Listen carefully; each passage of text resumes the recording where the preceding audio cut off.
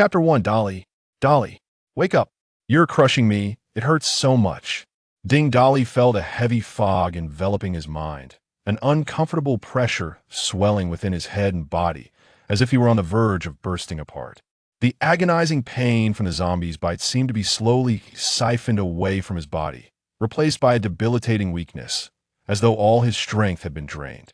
As he groggily opened his eyes, a vast expanse of white greeted him. Oh, wait, where am I? Wasn't I killed by the Zombie King? That accursed Zombie King. Surely, he was rather unrefined before his mutation. The humiliation of his demise filled Ding Dolly with a surge of teeth-gritting anger. Rubbing his throbbing head, he was about to sit up and survey his surroundings when the woman beneath him let out another soft cry. Dullet, Dullet, are you having another episode? The speaker was a beautiful nurse clad in scrubs. The harsh brightness surrounding him made it difficult to fully open his eyes, but as he squinted to discern her face, Ding Dolly was momentarily taken aback, then grasped her arms with both hands, staring at her in disbelief. Is that you, Feng Lin? I thought you were dead. Upon hearing his words, the woman playfully punched Ding Dolly twice, though her expression bore no hint of reproach. Hey, Dolly, be gentle. What are you doing? Get off me. Should I call a doctor? Ding Dolly rolled over to the side, sitting dazedly on the floor, his hands exploring various parts of his body. Feng Lin quickly rose, observing Ding Dolly's peculiar demeanor as she adjusted her attire, softly saying, Dolly, has your brain really gone haywire? This is Luhua Hospital. Just a moment ago, we were chatting, and then you suddenly fainted. This is the second time today. You fainted, and now you're conveniently crushing me. You nearly squashed me to death. Ding Dolly muttered to himself. Hospital? Why am I in hospital? Upon hearing Ding Dolly's words, Feng Lin bent down, cradling his head in her hands and rubbing it vigorously. Dolly, your head can't be truly damaged, can it? You came here for a follow-up examination. Oh no, this can't be. Has the cancer spread to your brain? Your fainting spells have become more frequent. This is bad. A tempest of turmoil surged within Ding Dolly. Cancer? Hospital? Isn't that something from before the apocalypse? Have I been reborn? He looked up at Feng Lin with suspicion. Xiao Wan, what is today's date? Seeing him earnestly inquire while gazing elsewhere, Feng Lin straightened up, arms crossed over her chest, her cheeks flushed as she whispered, What are you looking at? Today is May 19th. We agreed on this follow-up. Have you forgotten? Her words confirmed Ding Dolly's inner suspicions, igniting a wave of elation within him. Ha ha ha, I have indeed been reborn. Damn it, heaven hasn't forsaken me. Fate has granted me another chance. Those people from my past life shall suffer endlessly before their demise. Only then can my heart's resentment be avenged. With this thought, Ding Dolly's eyes turned red, and he couldn't help but burst into wild laughter. But after only a couple of laughs, a violent coughing fit nearly expelled his lungs. Cough, cough. Almost forgot. I'm just a terminal cancer patient barely living for another month. Ding Dolly leaned against the nearby bed, attempting to rise, but the intense coughing had caused a wave of pain throughout his body, and halfway up, he squatted back down. Seeing this, Feng Lin hurried to support him. Despite Ding Dolly's weakened state, she was still struggling to hold him up, her body pressed against his for balance. At that moment, a buzzing sound erupted. Dolly, where did you put your phone? Ding Dolly, bewildered, searched for the source of the vibration, only to discover it was his phone buzzing in his pocket. Feng Lin helped him sit on the edge of the bed, her face flushed as she quickly walked away, pretending to pour water to ease the tension. Dolly, your condition is worsening, the doctor said. Ding Dolly paid no heed to her words. He was all too aware of his own circumstances. He pulled out his phone, unlocked it, and opened WeChat, eager to see who had messaged him. The sight of the sender ignited a fiery rage within him, causing him to grit his teeth in anger. Tang Bing Bing. It was this woman who had called him on the very same day in his previous life, her voice on the other end filled with the creaking sounds of a treadmill and her hurried breaths. When Ding Dolly inquired about her activities, she claimed the treadmill at the gym was malfunctioning, making a persistent creaking noise. Holding the phone, he recalled the events that unfolded after the apocalypse began. Upon gaining special abilities, Ding Dolly had rushed to the Sunflower Hotel to rescue the trapped Tang Bingbing. After overcoming numerous obstacles, when he finally encountered a disheveled Tang Bingbing, he had believed her tale of working part-time at the hotel, while the man beside her, Chun Siqing, was merely her boss. Indeed, the hotel was owned by Chun Siqing's family, but the boss and the part-time worker were engaged in a scandalous performance. Yet at that time, Ding Dali had naively rescued them without a second thought. Utilizing his awakened powers, he guided them through survival in the apocalypse and even helped them awaken their abilities. Eventually, he established his own base amidst the chaos, during which Tang Bingbing feigned obedience, and Chun Siqing referred to him as a brother. However, 2 years into the apocalypse, as Ding Dali approached the 6th tier of awakeners, a 6th-tier zombie king led a massive horde to besiege the base. Ding Dali, using his unique powers, repelled 2 rounds of the zombie king's attacks. Yet, just as Ding Dali began to tire, the zombie king launched a 3rd wave of assault, and he barely managed to fend it off, sustaining grievous injuries in the process. Stumbling back to his room to tend to his wounds, he fortuitously stumbled upon the compromising scene between Tang Bingbing and Chun Siqing. Brother Siqing, aren't you afraid Ding Dali will discover this and kill you? Killed by him? Let's see if he can repel the zombie king first. I've already contacted my father. His base is 1,000 times better than this dilapidated place. Once we gather the supplies, we'll defect to my father. If this place is destroyed, so be it. Let those worthless peasants fend off the horde. Upon hearing this, Ding Dali's fury ignited. He kicked open the door. Everything before him sent shockwaves through his nerves, and the rage within him turned his eyes a fierce red. However, upon seeing Ding Dali, the two did not appear overly alarmed. Without a word, Ding Dali lunged at Chun Siqing. Having been injured from battling the zombie king, he was far too weak to compete against Chun Siqing, who was also a later-stage 5th-tier awakener. In mere moments, Ding Dali was knocked to the ground, his face brutally pressed down, struggling to call out, "Help!" In response, Chun Siqing erupted in laughter, laden with mockery. "Call for help? Would you like me to help you shout? Help!" Before long, a group of awakened individuals stormed into the room. These were survivors Ding Dali had rescued from outside. Yet now, they all stood behind Chun Siqing. "See, they're all mine now. I have a larger base and better conditions. Why would they follow you? Oh, I almost forgot to mention those trusted subordinates you sent out for missions were all set up by me and Tang Bingbing. You poor fool actually believe they betrayed you. Oh, and your right and left-hand men? We took care of them as well. Not an accident at all. Ha. At that moment, laughter filled the room as Chun Siqing pulled the disheveled Tang Bingbing close, grinning lewdly. When Tang Bingbing called you to the hotel for help, she was dressed as a maid, and you actually came running to save her. Ha. I can't help but wonder what goes on in that head of yours. Nestled in Chun Siqing's embrace, Tang Bingbing adopted a coy demeanor, teasing, "Oh, Siqing, why waste your breath on this waste? Look at him. He's a pitiful sight like a dog." Chun Siqing laughed even harder, his laughter cold and derisive. Ha. A dog? Isn't that exactly what he is? And he licked you quite nicely too. Ha. Listening to the scornful words from this shameless pair, Ding Dali's eyes blazed with fury as he demanded, "Tang Bingbing, why did you betray me?" Tang Bingbing swayed her hips towards him, a mocking smile on her face as she replied, "At this point, why even ask? You're truly pitifully foolish. Want to know why? Ask in your next life." With that, several former awakened lackeys stepped forward, brutally breaking Ding Dali's limbs. The excruciating pain nearly sent Ding Dali into unconsciousness. Throw this dead dog to the horde outside. Bingbing has used her powers to gather all the supplies. Well, Tang Bingbing, you ought to express your gratitude towards me, for I shall extend my mercy upon you, sparing you from experiencing the abyss of a world in ruin. Reflecting on the past, Ding Dali composed himself, calming the tumult of his emotions as he beheld the incoming call from Tang Bingbing once more. He pressed the button to connect the call. "Ah, it's connected," he murmured, evidently catching the other party off guard with the promptness of his response. "Hello, Ding Dali.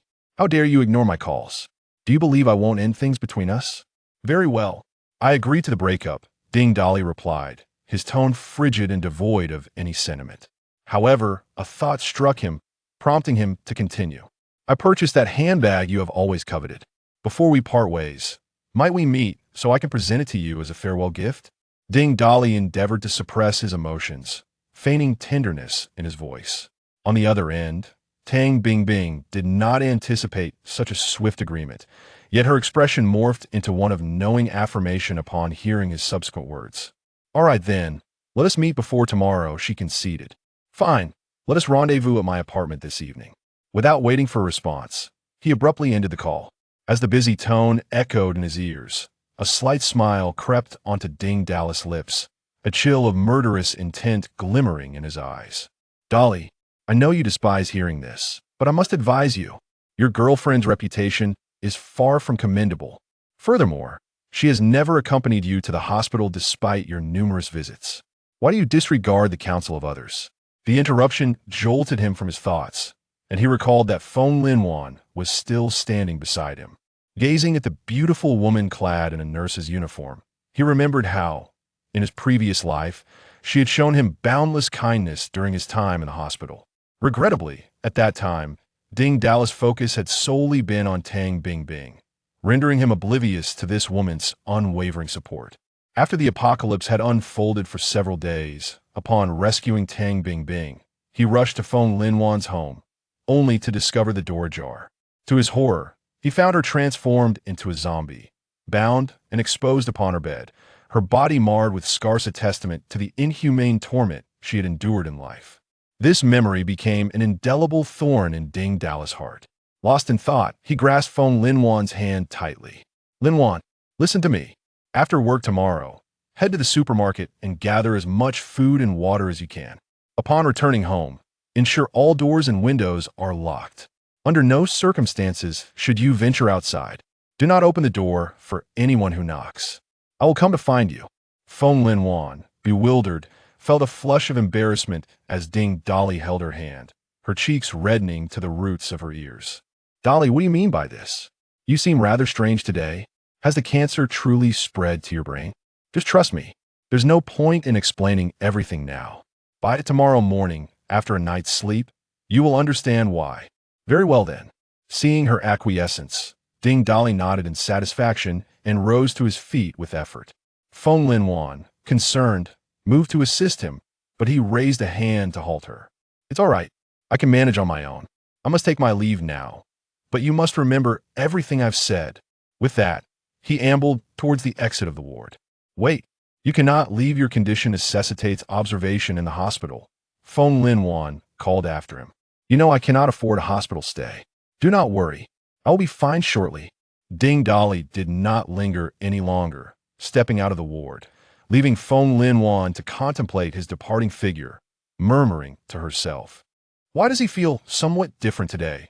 Ding Dolly was unaware of Feng Linwan's thoughts at that moment as he slowly exited the hospital. Standing by the roadside, he gazed at the bustling street. Teeming with people and vehicles, he spread his arms to embrace the warmth of the sun, inhaling deeply the remnants of human civilization's exhaust. After a brief moment of reflection, he was overcome by a fit of violent coughing, which sent tremors through his aching body. Damn this wretched body. The immediate priority is to find a way to awaken before the apocalypse descends. Otherwise, in his current state, even climbing the stairs would necessitate a pause, let alone seeking revenge. While others might dread the arrival of the end times, for Ding Dolly, it was a different matter entirely. With only a few days left to live, the onset of the apocalypse represented his chance for survival. For come midnight tomorrow, the world would be shrouded in a dense fog, triggering a frenzied evolution in most plants and animals. Meanwhile, 80% of humanity would transform into bloodthirsty zombies, evolving in bizarre directions. The scant few survivors who awaken various abilities on the night the fog descends are referred to as nature awakeners. Those who fail to awaken later discover that by consuming the crystalline cores within other evolved beings, they too can initiate their evolution into awakeners. This cataclysm represents the end of humanity, as they cease to be the dominators of Earth. However, for the flora and fauna, it is a carnival of evolution, where they all stand on the same starting line. Initially, Many believe the fog arrived unexpectedly. It was only long after the apocalypse began that the signs of its impending arrival became evident. Prior to the fog's descent, mysterious sinkholes appeared in remote corners of the world, such as mountains, dense forests, and arid deserts. According to those who accidentally stumbled upon these sinkholes, the deep pits were obscured by thick mist, rendering the depths invisible. If the mist within the pits were the same as that enveloping the world, it might hold the key to awakening. In my previous life, I was a nature awakener. This time, I shall take a gamble. I will venture into the sinkhole to awaken early. I recall that the nearest sinkhole to Kyoto was located in the Biwa Mountain Nature Reserve in the Western Mountains. With this thought in mind, Ding Dali purchased several ropes from a nearby supermarket and then hailed a ride directly to Biwa Mountain. Biwa Mountain lies to the west of Kyoto, while Ding Dali resides in the east. As the car navigated through the streets, the bustling scene outside the window felt like a distant memory. Before long, fatigue overcame him, and he fell into a deep slumber. Upon awakening, he found himself deep in the mountains. After traversing a winding mountain road, the vehicle stopped at the foot of a village. After disembarking, Ding Dali followed the mountain path into the village. In a previous life, he had visited this village by chance and met a local survivor who informed him that before the fog descended, he had seen a sudden sinkhole while searching for wild walnuts in the mountains. In a corner of the village, he located the humble dwelling where he had previously encountered survivors. The house was nestled against the mountainside, with a narrow, winding path leading up from behind it. According to the previous resident's account, following this path would lead to the sinkhole. Ding Dali ascended the path, pausing intermittently to catch his breath. Fortunately, it was merely a small slope. After several stops, he finally reached the summit. Looking down the slope, he saw a vast clearing connecting the slope to a higher mountain. In this clearing, a massive sinkhole was clearly visible, instantly invigorating Ding Dali as he tumbled down the slope. He seemed to forget the pain in his body, racing to the sinkhole's edge without a moment's pause. There he encountered a tall, dark-skinned man dressed in rustic farmer's attire, whose simple appearance struck Ding Dali as familiar. It was the very survivor from his previous life who had told him about the sinkhole. The man was momentarily startled by Ding Dali's sudden appearance and inquired with a puzzled tone, "Young man, how did you come to this place? The only way here is through a small path in my backyard. There are no other routes." "Hello there, sir. I'm just a hiker exploring the mountains. I noticed the sinkhole up here and followed the direction, and lo and behold, I arrived." The man's expression turned skeptical as he scrutinized the young man clad in shorts and a short-sleeved shirt, seemingly ill-suited for mountain hiking. Yet, noticing Ding Dali's pale face and labored breaths, he retrieved a bottle of mineral water from his backpack and offered it to him, giving him a thumbs up. "Young man, drink some water. I must say you youngsters have quite the audacity. Dressed like that, you dare to venture into such a remote place for hiking. It's quite dangerous." Ding Dali accepted the water, taking a few sips before surveying the area around the sinkhole. The pit was about 7 or 8 meters wide, and peering down revealed nothing but thick mist concealing the depths. He threw a stone into the pit, but no sound of it hitting the bottom could be heard. Fortune favors the bold. Only by stepping onto the path of awakening ahead of others can one truly get ahead. As these thoughts raced through his mind, he approached a large rock beside the sinkhole and securely tied one end of the rope to it. He then connected the remaining length of the rope and tossed it into the pit. Witnessing the young man's actions, the farmer was suddenly alarmed and rushed forward to stop Ding Dali. "Young man, you're not actually planning to climb down, are you? I've spent years gathering herbs and searching for walnuts in these mountains, and I'm very familiar with the area. I've never seen this sinkhole before. It seems to have appeared out of nowhere. Plus, it's filled with mist, and you can't see a thing down there. I really think you should reconsider. Thank you for your concern, sir, but I have my reasons for needing to go down." With that, Ding Dali grasped the rope and began to climb down the pit. Stepping carefully on the protruding stones along the walls, his figure gradually vanished into the mist. The farmer couldn't help but reflect on the youth's recklessness. What on earth are these young people consuming these days? How can they be so audacious? Not only bold, but also foolhardy, jumping into a pit like this. There are countless reports online of accidents during explorations. Why don't they learn from the mistakes of others? At that moment, Ding Dolly remained oblivious to the farmer's thoughts and was too preoccupied to consider anything else. As he descended roughly 3 meters down the pit, his feet brushed against the mist. The moment he made contact, a familiar pain surged throughout his body. Gritting his teeth, he clung to the rope and continued downward. Yet within him, a wave of exhilaration swelled. Just as I suspected, the mist within this suddenly formed sinkhole mirrors the fog that envelopes the world. This searing pain is a manifestation of my body's evolution. Once the mist enveloped him entirely, the particles surged like a swarm of bloodthirsty, flesh-eating insects, burrowing into Ding Dolly's body. Oh no, in my previous life. The awakening occurred with a mere trace of mist seeping through windows and doors. I never anticipated that such a concentrated fog would be so overwhelming. The pain that penetrated to his very marrow soon became unbearable, causing his grasp on the rope to slacken. Ding Dolly plummeted deeper into the sinkhole, and just as he was about to lose consciousness from the agony, he faintly perceived a glimmering light within the mist rushing toward him before everything faded to black. Drip, drip, drip. The sound of water falling echoed as droplets cascaded down his cheek to the corner of his mouth. A gentle movement of his throat elicited a refreshing sweetness that tantalized his taste buds. Suddenly, Ding Dolly opened his eyes wide, surveying his surroundings, which were shrouded in thick mist, rendering everything invisible. Ha! I have not perished in the fall.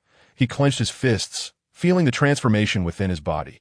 The once feeble form was now brimming with an unending surge of power, and his spirit was revitalized.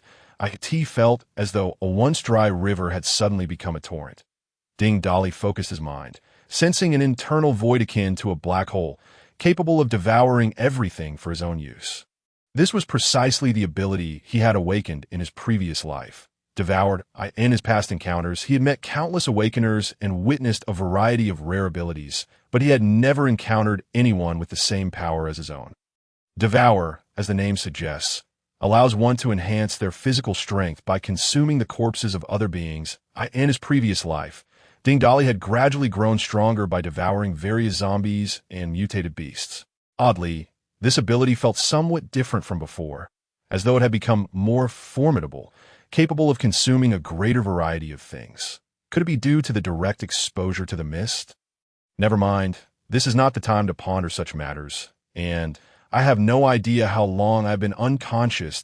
I reach into my pants pocket, and fortunately, my phone is still there. I turn it on and glance at the time. It has been barely over half an hour since I fell into the pit.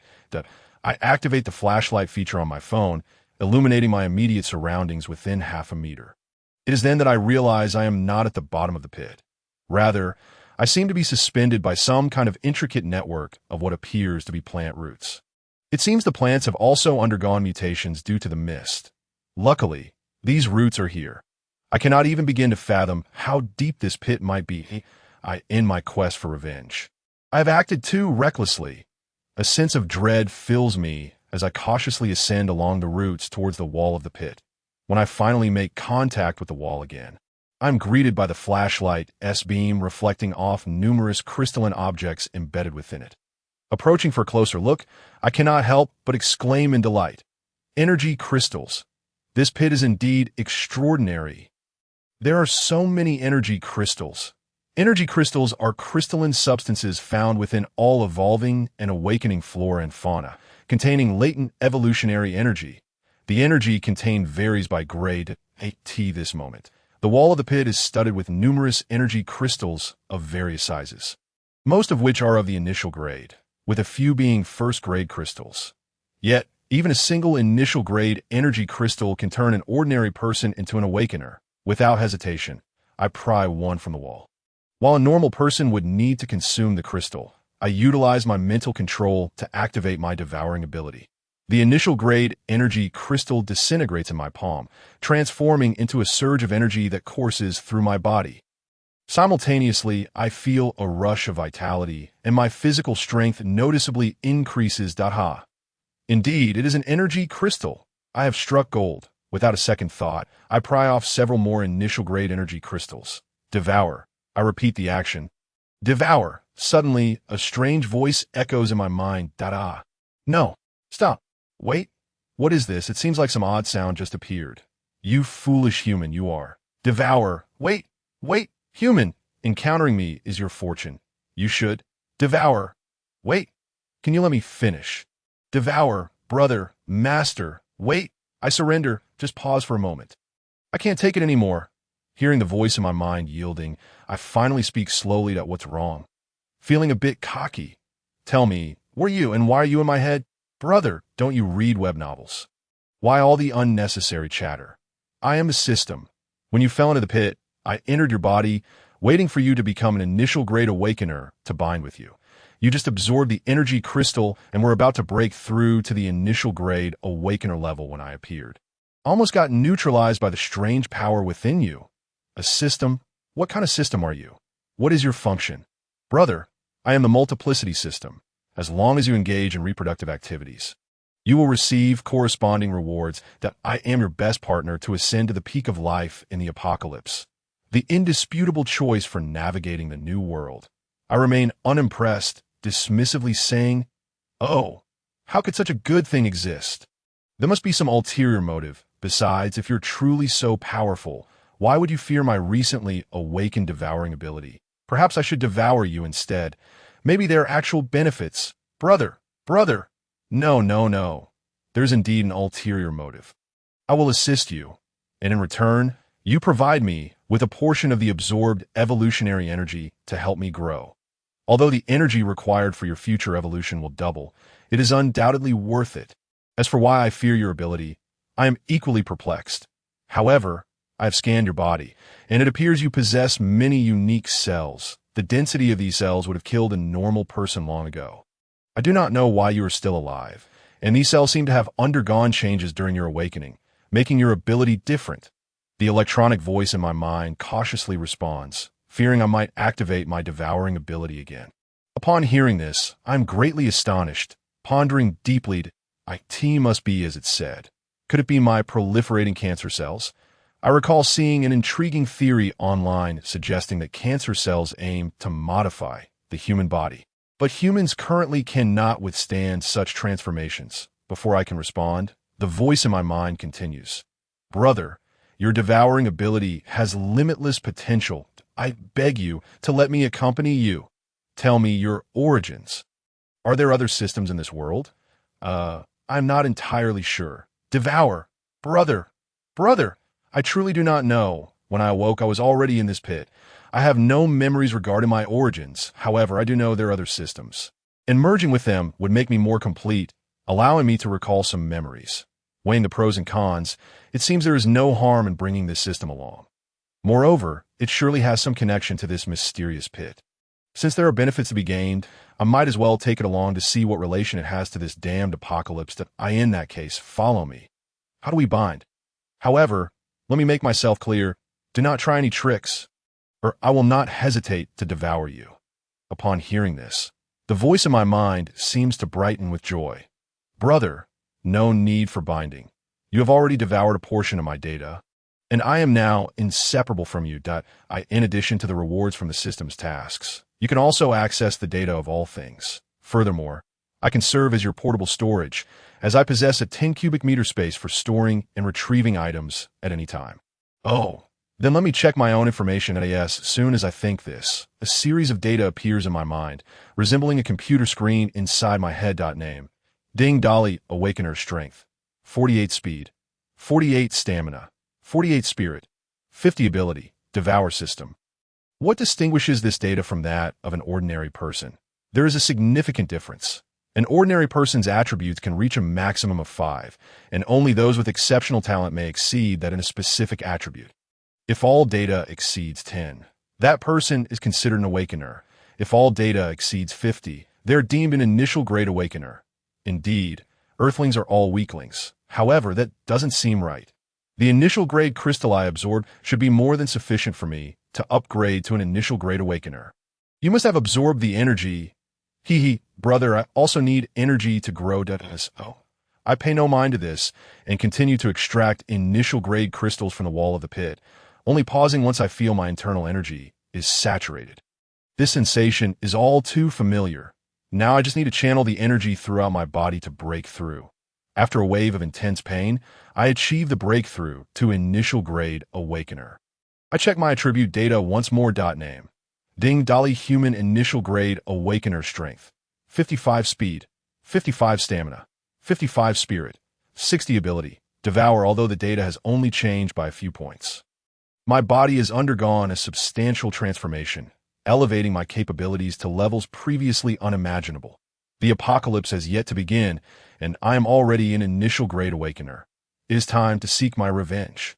I continue to extract energy crystals from the surrounding walls of the pit, utilizing my mind to control them. Indeed, the energy crystals directly enter a void space, and with another thought, one appears in my hand again. This is excellent. Your spatial storage is quite practical. Of course, brother, I'm glad you like it. Once I level up, this space will expand even further. I no longer pay attention to the system and hasten my movements. Collecting every crystal within reach.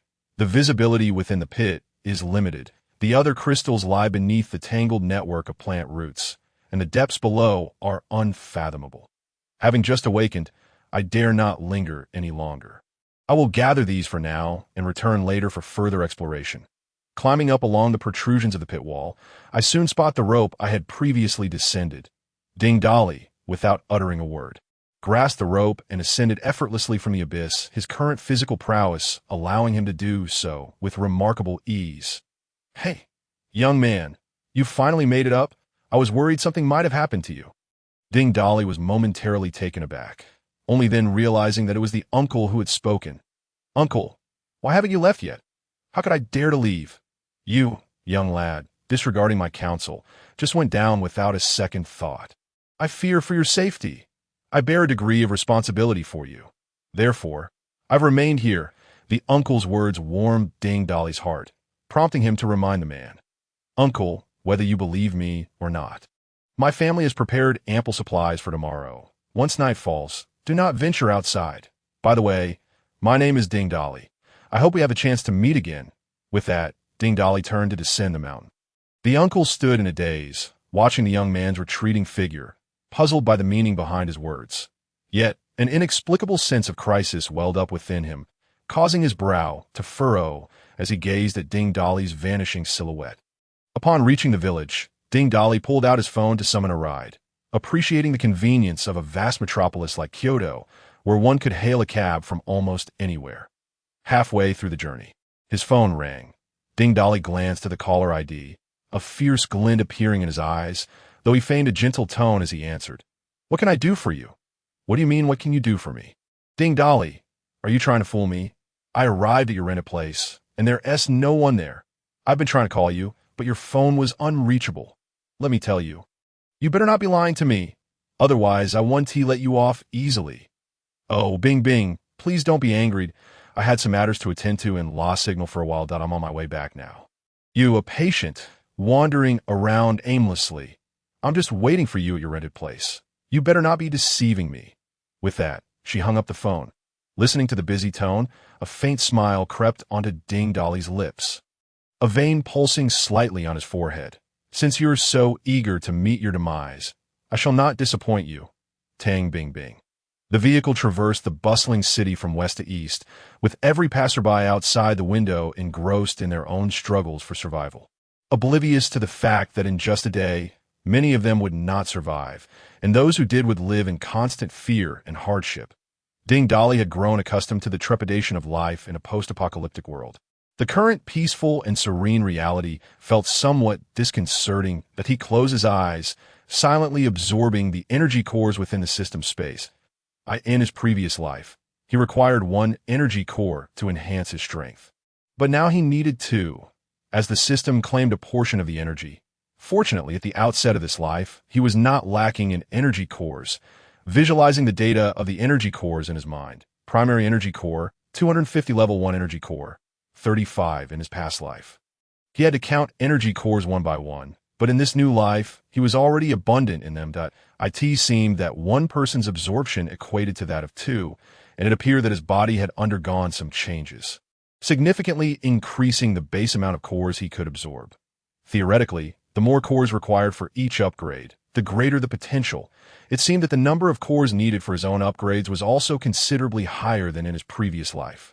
While pondering this, he continued to absorb the cores, and before long, the car had arrived at its destination at this point. He checked his physical attributes.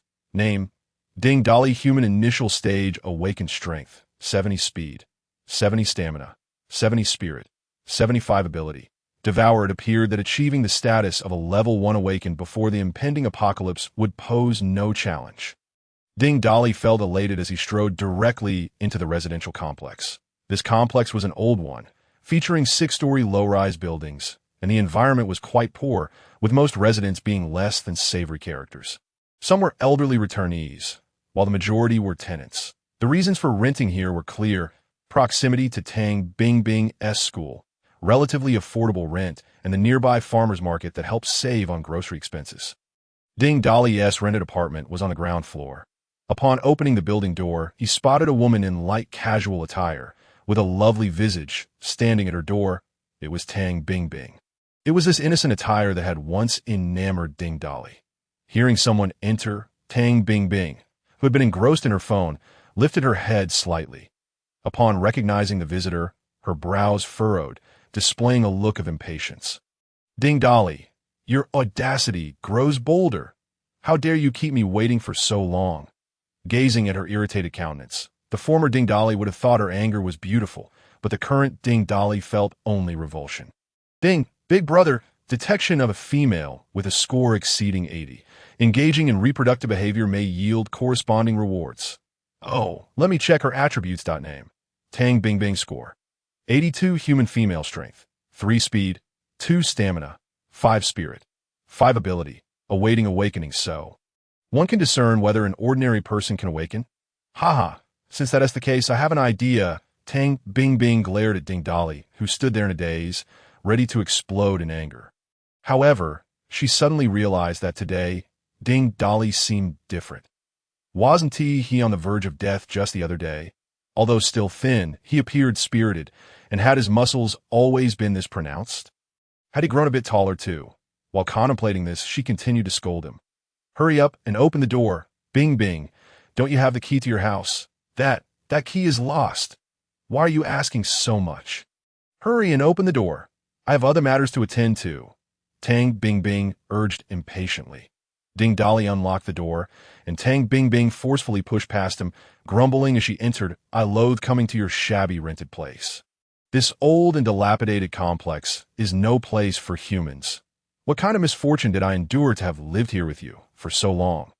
Ding Dolly chose to ignore her complaints. Casually locking the door behind him, in the past, no matter how much Tang Bingbing complained or threw tantrums, Ding Dolly would always rush to placate her. However, today, he remained unusually silent, which ignited an unnameable anger within Tang Bingbing, prompting her to raise her voice further. Ding Dolly, what's your attitude? If it weren't for you begging me to come pick up a bag, I wouldn't be here. Where's the bag you bought? Hurry up and give it to me. If I'm not satisfied, you'll regret it. Begging you. Satisfied? Don't worry, you'll be satisfied. With that, Ding Dolly swiftly seized Tang Bingbing by the neck, lifting her with one hand. Grasped by the throat, Tang Bingbing flailed her limbs, her voice resembling that of a strangled chicken. Are you out of your mind? You idiot. Let me go. Ding Dolly tightened his grip, causing Tang Bingbing's face to flush crimson. Her eyes bulged, and her mouth opened and closed as if still attempting to curse, but no words came forth, only muffled sounds of While the bag was non-existent, I do have another gift for you. With that, Ding Dolly retrieved a primary energy core from the space and shoved it into her mouth. The core melted upon entry, its energy instantaneously coursing into Tang Bingbing's body. Ding Dolly then casually tossed her aside, as if discarding refuse. You filthy loser! Are you trying to get yourself killed? What did you just make me eat? After a muffled grunt from hitting the ground, Tang Bingbing rose and began to curse, but after just a couple of words, the energy from the core began to take effect, transforming her body and inducing excruciating pain. The duration of pain during the initial awakening varied from person to person. Those with better physiques might endure it for a few minutes, while those with weaker bodies could suffer for dozens of minutes. However, it would not exceed an hour. Anyone exceeding that time would awaken unsuccessfully and turn into a zombie. Tang Bing Bing cried out, rolling on the ground, and after approximately 40 minutes, she finally ceased her movements, scanning her data. Name, Tang Bing Bing score. 82 human awakened female strength, 10 speed, 10 stamina, 12 spirit, 12 ability, space having just regained consciousness. Tang Bing Bing seemed unaware of the changes in her body, grabbing a nearby wooden chair to hurl at Ding Dolly. Ding Dolly, I will kill you, you filthy loser. The wooden chair crashed down upon Ding Dolly, shattering into splinters in an instant. Yet it inflicted no substantial harm upon him. I could see that moment. Tang Bing Bing became acutely aware that her strength seemed to have significantly increased. However, Ding Dolly showed no mercy. Swiftly kicking out and breaking one of her legs, Tang Bing Bing stumbled and fell once more to the ground. Damn it, Ding Dolly. As a lab rat, one must possess the awareness befitting such a role. Cease your incessant wailing. With that, he cruelly stomped down, shattering her other leg. The pain caused Tang Bing Bing to curl up into a tight ball, her entire being drenched in sweat.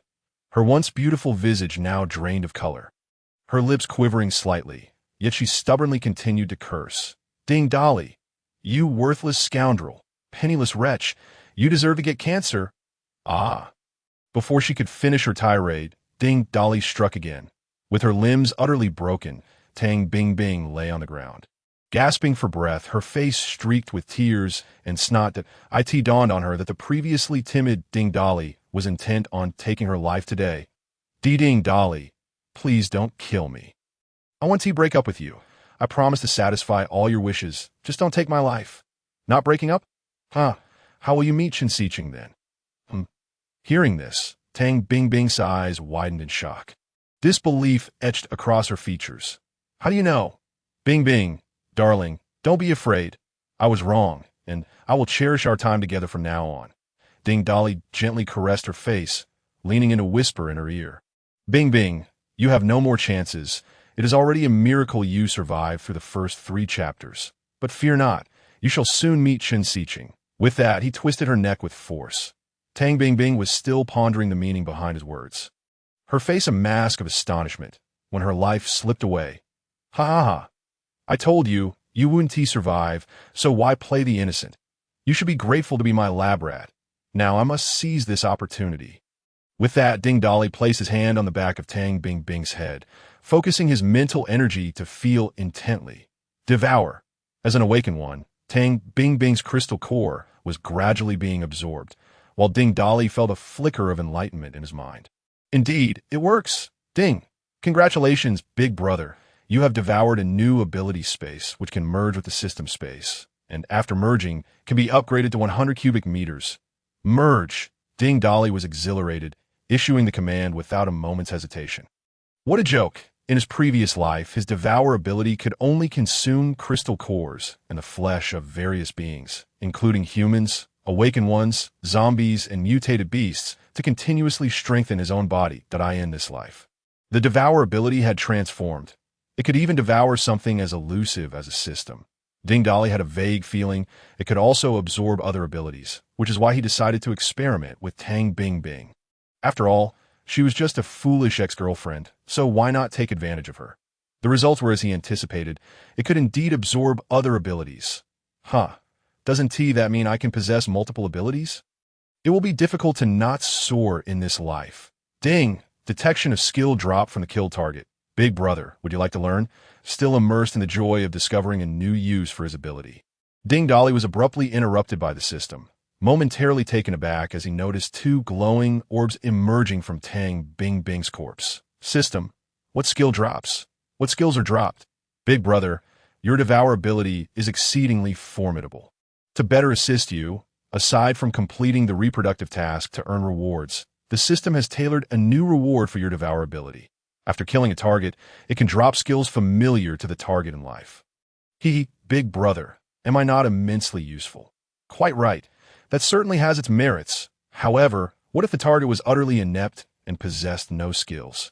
Rest assured, big brother, even in the absence of skills, there will still be material drops.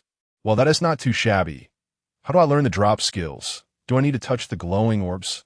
No need for Big Brother to worry, as long as you have a thought. I can automatically collect and learn them, provided you consent. Upon hearing this, Ding Dolly could not hide his delight. This undoubtedly provided him with yet another means. Collect, gazing at the two utterly uninspiring skills. Ding Dolly felt a wave of frustration. He seriously suspected that this system was rather useless, suppressing the urge to devour it. He grumpily ordered, "Destroy these two trinkets for me." Ding, skills have been destroyed. Big Brother, friendly reminder. Next time you encounter a suitable target, complete the reproductive task before killing them. Given that this is the first encounter with a viable target, you could still issue rewards while the iron is hot. Shut up. All right then. In fact, using the devour ability could absorb the energy from the corpse, causing Tang Bingbing's body to wither instantly. Even the blood splattered on him could be consumed. However, Ding Dolly had no desire to do so.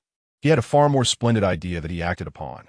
Ding Dolly retrieved a kitchen knife and squatted before Tang Bingbing's corpse. "Bing Bing, be a good girl, and don't move. Oh, right, you can't move anymore. I shall soon reunite you with your dear Chun Siching." With that, he brought the knife down. With his current physical capabilities, chopping a corpse with a kitchen knife was as easy as slicing through vegetables. Ding Dolly hummed a little tune as he chopped the body into numerous pieces in just a few swift motions.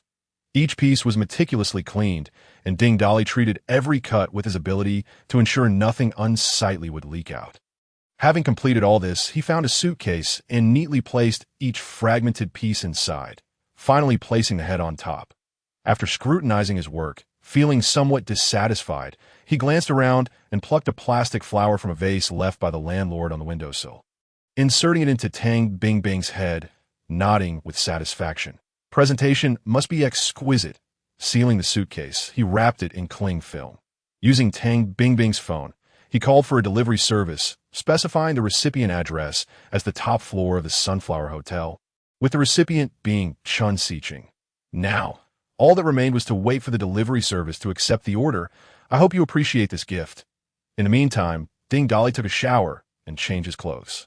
Just as he was about to close the door after the delivery service had taken the suitcase, the door across the hall suddenly swung open, revealing a man in his 40s, wearing glasses and exuding a lewd demeanor.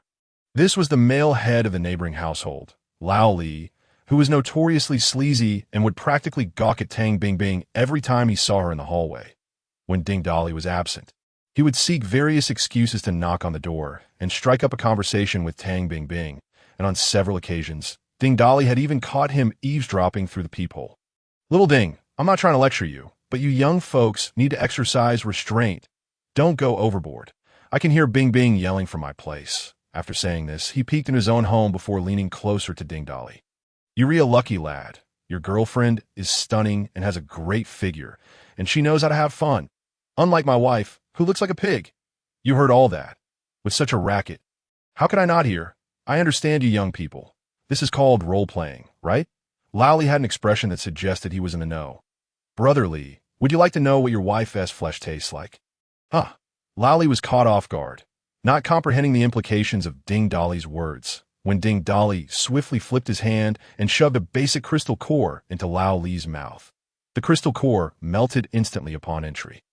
Lowly was about to unleash a tirade of curses when Ding Dolly kicked him back into his house and abruptly slammed the door shut. Ding Dolly held the door firm. No matter how fiercely Lowly pushed from the other side, it would not budge. "Ding Dolly, you little brat, what the hell did you make me eat? Damn it, open the door. Do you think I want to kill you?" "Lowly, what are you shouting about? Don't disturb my son while he's gaming." That little brat from across the hall shoved something into my mouth and even kicked me. Now he's blocking the door. "Hurry and help me open it. I told you that vixen across the hall is no good." "I'm talking about that Ding Dolly kid. What does that have to do with Bing Bing? Why are you cursing her? Lowly, I knew you were enchanted by that vixen. Calling her Bing Bing so intimately. When did you ever call me that? You're still in denial. I haven tea. Don't be unreasonable. Hurry and help me open the door. I don't have time to bicker with you." You were not captivated by her, yet upon the mere mention of her name, you found yourself bleeding from the nose. Lowly, what has happened to you? Wake up. For heaven's sake, open the door quickly. Lowly has fainted." Outside, Ding Dolly listened intently to the commotion within, resolutely gripping the doorknob.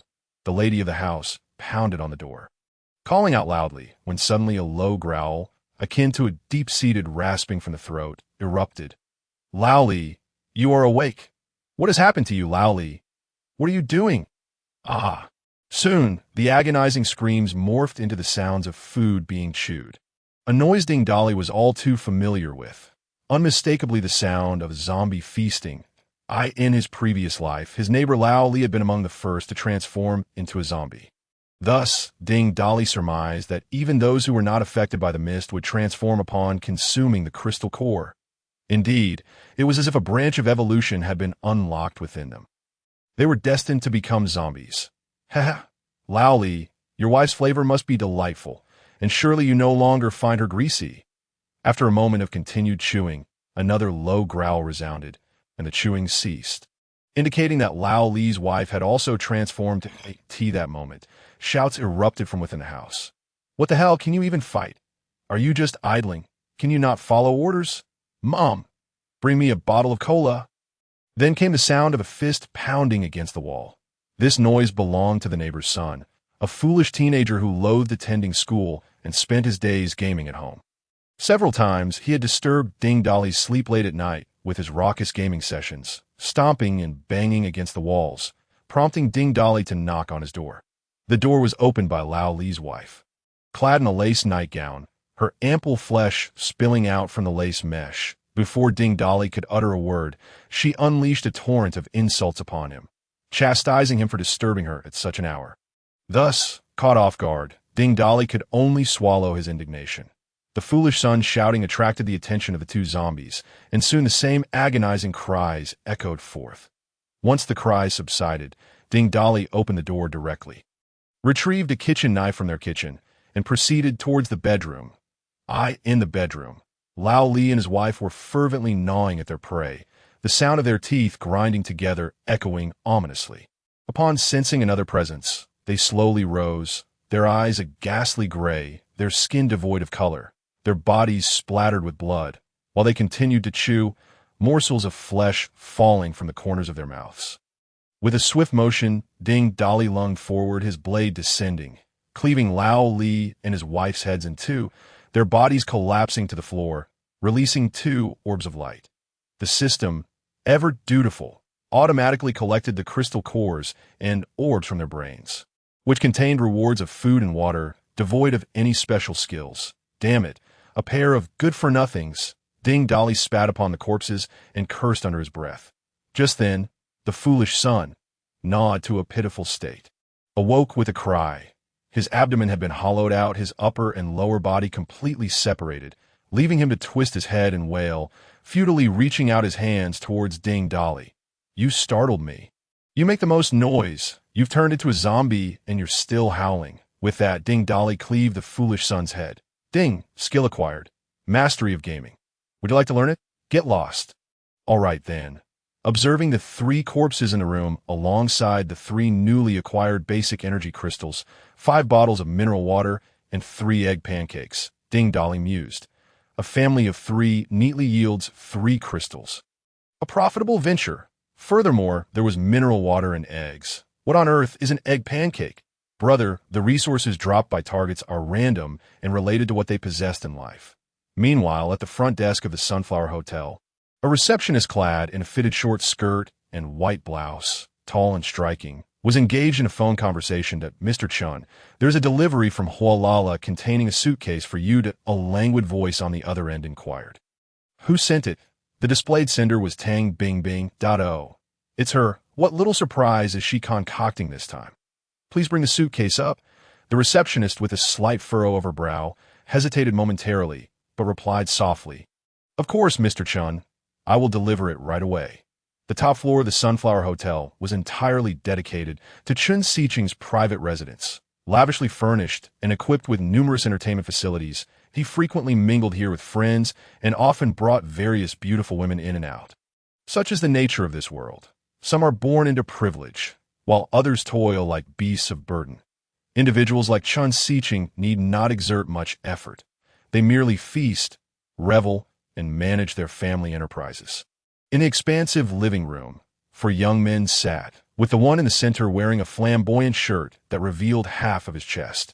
Around his neck hung a large Hitian jade pendant, his appearance rather ordinary, easily lost in a crowd. However, his sharp, slender eyes hinted at shrewdness. As he raised his wine glass to toast with the three beside him, he also admired three alluring women in bikinis frolicking in the pool across from the sofa. One of the young men, with a sycophantic demeanor, leaned toward the central figure, Brother Chun. Isn't Tang Bingbing just full of tricks? I don't see what is so special about her. She pales in comparison to these three beauties by the pool. You don't understand a thing. The thrill lies in taking what belongs to others. Moreover, the real delight is letting that foolish boyfriend of hers find out after I've had my fun.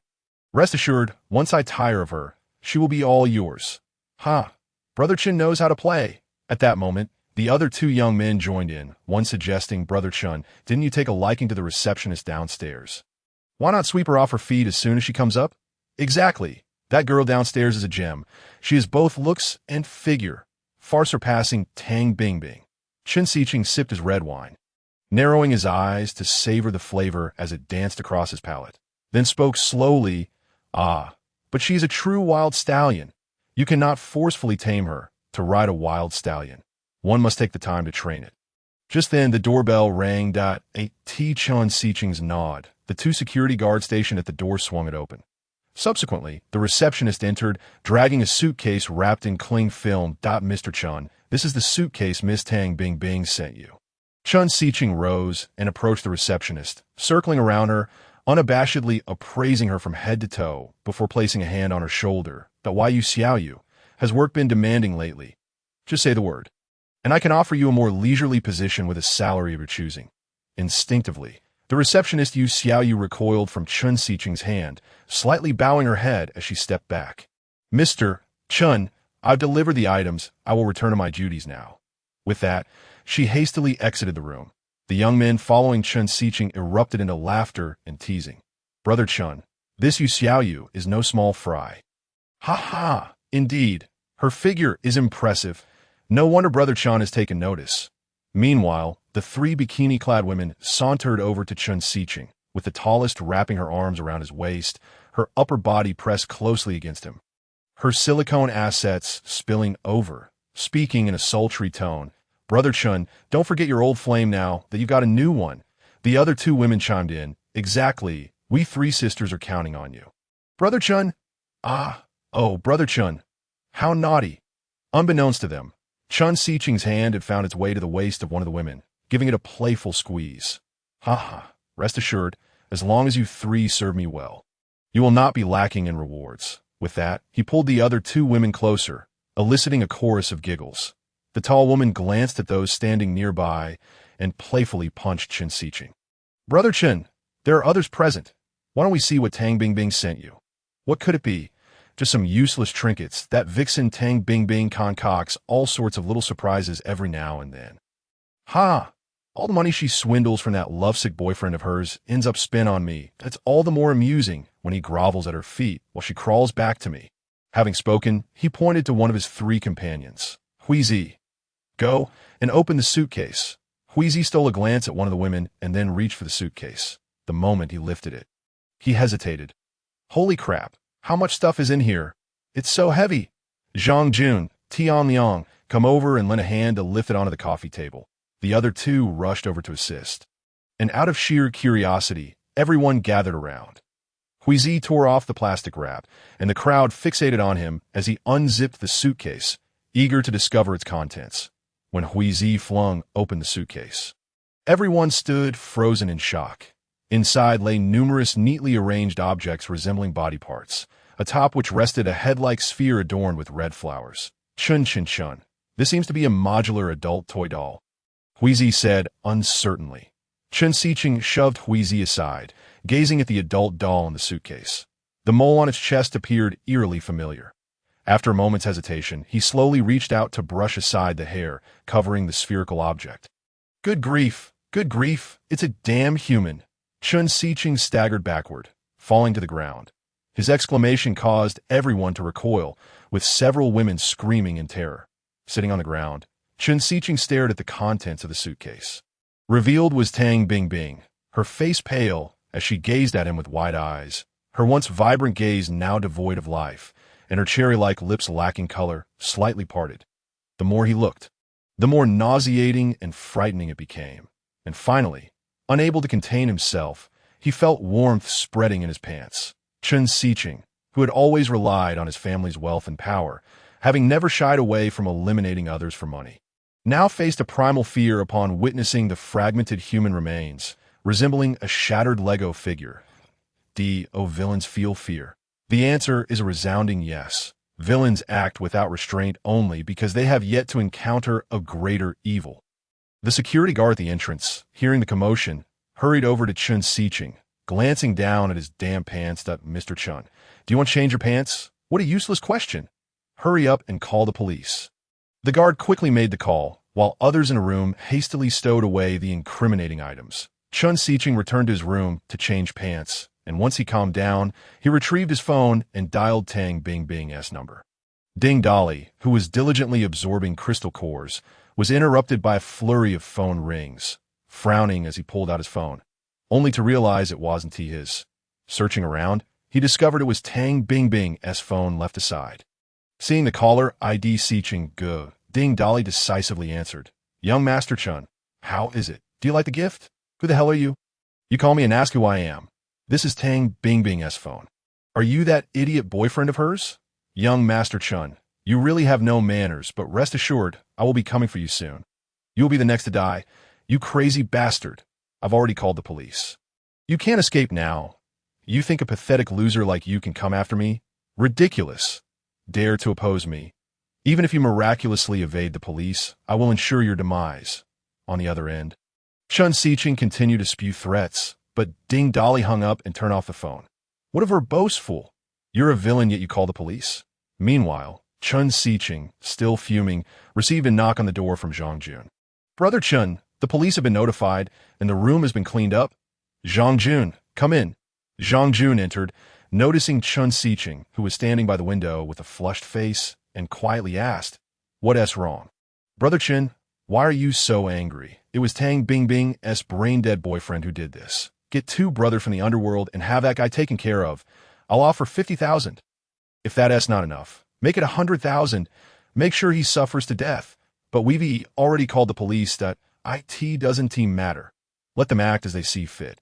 If we can eliminate him before the police arrive. That's best. If the police get there first, let our brothers inside deal with him. Understood, brother? I'll take care of it right away." After saying this, Zhang Jun made a call to arrange things. Chen Xiqing stood at the window, gazing out at the city illuminated by the twilight, grinding his teeth as he muttered, "You little brat, opposing me.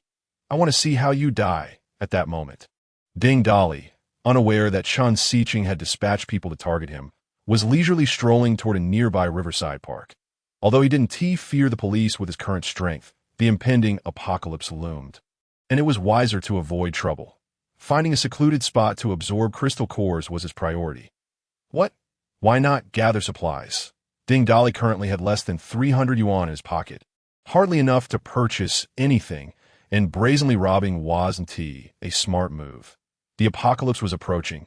When it arrived, resources would be plentiful, and as long as he had enough strength, what he collected would be his. As would what others collected. Of course, what others gathered could also be taken, not stolen. Moreover, with the overseer in place, wanting supplies meant simply killing for them. Ding Dolly walked on, deliberately avoiding main roads, opting instead for dimly lit side streets or neighborhoods. This was to sidestep surveillance. After all, with the country's monitoring capabilities so advanced, taking the main road would lead to instant discovery. However, many dimly lit alleys had surveillance that was not clearly visible, particularly in old neighborhoods, where nighttime monitoring was practically useless. As he walked halfway, Feng Linwan called him with a voice message. Ding Dolly glanced at it and answered, hearing Feng Linwan sound anxious. "Dolly, what have you done? The police came to my house asking about you. Tell me, did you do something stupid?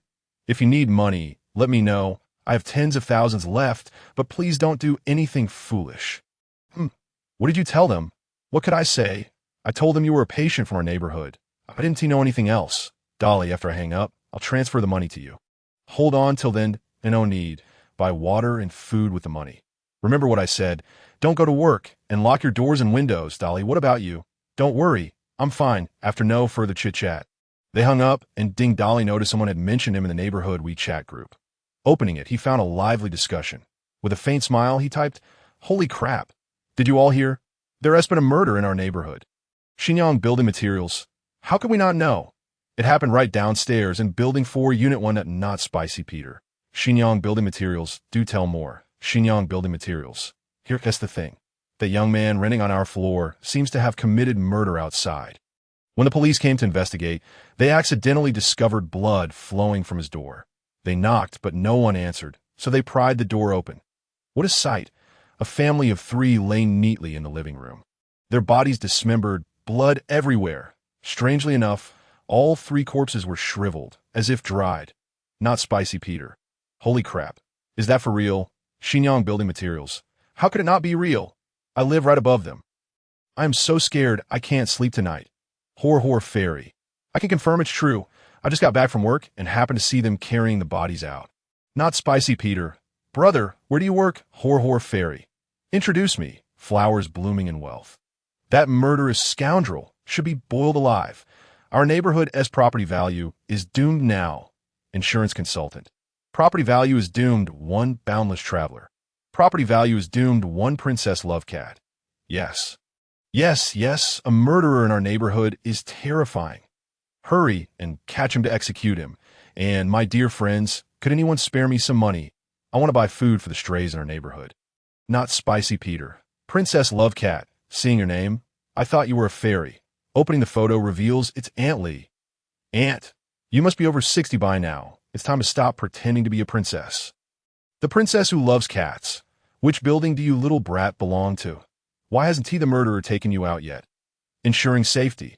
I advise you to watch your words. The so-called murderer you speak of is also in this group. Non-Spicy Peter, damn. Come out and take a look. Ensuring safety. Ding Ding is quite strong at Non-Spicy Peter. Worshipping the Great One. Ding Ding is quite strong. Blossoms of wealth. What is there to fear? He has long fled. The police have already issued a notice, for lives are suspected to be related to him, and there is a substantial reward for reporting his whereabouts. Honest Building Materials. The first floor is rented. With such an incident, the landlord is in a dire situation. Ding Dolly casually scrolled through the messages, most of which revolved around various discussions about him, and he promptly turned off his phone. He found their chatter utterly meaningless. In a day's time, everyone would be preoccupied with whether they could survive. After navigating through winding paths, he arrived at the Dongjiao Riverside Park. Nearby flowed an ancient canal, and the government, in an effort to develop the canal's cultural significance, had constructed an expansive forest park along the riverbank. However, the park saw few visitors on ordinary days, rendering its grand and beautiful expanse merely a fade. Before falling ill, Ding Dolly worked tirelessly to support Tang Bingbing, often to the point of exhaustion, while she incessantly chided him for his lack of ambition. After a long day, he would often avoid going home and instead spend a couple of hours night fishing by the canal before returning. Tonight, there were few fishing enthusiasts by the canal. Scattered every few meters were 3 to 5 individuals who had come to fish together. It appeared they had little luck, catching nothing significant. Ding Dolly had a secret fishing spot. A bend in the canal that a small tributary had been excavated into the park's scenic water system, forming a small island before flowing back into the canal. This tributary featured a stone bridge connecting the island to the park, beneath which were 3 archways. Ding Dolly often hid in one of these archways while night fishing. The secluded island offered privacy, free from disturbances, and was abundant with fish that served as his personal sanctuary. He swiftly traversed the park to reach his secret fishing haven.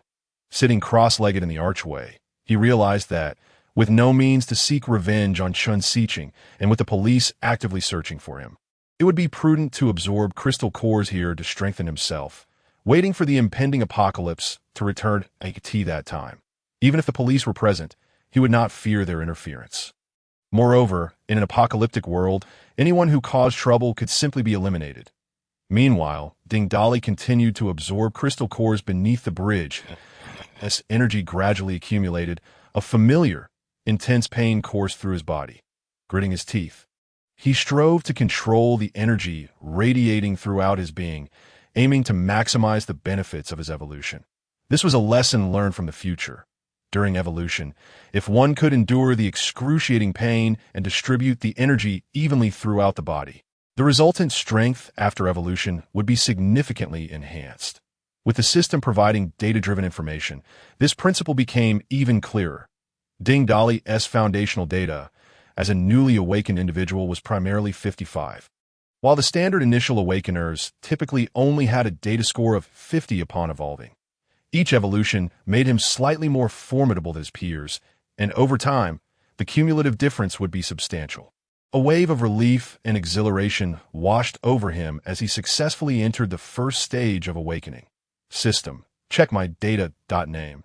Ding Dali, first stage awakened, strength, 120, speed, 120, stamina, 120, mentality, 135, ability, devour space. His current strength was equivalent to that of approximately 22 adult males.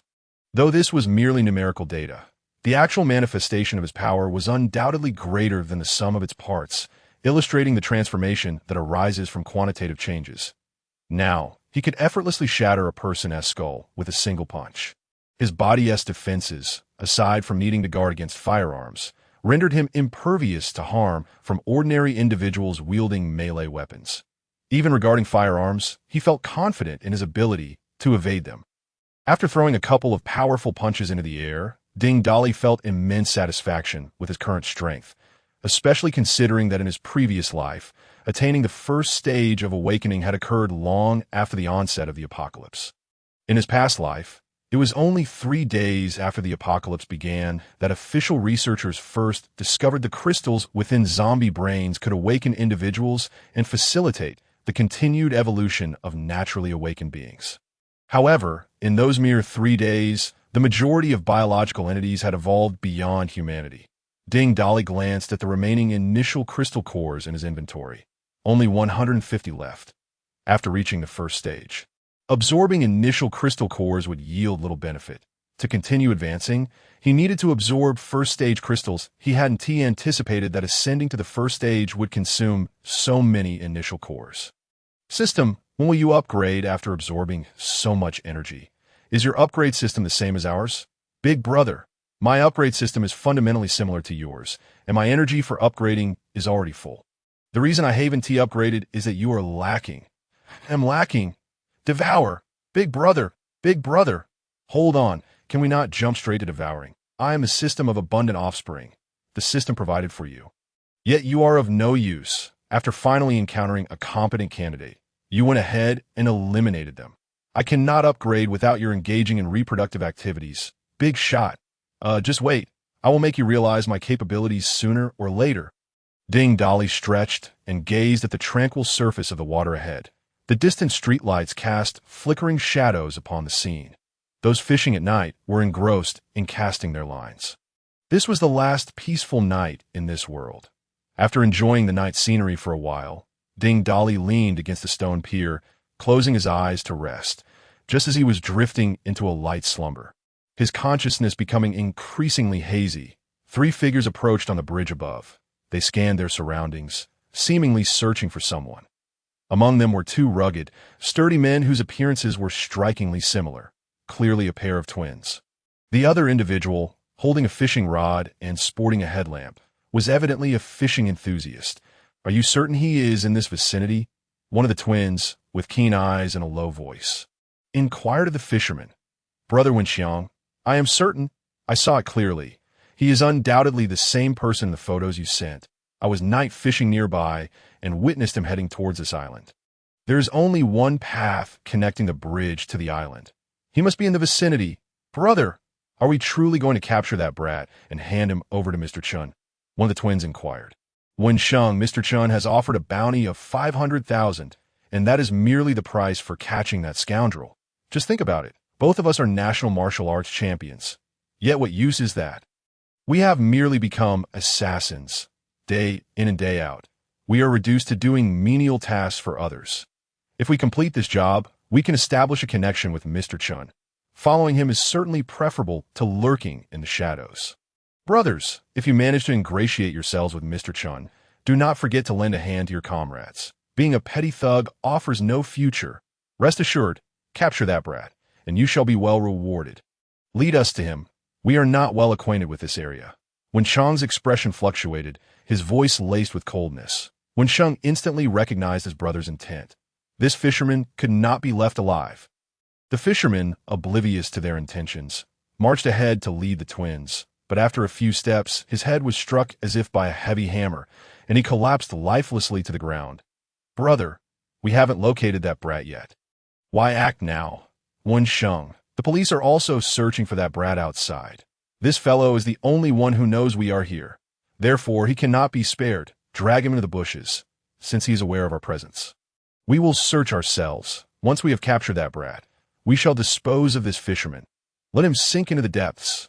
Everything unfolding on the bridge was distinctly audible to Ding Dali, who was concealed beneath it.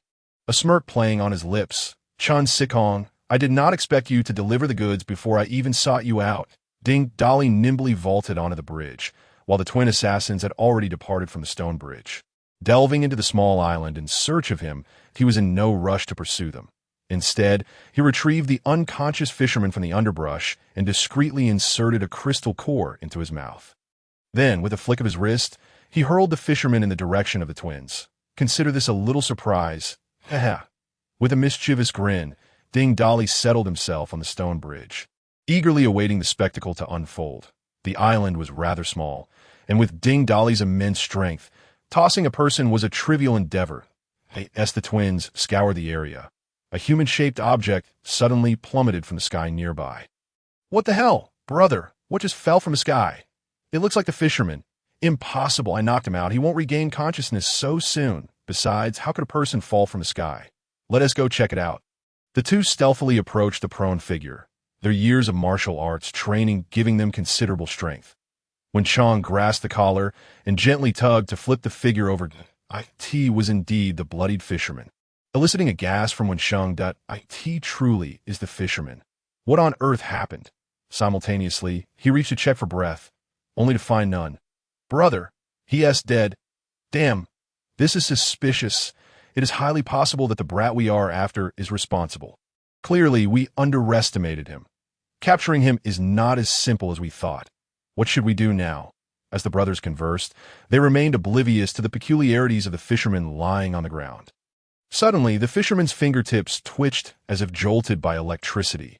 Then his tightly shut eyes snapped open, revealing a pair of ashen, lifeless orbs. Simultaneously, his hands gripped the nearest leg like a vice, and he opened his mouth wide, akin to a ravenous wolf lunging for prey, sinking his teeth into the ankle. Ah, what the hell? This bastard isn't dead. Wen Sheng felt pain in his ankle and retaliated with a fierce kick to the fisherman's neck. He exerted all his strength, and with a sickening crack, the fisherman's cervical vertebrae shattered. After such a blow, a normal person would have succumbed, or so Wen Sheng believed, cursing as he crouched to inspect the bite on his ankle. Wen Sheng, be cautious, Wen Chang shouted, yanking Wen Sheng back a couple of steps. The fisherman's neck twisted grotesquely to the side, as if crushed by a car tire. Yet he still pushed himself up, slowly advancing towards the two like a ghoul from the depths of hell. This ghastly spectacle left the brothers frozen in shock, paralyzed for several seconds, that be why the time they regained their wits. The fisherman had closed the distance, reaching out with both hands to grasp them. Wen Chang, quick on his feet, sidestepped and, like a nimble monkey, seized one of the fisherman's arms, twisting it behind his back before applying force, resulting in a crack as he dislocated the limb. Following suit, he swiftly dislodged the other arm as well. Raising his leg, he delivered a powerful kick to the fisherman's back, sending him flying like a kite with its string cut.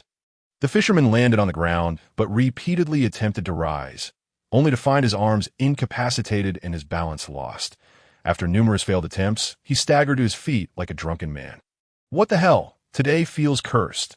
Is this creature possessed by some foul spirit? How can it still stand with a broken neck and arms? Brother, we should retreat. This is too bizarre. All right. Wen Sheng, can you walk? Not a problem, just a small bite. It won't hinder my mobility. Retreat. With that, the two brothers sprinted towards the stone bridge, in a world governed by reason. regardless of one's martial prowess. Witnessing such a grotesque resurrection would only instill terror and prompt a hasty retreat. As they reached the stone bridge, they spotted a familiar figure seated on the ground, exhaling smoke leisurely. "Brother, look!" I sent tea that the brat Mr. Chan wanted, when Shung pointed at Ding Dali, failing to notice his own breath came in ragged gasps after just a few steps. Ding Dali flicked his fingers, sending the cigarette flying like an arrow into the river. He then turned, mockery evident in his gaze.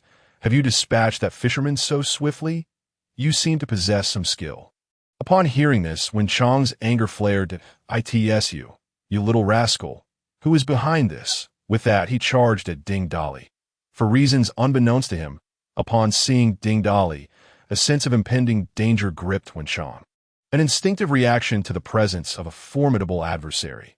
Without hesitation, he resolved to strike first, drawing upon over 20 years of martial arts training. Wen Chang moved with remarkable speed, simultaneously producing two 30-centimeter-long blades from his sleeves.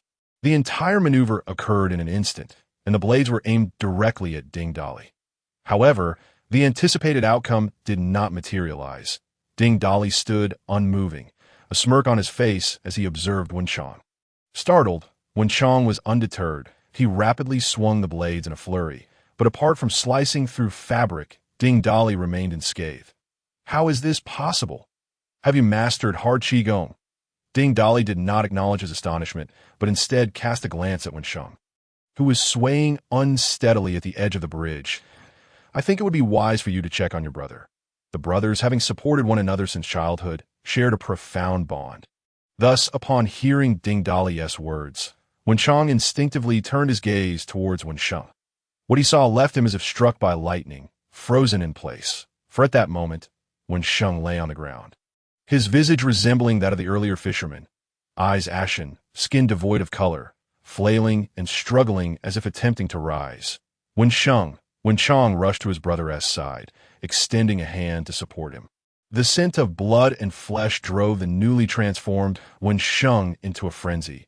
He opened his mouth, intent on biting. Wen Chang reacted swiftly, one hand gripping Wen Chang's arms while the other supported his chin to prevent a bite. "Wen Chang, what has happened to you? Wake up!" Yet his cries fell upon deaf ears, having no effect. Wen Chang continued to writhe, seeking to bite him. In desperation, Wen Chang exerted force, pushing Wen Chang away. Wen Chang, struck in the chest, flew backward, landing beside Ding Dali. Basic zombies lack cognitive ability. They're driven by an insatiable hunger for flesh, charging recklessly at any nearby source of blood. Wen Chang was no exception. Having hit the ground, he twisted a few times before rising once more, this time setting his sights on Ding Dali. No matter how many times one witnesses zombies, their grotesque nature remains revolting. Ding Dali's demeanor was frigid as he casually unleashed a punch. The moment his fist made contact with Wen Chang's head, a resounding bang echoed, and the skull erupted like a watermelon struck by a hammer, crimson and ivory matter scattering across the ground. "Ding, you have acquired mastery in hand-to-hand combat. Would you like to learn?" "Learn," Ding Dali opted without hesitation, and in an instant, a multitude of martial techniques flooded his mind. It felt as though he had practiced these movements for decades, seamlessly integrating them. Ha ha ha! To his surprise, in addition to the basic energy crystal core, he had stumbled upon an unexpected boon. Both brothers were martial arts champions, and if one had dropped mastery in hand-to-hand combat, the other surely could not be lacking. With this thought, Ding Dali's gaze towards Wen Chang shifted to one of disdain. However, Wen Chang remained oblivious to Ding Dali's look, staring blankly at the scattered remains of his brother. Grief overwhelming him as he wept inconsolably. "What are you crying for? I merely liberated your brother, but fret not. With you two conspiring with Chun Sicheng against me, you shall soon join him." Upon hearing Ding Dali's words, Wen Chang's eyes reddened, fixating on him with intensity. Suddenly, his expression softened, replaced by a sinister smile. "I confess we underestimated your strength. It's no wonder you dared to offend General Chun. Yet there's one thing I fail to comprehend. Why has my brother transformed into something akin to a fisherman? What is that creature?" "That is a zombie, much like those depicted in films. Your brother was bitten by the fisherman and thus became one of them." "Impossible. How can such things exist?" The truth is as such, and it won't be long before the world is overrun with them. This proclamation left Wen Chang in disbelief. If the whole world were to become this way, wouldn't it signify the end of days? Yet having navigated the underworld for years, he had witnessed countless bizarre occurrences, and his shock quickly stabilized. He discreetly placed his hand behind his back, casting a furtive glance at Ding Dali. Thank you for enlightening me on such grave matters. However, your act of killing my brother will not go unpunished. I wonder if your defenses can withstand this. With that, he drew a handgun from behind him and fired. Bang! Wen Chang, raised in a martial arts tradition, firmly believed in the adage, a knife is swift within 10 paces, but a gun is swift beyond. Yet upon confronting a firearm, he discovered that whether within 10 paces or beyond, a gun was both rapid and ruthless. In his usual tasks, he could easily rely on his skills and a pair of daggers. But today, faced with an adversary unafraid of blades, it would be folly to forego the use of a firearm. Wen Chang was certain that in the absence of his opponent's defenses, a single shot would suffice to claim a life. However, the anticipated scene did not unfold. As the bullet neared its target, it inexplicably vanished, leaving his foe unscathed, smirking at him with raised eyebrows. How is this possible? Though astonished, Wen Chang did not cease firing, unleashing several more shots. Each bullet met the same mysterious fate, disappearing mid-flight. The impact of such inexplicable occurrences was limited, but after multiple bizarre incidents, Wen Chang's mental fortitude crumbled, leaving him muttering in disbelief. Enough. Your time to perform has come. It is time for you to meet your brother. Ding Dali stated lightly, devoid of any emotion. Upon hearing this, Wen Chang fell to his knees, pleading, "Wait, I have—" Yet before he could finish, his head exploded with a resounding bang, the words dying on his lips. Ding, you have acquired mastery in weaponry. Would you like to learn? Haha. Indeed, another surprise. Learn. I must learn. Suddenly, Ding Dali's mind was inundated with vast knowledge of various weapons, swords, guns, halberds, axes, and more. Mastery over all 18 types of weaponry achieved in the blink of an eye. Who would have thought the elder twin possessed such remarkable potential? He truly had struck gold, though Ding Dali puzzled over how such capable individuals had never been heard of in his past life. Yet he soon understood. After all, most had not survived the first wave of the dense fog. These twin martial experts had likely succumbed to zombification when the fog descended. The corpses were not to be wasted. Ding Dali placed his hands upon the bodies, activating his devouring ability, and they rapidly withered into desiccated husks. System: check personal attributes. Name: Ding Dali. Tier: First, Awakener Strength, 140 Speed, 140 Stamina, 140 Mental, 155 Powers, Devouring. Space. Wow, so much has increased. Upon viewing his attributes, Ding Dali was left speechless. The value of these two brothers in his eyes surged significantly. It was worth noting that the corpses of the family trio had only granted him a slight boost, while these twin brothers had provided him with a substantial increase of 10 points. 10 points attained after reaching the first tier. Gazing at the two desiccated bodies, a flicker of appreciation for talent arose within Ding Dali. It seemed these two were worth their weight in gold. A pity they had met their demise. He gathered some heavy objects and stuffed them into the corpses before heaving them into the canal. Having completed this task, he recalled the fishermen who remained unaccounted for. After searching the small island, he finally discovered the fisherman by the water's edge, lost in thought as he gazed into the depths with his pale gray eyes. Transformed into a zombie, yet still yearning to fish, sensing the approach of flesh and blood, the fisherman struggled to rise, but Ding Dali denied him the opportunity, swiftly crushing his skull. Ding, you have acquired mastery in fishing and milking. Would you like to learn? What is mastery in milking? Did this fisherman raise cattle? Upon receiving the system's explanation, Ding Dali was left at a loss for words, and no wonder he had attained proficiency in fishing. There was no woman to disrupt his joyful angling. After learning fishing mastery, he disposed of the corpse in like manner, allowing it to sink to the riverbed. For the fisherman, this might be the most fitting end. After this series of events, Ding Dali underwent a remarkable transformation, evolving into a martial arts expert. In his previous life, he had fought through the apocalypse with brute force, devoid of any technique. Now, equipped with mastery in both hand-to-hand combat and weaponry, his prior battle experience shone like a pure gem, stripped of superfluous movements and significantly enhanced in strength.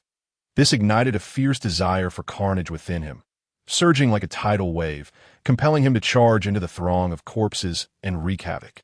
As the sun climbed higher, Ding Dolly rose, stretching and loosening his muscles. He had not idled the previous night. Like a keen hunting dog, he had scouted the area, locating the fisherman's fishing spot and confiscating all his gear. It must be said, the equipment owned by a proficient fisherman was truly exceptional. He wondered why the fisherman had needed such an extensive array of gear while fishing in the canal. A large box sat by the riverbank, filled with various rods and an assortment of Shimano and devour reels, resembling a veritable treasure trove of equipment. Goodness, as if you want everyone to know you have excellent gear. Confiscated, Ding Dolly spat disdainfully, claiming the belongings for himself. Returning to the bridge's underpass, with nothing else to occupy his time, Ding Dolly, like an eager child with a new toy, pulled out the fishing gear and began night fishing. Previously, he had only used a $100 set for fishing. Now, with such superior equipment at his disposal, he was determined to indulge himself, utilizing the gear of the fisherman, along with the newly acquired fishing prowess. Ding Dolly reeled in an astounding catch throughout the night. As dawn broke, he seized the opportunity, like a frenzied dancer, brandishing his lure gear with zeal. This could not go to waste. After the apocalypse, the river's creatures had mutated.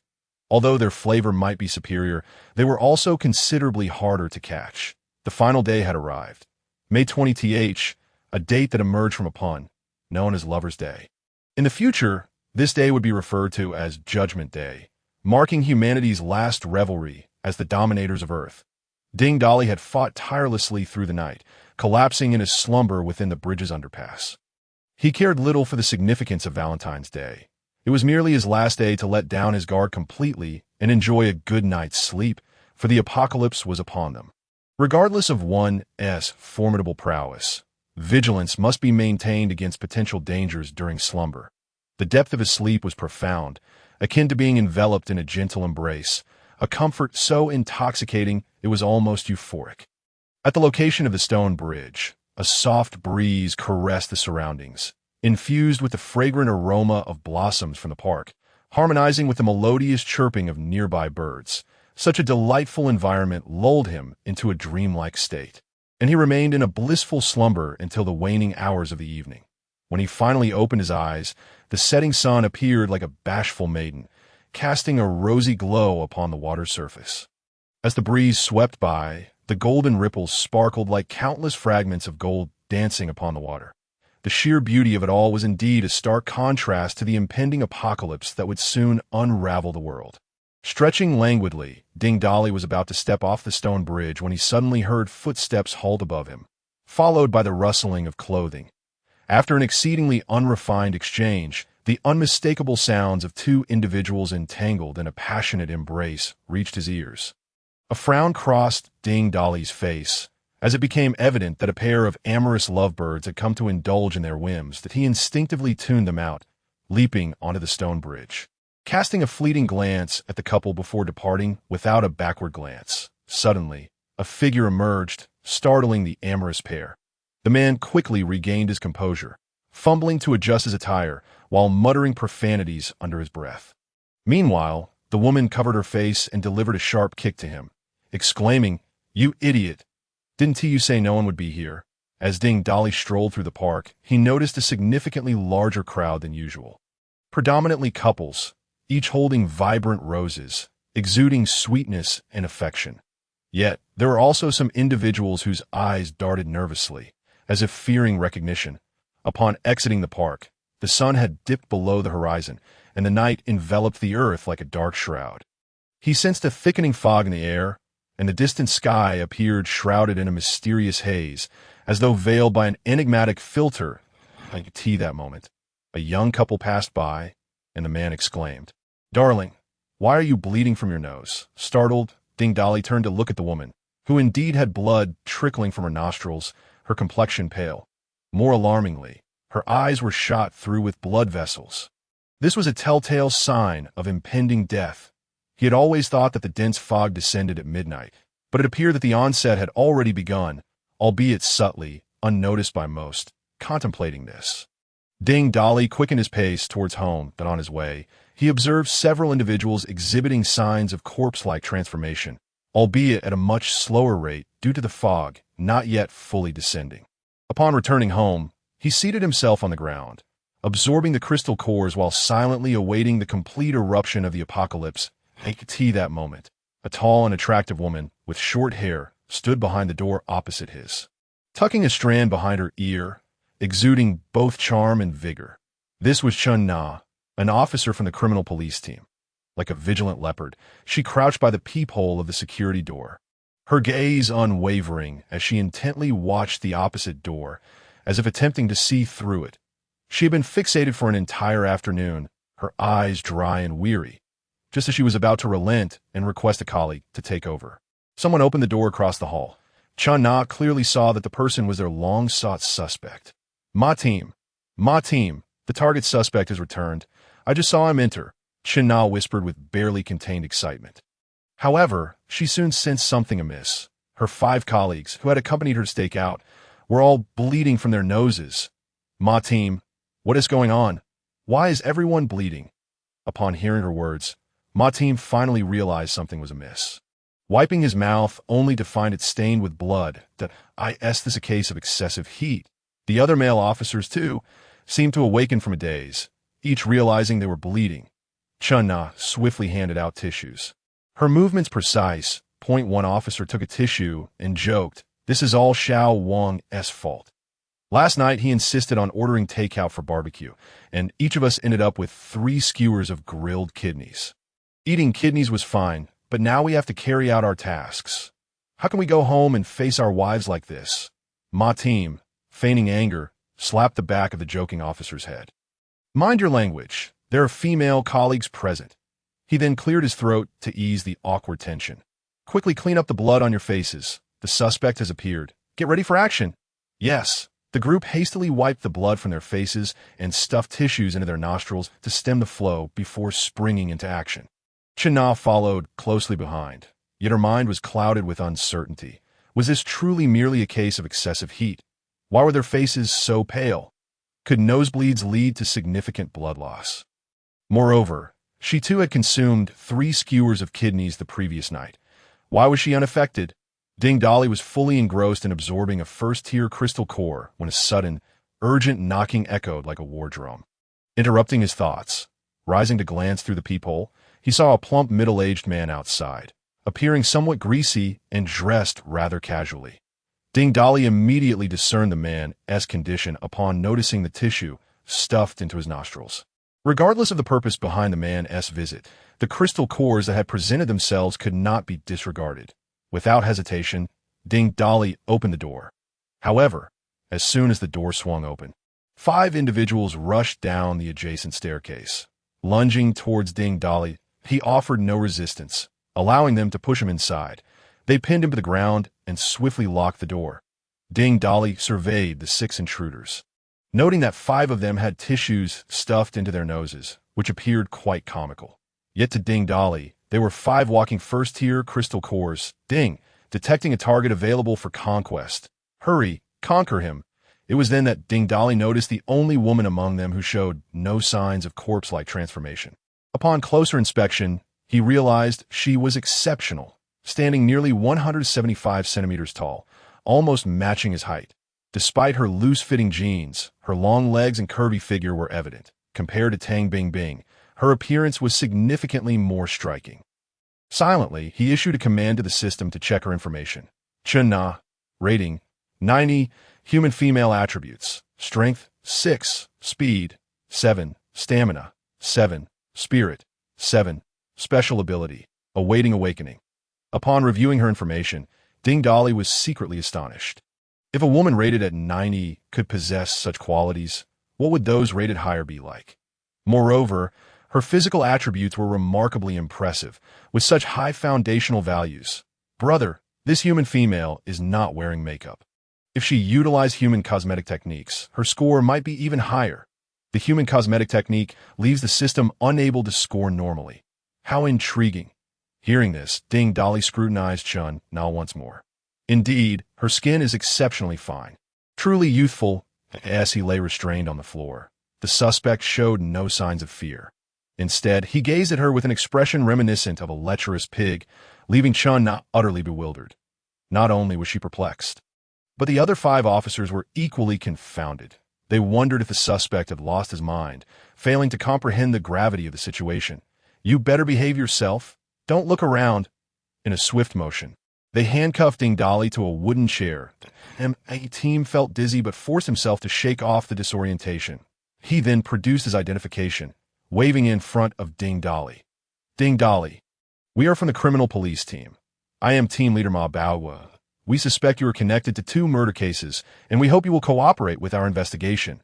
Ding Dolly met Team Leader Ma's gaze. Noting the bloodshot eyes that suggested the Fog's full arrival would soon turn him into a mindless husk. A faint smile crept onto Ding Dolly's lips as he turned his attention to Chun Na, stating, "I only wish to speak with that officer over there. Let her accompany me to the bedroom. I need to discuss matters with her privately." This declaration, Chun Na's anger flared, her face flushing crimson as she opened her mouth to protest. But Ma Team interjected, his voice raised in admonition and tricks. "Ding Dolly, I'm telling you, we have ample evidence linking you to the murders. This is your final opportunity." Ding Dolly remained unfazed, speaking in a tone that was leisurely and unhurried. "I have already stated that I will only discuss matters privately with the officer over there. If you are uneasy, feel free to bind me more securely." Just as the captain was about to continue reprimanding him, Chun Na hurriedly stepped forward to interject. "Captain, since he insists on speaking with me alone, let me give it a try. I noticed earlier that he could be cuffed to the heating pipe in the bedroom. I doubt he could pull any tricks there." The captain furrowed his brow, contemplating for a moment before acquiescing to Chun Na's suggestion. Though not without a warning, be sure to prioritize safety. Criminals often resort to desperate measures to evade justice. After casting a glance at Ding Dolly, he leaned in close to Chun Na and whispered, "If necessary, do not hesitate to use your firearm." Given Ding Dolly's current capabilities, the hushed conversation was as good as broadcasted, and he heard every word distinctly. Yet he paid it no mind, for his true intention was always to focus on this beautiful police officer. Use a gun. Who has to say who will be pulling the trigger? Cuffed to the heating pipe in the bedroom, Ding Dolly maintained his composure, observing Chun Na as she closed the bedroom door, admiring her splendid figure. For reasons unknown, Chun Na felt an overwhelming sense of aggression emanating from his gaze. Eager to conclude this interrogation, she was about to speak when Ding Dolly interjected, "I recall taking a rather circuitous route back, which cost me quite a bit of time. Officer Chun, could you kindly inform me of the current time?" At this, Chun Na instinctively glanced at her phone. "That IT is 11:40. We have 20 minutes to go. How do you know my surname is Chun? I don't recall introducing myself, and we were not previously acquainted. Not only do I know your surname is Chun, but I also know your name is Chun Na. How do you know that? Where have you seen me before? You are my future wife. Naturally, I know your name." Upon hearing this, Chun Na felt as though she had been toyed with, disregarding how he had come to know her name, and scolded him angrily. "You are indeed playing tricks. I advise you not to waste time and to thoroughly disclose your motives and the details of the murder." Regardless of Chun Na's fury, Ding Dolly continued to respond with a disingenuous smile. "I am not playing tricks. I have returned from the future. I am truly your husband." Chun Na could not help but laugh in exasperation at his words. "Oh, you truly think I would believe such absurdity?" Ding Dolly smirked, his expression calm and composed, as if stating a simple fact.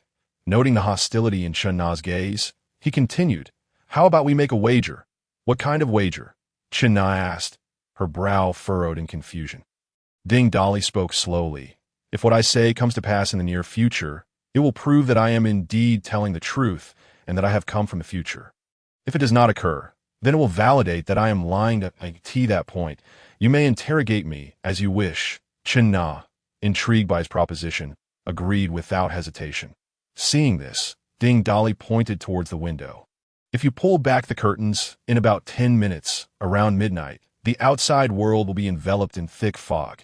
Skeptical, Chun Na drew back the curtains and pressed her face against the glass to peer outside. Aside from the overcast sky, nothing appeared amiss.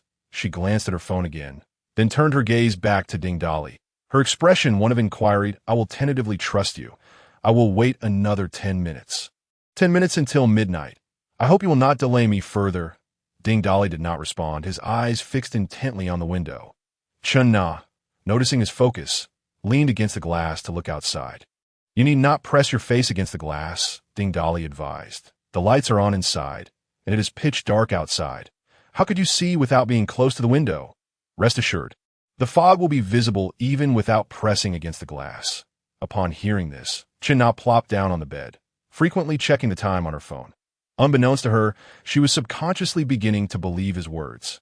As the time on her phone ticked to 11:59, Chun Na glanced at the window, but nothing had transpired.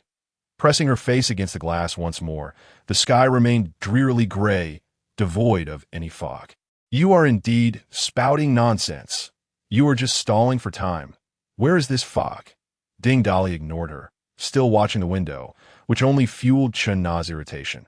What are you pretending for? Do you have any idea of the consequences of not cooperating with the investigation? It's coming. Just as Chun Na's anger peaked, she was abruptly interrupted, instinctively glancing at the window, her eyes widening in shock. Suddenly, she understood why Ding Dolly had said one need not press against the window to see. Outside, it appeared as though a dense fog had fallen from the sky, thickening to a liquid-like consistency, cascading down the window pane. The fog clung tightly to the glass, revealing particles within it. It looked nothing like fog.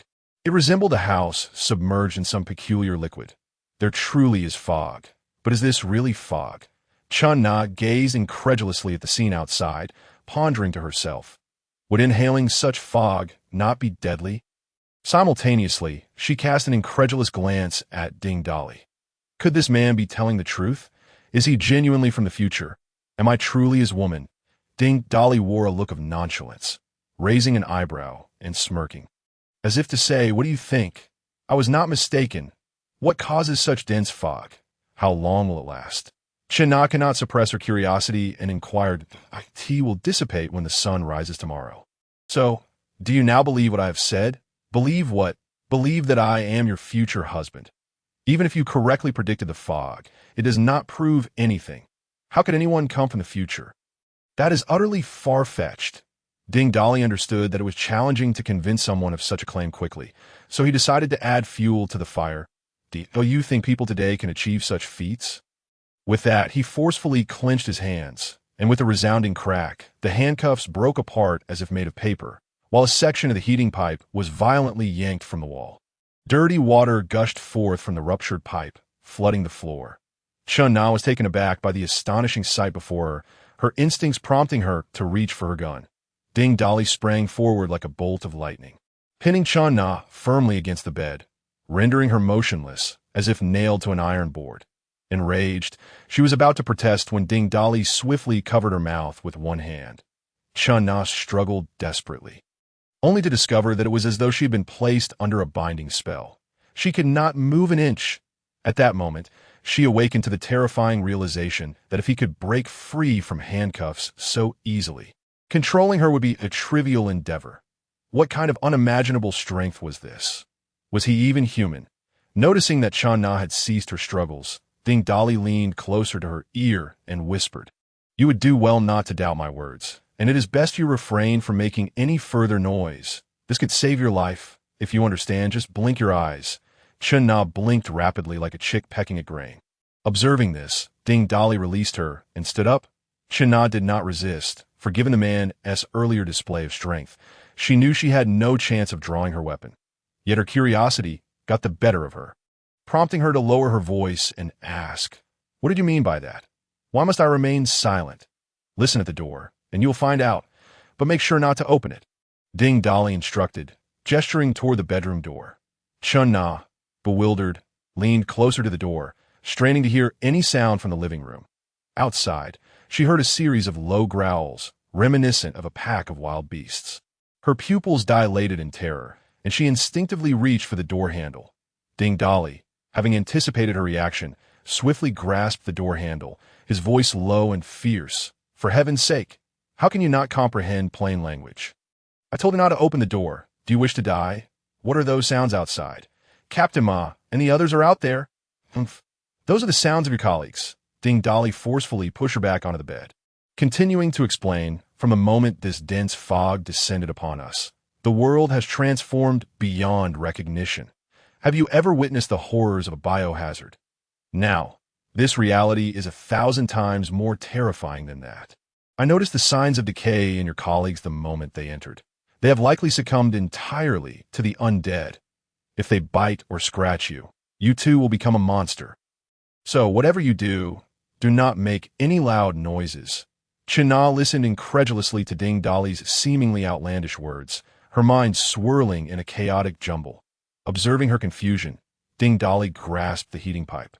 Standing vigilantly by the door, I will prove it to you. But remember, stay behind me. Do not act recklessly, or I assure you, the consequences will be dire. Do you understand? Upon seeing her nod in a daze, Ding Dolly cautiously opened the door. The sight of her colleagues in the living room solidified Chun Na's belief in Ding Dolly's words, for they bore an uncanny resemblance to the zombies depicted in films. The moment they stepped outside, her colleagues seemed to sense something amiss, turning their heads in unison. Their grayish-white eyes fixated on them, and they lunged forward, claws outstretched. Ding Dolly shielded Chun Na behind him, wielding the heating pipe with swift, storm-like ferocity, dispatching the limbs of the approaching zombies with ease. The once menacing figures were reduced to helpless creatures writhing on the ground, mouths agape yet unable to retaliate. What are you doing? By doing this, won't they just end up as disabled beings when they recover? Chun Na exclaimed anxiously. Ding Dolly offered no explanation, instead approaching the zombie that had once been Ma, stabbing the pipe directly through its heart. Yet, the creature remained animated, its mouth relentlessly opening and closing to I need to elaborate further. Once transformed into this abomination, there is no return. The only way to eradicate them is like this. With that, Ding Dolly struck down, shattering the skulls of the zombies one by one, while 5 crystalline cores were automatically collected by the system. Ding collected roasted kidney 20. Ding acquired proficiency in shooting. Would you like to learn? Yes. Not one to waste the remaining corpses, he activated his devouring ability, boosting his attributes by 10 points. Although not as significant as the twins' enhancements, it was still commendable. It appeared that these policemen possessed decent physical qualities. Surprisingly, the seemingly rotund Captain Ma turned out to be an expert marksman. Truly, one should never judge a book by its cover. China leaned against the wall, momentarily lost in thought as she gazed at the lifeless bodies of her colleagues. The events of the night had utterly overturned her understanding of reality, yet witnessing it firsthand, combined with the occasional screams echoing from the community, led her to fully believe Ding Dolly's assertions.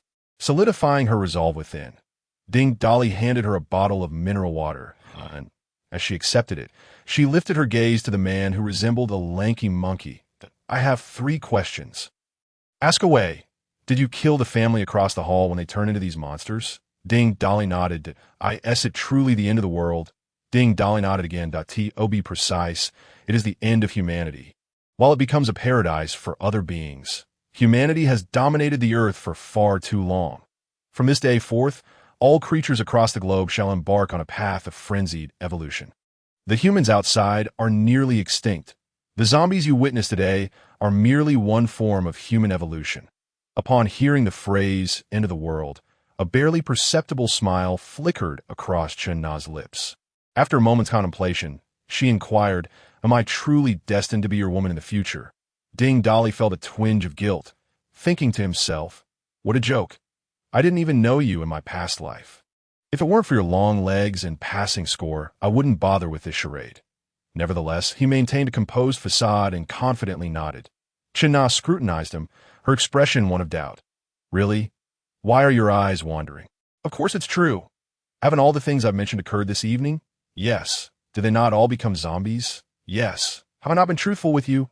Yes. That am I not your husband? Yes, exactly. I am from the future. And I am indeed your husband. Chun Na realized she had been completely hoodwinked by Ding Dolly. However, upon further reflection, it did seem plausible.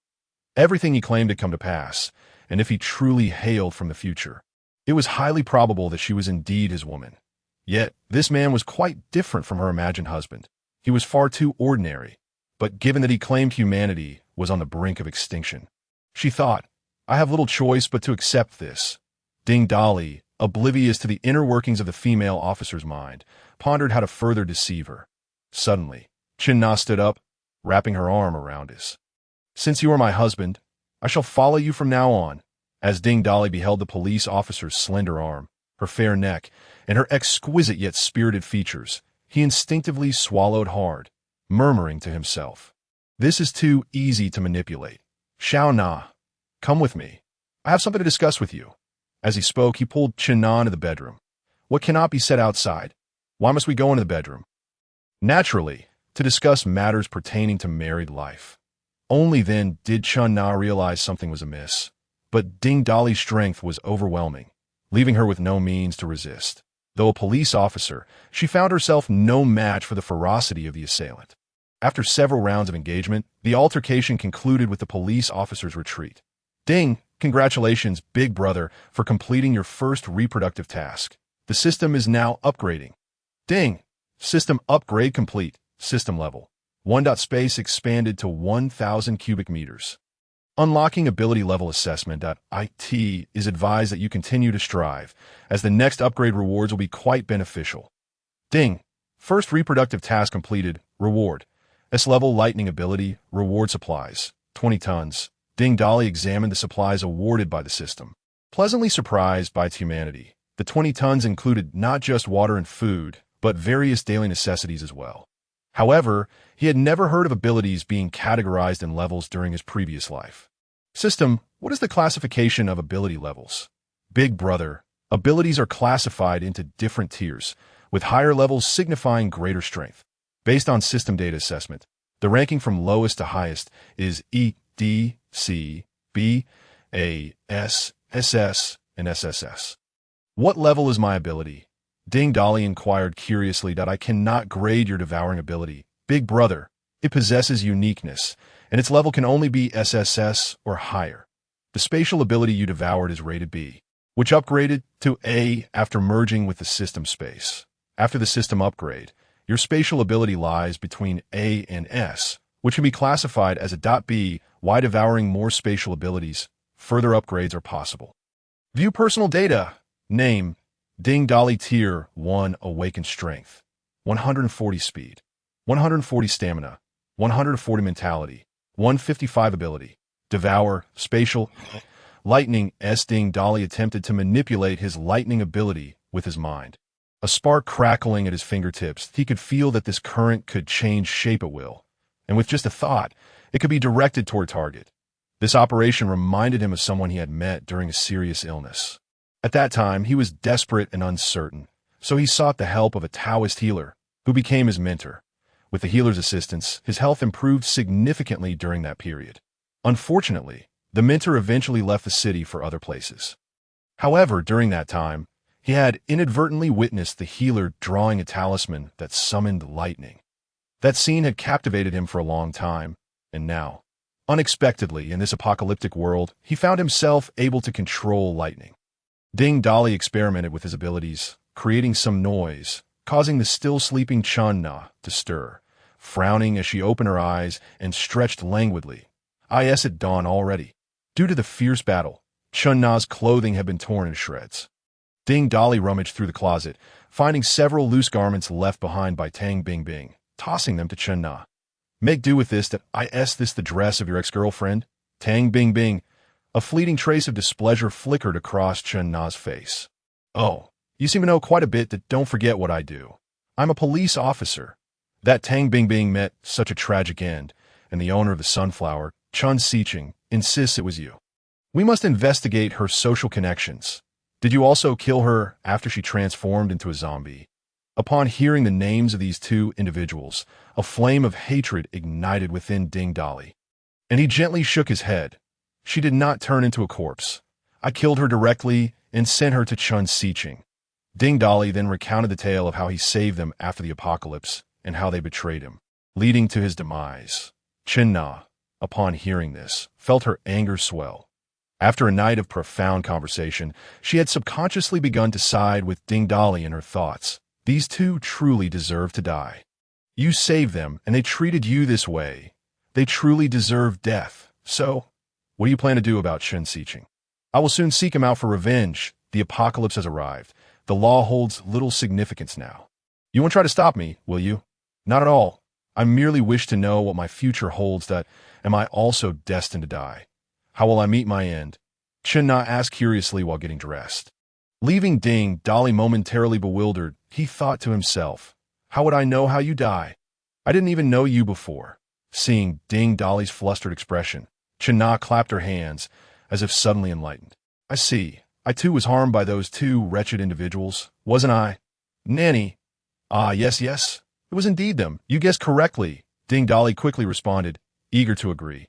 Wait, that's not right. Tang Bingbing was a girlfriend, and you saved her. Yet you also claim to be my future husband? This doesn't add up. Chen Na scrutinized Ding Dali with suspicion. Just as Ding Dali was racking his brain for a plausible response, Chen Na continued. Could it be that you have more than one woman in your future? How could you do such a thing? Oh, forget it. With the world in ruins, marriage laws have little meaning. The future for women will certainly be grim. What nonsense! Have you resolved this in your own mind? Chen Na rambled to herself, coming to her own conclusions, which made Ding Dali feel a bit embarrassed at this moment, noticing Ding Dali's increasing redness. Chen Na thought he was still angry about dying at the hands of Tang Bingbing and Chen Xiqing. She approached him, wrapping her arms around his waist in an attempt to comfort him. Ding Dali was bewildered. What was this woman's intention? This was not the scenario he had envisioned, which was merely to deceive her for rewards, and if she didn't comply, to eliminate her. Now it seemed that feelings were developing. Hey, Dali, what are you doing? Morning exercise. The two leaned against the headboard. Ding Dali reached in his spatial pocket and pulled out an energy crystal core, presenting it to Chen Na. Eat this. Chen Na took the crystal core and without hesitation popped it into her mouth. The moment she saw the crystal, a longing ignited within her, akin to a campfire being lit. Moreover, since it was offered by Ding Dali, she did not ponder further. Bear with it. The first time consuming this will be excruciating. As soon as Ding Dali's words fell, a wave of piercing pain surged through her, nearly causing her to faint. She clenched her molars tightly, struggling to utter a response. Why didn't you say so earlier? Endure it. Direct the energy flow throughout your body, Ding Dali advised. The pain did not last long. Chen Na felt her body suddenly grow lighter. As if she had been reborn, her spirits lifted. Her nose twitched slightly, and she couldn't help but exclaim, "Oh, what is that scent?" Ding Dali, as if performing magic trick, produced a handful of crystal cores and handed them to Chen Na to go wash up. This is a necessary step in gene evolution. Wash up while consuming these crystal cores. If you feel your energy is full, attempt to control the energy to flow throughout your body. This will allow you to advance. Chen Na, not being modest, snatched the crystal cores and darted into the bathroom, while Ding Dali settled in the living room, casually opening his phone. Though the apocalypse had descended, most areas still had functioning water, electricity, and signals. There were several missed calls from Feng Linwan on his phone. Ding Dali returned the call, and it was answered almost immediately. The voice on the other end was filled with anxiety and urgency. Dali, are you all right? I'm fine. How about you? Have you prepared supplies and locked the doors and windows? Did you know this all along? The world has gone haywire. I took your advice, took a leave of absence, and bought some supplies to stock up at home. Last night, I was half asleep when I was awakened by screams from the neighborhood. But when I looked outside through the window, there was such thick fog, I couldn't see anything. The screams lasted the entire night. The fog only lifted this morning, and then I saw my neighbor across the hall had transformed into one of those zombie-like creatures, wandering in the hallway. The community is filled with these things. Many people have been bitten to death. What on earth is happening? Linwan, listen to me. The apocalypse has arrived. Just lock your doors and windows. And wait for me to come find you. I will message you every day. And by the way, it's fine to wash your face and bathe with tap water, but do not drink it. Even boiling it 1 tea, make it safe. All right, just make sure to stay safe. After hanging up, Ding Dali scrolled through his messages, the most eye-catching being a large red exclamation mark. He recognized it as an official announcement. It was merely urging everyone to stay home and await rescued. In his previous life, Ding Dali had genuinely believed such messages, unaware of the stark reality that true rescue had nothing to do with ordinary people. Ding Dali had no family. fearing he might ask to borrow money. Others treated him like a pariah, avoiding him completely, and thus he had no friends. Apart from Feng Linwan, no one had sent him messages. However, the community chat was still buzzing with activity. The discussions primarily revolve around last night's fog and the strange creatures outside. The IT seemed they were oblivious to the fact that the world had completely transformed. Glancing through the chat, he noticed someone had mentioned him. Chengxin Building Materials. I saw the lights on in our building last night. Ding Dolly, are you back?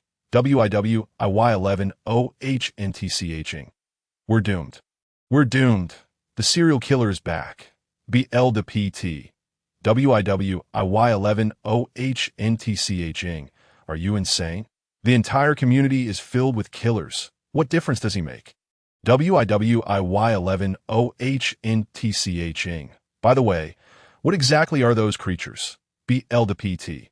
You might want to ask the insurance consultant. I saw him turn into a zombie too. He even bit his wife. BOYFing. Damn. What do we do if there's no food in the security room? When will the official rescue arrive? Does anyone from the property management have any insider information? WYSHOZHing. There are no property management staff left. Last night, only 4 of us were on duty. I was the only one unscathed. The other 3 were playing cards when I had to go to the restroom. When I returned, I saw 2 colleagues devouring another one. If I hadn't reacted quickly and run back to the bathroom, I would have been eaten too. But there's nothing to eat in the restroom except tap water. BL the PT. WYSHOZHing. You're in a terrible situation. Ha. Just drink tap water if you can't stand it. And if it gets too unbearable, resort to eating a bit of, Oda GNGH. The flowers have bloomed beautifully, but now they've turned into monsters. Can the security come and chase them away?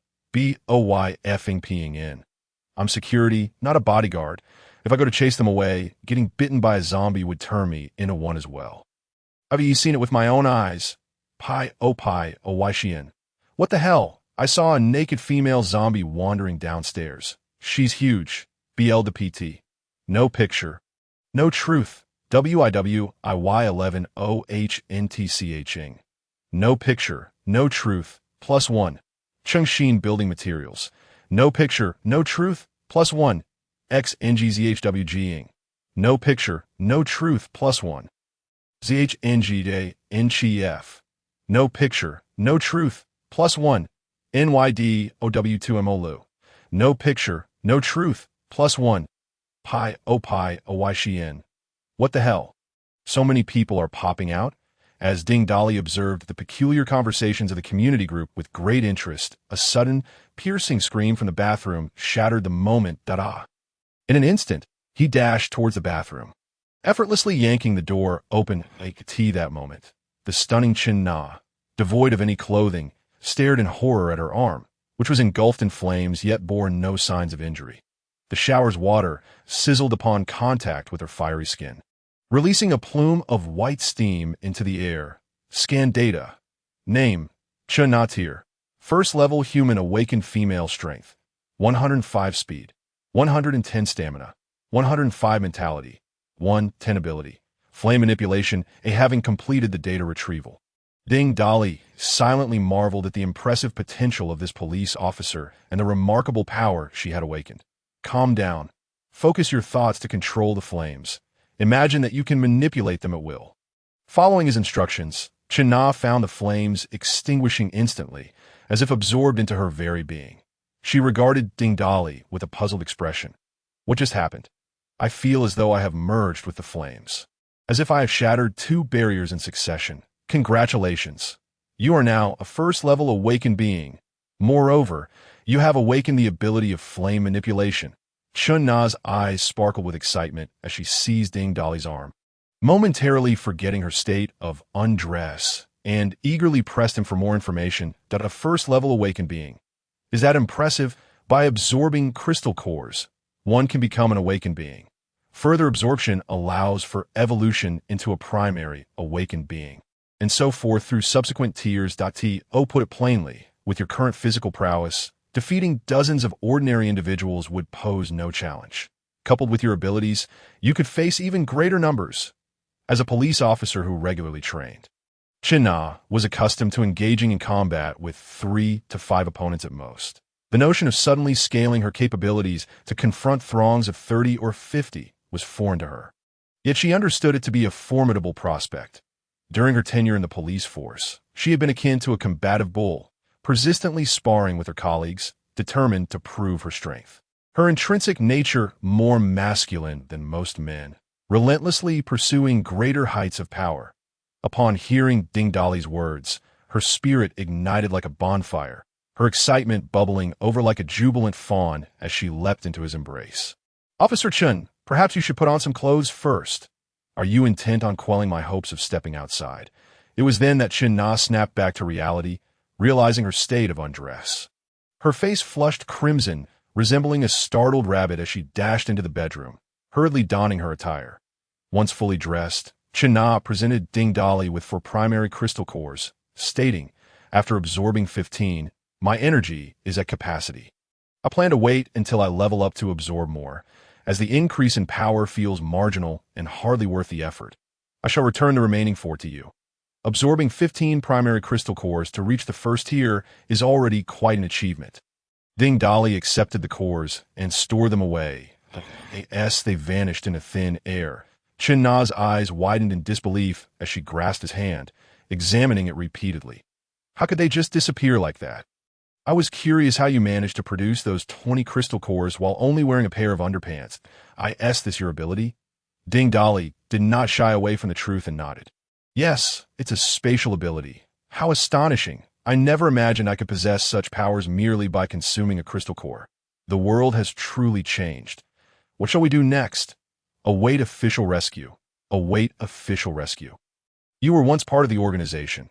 Do you believe they can orchestrate a large-scale rescue when humanity is all but obliterated? And even if there were a rescue, when would ordinary people be prioritized?" "What then shall we do?"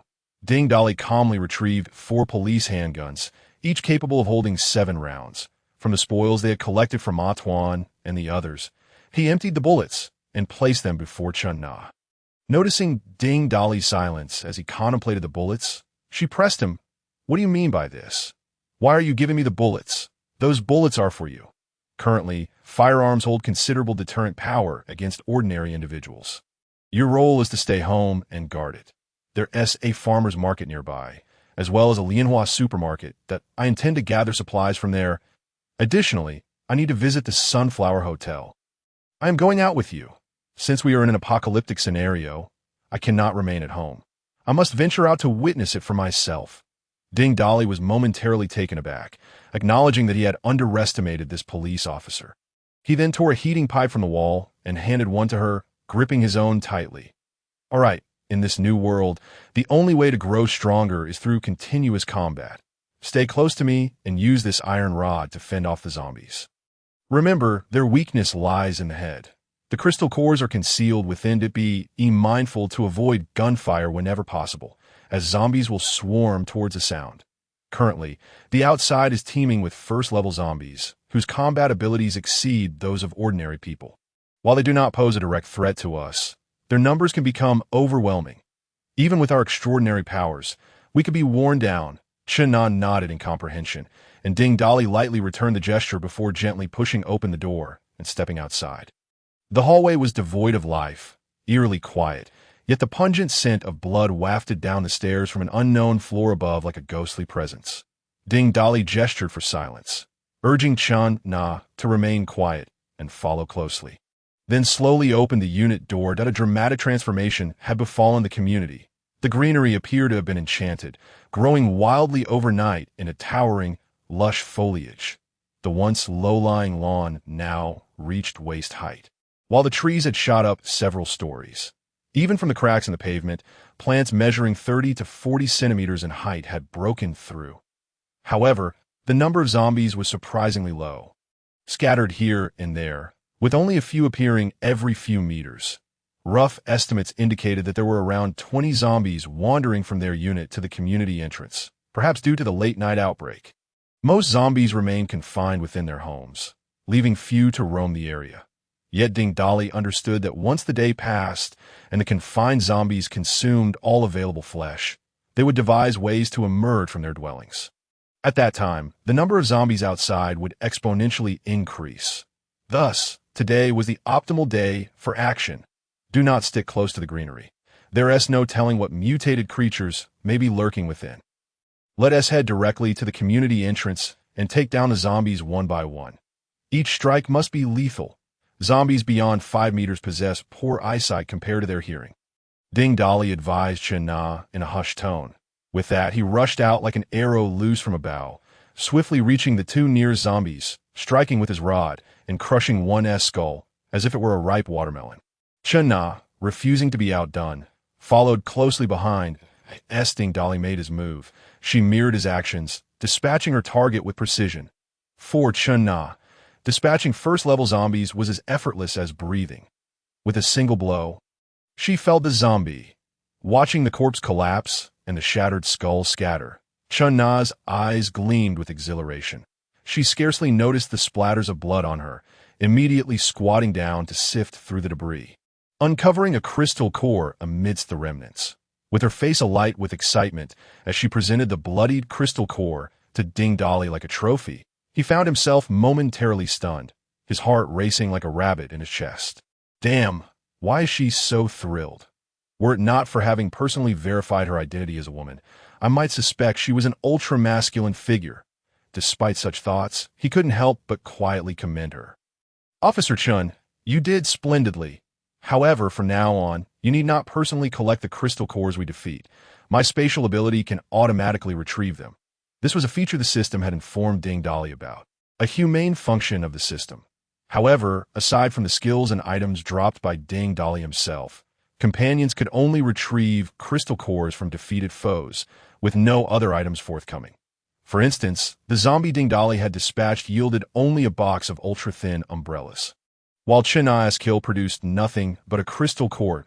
As Ding Dolly explained, he activated his devouring ability, absorbing the zombie's body as if it were a sponge soaking up water. Chen Na curiously inquired in a hushed tone, is this method of draining the body also a function of the spatial ability? No, this is another of my abilities. Upon finishing his words, Ding Dolly took the lead and charged toward another nearby zombie. With Chen Na closely following, her heart racing with excitement like a startled fawn. Truly, he is my man, to possess two supernatural abilities. Little did she know that Ding Dolly harbored even more than just those two powers. Their strength surpassed that of the lowly zombies, allowing them to reach the entrance of the community without attracting any attention. Out of a total of 28 zombies, Ding Dolly had only dispatched 10. Do not question why. Simply put, Chen Na was overly enthusiastic, as if she had been injected with adrenaline, and her exhilaration only grew with each headshot. This led Ding Dolly to further doubt whether his first woman was perhaps not quite right in the head. From the 28 zombies, they had collected 28 low-grade crystal nuclei, numerous supplies, and 2 skills. Lockpicking expert and proficient in electric bike operation. Previously acquired skills had all been marked as proficient, yet this lockpicking skill was classified as expert. It seemed a thief had taken advantage of the night to commit crimes in the community, only to be left behind. Such old neighborhoods were often targeted by thieves, as for the proficiency in electric bike operation. Ding Dolly had obtained it from a delivery boy he had seen in the community before, who was indeed an exceptional rider. Consequently, he resolutely abandoned the other skills in favor of becoming a lock-picking expert. As they stepped out of the community gate, a security guard in the booth waved frantically at them, resembling an ant on a hot stove. However, Ding Dolly paid him no heed, signaling Chen Na to disregard him, and then sprinted toward their destination like an arrow released from a bow. About 20 meters to the right of the community gate lay a parking lot. Passing through it, the makeshift structures of the agricultural market stood like a giant treasure chest. Quietly awaiting them, the left of the community gate, approximately 200 meters away, was an intersection, with Lianhua Supermarket occupying one corner, while the other 3 corners housed 3 distinctly styled residential areas. In contrast, the vicinity of the agricultural market was largely open space, and during the onset of the apocalypse, particularly at the dead of night, it was evident that the market would be tightly shut with not a soul in sight. Before long, the duo arrived at the parking lot, which was engulfed in silence. Not a single zombie was present, and vehicles were scarce, as if the world had forgotten this place. after swiftly traversing the parking lot. They encountered an iron gate blocking their path, behind which lay the agricultural market. However, this gate was securely locked at night. Utilizing his newly acquired lock-picking skill, Ding Dali effortlessly unlocked the barrier. The agricultural market was a vast indoor space, which would be cleared out after 8 in the evening, forcing vendors and consumers alike to depart. Both ends of the market were secured by rolling gates manned by security guards on the side they approached. Only a lone zombie remained amidst the chaos of debris. The remnants of flesh, gnawed beyond recognition, still faintly resembled a human figure. It appeared that 2 guards had been on duty. One had transformed into a zombie, while the other had been devoured entirely. Ding Dali mercilessly crushed the guard's skull, then moved to the imposing rolling gate, preparing to pry it open. Yet, China suddenly interrupted him, softly inquiring, "Darling, what are you doing? Isn't it obvious? I'm trying to unlock the rolling gate." He retorted, "Why would I not use the key to open it?" With that, China handed him a set of keys, casting a glance back at the guard booth, as if suggesting, is it not possible that the guard had the key on him? Having just acquired the lock-picking expert skill, Ding Dali felt a bit overconfident and momentarily overlooked this point, clearing his throat awkwardly. While I was just checking the quality of the door, pushing open the somewhat aged rolling gate, he found an array of goods inside, yet no sight of zombies or humans. The agricultural market was meticulously divided into 3 sections. The sides featured numerous honeycomb-like partitioned rooms filled with rice, flour, oils, various meats, seafood, and alcoholic beverages. In the center were 2 rows of wooden stalls, offering fruits, vegetables, and dried goods at relatively low rental prices. This tightly secured market was akin to a treasure trove of supplies. Let us begin by collecting resources from the central stalls. We must not let our guard down, Ding Dali declared, activating an invisible spatial portal to gather an assortment of fruits and vegetables. This spatial portal was a miraculous ability he had gained after absorbing Tang Bingbing's spatial powers. By skillfully controlling the size and position of the portal, he could make any items within its reach obediently enter the space. This not only facilitated the collection of large quantities of supplies, but also served as a means to defend against ranged attacks. The bullets fired by the assassin when Chong had been absorbed through this extraordinary portal. Items entering the space retained their original state, including their kinetic energy. With just a thought, Ding Dali could unleash the bullets at the same velocity they had when absorbed. While Ding Dali busied himself with gathering supplies, Chen Na kept watch, diligently tossing any overlooked items to him as if playing catch. Just as they were engrossed in their collection, at the far end of the agricultural market, 2 men dressed in security uniforms sat on the floor, heartily devouring braised meat and drinking beer. One of the burly guards let out a loud belch, recalling the harrowing events of the previous night. Still shaken, "What terrible luck! If I hadn't reacted swiftly and pulled you to open the rolling gate, we would have become fodder for that creature in the fog." The other guard, smaller in stature and with a squint, had taken up the job of market security due to a lack of suitable employment. His appearance resembled that of a rat, earning him the nickname Rat. Known for his clever ideas, he suddenly had a scheme brewing in his mind. "Wooga! If it weren't for you, I might have been eaten by that thing last night. I saw on my phone that they call those monsters zombies, and it seems like they're everywhere. The world has gone mad. We need to plan ahead." "Oh, what brilliant idea do you have? Pray share it," the burly guard, named Wu Tian, asked, eyeing him with curiosity. "Fortunately, we have this agricultural market. So much food. It's enough for us to survive. But with just the 2 of us, we surely cannot hold this place, that we can open the other rolling gate and check on the 2 brothers that if they're still alive, the 4 of us, along with our electric batons and these supplies, should be able to recruit a few people from the nearby communities. When the time comes with people and resources, we can do as we please." The gleam in Rat's squinting eyes sparkled with ambition, as if he could already envision a future of commanding authority. Wu Tian, having a history of brawling and serving time, found himself unable to settle after his release, taking up temporary security work at the agricultural market. His aggressive demeanor often led to conflicts with other guards, but due to his imposing stature and fighting experience, he quickly asserted dominance over them.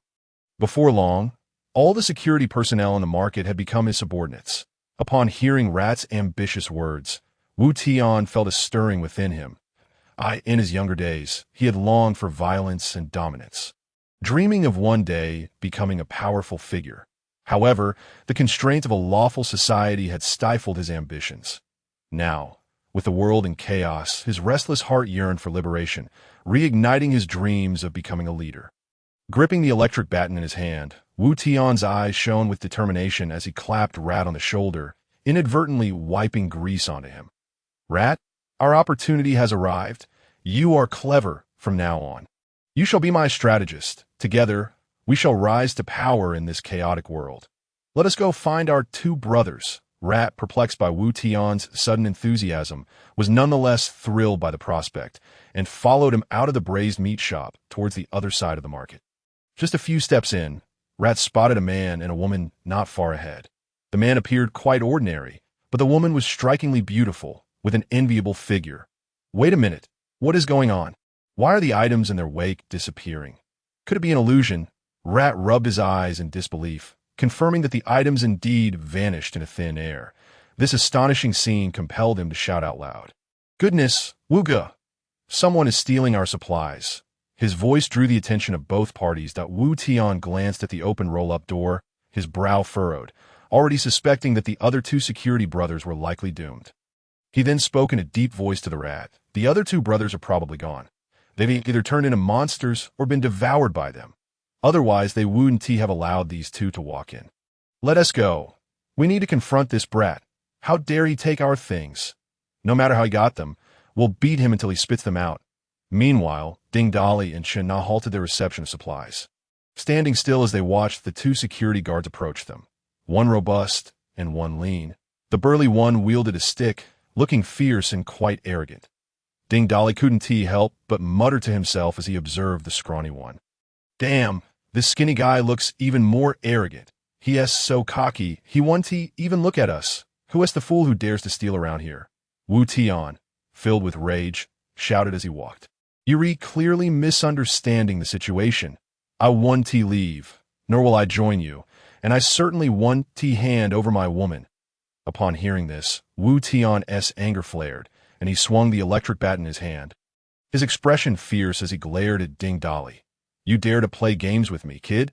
If you think you can gather supplies right under my nose, you'd better ask if my baton agrees.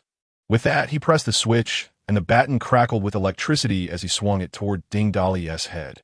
For Ding Dali, the approaching baton moved as though in slow motion, and he easily dodged it. Looking at the burly man as if he were a fool, Wu Tian felt a chill as he noticed the other's reaction and dodging speed. Clearly, this was no ordinary opponent, but having already struck, he couldn't stop. He continued to attack until he subdued the opponent, a lesson learned from years of street fighting. Ding Dali retreated a few steps, easily avoiding the blows, knowing that even if they landed, they wouldn't harm him. Wu Tian kept attacking, but regardless of his efforts, he couldn't land as he advanced. He ended up right beside Chen Na. Realizing he couldn't hit Ding Dali, he turned his attention to the beautiful woman beside him, thinking it would be easy to capture her. Ding Dali had anticipated this move, intending to toy with Wu Tian a bit longer. He quickly took action as Wu Tian lunged for Chun, and in an instant, Ding Dali stepped forward and delivered a powerful punch to Wu Tian's chest, expecting his opponent to rely solely on agility due to his lean frame. Wu Tian hadn't prepared for any real force. However, the moment Ding Dali's fist connected with his chest, regret flooded Wu Tian's mind. He thought of his mother, his first love, and even the rules he memorized in prison. Yet regret was futile. The sound of breaking bones echoed as Wu Tian was propelled backward, crashing into a stall, scattering wooden boards and vegetables everywhere. The air fell silent, save for the sound of Ding Dali's footsteps approaching. Wu Tian lay there, his chest caved in, blood bubbling from his mouth. Though he was still alive, he gasped for breath as he noticed someone standing over him. He struggled to lift his eyelids, his trembling lips spitting blood as he managed to utter, "Didon kill me. I hate it when others touch my things. Why can't you just live peacefully?" Ding Dali glanced at the electric baton on the ground, scoffing dismissively. "Is that baton really so impressive? Have you ever been struck by true lightning?" With that, he slowly raised a hand, and a small lightning sphere formed at his fingertip. Under the astonished gaze of onlookers, the sphere transformed into a bolt of lightning, striking Wu Tian's head directly. The electric light expanded in Wu Tian's vision until it consumed him, leaving only charred remains where his head once was, reduced to ash. After this, Ding Dali unconsciously pulled out a knife and began to dismember Wu Tian. Why do I feel an uncontrollable urge to shred something? He mused inwardly. Thud. The rat, witnessing Wu Tian's transformation into charred remains, collapsed to his knees in terror. This person not only killed someone, but was now dismantling him. Had he encountered a psychopath? Throwing down the electric baton, he sobbed and begged, "Ah, big brother, I surrender. It's all his fault, that damned Wu Tian. He was blinded by greed to take your woman. He deserves this. Please spare me." "You surrender? Your eyes don't look very submissive to me," Ding Dali retorted, causing the rat to jump, nearly losing control of himself. "Big brother, I have a squint. It's a condition. I'm not defiant. I ask you. Besides the two of you, is there anyone else in this market?" No, just us four on duty tonight, just me and Wu Tian here." The rat wiped his snot and tears, trembling as he bowed again. It was really Wu Tian's idea to cause trouble. "I had nothing to do with it. Just let me go, please. I can let you go, but you must defeat her, and then you can leave. Lose, and you die." Ding Dali pointed at Chun Na mockingly. The rat, stunned for a few seconds, seemed unable to believe it. "You mean I just have to win against her? As long as I win, I can leave?" Ding Dali nodded, and the rat's spirit soared, eye in his eyes. Ding Dali was just a show-off with a twisted sense of superiority, and no matter how lean he was still a man. How hard could it be to take down a pretty girl? The thought of the battle with a beautiful woman excited him. However, when he looked at Chin Na, he was taken aback to see her seemingly more excited than he was. Even tossing aside her iron rod and cracking her knuckles, was she really planning to fight him barehanded? This woman must be insane. Housie could not help but contemplate this, yet his hands were far from idle. Wu Tian often taught him that in a brawl, the best strategy is to strike first. Without hesitation, Housie raised his hand and swung an electric baton towards Chun Na. Sparks crackled as the baton arced through the air, its target alarmingly close, rendering an ordinary person incapable of evasion. However, Chun Na was a first-tier awakened. To her, Housie's movements appeared as if in slow motion. She bent forward, took a step, and deftly seized the baton at its midpoint. Housie believed this strike would secure his victory. Yet before he could comprehend the situation, the woman before him had already grasped his weapon. He had exerted his utmost strength, yet she caught it effortlessly. What was this sorcery? Why did the baton refuse to obey his command? No matter how forcefully he pulled, it remained immovable. Only then did Housie realize how naive he had been. How could a normal person exist alongside a madman? But by then, it was too late. Chun Na offered him no chance, and with a swift motion, she snapped his neck. Clapping her hands, she raised an eyebrow at Ding Dali. Individuals like him, even before my awakening, I could have subdued effortlessly. You pit him against me, perhaps not to grant him a chance, but to test my capabilities, am I right? Let me guess, you wish to see if I can take decisive action?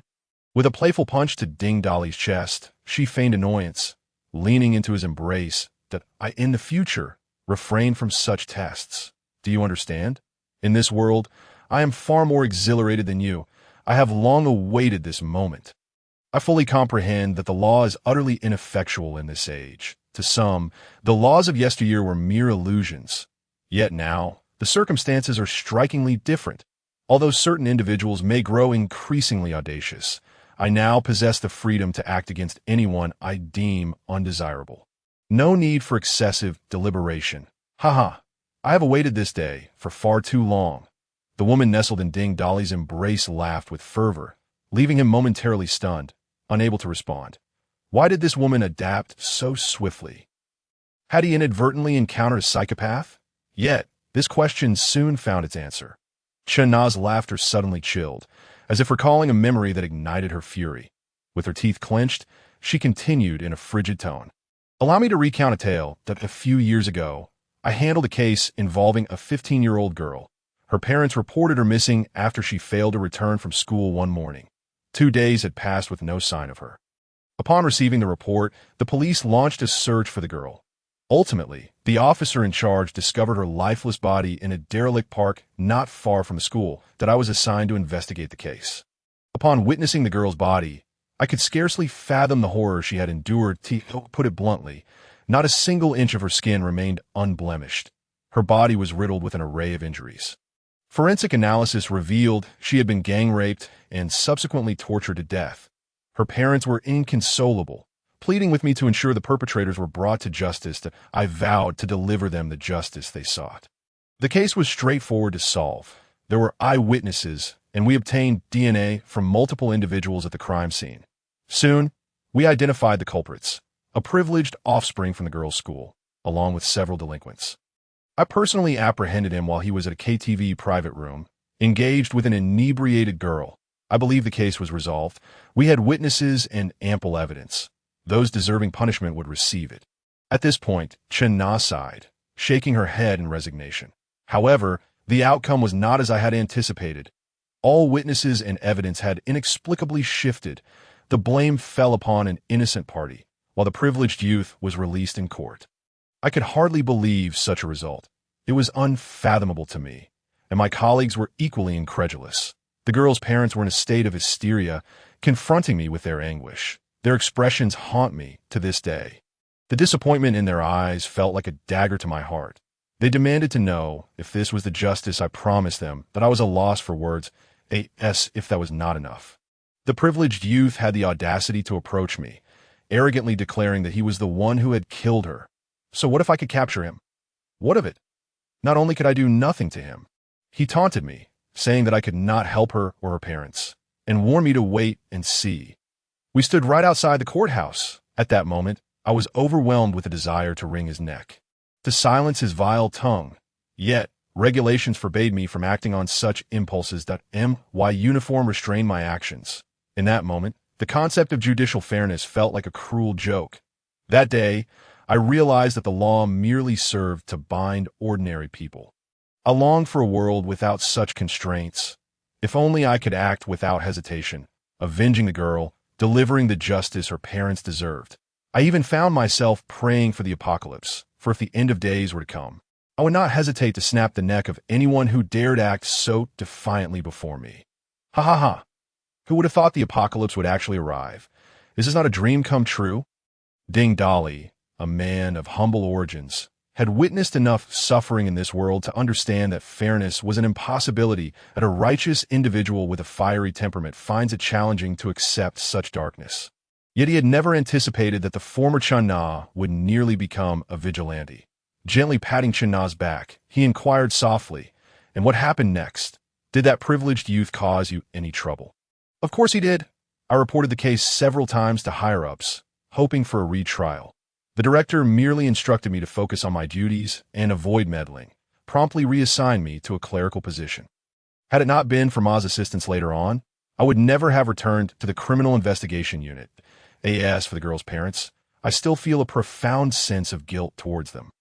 Not long after the incident, they perished in a car accident. Not only them, but even the lawyer who stood by us and his wife met a similar fate in an unfortunate accident. The authorities labeled it an accident, yet I cannot shake the feeling that the privileged youth orchestrated it. Enough dwelling on the past. In this world, that youth is likely dead. Even if he is alive and we cross paths again, I will ensure his demise. Chen-Na's eyes gleamed with a fierce determination as she spoke coldly, "And no need for your assistance. If I encounter him alive, I will personally make him suffer," she declared. So refrain from conducting such trivial tests in the future. I have long awaited these unrestrained days. If anyone dares to act arrogant in our presence, I will snap their neck without hesitation. Snapping a neck is insufficient. Ding Dolly interjected suddenly, raising his hand, that a flash of electricity struck Housy's lifeless body, reducing his head to charred remains. He then planted a kiss on Chen-Na's cheek, grinning as he said, "A little survival tip for the apocalypse. Remember, to ensure a foe is thoroughly eliminated, one must destroy their head. There are countless bizarre abilities that can restore a person, even if they do not revive, as long as their brain remains intact. They may rise again as a zombie." Seeing Ding Dolly unleash his lightning abilities, Chen-Na, who had been feeling somewhat somber while recounting her past, suddenly perked up, her eyes sparkling with excitement. Is this also your ability? Dear, how many abilities do you possess? At present, just 3. Can everyone possess multiple abilities? Not necessarily. Most individuals have a single ability. However, I suspect there are others like me who possess multiple abilities. The world is vast and full of wonders. Come on, dear. We need to gather supplies quickly. Once we're done, let's head out. Chen Na urged eagerly, leaving Ding Dali puzzled by her sudden enthusiasm. Why the rush to leave? I cannot allow myself to fall behind you. Hurry and finish gathering supplies. I want to go out and take down some zombies. I need to enhance my strength. Ding Dali sighed, realizing he had unwittingly acquired a violent woman. Perhaps she had been repressed for too long before the apocalypse. The newly darkened Chen Na was as fierce as a phoenix returning to its nest. At the very least, Zhan Huan would not resort to shooting people at the slightest provocation, but Chen Na would. After devouring the corpses of Wu Tian and Haozi, they collected 3 pounds of marinated meat and 5 bottles of beer from their remains. The two traversed the market, making 6 trips back and forth to thoroughly clear out the goods. Shall we head to Lianhua supermarket now? Chen Na asked Ding Dali, surveying the empty market with satisfaction. After checking their storage space, which still had room for more, he replied, "Let us go. We must go." Exiting the bustling farmer's market, they passed through the rusted gate, only to find a few aimlessly wandering zombies in the parking lot, appearing seemingly out of nowhere. Without hesitation, the two swiftly dispatched them, their actions precise and efficient. The zombies on the road remained sparse, scattered in small groups. For these 2 first-level awakened individuals, navigating through them was as effortless as a mere flick of the wrist as they approached the entrance of a residential complex. The security guard in the booth caught sight of them. From behind the window, his hands waved frantically like a windshield wiper, yet he dared not utter a sound, fearing it might attract the zombies. Ding Dali cast a fleeting glance his way before dismissing him entirely. The zombies outside had been nearly eradicated by the duo, and this coward, too frightened to step outside and only waving from within, was not worthy of their concern or sympathy. Ignoring the gesticulating guard, they strode purposefully towards the supermarket. This supermarket, though modest in size, occupied a 2-story building, a grocery store on the first floor and an internet CF on the second. Despite its small stature, it stood as a landmark at the intersection, frequented by those from nearby residential areas who preferred not to venture to the farmer's market. The business thrived. Such small supermarkets were as common as the stars in the sky within the city. Unlike those quaint shops converted from residential homes, this chain establishment was a compact marvel, offering a comprehensive range of goods. Besides the farmer's market, the Lianhua supermarket boasted the most abundant supplies in the vicinity. Although Ding Dali could acquire resources by slaying zombies or seizing them from others, the scarcity of zombies on the first day presented a prime opportunity for resource gathering. Moreover, with such a treasure trove of supplies before him, failing to seize it would be sheer folly. Employing his lock-picking skills, Ding Dali slowly opened the supermarket's roll-up door. As it ascended, a group of individuals stood eerily still behind the glass, their eyes fixated on him. Startling him considerably, he had expected perhaps 1 or 2 attendants on duty, but to his astonishment, there were so many. The patrons inside scrutinized the 2 outsiders, noting the heating pipe in their hands.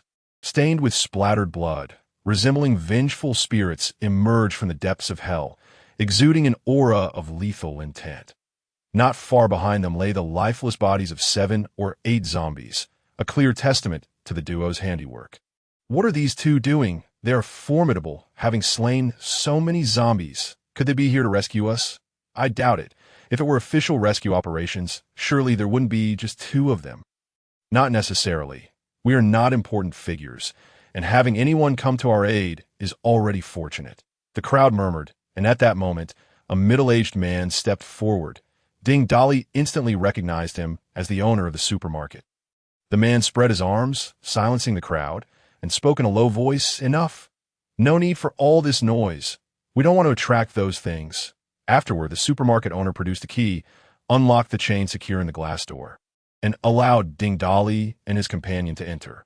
Once inside, the owner quickly closed the door behind them, peering cautiously around to ensure no living zombies lurked nearby, then heaved a sigh of relief. He returned to the supermarket and securely locked the roll-up door once more, exhaling heavily. Dolly surveyed the supermarket carefully. 8 individuals stood around. Not far off, beneath a shelf promoting milk, lay 3 zombie corpses, alongside a bloodied fire extinguisher. Did you kill those 3 zombies? The supermarket owner, noticing the 2 tense figures, finally broke the silence. Asking about the bodies on the ground, his curiosity piqued. Dolly replied, "Those 3 zombies were not our doing. If I may be so bold, are you here for rescue? Not your handiwork. Are you implying there are others here?" The owner hesitated briefly before responding. "Last night, there were 13 people inside. 3 supermarket employees turned into zombies. 2 attempted to deal with them. 1 was devoured while the other killed a zombie, but was bitten in the process. Fearing we might transform as well, we bound the bitten individual. Isn't that how zombie films portray it?" Dolly regarded the supermarket owner with suspicion. "You had so many people, yet only 2 ventured out to confront the zombies?" The owner was momentarily taken aback, his gaze evasive, stuttering as he began to respond. Suddenly, a heavily made-up woman stepped forward, hands on her hips, her high heels clicking loudly against the floor. She scrutinized Chun-Na disdainfully, rolling her eyes before shrieking. "What are you 2 doing? Are you here to rescue us or not? Hurry and take me home. I'm tired of this wretched supermarket." The owner discreetly tugged at the woman's garment, gesturing towards the pipes in Dolly's and Chun-Na's hands, signaling her to temper her words. His actions only ignited her fury further. Pointing an accusatory finger at the owner, she exclaimed, "Wang Defa, if you hadn't promised to take me out for celebrations after unloading at the supermarket last night, would I be here in this dreadful place? Your cowardice infuriates me." With a resounding smack, she received a heavy slap across the face from the supermarket owner, Wang Defa, causing her cheek to swell instantly. "Xiaoya, mind your language. There are outsiders present. I'll 1T lower myself to your level. Don't push your luck. Wang Defa, how dare you? Are you infatuated with that little hussy beside you? Are you loath to cast out the one bitten by a zombie?" She continued, her tirade unrestrained. Before she could finish, another slap resounded, this time delivered by Chun-Na, and she did not hold back. The woman, now dazed, spun around, her mouth moving but soundless, her eyes fluttering until she rolled them back and collapsed to the ground. The crowd within the supermarket recoiled in shock, retreating in fear, while 2 female cashiers, as if their spines had been severed, plopped down, gasping, "Murder! Murder!" Chun-Na remained stoic, like a statue, coldly observing the frightened crowd, with a flick of her wrist. A fireball erupted like a meteor, striking Xiaoya's lifeless body, which ignited instantly, resembling tinder set ablaze. Having no grievances with her prior, it was unjustifiable for her to hurl insults upon their first meeting. Truly a fitting end. Under the piercing gaze of Chun-Na, the onlookers, already petrified, were rendered motionless by the bizarre spectacle of her conjuring flames. They stood, trembling, unable to move a muscle. Wang Defa, witnessing the death of his lover, felt his rage erupt like a volcano. Yet, reflecting upon the scene and the bodies scattered outside, he recognized that these 2 individuals were akin to demons from the underworld, strange and formidable, far beyond his capacity to confront. Consequently, he forcibly suppressed his anger and approached Dolly and his companion, wearing a sycophantic smile. That woman was insufferable. I've long found her irksome. She got what she deserved for crossing this lady. However, may I inquire what brings you both to my humble supermarket? Gathering supplies. Otherwise, we'll leave you to your own devices. Dolly replied, irritation evident in his tone as he regarded the feigned politeness of the middle-aged man. Wang Defa, momentarily discomposed, quickly regained his composure, still wearing a grin as he addressed the man before him. "The supermarket is small, and our supplies are limited. Please feel free to take whatever you wish. I'll escort my staff back to the office, so as not to intrude upon your business." Upon concluding his words, he bowed and retreated a few steps like a humble servant, gesturing for his employees to follow him. The employees dared not lift their heads, each resembling a wilted eggplant, fervently lowering their gazes as they trailed behind their boss into a room in the corner of the supermarket, secured with an anti-theft door. Observing the throng of people following their employer, each entering the so-called office in haste as if fearing to be left behind. Ding Dolly let out a cold smirk. Disregarding them, he meandered aimlessly through the supermarket, only to be astonished by the fact that the majority of the shelves were stocked with daily necessities. The shelf that once held food and water had been thoroughly pillaged, leaving scarcely anything behind, merely a few scattered bags of puffed snacks strewn across the floor. Gazing at the desolate shelves, Chin-na inquired with a puzzled expression, "Is the supermarket yet to restock? Why do so many shelves appear so bare? Oomph. How is it possible that only the shelves of food and water are empty?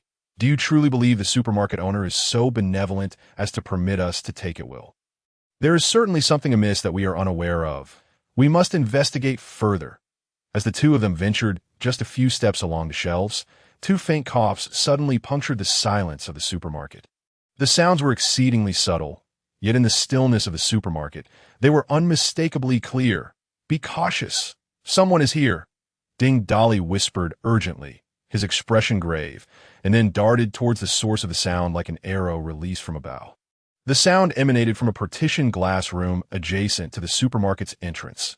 Ding Dolly, having frequented the supermarket before, was familiar with its layout. To one side of the entrance were stalls offering a delightful array of snacks, crepes, grilled sausages, candied hawthorn, while on the other side stood a glass room filled with children's ride-on toys and claw machines. As he entered the supermarket with Chin-na, he had only glanced casually at the glass room, failing to notice anyone inside. However, upon rushing over to investigate the sound, he was met with the sight of a body, gnawed and torn apart by a zombie, lying on the floor of the glass room. Its head rolled off to one side. Though the jaw was missing, the already corpse-like pallid eyes still darted about. Not far from the body sat a woman, her body entangled with the claw machine. One of her arms missing a chunk of flesh. The wound bore distinct bite marks, and the skin surrounding it had taken on a grayish hue, with veins visibly spreading from the injury.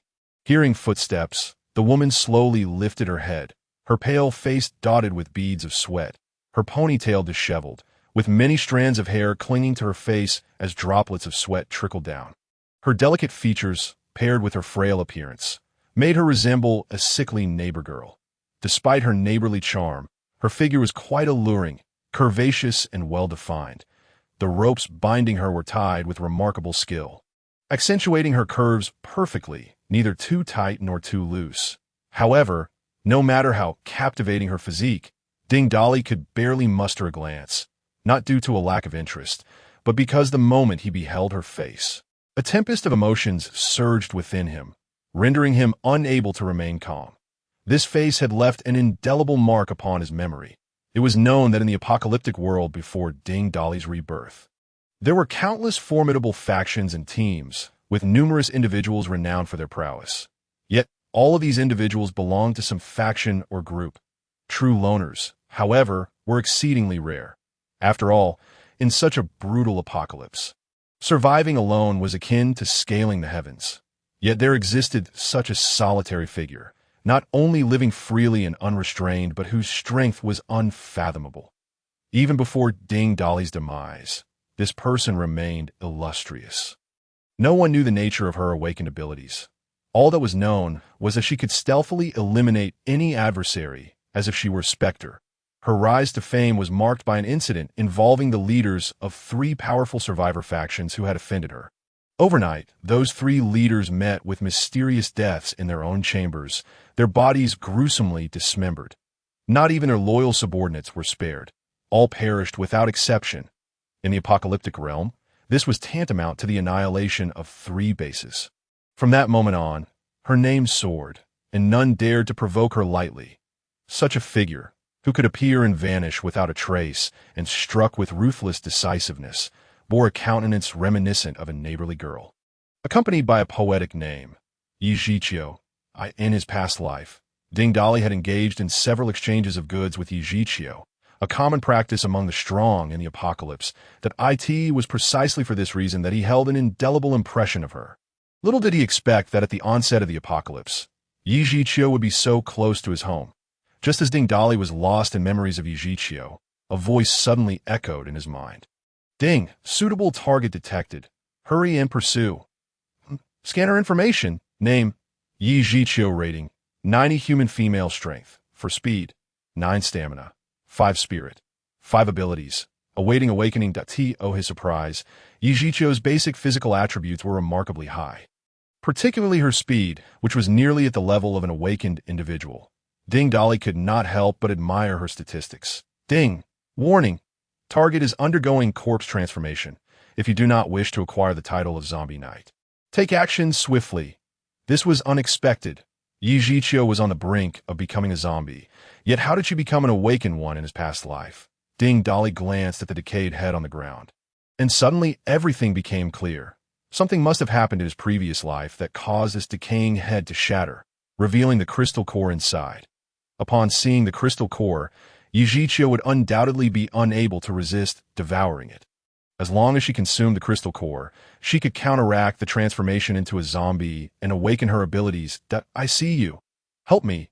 Help me kill those people. I can give you a truckload of supplies. Yi Jiqiu was exceedingly weak, yet the mention of eliminating those people still made her grit her teeth in anger. Oh, you want me to help you kill them? A truckload of supplies is hardly sufficient. What will you do for me in return? Just help me eliminate them. I am willing to do anything. It's quite simple. Be my woman. Then I will assist you. Upon hearing such words, Yi Jiqiu let out a helpless sneer. Umph. I can feel myself transforming into one of those flesh-eating creatures. Others are trying to escape, and you want me to become your woman. Are you not repulsed by the fact that I might become a zombie? Regardless of what you are, just say whether you will or will not. Ding Dali felt a twinge of urgency, thinking to himself, hurry and agree, so I can feed you the crystal core if you truly become a zombie. It will all be over.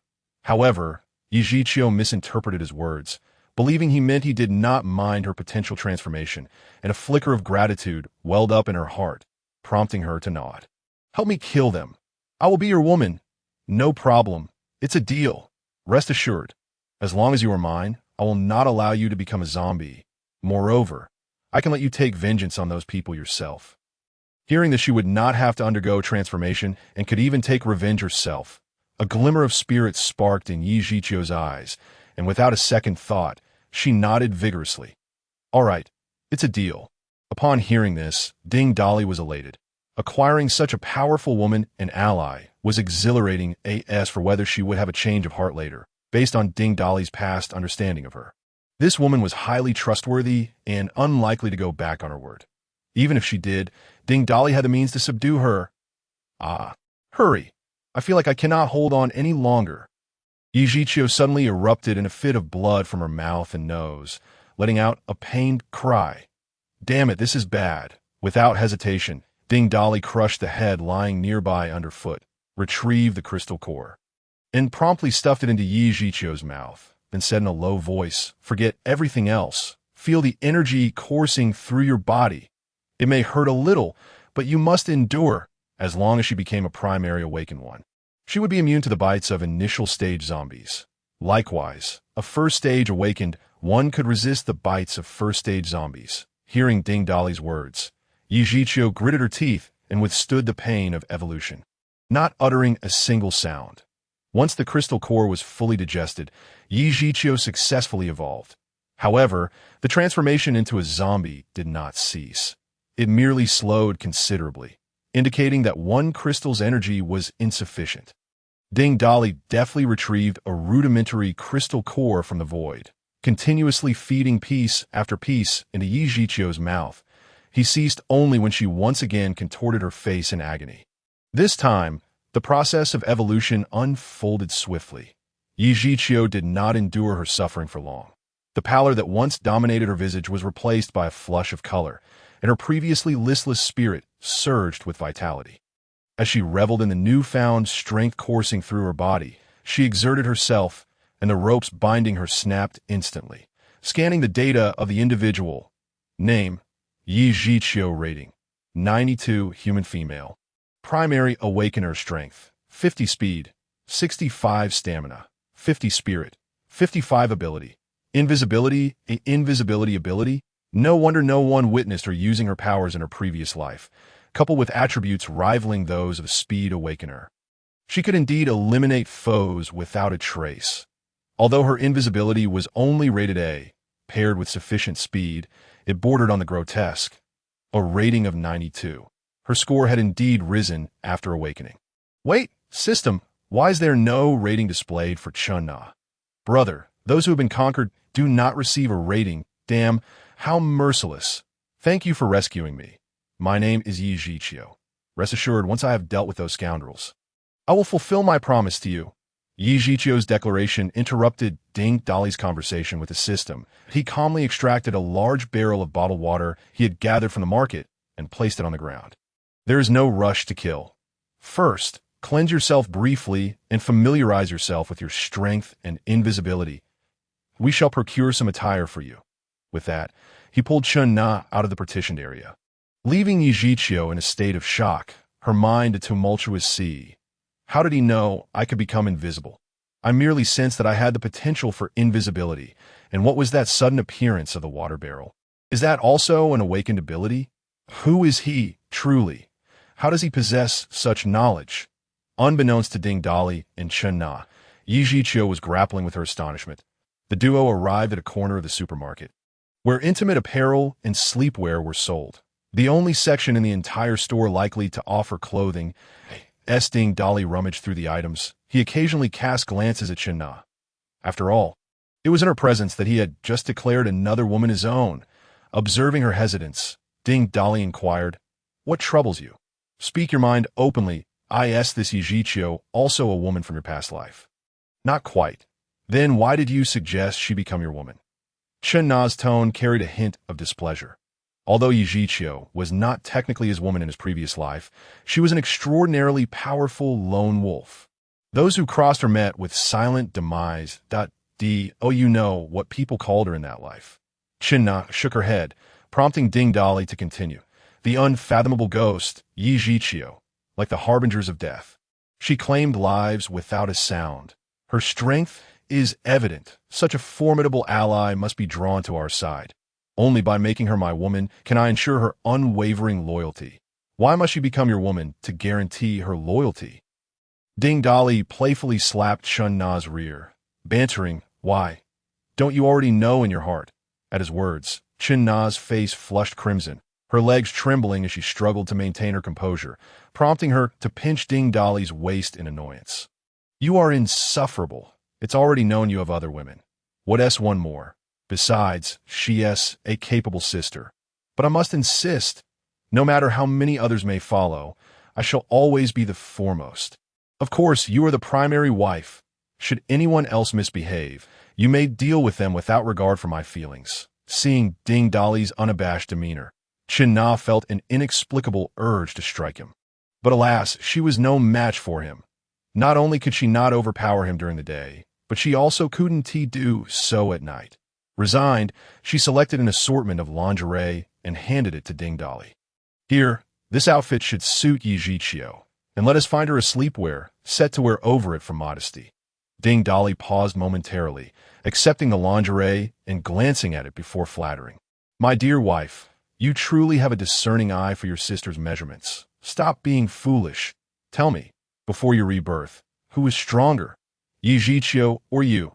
Ding Dali continued to search for a set of sleepwear, placing it alongside the lingerie into a single bag.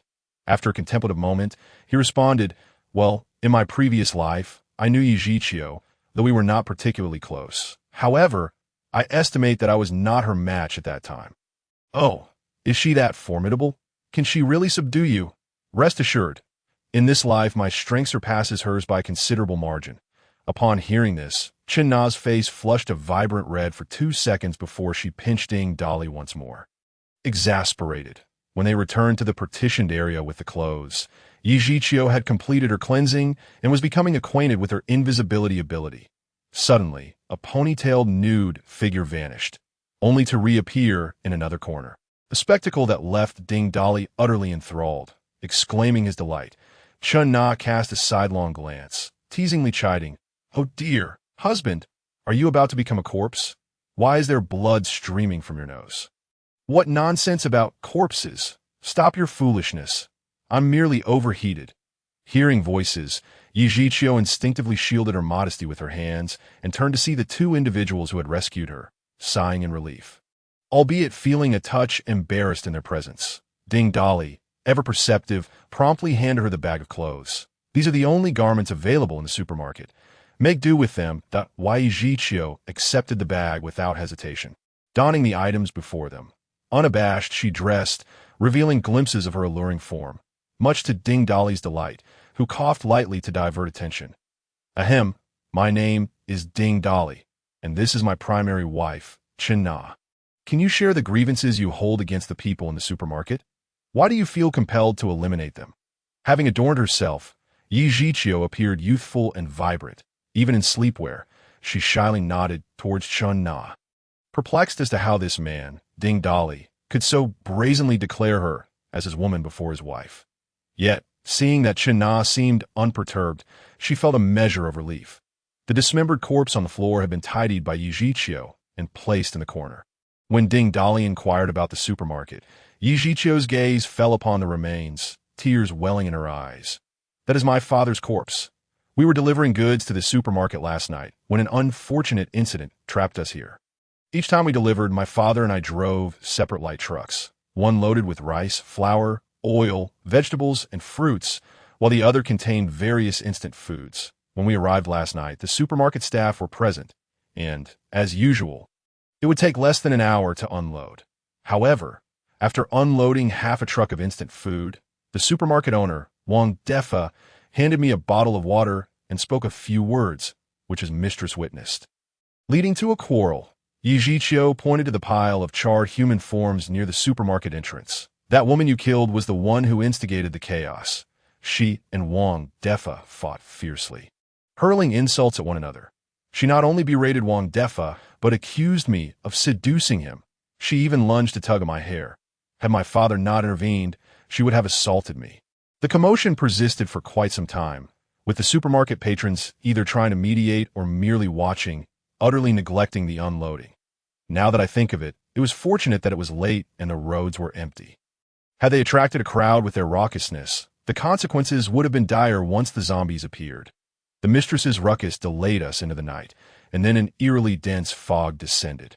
Initially, we were curious, but soon the fog appeared to cascade from the heavens like liquid, a most unusual sight, prompting everyone to cease their commotion and retreat into the supermarket, locking the doors at this juncture. Yijichio paused, allowing Ding Dali to interject. Those two light trucks outside are yours? Yes. One is filled to the brim with rice, flour, oil, and an abundance of fruits and vegetables. The other truck is only half full of instant foods. The rest having been moved into the supermarket, I heard Wang Defa tell you to take whatever supplies you wish. Not be deceived. He was merely making false pleasantries. All the consumables have long been relocated to that corner storage room he claims is an office, leaving behind mere household items. Bah! As I suspected, there is something fishy afoot. How could the supermarket's edible supplies be so thoroughly depleted? Indeed, Wang Defa is a veritable fountain of lies. I should have roasted him just now. Chun-na spat in dissatisfaction, flames erupting from her hands. Yijichio stared at the flames in Chun-na's hands, momentarily taken aback, then nodded in agreement, letting out a cold laugh, gritting his teeth as he said, "Umph. This Wang Defa is not merely a deceitful liar, but a treacherous serpent hiding a dagger behind a smile."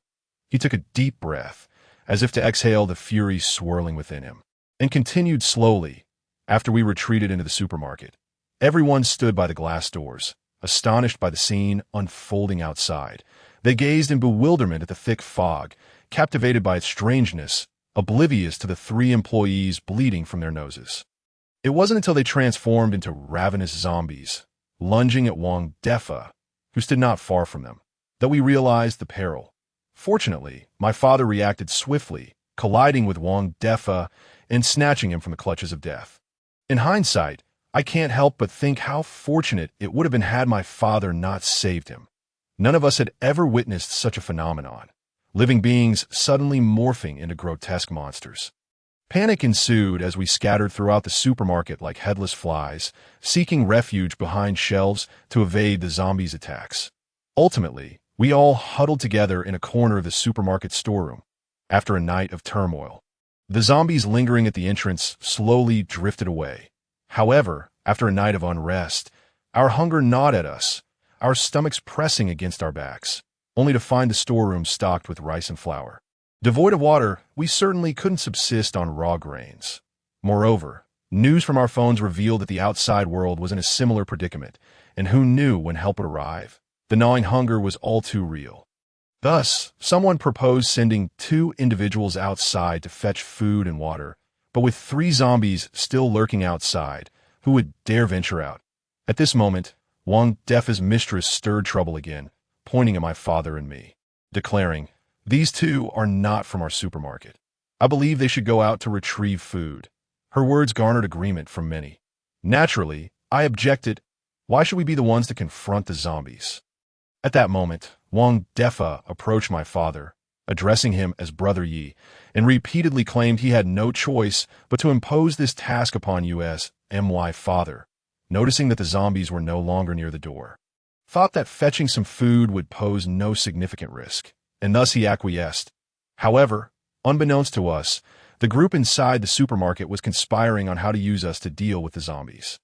My father and I quickly grabbed some food and water and returned, but the quantity we could carry was severely limited, and it was swiftly consumed by the 10 of us at that juncture.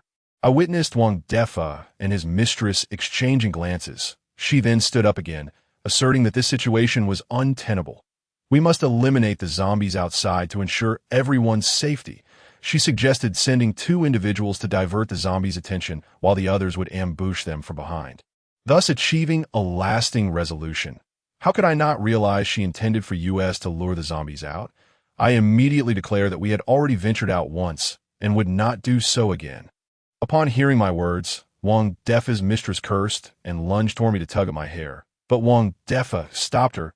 He continued to wear a cheerful smile, stating that my father and I had already gone out once, and it would be unfair to send us out again. Instead, we should vote on who would attract the zombies. At this point, Yijichio's expression hardened as he looked towards the storeroom and continued his narrative. He proclaimed it was fair, yet they were clearly in cahoots, having already conspired to vote for my father and me. The outcome was as expected, with only my father and me receiving votes. Infuriated, I wanted to argue, but my father, fearing I would suffer at their hands due to their overwhelming numbers, restrained me, saying it was merely to divert the zombies' attention, and as long as they acted swiftly from behind, there should be no issues. However, my father overestimated their humanity. Once we emerged, we encountered a zombie in the milk promotion area. My father gestured for me to wait while he attempted to draw the zombie's focus. Everything proceeded smoothly, the zombie turning in circles as it followed my father. He waved for the others to hurry and ambush the zombie from behind. Yet everyone stood at the door, merely spectators, not one person daring to intervene. Seeing their inaction filled me with urgency. I seized a fire extinguisher from the wall and struck the zombie, knocking it down. However, it flipped over and rose again. My father rushed over to assist. But no matter how many times we brought the zombie down, it would rise again. In that moment, I recalled that in movies, the zombies' weakness lay in their heads, so I raised the fire extinguisher and struck the zombie's head repeatedly.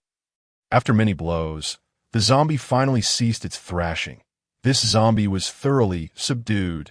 Yet the commotion attracted 2 more zombies, and the struggle had drained much of my strength that I gasped for breath, failing to notice a zombie creeping up behind me. Just as it was about to sink its teeth into my neck, my father intervened, extending his arm to shield me from the zombie's bite. Unfortunately, the creature clamped down on his arm, and in the ensuing struggle, we both fell to the ground, with another zombie pouncing upon us. Thus, right before my eyes, my father was mangled by them, while I too suffered a bite on my arm during the fray. Ultimately, I managed to bring the zombie down, but my father's fate was sealed as those beasts merely watched from behind the shelves, indifferent to my cries for help. That was then I realized they had never intended to intervene. Once the zombies were dispatched, Wang Defa ordered everyone to move any consumables into the storeroom, just in case. During this process, my father's severed head transformed into a corpse, leading them to speculate that anyone bitten would become a zombie, and thus they bound me within. The one who bound me was Wang Defa. I questioned him. Why harm me after my father saved you? Wang Defa shamelessly retorted, better to sacrifice our own than outsiders. He added that if only I had not been bitten, I could have had my fill of fun before the end. The one who bound you is Wang Defa. That rascal is quite skilled. What do you mean skilled? Oh, it's nothing. Nothing. Yijiqiu recounted every detail of the events that transpired in the supermarket to Ding Dali and China. Meanwhile, Wang Defa and his group, hiding in the storeroom. We're not idle. Boss, are we truly going to let those two kill and plunder?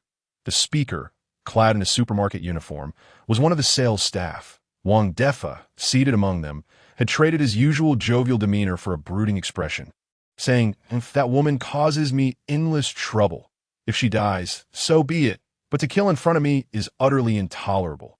However, these two might prove difficult to handle. Right, boss? I noticed that woman can conjure fireballs out of thin air. Quite eerie.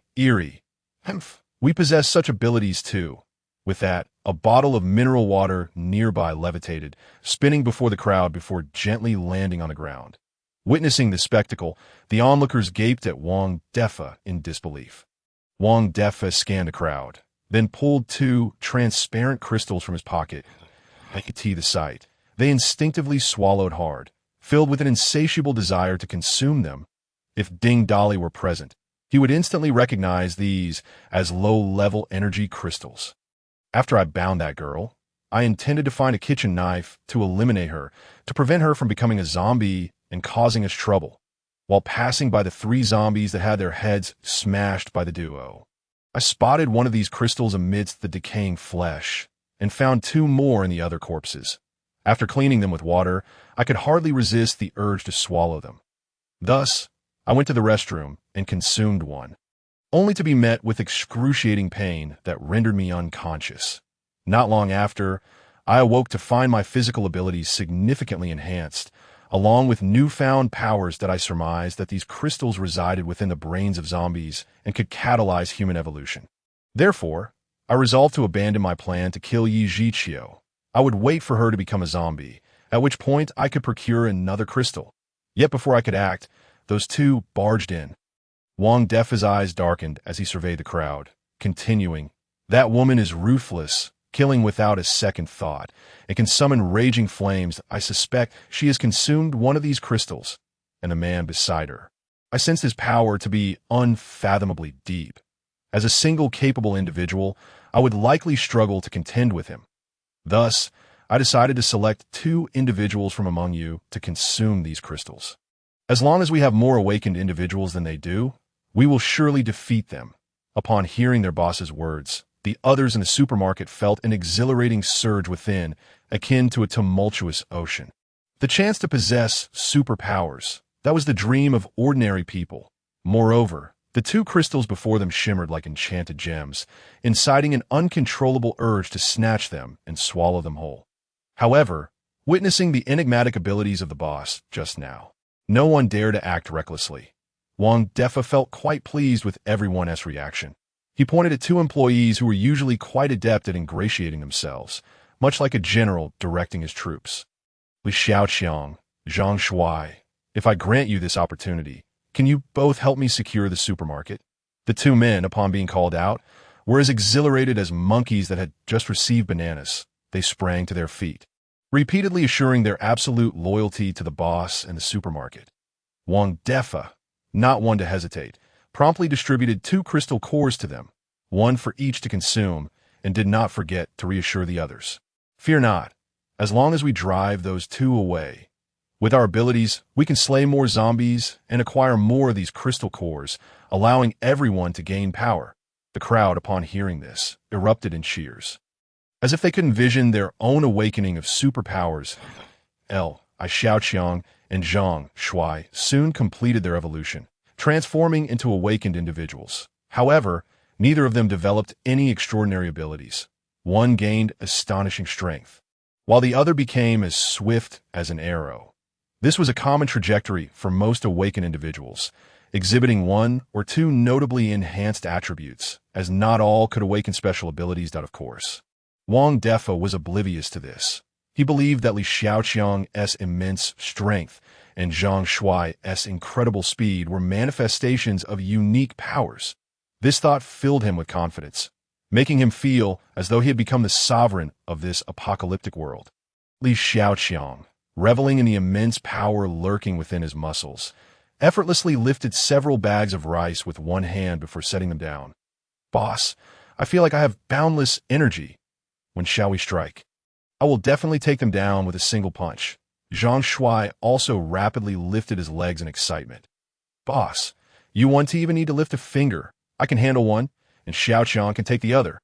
Wang Defa was elated, already concocting plans in his mind. Since it was the end of the world anyway, why not eliminate that man and keep the woman for himself? Hee, that woman is far more alluring than Xiaoya. It would surely be thrilling. Just as Wang Defa was indulging in such delightful thoughts, a female cashier interrupted him. "Did anyone hear that rustling sound? It seems there really is a rustling noise." Wang Defa listened intently. He recognized the sound. It was from a mouse hole in the warehouse, which often had rodents scurrying about. Yet he distinctly remembered sealing that hole with cement. "Ah, look over there, such a large rat." The female cashier screamed, pointing and retreating in horror as the creature emerged from atop a pile of supplies. The crowd soon spotted the rodent, gasping in shock. Its size was truly monstrous, far exceeding that of a typical household rat. Its eyes were hollow and grayish-white, and its fur bristled ominously. It looked remarkably like an enraged wild dog. "Everyone, do not be afraid. It's merely a large rat. Killing it will be a walk in the park." Li Xiaoqiang stepped forward to reassure the crowd, but just as he spoke, a torrent of other rats began to emerge behind the large one. 1, 2, 3, 4, more and more appeared in quick succession, as the first rat surged toward the crowd like an arrow released from a bow. The ensuing swarm followed relentlessly. The first rat charged straight at Li Xiaoqiang, who remained surprisingly composed. He was confident, swinging his fist in preparation to strike. However, the rat's speed exceeded his wildest imagination. Before his fist could make contact, the rat lunged like a flash of lightning, sinking its teeth into his neck, latching onto a chunk of flesh, and pulling with all its might. In an instant, a gaping wound appeared on his neck, blood gushing forth like a breached dam. The others were still in shock, and the horde of rats surged into the crowd, instantly throwing it into chaos. After Yi Zhiqiu and Ding Dali recounted their experiences in the supermarket, having already considered each other allies, they promptly resolved to aid her in seeking vengeance. Just as the three prepared to act, a series of piercing screams and desperate cries echoed from the direction of the warehouse. Uncertain of what had transpired, they hastened towards the warehouse door, but midway, the door was flung open with a loud bang, revealing three individuals, battered and panic-stricken, rushing out. A throng of enormous rats followed closely behind, like hungry tigers pouncing on prey. Upon sighting the rats, Ding Dali recognized them instantly and gasped. "What the hell? Zombie beasts! Prepare for battle!" System scanning data. The first-tier rat zombie beast had the following attributes: strength, 100, speed, 110, stamina, 100, spirit, 100. Ding Dali continued to scan numerous rats, and without exception, they were all first-tier. This was merely the first day. The evolutionary path of animals mirrored that of humans. Some became zombie beasts, while others evolved into mutated beasts. Being bitten by a mutated beast would not lead to zombification, but a bite from a zombie beast would undoubtedly result in disaster. Moreover, the unique aspect of animal evolution compared to humans was that whether mutated or zombie beasts, they could evolve simply by consuming any flesh. Humans could grow stronger by consuming mutated beasts, but if they ingested zombie beasts, they would become zombies themselves, and consuming their own kind would lead to transformation into other aberrations. The swarm of roughly 100 first-tier rat zombie beasts before them must have devoured countless flesh and kin to evolve so rapidly. Damn it! No wonder the bulk rice I bought from the supermarket had rat droppings. Just how many rats have made this place their home? They practically established a nest here. Ding Dali mentally cursed Wang Defa's ancestors. Zhiqiu, quickly conceal yourself. Hide behind us. Wait for the right moment to strike. Be extremely cautious not to get bitten. Xiaona, do not let your guard down. Give it your all. These are all first-tier zombie beasts. We must ensure every strike is lethal. We cannot allow them to surround us. The zombie beasts that had burst forth also took notice of the three living beings and sensed the abundant energy they possessed. Like ravenous rats pouncing on food, they swarmed toward them. Though they were all first tier, the disparity in strength was immense. As long as they were not surrounded, they should face little trouble. Ding Dali fixed his gaze on the approaching zombie beasts, and as they neared, he summoned all his energy, causing electric currents to surge through his body, weaving into an impenetrable net of electricity in the air. With a wave of his hand, the net enveloped the horde of zombie beasts.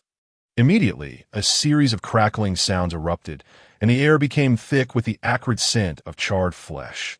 All the zombie beasts lay motionless on the ground, their bodies blackened and emitting wisps of steam.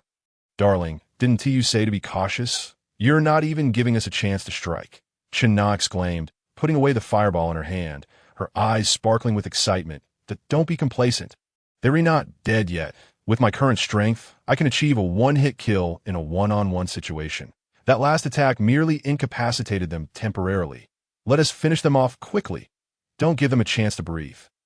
With that, Ding Dali took the lead, attacking with both hands, a heating pipe in one hand and a large kitchen knife from the supermarket in the other. Like a game of whack-a-mole, he smashed their heads one after another. After a few blows, the heating pipe remained intact, but the kitchen knife snapped in two. Damn it. What kind of quality is this? Ding Dali cursed Wang Defa's ancestors once more in his mind. He tossed aside the broken knife, but didn't pause, using his hands and feet to continue the whack-a-mole game. Ding Dali and Chen-Na's attribute data significantly surpassed that of these first-tier rat zombie beasts. Ding Dali was at the late first tier, while Chen-Na was at the mid-first tier, and the zombie beasts were merely at the early first tier. This disparity in data was akin to a chasm, granting them absolute superiority. In that moment, the zombie beasts stood like statues, unable to move, while the two swiftly harvested their lives with lightning speed. As for Yi Zhiqiu, although she could not achieve a one-hit kill like Ding Dali, a few strikes were enough to bring the zombie beasts to their demise. Soon, all the zombie beasts were eliminated. The last few, like cornered animals, struggled to rise and resist, but before Ding Dali, they were but ants against a boulder. In an instant, Ding Dali had amassed 107 first-tier energy crystal cores. What an astonishing fortune! It was known that even the most ordinary first-tier awakened individual required merely 10 first-tier crystal cores to evolve. Those with slightly better aptitude might need a dozen to evolve, and in his past life, Ding Dali had never heard of anyone consuming more than 20. Now, these first-tier crystal cores were sufficient to elevate several individuals to the second tier. For those just stepping into the apocalypse, this was undoubtedly a terrifying prospect. On the first day of the previous world, the majority of people were paralyzed by fear, cowering within the confines of their homes. Too terrified to venture outside, even a single step. Only a select few possessed the audacity to confront the zombies. As for the more formidable creatures, only the official heavy artillery had the capacity to eliminate them.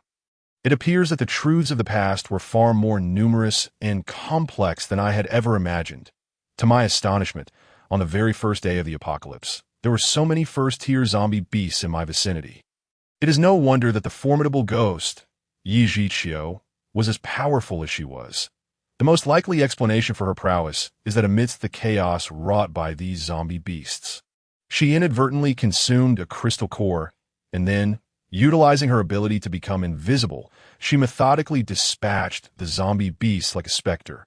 Yet, I am left wondering how she managed to maintain her invisibility for such an extended period, or whether her ability also masked her scent. These events of the past were beyond Ding Dali's experience, leaving him to speculate without any concrete knowledge. However, the bodies of these zombie beasts before him could not be squandered. If he consumed them all, it would surely elevate Ding Dali to second tier. While others might dismiss these as refuse, for him, they were treasures. His eyes gleamed with excitement as he reached for several to devour. At that moment, a shadow flickered in the corner of Ding Dali's vision. Instinctively, he dodged just in time. The shadow missed its target, landing on all fours and emitting a piercing squeak. Ding Dali then discerned that it was a larger rat zombie beast. Rat zombie beast first tier strength, 170 speed, 160 stamina, 170 spirit, 150 upon viewing the statistics of the zombie beast before him. Ding Dolly was taken aback. Good heavens! How could there be another one? This must be the rat boss. Seeing Ding Dolly ambushed, Chun Na seized a heating pipe, readying herself to attack. Ding Dolly raised a hand to stop her, speaking in a low tone. This zombie beast is unlike the others. You are not its match. Leave it to me. After landing, the rat mutant beast circled a few times, emitting a series of screeching sounds akin to metal scraping against metal. The rat's claws scraped against the ground, leaving deep gouges in the concrete with each strike on its final scrape. The rat leaped into the air at an astonishing speed, launching itself towards Ding Dolly. Ding Dolly raised the heating pipe, waiting for the opportune moment, and struck down with tremendous force. The airborne rat zombie beast was sent flying like a baseball, crashing into a row of shelves. The rat, however, sustained little injury, quickly rebounding from the wreckage. Shrieking before charging once more, the rat's strength and speed were comparable to Ding Dolly's, resulting in a fierce clash between man and beast. Yet, the rat's smaller and more agile form allowed it to evade several attacks, leaving Ding Dolly's clothing in tatters and his body marred with scratches. Were it not for their equal tier, he might have succumbed to transformation by now. In contrast to Ding Dolly, the rat zombie was faring worse. Having endured countless heavy blows, it appeared unscathed on the surface, but internal damage had rendered it somewhat unsteady. Moreover, during Ding Dolly's assault, he had wrapped the heating pipe in a layer of electricity, causing further harm with each strike. The zombie beast continuously spat out foul blood, shaking its fur in instinctive response to danger. Even the zombie beast felt the looming threat. Akati turned tail and fled towards the warehouse. Thinking it could escape after making him look like a beggar was utterly laughable. Ding Dolly bellowed, unleashing a bolt of lightning that struck the rat's rear. The rat zombie let out a howl and stumbled. Seizing the moment, Ding Dolly swiftly closed the distance to the rat zombie, delivering a powerful blow to its head, relentlessly striking until its skull was reduced to a pulpy mass, lifeless and beyond revival. Uncertain if there were any stragglers remaining, Ding Dolly conducted a thorough search of the warehouse. Aside from the remnants of flesh scattered across the floor, there was no sign of any other zombie beasts. It was a pity about the food supplies left in the warehouse. Chun Na and Yi Jiqiu followed closely, entering the warehouse to behold the carnage of shredded flesh and human remains. Chun Na remained unfazed. After all, as a member of the criminal police, she had witnessed far worse. However, upon seeing the room drenched in blood and dismembered parts, Yi Jiqiu could not help but lean against the wall and vomit. "Husband, the food is indeed all here, but surely we can't eat this? It's all rotting meat and blood." Chun Na gazed disdainfully at the pile of supplies. "Let the others have it. It's of no use to us now." However, within 3 days, many will fight tooth and nail over these items. Yi Jiqiu wiped her mouth, suppressing the turmoil in her stomach, covering her nose to shield herself from the overpowering stench of blood. She spoke with a congested voice. "It's all right. There is still a truck and a half of supplies outside, and I have the keys." She then crouched down again, retching. Ding Dolly retrieved a bottle of water from his space and handed it to Yi Jiqiu. Then spoke slowly. "We should head outside. You saw that 3 individuals fled from here moments ago. One of them was Wang Defa, although they have been bitten by the zombie beasts and will inevitably transform. One must keep their word, since I promised to eliminate them. Even if they become zombies, they must die again. With the zombie beasts dealt with, it is now their turn." As the 3 emerged from the warehouse, they spotted 3 others rummaging through the remains of the zombie beast. It was Wang Defa, Zhang Shuai, and a female sales associate who had escaped from the warehouse, perhaps sensing they were being watched. The trio looked up, locking eyes with Ding Dolly and his companions. Wang Defa's expression turned awkward, but he quickly adopted a smile, approaching with a bow like a lapdog. The other 2 exchanged glances before following suit. "Ah, little brother, it's you again. You've dispatched so many monsters in one go. We were just curious about what was going on with those things. How could the rat?" Before he could finish his sentence, Ding Dolly's fist pierced through Wang Defa's skull. "I've had enough of your pretentiousness." Ding Dolly then pointed at the other 2, continuing, "These 2 are yours.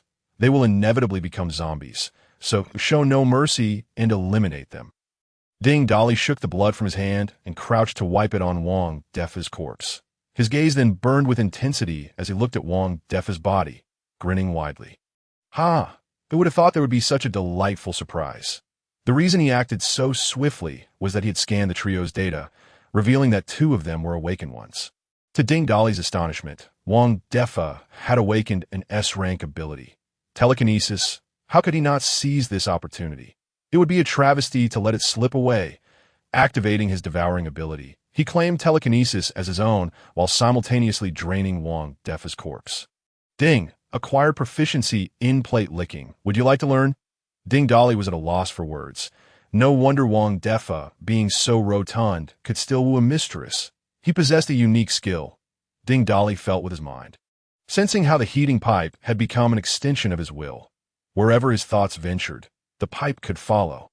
After conducting several experiments with the surrounding goods on the shelves, he concluded that, at his current level, he could manipulate objects weighing up to 100 pounds within a 10-meter radius. Control heavier items or extend his reach further. He would need to continue leveling up. While Ding Dali reveled in his newfound ability, Chun Na and Yi Zhiqiu returned after dispatching the other 2 individuals. Yi Zhiqiu wore a frown, appearing somewhat displeased. Noticing this, Ding Dali grinned and inquired cheerfully. What is wrong, little beauty? Are you upset because I didn't let you personally deal with Wang Defa? Ha! Trust me, my killing him brings far greater benefits than you would have gained by doing it yourself.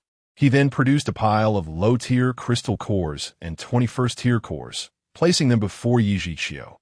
Here, this is your compensation. It's enough to elevate you to a 2nd-tier awakened one.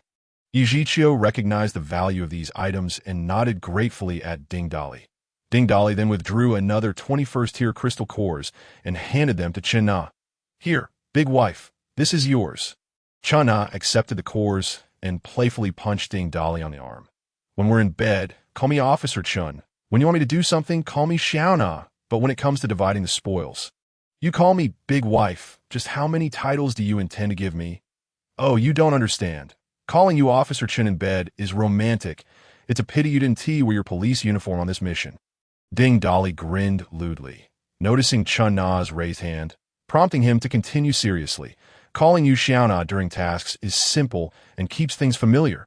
I'm being considerate, as for calling you Big Wife during the distribution of spoils. That is to remind everyone who the true leader is. Upon hearing Ding Dali's nonsensical chatter, Chen Na nodded in satisfaction.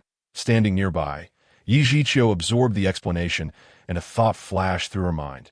This man is truly shameless. Enough of this. Let us absorb the crystal cores right here. Once we've all leveled up, we'll gather supplies and head home. After saying this, the 2 women were about to sit down on the ground to absorb the crystal cores when Ding Dali gently tugged at Chun Na, signaling her to come over. Walking behind several shelves, Chun Na, puzzled, asked, "Aren't we supposed to absorb the crystal cores? Why did you bring me here?" "It's nothing," Ding Dali replied. "What do you mean, it's nothing? What are you talking about? I don't understand." "I said it's nothing. Damn it, my words have been deleted.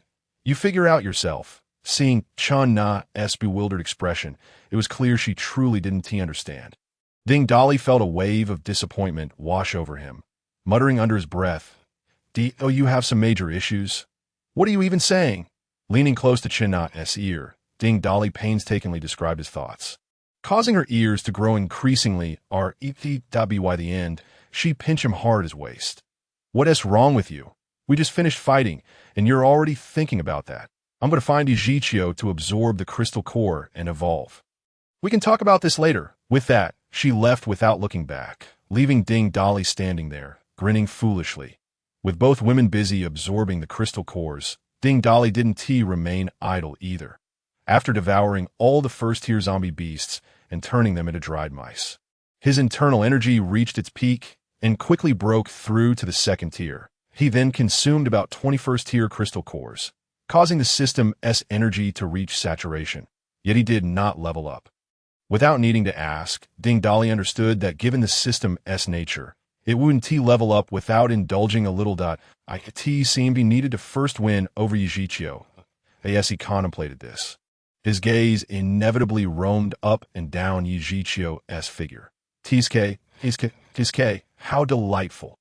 Having successfully completed her evolution, Yi Zhiqiu suddenly felt as if she were being watched by a predator, prompting her to shiver involuntarily. Turning around, she caught Ding Dali staring at her with a lovesick expression, sending chills down her spine and making her heart race with doubts. Is this man I chose really of sound mind? Why does he seem so peculiar? Despite these thoughts, she maintained a poker face as she approached Ding Dali and handed him the remaining crystal cores. There were a little over 10 basic crystal cores left and 4 first-tier ones. Ding Dali cleared his throat awkwardly, accepting the crystal cores while surreptitiously taking the opportunity to touch Yi Zhiqiu's hand. Cough. I consumed 16 first-tier crystal cores. Not bad. You indeed have great potential. You can keep the rest of the crystal cores for yourself, but to level up again, you will need second-tier ones. First-tier cores will no longer provide significant enhancement at that moment. China also completed her evolution and stood up, teasingly saying, "Hubby, I have 3 crystal cores left, but I want to give them to you. I'll give you some candy tonight." System, check the data of the 3 individuals. Name, Ding Dali, second tier, awakened strength, 230 speed, 230 stamina, 240 mentality, 250 abilities, devour. Space A, lightning S, telekinesis S. Name, China, second tier, awakened strength, 205 speed, 210 stamina, 205 mentality, 210 abilities, fire manipulation. A. Name, Yi Zhiqiu, rating, 91, second tier, awakened, female, strength, 200 speed, 220 stamina, 200 mentality, 210 abilities. Invisibility, A. Seeing the data of the 3 individuals, Ding Dali could hardly contain his excitement. He had initially thought that leveling up to the second tier would require a lengthy wait, but he never anticipated that this trip to the supermarket would yield not only an expert from his previous life, but that each of them would achieve an upgrade. More crucially, he had also devoured a powerful ability. In his previous life, Ding Dali had been solely focused on rescuing Tang Bingbing, neglecting the collection of supplies. By the time he arrived at the supermarket in search of resources, it had already been stripped bare. Who could have foreseen that such treasures lay hidden within this modest supermarket? If Wang Defa had not encountered either the zombie beasts or Yi Zhiqiu, he might have survived. He could have thrived in the apocalypse, becoming a formidable figure. However, there are no what-ifs in this world. In his past life, Wang Defa perhaps had a slim chance of survival. Yet in this life, he faced an inevitable demise with no options left. After the 3 gathered all the usable supplies from the supermarket, Ding Dali also took all the lollipops from the cash register. Why else would he be there? Yi Zhiqiu, like a magician, produced 2 sets of truck keys, waving them in front of Ding Dali, reminding him not to forget the 2 vehicles full of supplies. Ding Dali looked at Yi Zhiqiu in astonishment, utterly perplexed. Where on earth did she hide the keys in that pocketless nightgown? Stepping out of the supermarket, night had already fallen. Ding Dali decisively chose not to head to the Sunflower, but to return to the residential area first.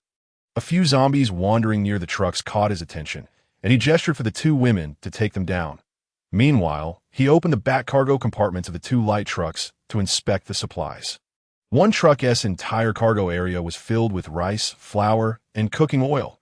There were also boxes of fruits and vegetables. The other truck was neatly stocked with instant foods and snacks. Without hesitation, he transferred all the supplies from the light trucks into his space, ensuring the vehicles themselves wouldn't go to waste. Ding Dali took the wheel of one truck, leading the way, while Yi Zhiqiu followed closely in the other.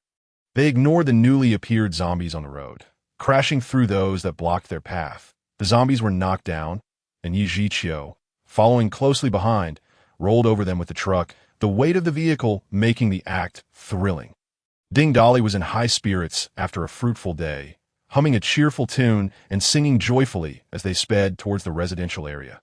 The security guard at the entrance, upon seeing the 2 trucks approach, was about to lean over the window to call for help, but upon realizing they had no intention of stopping, he stomped his feet in frustration, cursing under his breath inside the security booth. After parking the trucks at the entrance of the building, the 3 entered the house, covered in blood from battle and with impurities from their evolution. They all smelled as if they had just emerged from a garbage dump. They took turns washing up and changing into fresh clothes. If it weren't for Tang Bingbing's penchant for shopping, Ding Dali wouldn't have had any clothes for the two women to change into. Ding Dali thought to himself that he needed to find time to gather more clothing, as many would be ruined during battles. Of course, in the future, that wouldn't be necessary, as new materials would be available for making clothes that were more durable and resilient, such as the silk produced by mutated silkworm beasts, mutated cotton, and the skins of mutated beasts. In his previous life, Ding Dali had worn a jacket made from the skin of a horse mutated beast, which was quite sturdy and durable. After washing up, Ding Dali took out some vegetables, braised meat, and several skewers of grilled kidneys, placing them all on the table. Who among you can cook? So much had happened that day. And in this unfamiliar environment, Yi Zhiqiu felt a bit uneasy. When she heard Ding Dali's question, she raised her hand and quietly said, "I can cook. I usually do it since it's just my dad and me at home." Mentioning her father made her eyes slightly red, and her expression turned melancholic. Noticing her demeanor, Ding Dali took out a box of beer from his space and placed it on the table. "From now on, we are family, and we must live well in this damned apocalypse. I propose we have a drink tonight to welcome our new family member." Yi Zhiqiu understood that this man was trying to comfort her, and warmth filled her heart. She smiled and nodded, then picked up the ingredients to start cooking. Chen Na nudged Ding Dali with her elbow, wearing an expression that said she understood everything. "Wow, hubby, you sure know how to charm the ladies. But where did those grilled kidneys come from? I don't remember us collecting any." "Officer Chen, come back to the room. I have something to discuss with you and review the battle." "Hey, what are you doing?" "There are others here," Chen Na playfully chided, but Ding Dali ignored her, shutting the door with his foot as they began to ponder the events from the supermarket earlier that day. Time passed. While cooking in the kitchen, Yi Zhiqiu heard noises coming from the bedroom, causing her face to flush red. Waves of emotion stirred within her, making her chop vegetables faster than she intended. When she emerged from the bedroom, the table was already filled with dishes, and Yi Zhiqiu sat there, bored, staring at her phone, having likely waited for quite a while. Ding Dali wore a triumphant expression, while Chen Na trailed behind, her face still flushed. Upon seeing the two emerge, Yi Zhiqiu put down her phone and cleared her throat to mask her embarrassment. "Ahem, the food is getting cold. Hurry and sit down to eat." Ding Dali, unabashed and with remarkable fortitude, took a seat, casually grabbed a piece of food, and stuffed it into his mouth. Before he had even swallowed, he raised his thumb in enthusiastic praise. "Zhiqiu, your culinary skills are truly commendable. Eldest wife, come and taste this. Replenish your strength." Chen Na's face flushed even deeper at his words. The trio enjoyed their meal, while sipping on the beer collected from the farmer's market. Initially, the atmosphere was somewhat awkward, but following a few risque anecdotes from Ding Dali, the mood at the dining table grew lively. Yi Zhiqiu began to engage more in conversation, suddenly recalling something.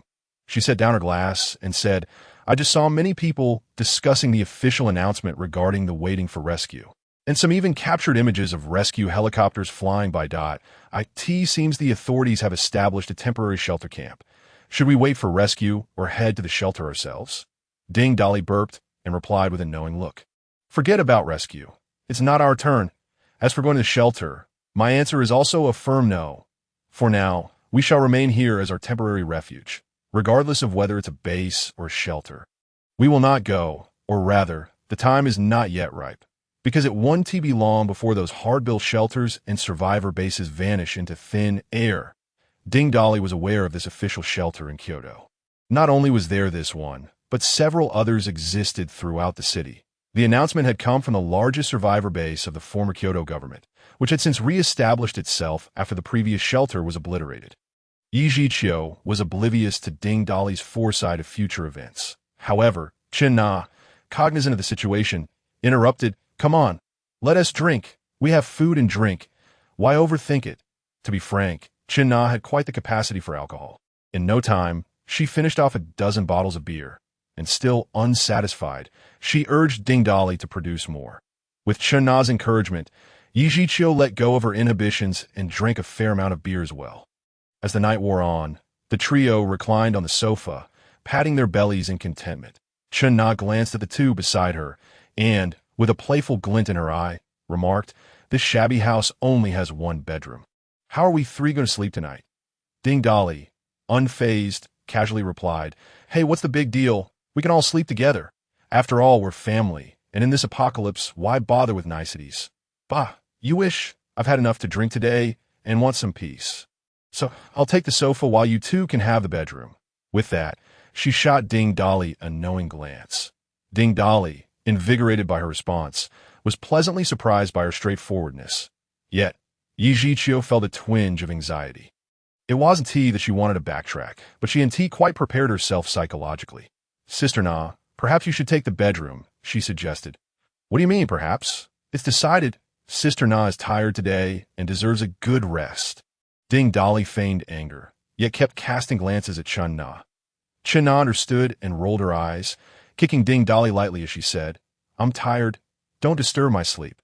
Hurry up and take your Zhiqiu sister and get out. Hearing this, before Yi Zhiqiu could respond, Ding Dolly seized her hand and retreated to the bedroom. Aware she couldn't escape, Yi Zhiqiu followed him in obediently. Once inside the bedroom, Ding Dolly helped Yi Zhiqiu sit on the edge of the bed. Suddenly, his expression turned serious as he fixed his gaze on her. Zhiqiu, you should understand what's about to happen. I don't want to force you. That would be pointless. I'm giving you a choice. If you're unwilling, I want to press you. Come dawn, we'll part ways. But if you wish to stay with me, I can't guarantee anything, but I can promise you that I will ensure your survival in this apocalypse. If you disagree, shake your head. If you agree, nod. Yi Zhiqiu, captivated by the suddenly earnest man before her, found herself momentarily lost in thought. This seemingly ordinary man had not only saved her, but also helped her avenge herself, awakening her potential and granting her the means to survive in this dire world. Reflecting on the day's events, her emotions ebbed and flowed until, without realizing it, a tear rolled down her cheek. This man, though unremarkable in appearance and often frivolous with words, seemed genuinely kind to his own and possessed formidable strength. Indeed, a commendable choice in this world.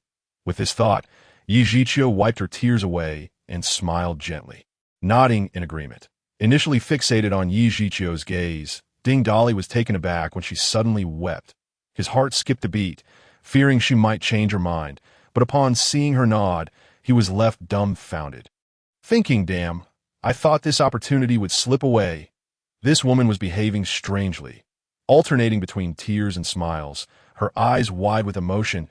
I'm ready to fire my shot. As the night deepened and tranquility enveloped the room, Yi Zhiqiu fell into a deep slumber. Ding Dolly leaned against the headboard, waiting for something, when the system's voice chimed in. Ding! The system has successfully leveled up to the second tier. Reward space has increased to 3,000 cubic meters. Reward function, good and evil value inquiry. Ding! The task of species propagation has been completed. New goal established. Reward, 20 tons of supplies. Ding! Detected 3 more completed tasks with target individual Chun Na. Reward, 10 tons of supplies. System, how do you calculate these supply rewards?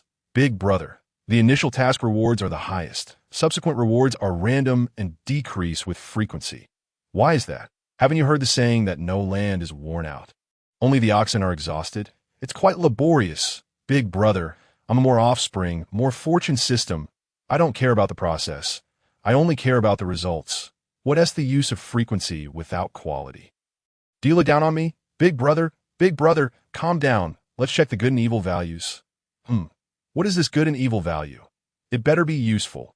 The good and evil value is a quantitative measure of how friendly others are towards you. A score of 100 is perfect. The higher the score, the more friendly they are, and the lower the score, the greater the hostility. Doesn't that seem quite useful?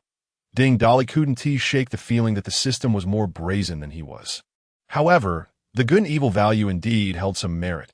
After all, in life, one must rely on acting skills. Some people won't reveal their true nature until they stab you in the back. System, check the good and evil values for Chun Na and Yi Zhiqiu. Ding, Chun Na good and evil value. 99. Ding. Yi Zhiqiu good and evil value. 85. System. Can these scores betray me? Ding Dolly, having endured the pain of betrayal in his past life, had become particularly sensitive to loyalty in this life. Big brother, to be precise, the higher the score, the less likely they are to betray you. A score of 100 indicates absolute loyalty. They will never betray you. Above 90, betrayal is unlikely. Above 80, the probability of betrayal is relatively low. However, any actions that violate the other party's will or endanger their life could lower their good and evil value, potentially leading to betrayal. It appeared that the good and evil value was indeed quite useful. To survive in this apocalypse, one must have a reliable team, and the good and evil value is the best way to select allies. Ding Dali glanced at the sleeping Yijichio beside him, muttering to himself, "This troublesome woman, she is already soaring high, yet her score is still so low. I should have done more to her, until she submits." With this thought, Ding Dali couldn't help but grab Yijichio, who frowned and turned over. Ding Dali didn't care if outsiders bore hostility towards him. He could deal with them. What truly mattered to him was the betrayal of his own. Little did he know. It was rare to encounter someone with such a high good and evil value on the first day. After a brief rest, he glanced at the time. It was 2 in the morning. Ding Dali rose, dressed, and quietly made his way to the living room. He intended to secretly visit the Sunflower Hotel to find Chen Xiqing, as he believed he could handle the revenge matter by himself.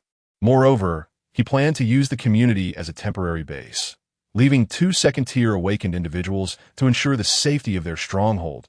He extracted ample supplies from his space and gently placed them on the ground, then wrote a note for Chun Na, leaving it on the table.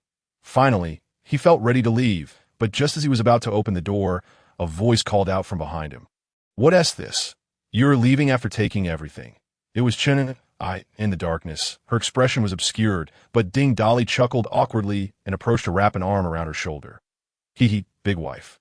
I am just stepping out for a bit. I didn't want to wake you too. Why leave so many supplies behind?" I Ding Dali stammered, tried to find a response, but Chen I interrupted him with a hug. "All right, just teasing you. Knowing that you are heading to the Sunflower Hotel, please take care and await your return." Upon hearing Chun Na's words, Ding Dali was deeply moved, and his hands instinctively moved to grasp Chun Na's waist affectionately. We still have time. Why not sharpen our skills a bit before I head out to battle? Get lost." "All right." After relaying a few matters, Ding Dali had just stepped out of the hallway when a notification chimed. "Detection complete. Chun Na's morality value has reached 100. Never to betray.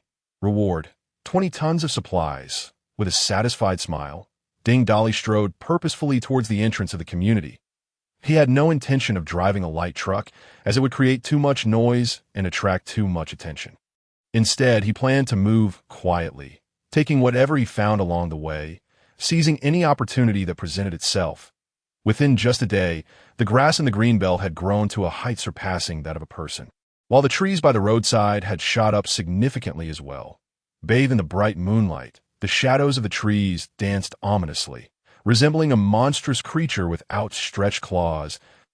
As he approached the intersection leading to Lianhua Supermarket, he encountered relatively few zombies. However, shortly after crossing the intersection, scattered zombies began to appear on the road.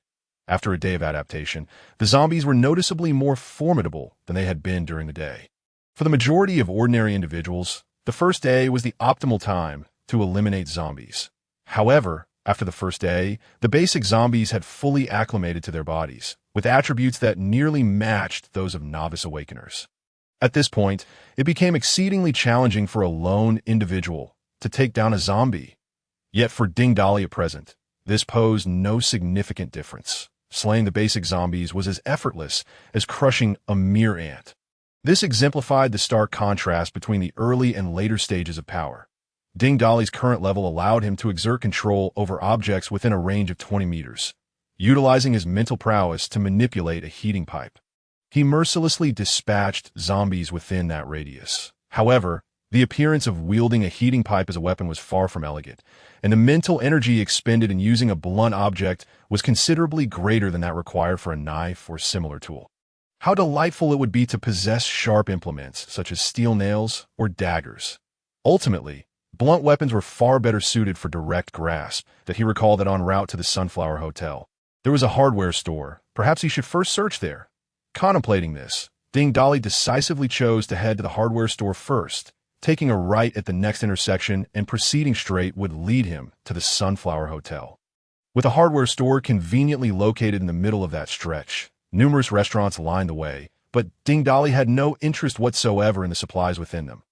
Don't ask why. The answer lies in Ding Dali's previous experience as a food delivery person. On this very street, aside from the food from a fried chicken shop being somewhat acceptable, everything else was utterly repulsive, with food hygiene being a mere joke to them. With ample supplies at his disposal, there was no need for Ding Dolly to stoop to consuming food that resembled filth. Nevertheless, as he passed by the fried chicken shop, he casually packed up all the food within. The fried chicken shop was run by a mother and daughter, who were far less fortunate than the employees of Lianhua Supermarket, having already succumbed to becoming zombies. Ding Dolly had frequented this shop, forming a certain familiarity with the pair. Thus he showed no mercy as he sent them off to their final rest. The hardware store was adjacent to the fried chicken shop, and Ding Dolly employed his lock-picking skills to pry open the roll-up door. Just as he opened the door, a glint of cold steel flashed before him. Ding Dolly quickly raised the heating pipe to block the attack, and axe struck the heating pipe with a resounding clash, sending sparks flying in all directions. Ding Dolly's strength was immense compared to an ordinary person. The force of the blow caused the axe wielder to stagger back several steps before barely regaining balance. The man then exclaimed, "What on earth? Are you human or a zombie? Am I a human or a zombie? You come in swinging an axe at me. If I were a zombie, I would have already devoured you." Ding Dolly retorted irritably as the hardware store remained unlit, casting everything into darkness. He turned on the flashlight on his phone to survey his surroundings. However, upon switching on the flashlight, the axe-wielding man halted him. "Are you trying to get yourself killed? Be cautious. You might attract zombies." Pulling down the roll-up door once more, the middle-aged man finally felt reassured enough to turn on the lights and scrutinize Ding Dolly from head to toe. "You young man, how reckless you are. What brings you out at this hour? Aren't you afraid of being devoured by zombies? And why did you pry open my door? You could attract zombies here." Despite the barrage of reprimands, Ding Dolly was not offended. Instead, he began to meander through the hardware store. This establishment spanned roughly 100 square meters, with a steel structure creating 2 levels. Various goods lined the large shelves, ranging from screws to an array of power tools. After surveying the store, Ding Dolly selected 2 boxes of steel nails and turned to the store owner, asking, "Sir, what is the thickness of your thickest rebar?" The somewhat irked owner was momentarily taken aback by the inquiry, skeptically asking, "You came out at this late hour just to buy supplies?" Noticing the owner hesitating, but eventually nodding, the store owner quickly donned a smile. "Why didn't you say you were here to buy supplies?" "Yes, we have rebar. You arrived just in time. A client ordered a batch of 50mm diameter rebar a few days ago." As he spoke, he approached a green tarpaulin, lifting it to reveal neatly arranged rebar of various sizes, with several pieces of 5cm diameter rebar resting on top, each approximately 2 meters long. Ding Dolly picked up a piece of rebar to gauge its weight. Finding it to be just right, he continued, "Sir, can this be cut down to about 1.7 meters? Certainly, we have a large hydraulic cutting machine. However, I can only sell you 2 pieces, as I need to reserve the rest for my client."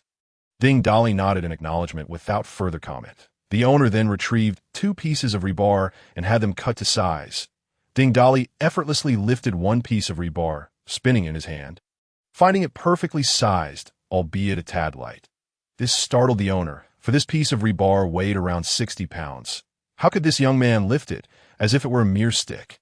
"For 2 boxes of steel nails and 2 pieces of rebar, I will trade for supplies. What do you think is fair?" "Supplies? What supplies? You're not paying in cash." Upon speaking this, the owner felt a wave of nausea wash over him. Having been trapped in the store for a day without food, the uncertainty of when rescue would arrive weighed heavily on his mind. Supplies were indeed valuable, but filling his stomach took precedence. He thus amended, "Supplies are fine too. What do you have?" "Water, bread, instant noodles." Ding Dolly listed a few items succinctly. The owner pondered for a moment, feigning great difficulty. "How about this? A case of mineral water and a case of instant noodles. And you can take those." Hearing the owner's offer, Ding Dolly was momentarily speechless. In this apocalypse, such worthless metal scraps held no value, and not even a single person would want them for free. Conversely, food and water were exceedingly precious. Moreover, he could easily take what he wanted, yet he instinctively chose to barter as he would in his past life. Ding Dolly placed a bottle of water and 2 packs of instant noodles behind his back. "This is all I have. 1 bottle of water and 2 packs of noodles." Upon seeing the food and water, the owner couldn't help but swallow hard, having gone a day and night without food. The churning of his stomach was unbearable. However, he dismissed the items outright, raising his voice. You think this little bit is enough for a trade? This wouldn't even satisfy one meal. Are you joking? No deal. Get out. As he spoke, he began to push Ding Dolly towards the door, yet clutched tightly onto the food and water. If we're not trading, then return my items, Ding Dolly stated coldly. What items? There are no items here. This is not your stuff? The owner adopted a defiant attitude, clearly intent on keeping the food for himself. In his eyes, 2 packs of noodles and a bottle of water were insignificant. Ding Dolly narrowed his eyes. A hint of coldness seeping through. If you are unsatisfied with the price, then I will take everything in this store. Upon hearing this, the owner laughed mockingly as if he had heard the most absurd joke, regarding Ding Dolly with a look of disbelief. Ha! Young man, don't be so foolish. I have merchandise worth millions here. How much supplies do you think you can trade for? Stop wasting my time. Scram. Otherwise, don't blame my axe for being indiscriminate. With a few vigorous swings of the axe in hand, his eyes widened in a fierce glare directed at Ding Dolly. The boss, brandishing his axe menacingly before Ding Dolly, found his weapon suspended in midair. Yet before it could be lowered, 2 steel nails pierced directly through his brain. Observing the hardware store owner sprawled on the ground, his forehead oozing a gruesome mixture of red and white. Ding Dolly spat at him and mimicked his previous arrogant tone, declaring, curses aside, commotion aside, not a single item shall be left behind, after collecting every last item from the store into his space. Ding Dolly, satisfied with his haul of rebar, proceeded to raise the roll-up door once more. His earlier outburst had drawn a few zombies to gather at the entrance. With a few swift strikes of the rebar, he effortlessly dispatched them with gratifying headshots.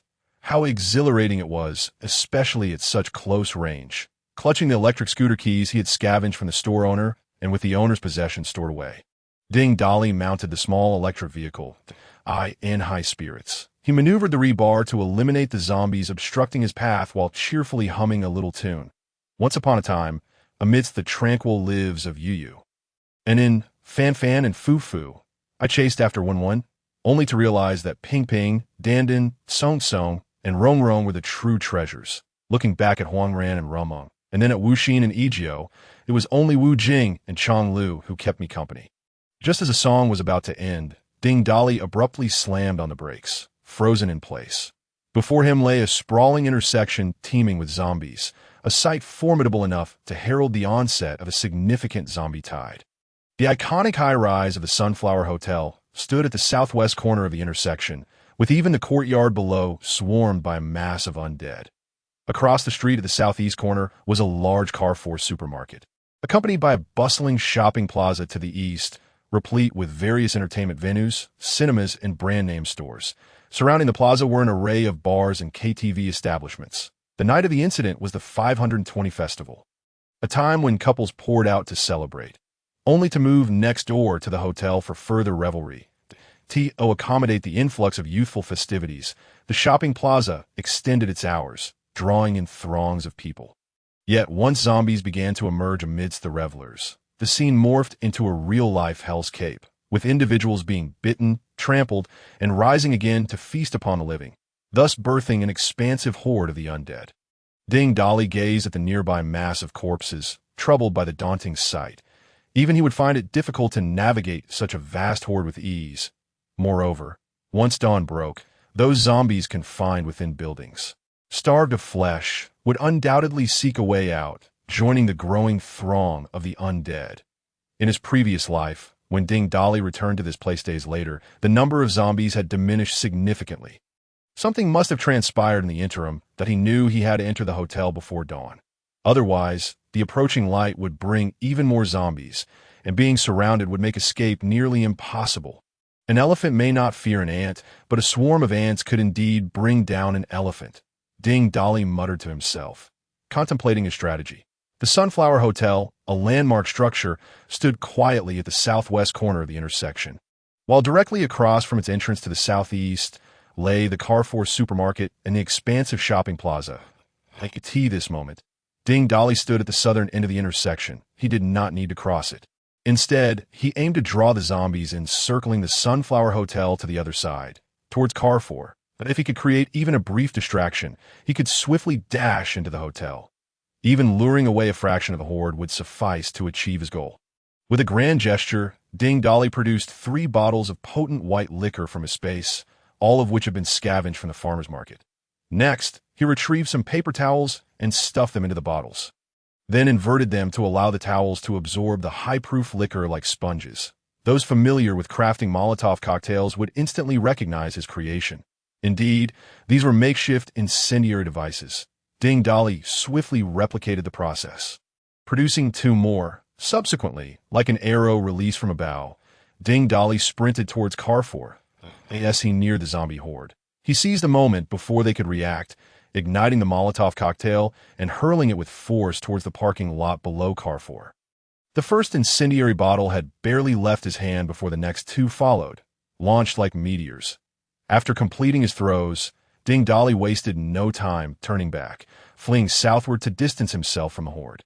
Ding Dolly's strength had grown astonishingly, allowing him to throw the Molotov cocktails considerable distances. However, the marksmanship skills he had honed with the cavalry seemed of little use in this endeavor. The first 2 incendiary devices landed clumsily on the ground. Yet, fortuitously, they did not extinguish. The high-proof liquor erupted into flames like a ferocious dragon at the same time. The 3rd bottle struck a nearby car, triggering its alarm to blare in a cacophony that harmonized with the rising flames. As the fire spread, several other vehicles ignited like barrels of gunpowder, crackling loudly in response. The alarms rang out in disarray, echoing through the night, in the silence of the night, where only the low growls of the zombies could be heard. The sudden blare of car alarms shattered the stillness, rousing the previously aimless zombies into a frenzy. Flooding towards Carrefour like a relentless tide, the undead gathered below the Sunflower Hotel also began to surge outward. With many confined in their rooms, smashing through windows to plummet down, some landing atop their fellow zombies, while others met their demise in a splatter of flesh. Thankfully, the Sunflower Hotel featured an underground parking lot. Had it been like Carrefour with above-ground parking, even a single zombie colliding with a vehicle could have jeopardized all of Ding Dolly's meticulous planning. As the majority of the zombies in the hotel courtyard streamed out, those remaining found themselves jammed at the entrance. It was not that they were unwilling to leave. Rather, the road outside had become so congested with zombies that it was utterly impassable, leaving the remaining undead helplessly stuck. Ding Dolly swiftly maneuvered to the side of the courtyard, leaping gracefully into the enclosure. As he dashed towards the hotel entrance, he wielded the rebar with fervor, continuously dispatching the zombies that barred his way. The novice zombies fell one after another to Ding Dolly's strikes, as he deftly wielded the weapon with the precision of a seasoned warrior, appearing as a legendary hero from the annals of history. Charging through enemy lines in the blink of an eye, he reached the hotel entrance. The porch below was devoid of any zombies, all having been lured away.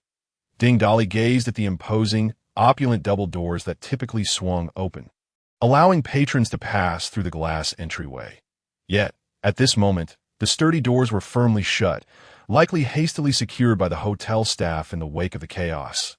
Although the doors were grand, they posed no challenge for the locksmith extraordinaire that Ding Dolly was. Within moments, he had unlocked the entrance and swiftly relocked it behind him. Simultaneously, within the private residence at the top of the Sunflower Hotel, Chun Siching and several others stood by the window, witnessing the unfolding drama below. They stared in astonishment at the figure who had fought his way through the throng of zombies to reach the hotel entrance. Due to the sheltering porch, they could not discern whether he had successfully entered the hotel. Wheezy, captivated by the man's audacity and strength, inhaled deeply, his heart racing. He turned to the pensive Chun Siching, inquiring, "Brother Chun, that kid downstairs is incredible. He dares to charge headlong into such a horde of zombies. It seems he is heading for the hotel. Could he be the old man's savior? Do you think he made it inside?" Unlikely to be the old man's man. In this world, it's all zombies now, and our family is largely absent from Kyoto City. Even if someone were sent to rescue me, they wouldn't arrive so swiftly. This person likely has his own motives for coming to the hotel, Chun Siching replied, his gaze darkening as he contemplated the scene outside, the metallic sphere in his hand morphing continuously. Damn it. If only the hotel surveillance room hadn't been locked by that little girl, Yu Xiaoyu. Otherwise, we could have checked the footage to see what that man was up to, one of Chun Xiqing's subordinates. Zhang Jun lamented, "Brother Chun, why don't we just break into the surveillance room and drag out those women? Then Yu Xiaoyu would be at your mercy. I've told you countless times, Tian Liang. Don T act impulsively when faced with the situation. You know full well what happened yesterday when I had to kill those 2 women turned zombies. My 2 guards were killed in the process. And you want to smash the surveillance room door? It's reinforced beyond the others. If we can't break it down, what happens if the zombies trapped in the other rooms come out? We are not equipped to handle that many zombies." Chun Xiqing admonished his subordinate, Tian Liang, before his mind raced ahead, continuing his thoughts. "Tian Liang, Zhang Jun, you 2 descend to the lower level and seek out those survivors who have sought refuge here. Inform them that whoever can pry open the door to the surveillance room shall be granted full membership among us, with no worries about food and drink in the future. And do find a few decent women from that group to bring up. I am utterly tired of Zhang Ting. Huizi, Zhang Ting is now your responsibility. Ha. I'm done with her." Huizi bowed his head in gratitude, his gaze drifting towards the corner where the tall woman in a bikini. Zhang Ting was huddled. She was the tallest among the 3 bikini-clad women by the pool, yet now she lacked the radiance she once had, her body marked with bruises as she curled up in the corner, shivering as if she had endured considerable suffering. Zhang Jun and Tian Liang took their orders and headed to the lower level to notify the survivors and find women, while Huizi draped a set of men's clothing over Zhang Ting and carried her out of the room. In the grand and luxurious living room, only Chun Xiqing remained, standing by the window, gazing down at the corpses sprawled below it on the 2nd floor of the Sunflower Hotel. This area served as the logistical office. Typically, apart from the staff, no customers frequented this level, where the surveillance room was located to safeguard the hotel's privacy. The door to the surveillance room was reinforced, featuring a sturdy anti-theft door in addition to a heavy wooden door, providing double protection. Inside the surveillance room, several women stood by the window, witnessing the events unfolding below. Suddenly, one woman stationed in front of the monitor exclaimed, "Come quick! That man is incredible. He isn't afraid of the zombies at all." And he has managed to pry open the main door to the hotel lobby. The zombies in the lobby were effortlessly dispatched by him. The leading woman among them was clad in a form-fitting short skirt and a white blouse, her professional attire accentuating her curvaceous figure and refined features, exuding the aura of a modern urbanite. This was Yu Xiaoyu, who, upon hearing her companion shout, rushed to the monitor, staring intently at the man standing in the first-floor lobby. Momentarily entranced, I essed him. Yu Xiaoyu recognized Ding Dolly from a photograph she had glimpsed when the police came to inquire about Tang Bingbing. "This man is so formidable. I wonder if he can help us escape this predicament." "Xiaoyu, I'm starving. I feel like my stomach is touching my back," spoke a plump girl, licking her lips and swallowing hard, as if attempting to momentarily alleviate her hunger. "Rian, please hold on a bit longer. We are all ravenous, and I am certain we will find a way out. You know how ruthless Chun Xiqing is. He shot many people and hoarded all the food to the top floor. He is even trying to capture us. That I know Chun Xiqing all too well. He has always acted lawlessly and done outrageous things. Moreover, the chaos outside has completely isolated us. The consequences of being captured by him are unimaginable. We must not seek him for food. We must find another way to survive. Xiaoyu, we're all counting on you. Do you have any good ideas?" "Exactly. Xiaoyu, you are the clever one. Think of something quickly. We cannot remain trapped here forever. I'm so dizzy from hunger." The women began chattering amongst themselves, and the plump woman stood up, moving beside Yu Xiaoyu, and spoke in a loud voice. "Listen up. Everyone, we are all saved by Xiaoyu. If it weren't for her, we would either be dead or captured by Chun Xiqing. Since we all trust Xiaoyu, I propose we elect her as our leader." "I agree. If it weren't for Xiaoyu, I would have been shot." "I concur. We all agree." The women unanimously raised their hands in support. The plump woman gestured for silence and continued, "Since we are making Xiaoyu our leader, we must believe she will find a way to lead us out of this hotel. I, Lu Ruyan, have complete faith in her." After Lu Ruyan's declaration, the women began to discuss again. "Ruyan, we believe in Xiaoyu too. But I'm somewhat afraid. The outside is filled with fearsome zombies. Can we truly escape? Even if we do get out, where shall we go? I see that this young man who has fought his way in is remarkably skilled. Perhaps we should ally with him? But what if he is even more ruthless than Chun Siqing? Yu Xiaoyu, listening to the discussions, cleared her throat. The room fell silent as all eyes turned to her. Ahem. Let us first observe this individual who has entered the hotel that, if I am not mistaken, he has come to confront Chun Siqing. The enemy of my enemy is my friend. Perhaps we can join forces. Upon hearing this, Lu Rian's eyes sparkled as if she envisioned fried chicken and hamburgers before her. Rubbing her chubby hands, she asked Xiaoyu, "How do you know this person is here to trouble that scoundrel Chun Siqing? Do you know him? If we can truly collaborate with him, he is so formidable that we might actually escape. That is a long story. For now, let us observe him that I cannot say for certain. But from what I know, even if this man is an enemy of Chun Siqing, he may well be a devil himself." Why Yu Xiaoyu shuddered at the thought of the suitcase filled with corpses she had seen him carry upstairs. Just as she finished speaking, a loud banging echoed against the surveillance room door, suggesting that a considerable number of people were outside. Alongside the banging, voices shouted, "Women inside, come out." The sudden noise startled the women within the surveillance room. Yu Xiaoyu stepped forward a few paces and called out, "Who are you? Why are you banging on our door?" Upon hearing a response from within, the banging ceased momentarily, and a loud, arrogant voice replied from outside. "What does it matter who we are? All you need to do is break open the door and hand you over to Chun. We can then reside on the top floor, with Chun providing all our needs. Chun even said that we can choose from the leftover women you are. Haha. Aren't you afraid that the noise will attract the zombies, leading to your doom? Afraid? We're all going to die sooner or later. I'd rather take a gamble than starve to death. Brothers, don't listen to this woman. Keep banging." With that, the banging resumed, even more forcefully this time, no matter how sturdy the surveillance room door was. It would not withstand such relentless assault for long. Some women were already frightened to tears, and Lu Ruyan, seeing this, scolded, "Why are you crying? When they come in, you all hide behind me. I'll crush a few of them." Yu Xiaoyu furrowed her brow. The situation was dire. If the door were to be breached, the fate of these women was all too clear.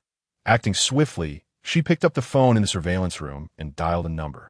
Meanwhile, across the street at the Carrefour supermarket, a group of men clad in security and logistical uniforms observed the scene unfolding below from the windows of the store. The Carrefour supermarket consisted of 5 floors.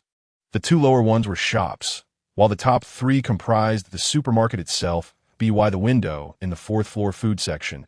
Many makeshift bedding items were strewn about. A group of men stood at the window, watching the gathering zombies below, gasping in shock, their foreheads drenched in cold sweat. One slender young man turned to the burly security leader in his 30s and exclaimed, "Damn, Longo.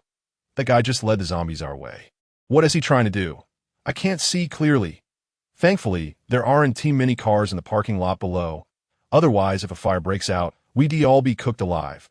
The leader, Longo, stared out the window for a moment before solemnly commanding, "This man is not simple that I can see that he has drawn the zombies here to relieve the pressure on the opposite side. I saw him charge into the horde and take down many zombies with ease, almost all with a single strike. Moreover, he seems to have successfully entered the Sunflower Hotel." Realizing something suddenly, he ordered, "Quick, take the brothers to the 1st floor and pile all the furniture from the shops at several entrances. While there are rolling shutters, the sheer number of zombies necessitates precaution." Once the brothers departed, Longo gazed at the tide of corpses outside, murmuring to himself, "Why is it that someone who has consumed the crystal core is so powerful? While I wonder what this person intends to do at the Sunflower Hotel." Ding Dali remained unaware that 3 groups were watching him. Upon entering the hotel lobby and pressing the elevator button repeatedly without response, he recalled that this hotel required a special elevator card for operation. Usually managed by designated personnel, that it would be impossible for Ding Dali to climb all 30 floors. Akin to playing an arcade game, he rummaged through the front desk, where under normal circumstances, an elevator card should be available. However, just as he was searching, the phone on the front desk suddenly rang, startling him. Who in the world is booking a hotel in this apocalypse? In a hushed murmur, a voice of curiosity compelled her to answer the call. On the other end, a cacophony erupted, a series of thuds reminiscent of something being struck, interspersed with piercing female screams, all accompanied by an urgent voice. "Mr. Ding, I know you're here for Chen Xiqing. If you recklessly approach, you will surely suffer. I have detailed information about him. Just come to the second floor and help us, and I will tell you everything." "Who the hell are you?" Ding Dali's response left the caller momentarily stunned. Yet, as the thudding grew louder, the urgency in the other person's voice escalated. "Mr. Ding, there are 18 women in the monitoring room, and someone sent by Chen Xiqing is trying to break down the door. If you rescue us, I will agree to any condition." After a flurry of screams and chaos on the line, the call abruptly ended. Ding Dali stared at the receiver, bewildered, before piecing together the situation. No wonder there's such a thumping sound in this hall. I thought it was zombies banging at the door, but it turns out to be fools trying to force their way in. 18 women must include some who meet the requirements. Moreover, they are the women Chen Xiqing desires. I must act. No, I must save them. With that, he strode calmly toward the staircase. As the saying goes, haste makes waste. He decided to let the girls panic a little longer while he prepared to play the hero. The door to the monitoring room was assaulted by a group of individuals like ravenous tigers, their desperation fueled by the shrill cries of women from within. The adrenaline surged as they heard the screams, and soon the security door crumpled like paper. The wooden door cleaved open by a fire axe. Upon seeing the cluster of women in the monitoring room, the men's eyes seemed to ignite with green flames, and they charged in like a pack of frenzied wolves. The women stood defenseless, while the men brandished various weapons. Despite their numerical advantage, the women were quickly overpowered, with only Yu Xiaoyu and the formidable woman, Lu Rian, continuing to resist valiantly. Goodness, this hefty woman possesses incredible strength, Ding Dali thought.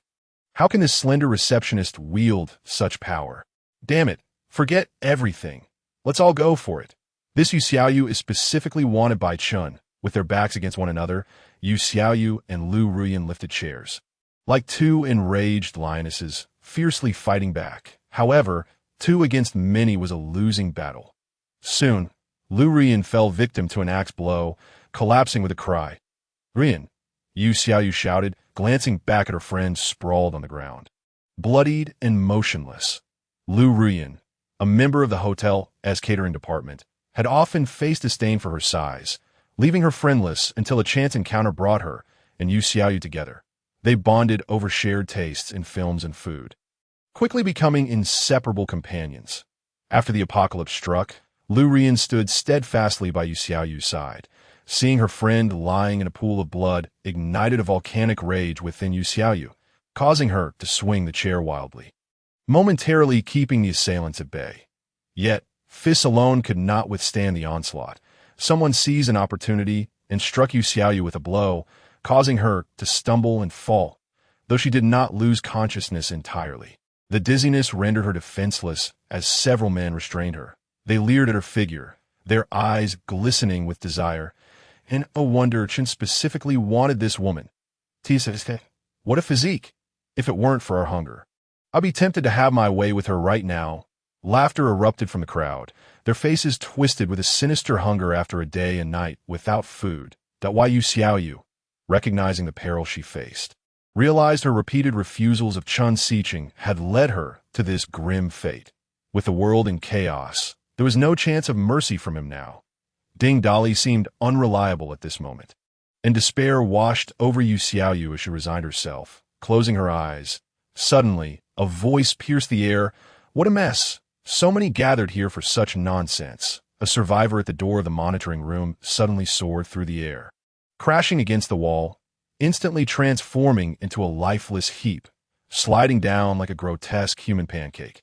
The remaining survivors stood frozen in shock as Yu Xiaoyu spotted a man at the door, grinning and wielding a hefty iron rod.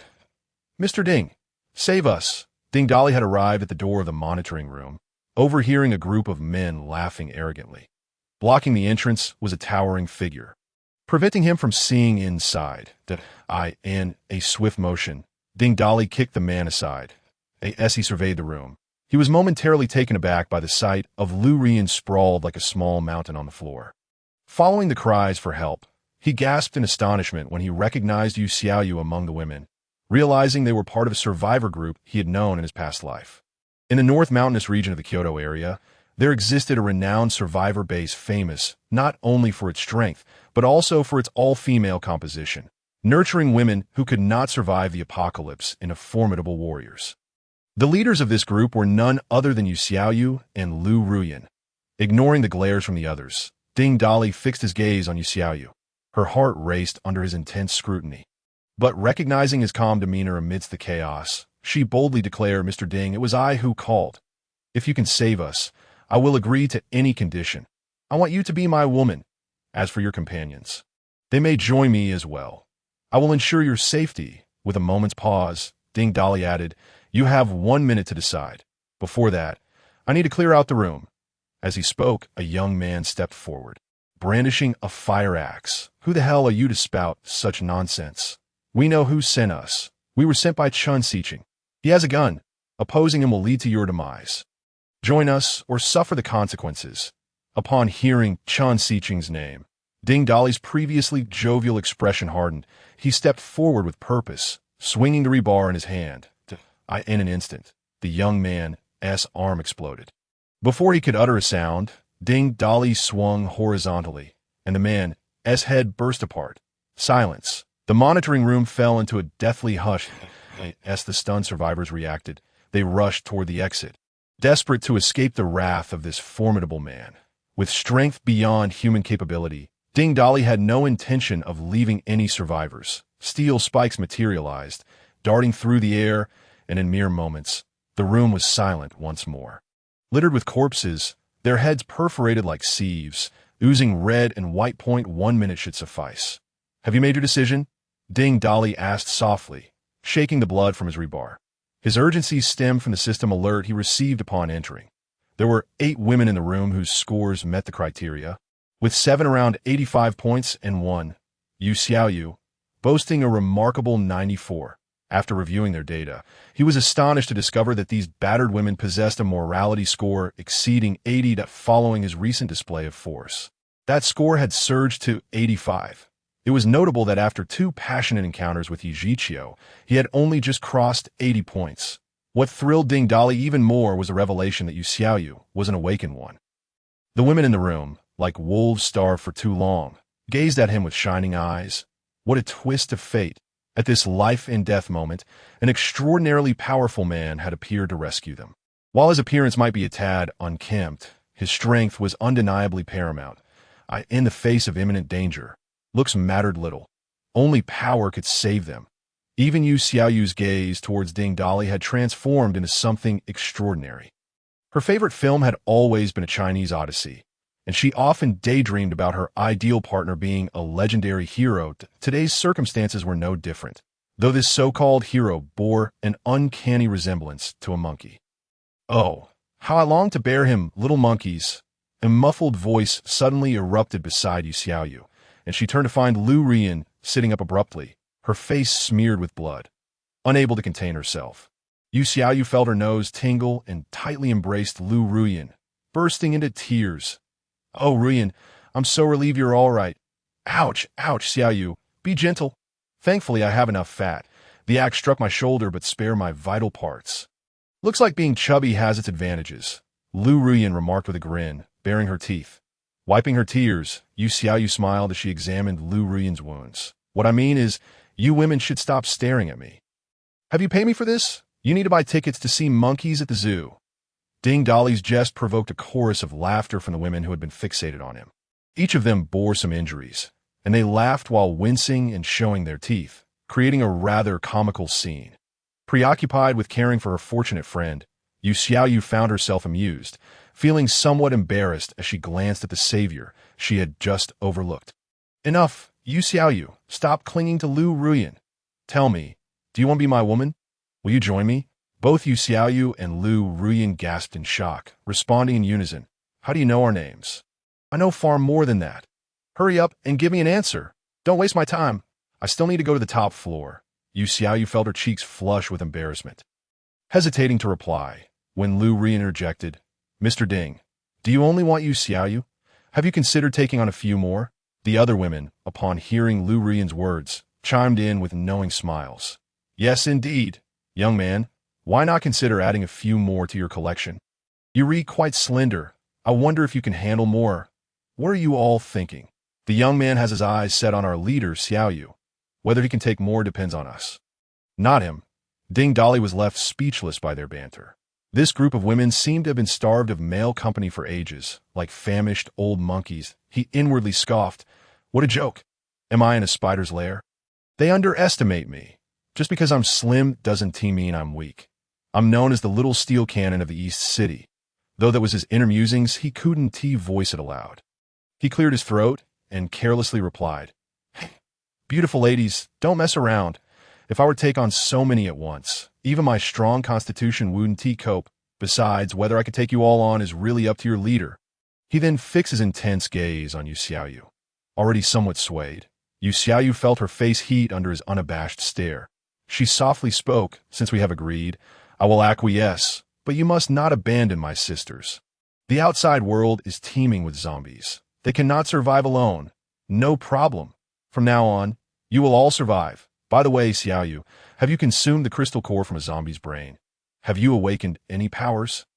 Ding Dali's question left everyone dumbfounded, and even Yu Xiaoyu grimaced as she replied, Is there something edible in a zombie's brain? I certainly haven't eaten anything like that. Her response only excited Ding Dali further.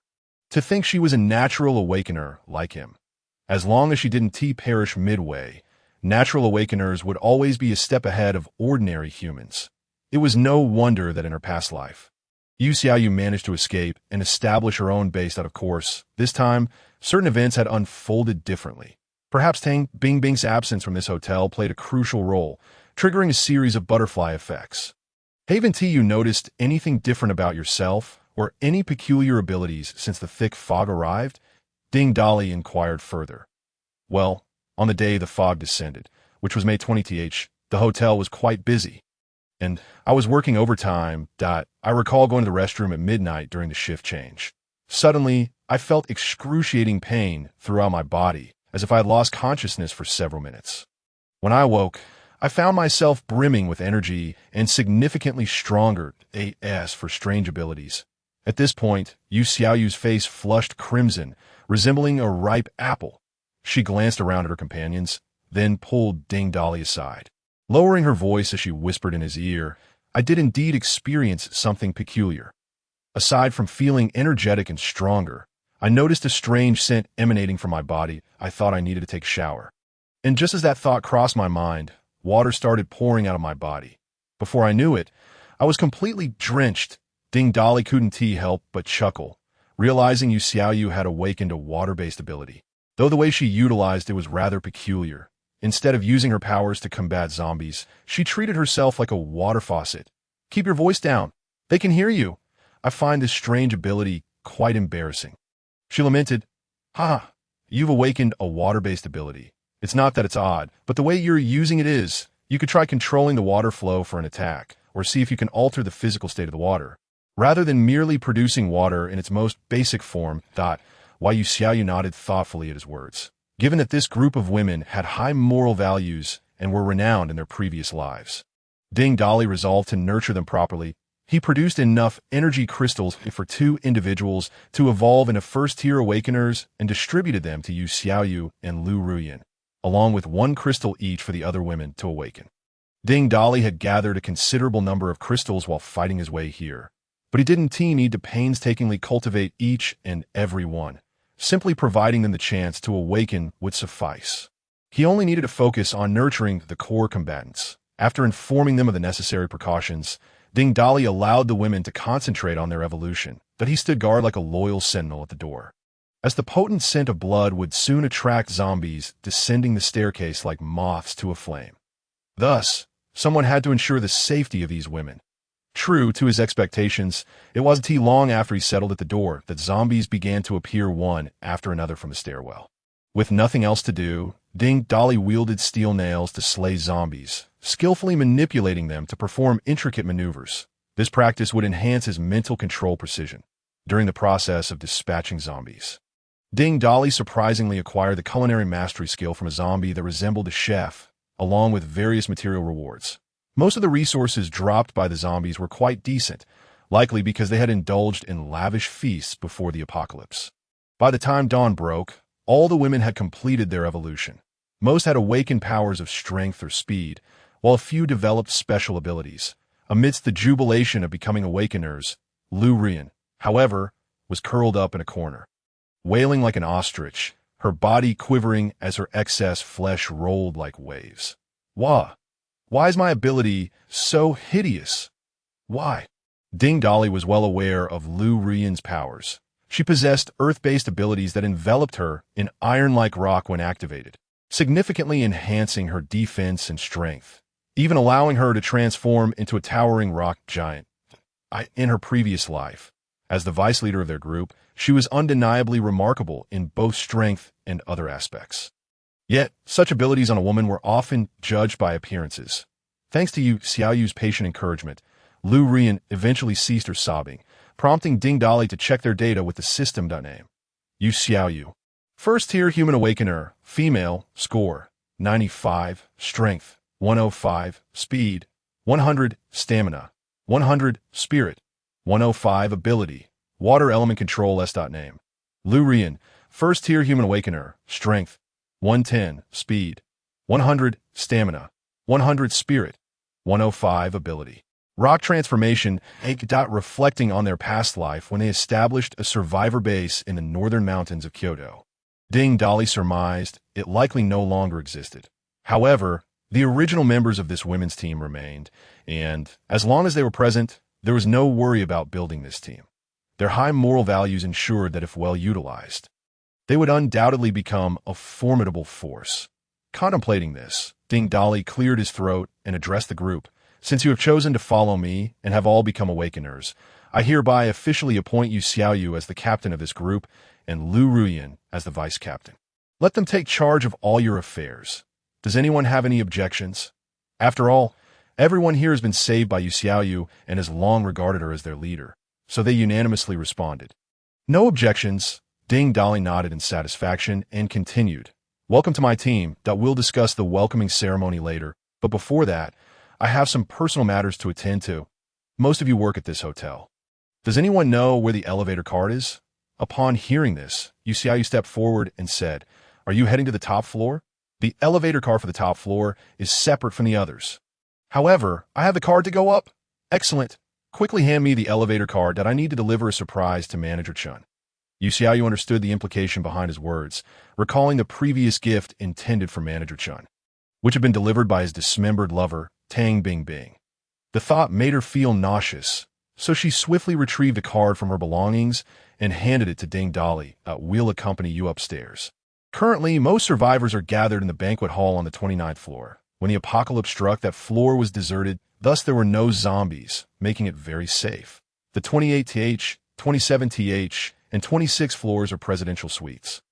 There are significantly fewer rooms on these floors compared to downstairs, resulting in a lower number of people, which also means fewer zombies. Although we have awakened, we have yet to kill any zombies. Everyone is terrified just by seeing the corpses on the ground, and that simply won't do. I plan to take the sisters to the 28th floor to practice killing zombies, since there are crystal cores in the zombies' brains that can aid in evolution. Killing zombies is an inevitable task. The 3 floors with fewer zombies are perfect for practice. This is a golden opportunity for growth. Moreover, I believe that in this world, survival necessitates combat. We can also collect some crystal cores, making it a win-win situation. Xiaoyu's words caused Ding Dolly to silently give her a thumbs up, filled with admiration. No wonder this woman was able to establish a survivor base in her past life and become a leader. Her courage and foresight already surpassed many. With a sweeping gesture, Ding Dolly scattered various tools and materials gathered from the hardware store across the floor. Your thought process is commendable in an apocalypse. One must adopt an apocalyptic mindset. Strengthening oneself is of utmost importance. Use these as temporary weapons. Choose whichever you find most suitable. The women stood in awe of this remarkable display, but after a moment's reflection, they realized that this man's strength was unfathomable, and anything that occurred around him seemed unsurprising. After a brief moment of astonishment, they eagerly chose their preferred weapons. Yu Xiaoyu, selected a steel pipe, while Lurian opted for a large iron hammer. Once they had selected their weapons, Ding Dali led the group out of the room toward the 28th floor. As they gazed upon the corpses of zombies sprawled haphazardly in the corridor. The women were once again taken aback, their respect for Ding Dali growing significantly, along with their moral values. With 18 women and 1 Ding Dali, a total of 19, the elevator could only accommodate 10 at a time. After 3 trips, they finally transported everyone to the 28th floor. Why did it take 3 trips for 19 people? You ask. Lurian made a trip on her own, after briefing the group on the precautions for killing zombies.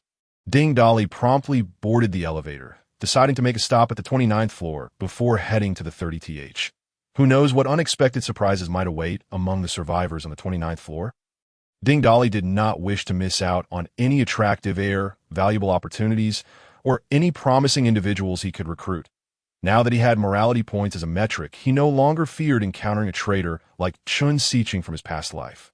The 29th floor was a grand banquet hall, opulently decorated, with a large stage at its center adorned with lush greenery and vibrant flowers. Surrounding the stage were circular dining tables, creating an ambience reminiscent of a whimsical forest-themed wedding. Upon witnessing this wedding-like setup, Ding Dali could not help but exclaim, "What the hell? Is someone getting married?" His sudden outburst startled everyone in the banquet hall, causing them to instinctively retreat and turn to face the source of the noise. The grand wooden doors directly opposite the elevator stood wide open, revealing a red carpet leading straight to the stage. With all eyes on him, Ding Dali strutted down the red carpet, carrying his rebar with flamboyance while scrutinizing the disheveled survivors before him. To his disappointment, the system did not indicate any women meeting the required criteria. Unlike Yu Xiaoyu and her companions, who were hotel staff in uniforms, these individuals were mostly hotel guests, many likely caught in intimate moments when the fog descended, while others might have been asleep. Consequently, most were dressed quite casually, with some wearing nothing but shorts, others in lace nightgowns, and even one individual draped in a tablecloth that a particularly flamboyant man donned a leopard print bodysuit. However, a small group stood out amidst the crowd, dressed in formal and extravagant attire, resembling guests at a wedding. "Hey, yes, you, come here." Ding Dali pointed at a corpulent middle-aged man with his rebar. The middle-aged man, impeccably dressed in a suit, had buttons straining against his ample belly, and his suit bore several rips. Bruises marred his face, giving him a rather disheveled appearance, faced with the unexpected stranger brandishing a heavy iron bar. The middle-aged man dared not defy him and took a couple of steps forward. "Hey there, young man, did you come up from downstairs or down from upstairs?" the rotund man asked, attempting to gauge the situation with a forced smile. "Listen, uncle, if you don't want to smile, then don't. That jiggly face of yours looks worse than a zombie when you grin. I came up from downstairs. Tell me, why are you all dressed so nicely? Unlike them? Is this a wedding? Ha! Young man, you're joking. Did you not encounter anyone coming up from downstairs?" The middle-aged man deflected the question with another query, still smiling. "Anyone? Are you talking about those who went to the surveillance room, or those who turned into zombies?" "I killed everyone who went to the surveillance room. And as for zombies, I've dealt with any I came across. I'm the one asking the questions here. You'd better answer me honestly." Ding Dali, irritated, slammed the rebar onto the ground with a loud thud, startling the corpulent man, who stuttered in fright as he tried to respond. I could see that moment. A middle-aged woman in a Chong Sam hurriedly emerged from the crowd. She maintained her figure well. Although her face bore some wrinkles, it was evident she had been quite attractive in her youth. She forcefully pushed the corpulent man aside. "Old Xia, stay out of this. You always mess things up at critical moments. How could I have been blind enough to spend my life with you?" She scolded without restraint, and the man, Old Xia, retreated silently behind her. The woman approached Ding Dali, sizing him up before her gaze fell upon the thick iron bar, which had left a sizable dent in the ground where it had been thrust down. She felt a surge of alarm. This young man possessed incredible strength, which explained how he could have taken down the group that descended. Her heart leaped with hope. "Young man, my name is Li Xianglan. These people are here for my daughter's wedding. Our family and some friends visiting for the wedding were all accommodated in this hotel. When the incident occurred, we were still in our rooms and hardly aware of what was happening. My daughter called, concerned about the wedding the next day. asking those who needed to participate in the ceremony to come to the banquet hall to rehearse. We just got dressed and came out. But then many suddenly started bleeding from their noses and collapsed, only to rise as flesh-eating zombies. We fled upwards, and many who emerged from their rooms followed us. In the end, only dozens made it to the banquet hall. Thank goodness it was empty at that time, and the zombies didn't follow us. Xianglon sighed deeply, wiping away a tear as she pointed to a photo of a young woman on a fallen standee, saying, "This is my daughter, young man. I heard you say that those who went downstairs to rob people have been killed by you. You must have the ability to help me rescue my daughter." With that, she removed a gold necklace from her neck and a ring set with a large green jade from her finger, shoving them into Ding Dali's hands. "Young man, as long as you can help me rescue my daughter, all of this is yours. If you feel it's insufficient, just name a price. I will not haggle." Ding Dali looked at the ring and necklace in his hand and couldn't help but chuckle. "Ha ha! Do you not understand the situation? The world outside is teeming with zombies. I tell you, this world will never return to what it once was. There will be no rescue. What use are these items? Can money stop a zombie from biting you? However, you lot are quite fortunate. If someone had been bitten and managed to escape with you, you would have been doomed long ago." Ding Dali's words left Li Chunlan feeling embarrassed, while internally she was filled with trepidation, momentarily at a loss for words. Though she spoke thus, Ding Dali had already resolved to save Li Chunlan's daughter, and the reason was quite simple. The woman in the wedding photo was simply too beautiful. With delicate features lightly adorned with makeup, her hair elegantly styled and draped in white veil, and a deep V wedding gown accentuating her proud figure, Ding Dali found himself irresistibly drawn to her. Looking at the groom standing beside her was of no consequence. At that moment, Ding Dali could only pray that the photo hadn't been overly retouched, seeing Li Chunlan rendered speechless by his rebuke. Ding Dali continued, "Mother-in-law, could you tell me about the bride trapped up there?" Upon hearing this, Li Chunlan's eyes seemed to glimmer with hope as she grasped Ding Dali's arm, recounting her plight. "Mr. Chan, who lives upstairs and is said to be the owner of this hotel, previously sent 2 armed men down. They claimed that whoever could pry open the door to the monitoring room and capture the woman inside for Mr. Chen would be allowed to stay upstairs with food, drink, and women at their disposal. Some people couldn't sit still. They smashed tables and chairs, and even broke open the fire cabinet, each finding something to use as a weapon. Then they rushed downstairs like madmen. Those 2 armed men subsequently took 4 girls with them upstairs. Among them were my daughter and 2 of her bridesmaids. The other girl is reportedly a hotel guest. I beg you, please save my daughter. I will do anything for you and old Xia, just to rescue her." Old Xia, standing behind Li Chunlan, nodded vigorously, his flesh quivering with each movement. "Little brother, as long as you can bring my daughter back, I am willing to do anything for you." It turned out that this Chun Sicheng was indeed a villain, encountering a rival in the midst of his thievery. What a twist of fate. It seemed that whether he wanted to or not, he would have to come to the rescue. With these thoughts in mind, Ding Dali waved the rebar in his hand and smiled at Li Chunlan, saying, "I happen to be looking to settle a score upstairs. I will help you out. By the way, where is your son-in-law? Did he turn into a zombie?" Upon hearing that Ding Dali was willing to assist, Li Chunlan, though uncertain of the outcome, felt a flicker of hope ignite within her. However, when she heard the young man mention the groom, she glanced back at her silent son-in-law sitting among the crowd, and a surge of uncontainable anger welled up within her. "Don't mention that useless thing. He watched as my wife was taken away, not daring to utter a word. What a spineless coward. Who are you calling spineless? It seems your entire family is comprised of cowards. I was against their union from the very beginning. Who could possibly cater to your pampered daughter? Calling my son a coward? Have you no conscience? Furthermore, if your daughter hadn't insisted on rehearsing, we wouldn't have come here at night.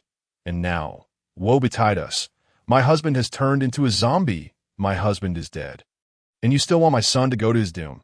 You are not cowards. Why don't you step up? Your husband, despite not being a coward, was still beaten to a pulp. Here he looked like a pig, and now he looks even more so."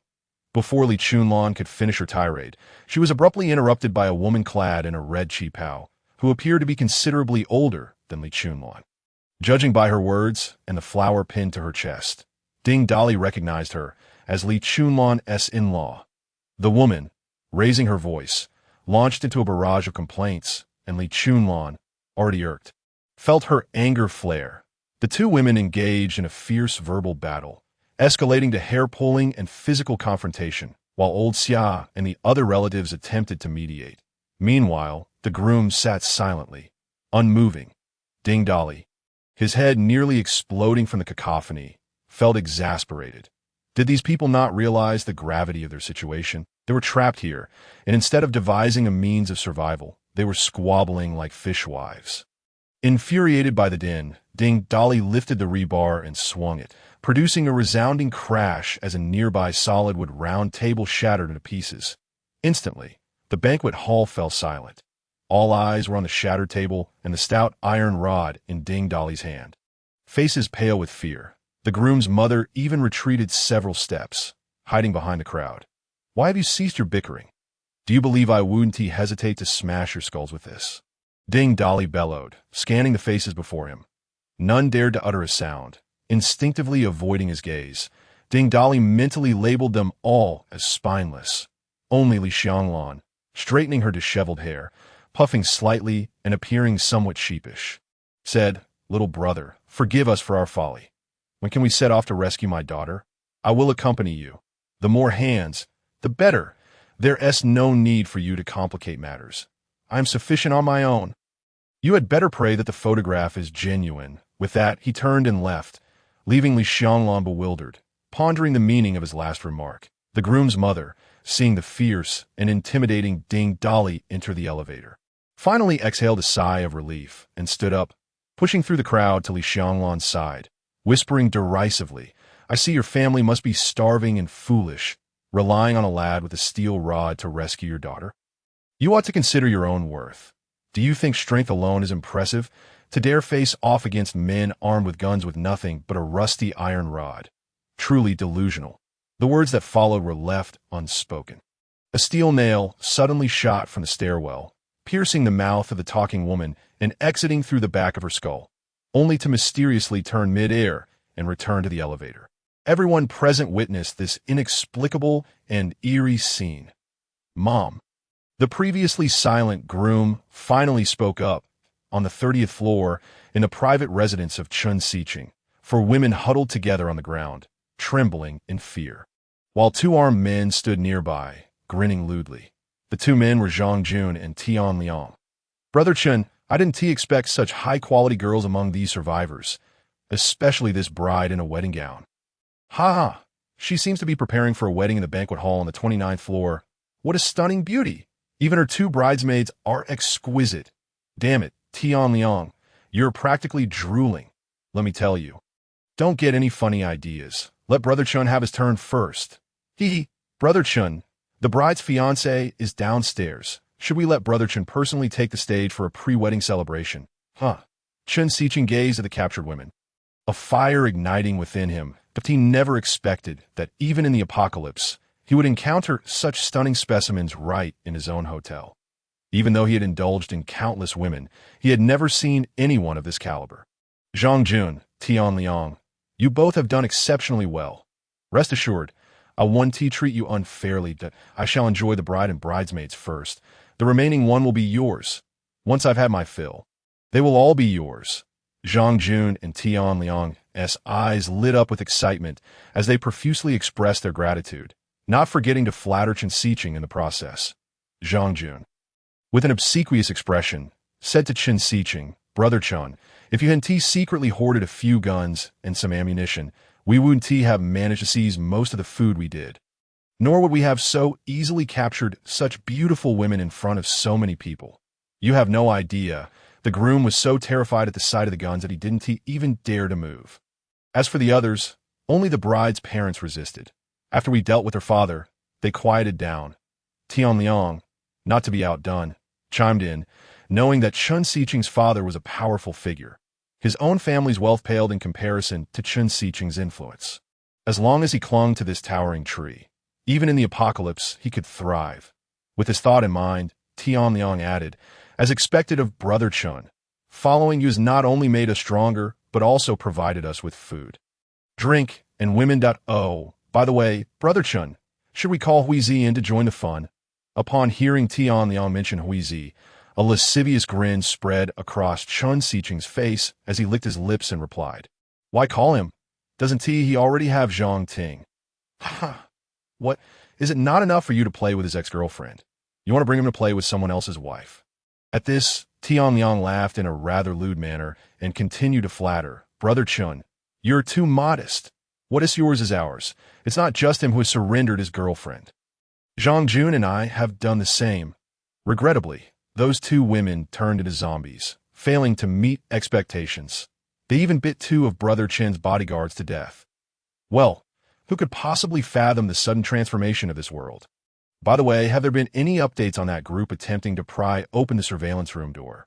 Remember, capture Yu Xiaoyu and deliver her to me at the earliest opportunity. Do not allow that group to take advantage. Brother Chun, rest assured, that group was terrified at the sight of us wielding guns. They dare not disobey. I shall head downstairs shortly to see if they have managed to bring anyone back. No need for you to go. You have a new woman to savor, after all. Let Huizi take care of it. Subsequently, the room was filled with various lewd laughter in the elevator lobby outside Chun Xiqing's residence on the 30th floor. Huizi lowered his head, wiping the filth from Zhang Ting's body with a towel, murmuring in a low voice, "Brother Chen has instructed me to check if that group has captured Yu Xiaoyu. Once he has a new target, he will cease tormenting you. If you wish, I can take you downstairs, and you can stay there temporarily. I will bring you food and water every day." Zhang Ting's face and body were marred with bruises, as if ravaged by a merciless storm. Even the slightest movement brought her unbearable pain, akin to being gnawed by 1,000 ants. She clenched her teeth and whispered, "Huizi, in the past, we had no choice but to be at his mercy like puppets. Yet now the world is in utter chaos. Why must we remain under his control? Why not flee this place? Xiao Ting, do you suppose I do not desire that? Have you not seen the formidable power of the zombies?" Even those two bodyguards of Chun Xiqing, despite their prowess, met their end at the hands of the undead. There are countless zombies downstairs at this very moment. How could we possibly escape with just the two of us? Since escape is not feasible, we must continue to obey his commands because we cannot contend with him. On the surface, I, along with Zhang Jun and Tian Liang, appear to be nothing more than Chun Xiqing's underlings.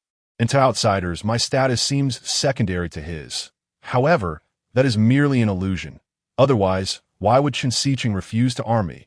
He has always been wary of me. Furthermore, after the bodyguards killed the two female zombies, Chun Xiqing acquired 2 crystal nuclei from their brains. After consuming them, I witnessed him unleash unfathomable abilities. Subsequently, those 2 deceased bodyguards also transformed into zombies. After Chun Xiqing dispatched them, he obtained 2 more nuclei, which he granted to Zhang Jun and Tian Liang. That I cannot ascertain whether they gained extraordinary powers after consuming the nuclei, but their strength has certainly become exceedingly formidable. If not for this, do you think those 3 would dare to venture downstairs for food with only 3 guns and a limited supply of ammunition? If we wish to escape and break free from their dominance, we must find a solitary zombie, slay it, and obtain a nucleus to acquire that power. Therefore, Xiao Ting, we must continue to endure. Come with me downstairs now. Let's first tend to your injuries. The elevator doors slowly opened, revealing Ding Dali, who was taken aback upon seeing a stranger supporting a battered woman at the entrance. Huizi also caught sight of Ding Dali, who was carrying a rebar, and instinctively gasped in surprise. "It's you!" This exclamation left Ding Dali even more bewildered. Who on earth is this person? He had never encountered him in his previous life. Exiting the elevator and double-checking that he had not mistakenly arrived at the wrong floor.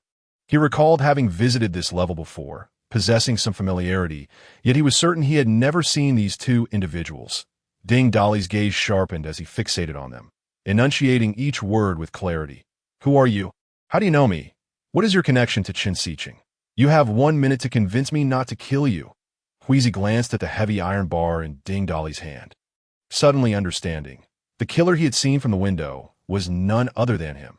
His mind raced, formulating a plan. An opportunity to rid myself of Chun Xiqing has fallen into my lap like a windfall. He then seized Ding Dali's arm and swiftly dragged him to the stairwell on the 30th floor, which had been sealed off. "You are Ding Dali, Tang Bingbing's boyfriend." I have seen your photograph with Chun Siqing. Are you one of Chun Siqing's people? Ding Dali's eyes glinted with menace, an overwhelming urge to kill surging within him. He thought, who else could possibly be here but one of Chun Siqing's associates? Huizi felt a chill coursing through him, as if he were being targeted by a bloodthirsty beast. He hurriedly gestured for calm. Are you here to kill Chun Siqing? My name is Huizi, and this is Zhang Ting. We can assist you. Have you also consumed a crystal nucleus from a zombie's brain? This statement struck Ding Dali like a massive stone thrown into a still lake, stirring turbulent waves of confusion within him. What on earth is happening at this Sunflower Hotel? So many events differ from my previous life. First, there was Yu Xiaoyu's female army, and now these two, who astonishingly know about the nuclei. Seeing Ding Dali's complex expression and his silence, Huizi grew anxious. They were right under Chun Siqing's nose, and decisive action was imperative, or discovery would spell their doom.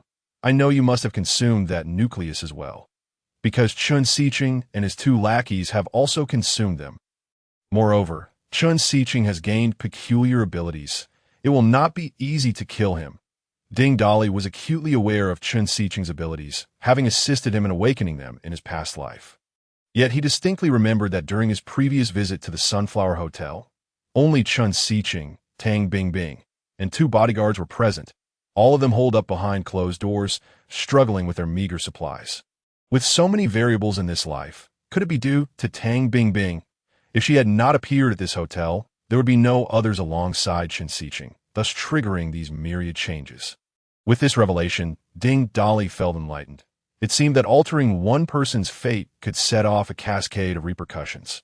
Having grasped the reasoning, Ding Dali still wished to ascertain Huizi's true situation and his motives for wanting to eliminate Chun Siqing. So he directly inquired, your presence here, coupled with your knowledge of these intricacies, clearly indicates you are one of Chun Siqing's associates. Tell me your reasons for wanting to kill him. Huizi glanced at Zhang Ting, who subtly nodded in agreement. Understanding the signal, Huizi began to recount the grievances and entanglements between him and Chun Siqing. It turned out that both Huizi and Zhang Ting hailed from families of modest wealth. Their parents having known each other for years, they had grown up together, truly childhood sweethearts. As they matured, they naturally became a couple. Both sets of parents were quite pleased, as the union promised to strengthen their families and elevate their fortunes. Who would not welcome such an alliance? Thus, under the witness of their parents, the two became engaged. Unfortunately, this promising scenario did not last long due to an accidental gathering. They encountered Chun Siqing. It is often said that even among the affluent, there exists a hierarchy. Despite being part of high society, they were keenly aware of Chun Siqing's lineage, realizing their disparity in status. They never expected to have any interaction with him. However, to their astonishment, after that gathering, Chun Siqing approached Zhang Ting privately, straightforwardly expressing his interest in her. He promised that if she became his woman, their family's business would double in growth. Zhang Ting would never consent, slapping him across the face on the spot. Yet Chun Siqing bore no resentment. The matter faded into obscurity, and Zhang Ting gradually forgot about it until one day she received dire news, realizing that he had no intention of letting her go. Huizi's parents were imprisoned due to financial issues within their company, which was subsequently acquired by a company owned by the Chen family. Zhang Ting needed no further confirmation to understand who was behind this. Before long, her own family business faced relentless oppression, plummeting in success, and her father fell gravely ill as a result. Fueled by anger, Zhang Ting confronted Chun Siqing, who wore an expression that conveyed, "Yes, I did it. And what can you do about it?" He further remarked that this was merely the beginning. In tears, Zhang Ting pleaded for him to spare her and Huizi's family. Chun Siqing, with unabashed candor, declared that as long as she became his woman, everything could be negotiated. Otherwise, not only would their family face ruin, but Huizi's parents, imprisoned along with Huizi himself, might not survive long. Hearing such threats, others might dismiss them, but given the circumstances, it was clear Chun Siqing was capable of following through. A person whose loved ones are gone poses no threat. However, as long as someone is alive, they could be a leverage. Thus, that very day, Zhang Ting reluctantly succumbed to Chun Siqing's advances. Yet, Yielding to a villain only serves to embolden their malice.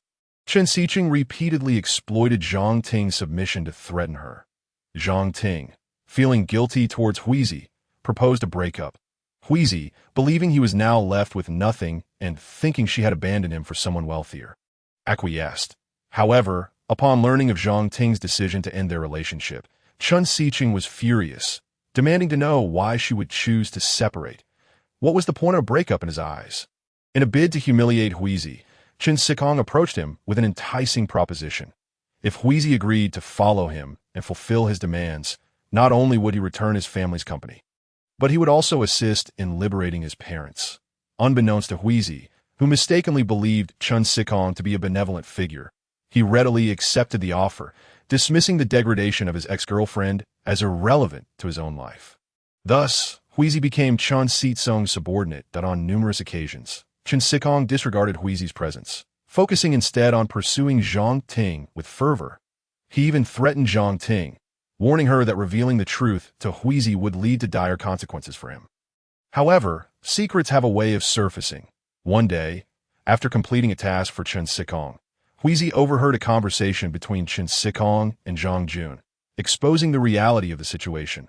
Consumed with rage upon learning the truth, Huizi confronted Zhang Ting for confirmation. Her tearful account solidified his resolve, and he seized a kitchen knife, intent on confronting Chen Siqing. Yet, Zhang Ting intervened, persuading him to remain calm, as both were acutely aware of their parents' circumstances. With no better recourse, they resolved to bide their time.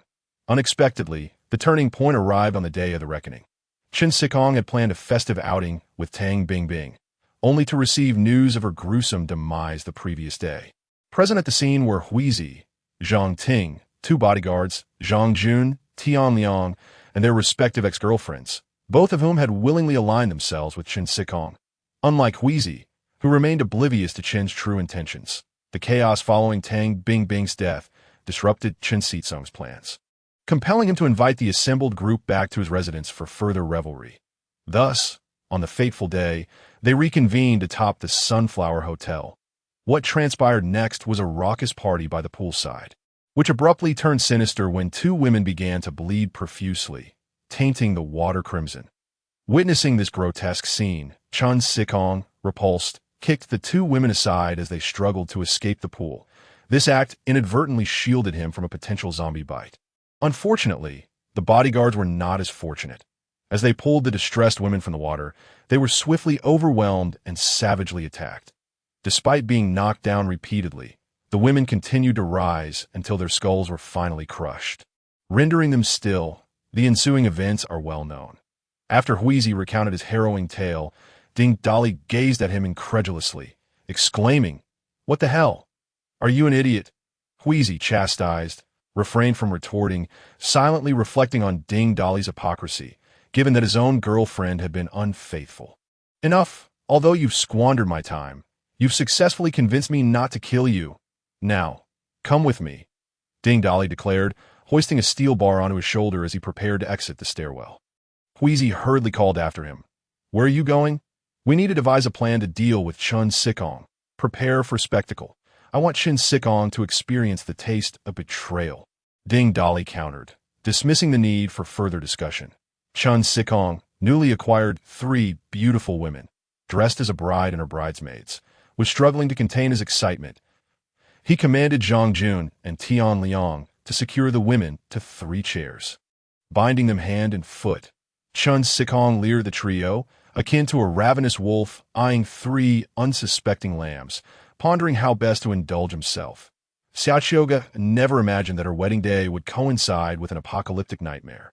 Fortuitously, she had not succumbed to the undead, yet she found herself abducted at gunpoint, while her fiancé remained silent. Now bound to a chair in an utterly humiliating position, despair filled her heart.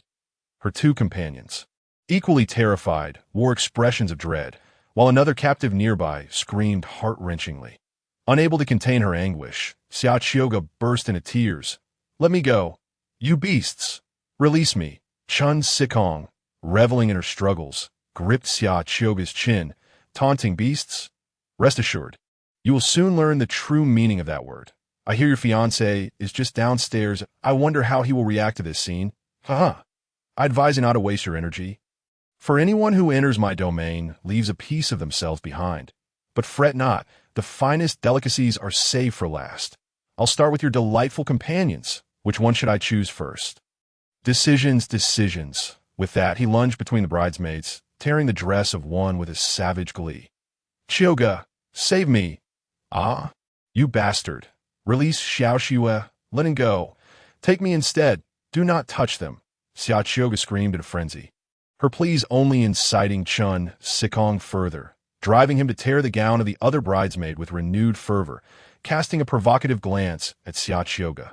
Fear not, dear bride. Your turn will come soon. No need to rush.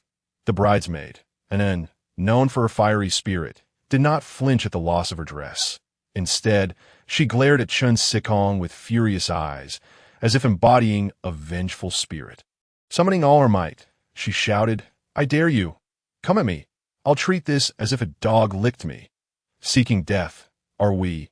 Chun Sitsong's rage ignited at her defiance, lifting his hand to strike. Yet before he could deliver the blow, a thunderous crash erupted as a massive security door slammed into the center of the living room.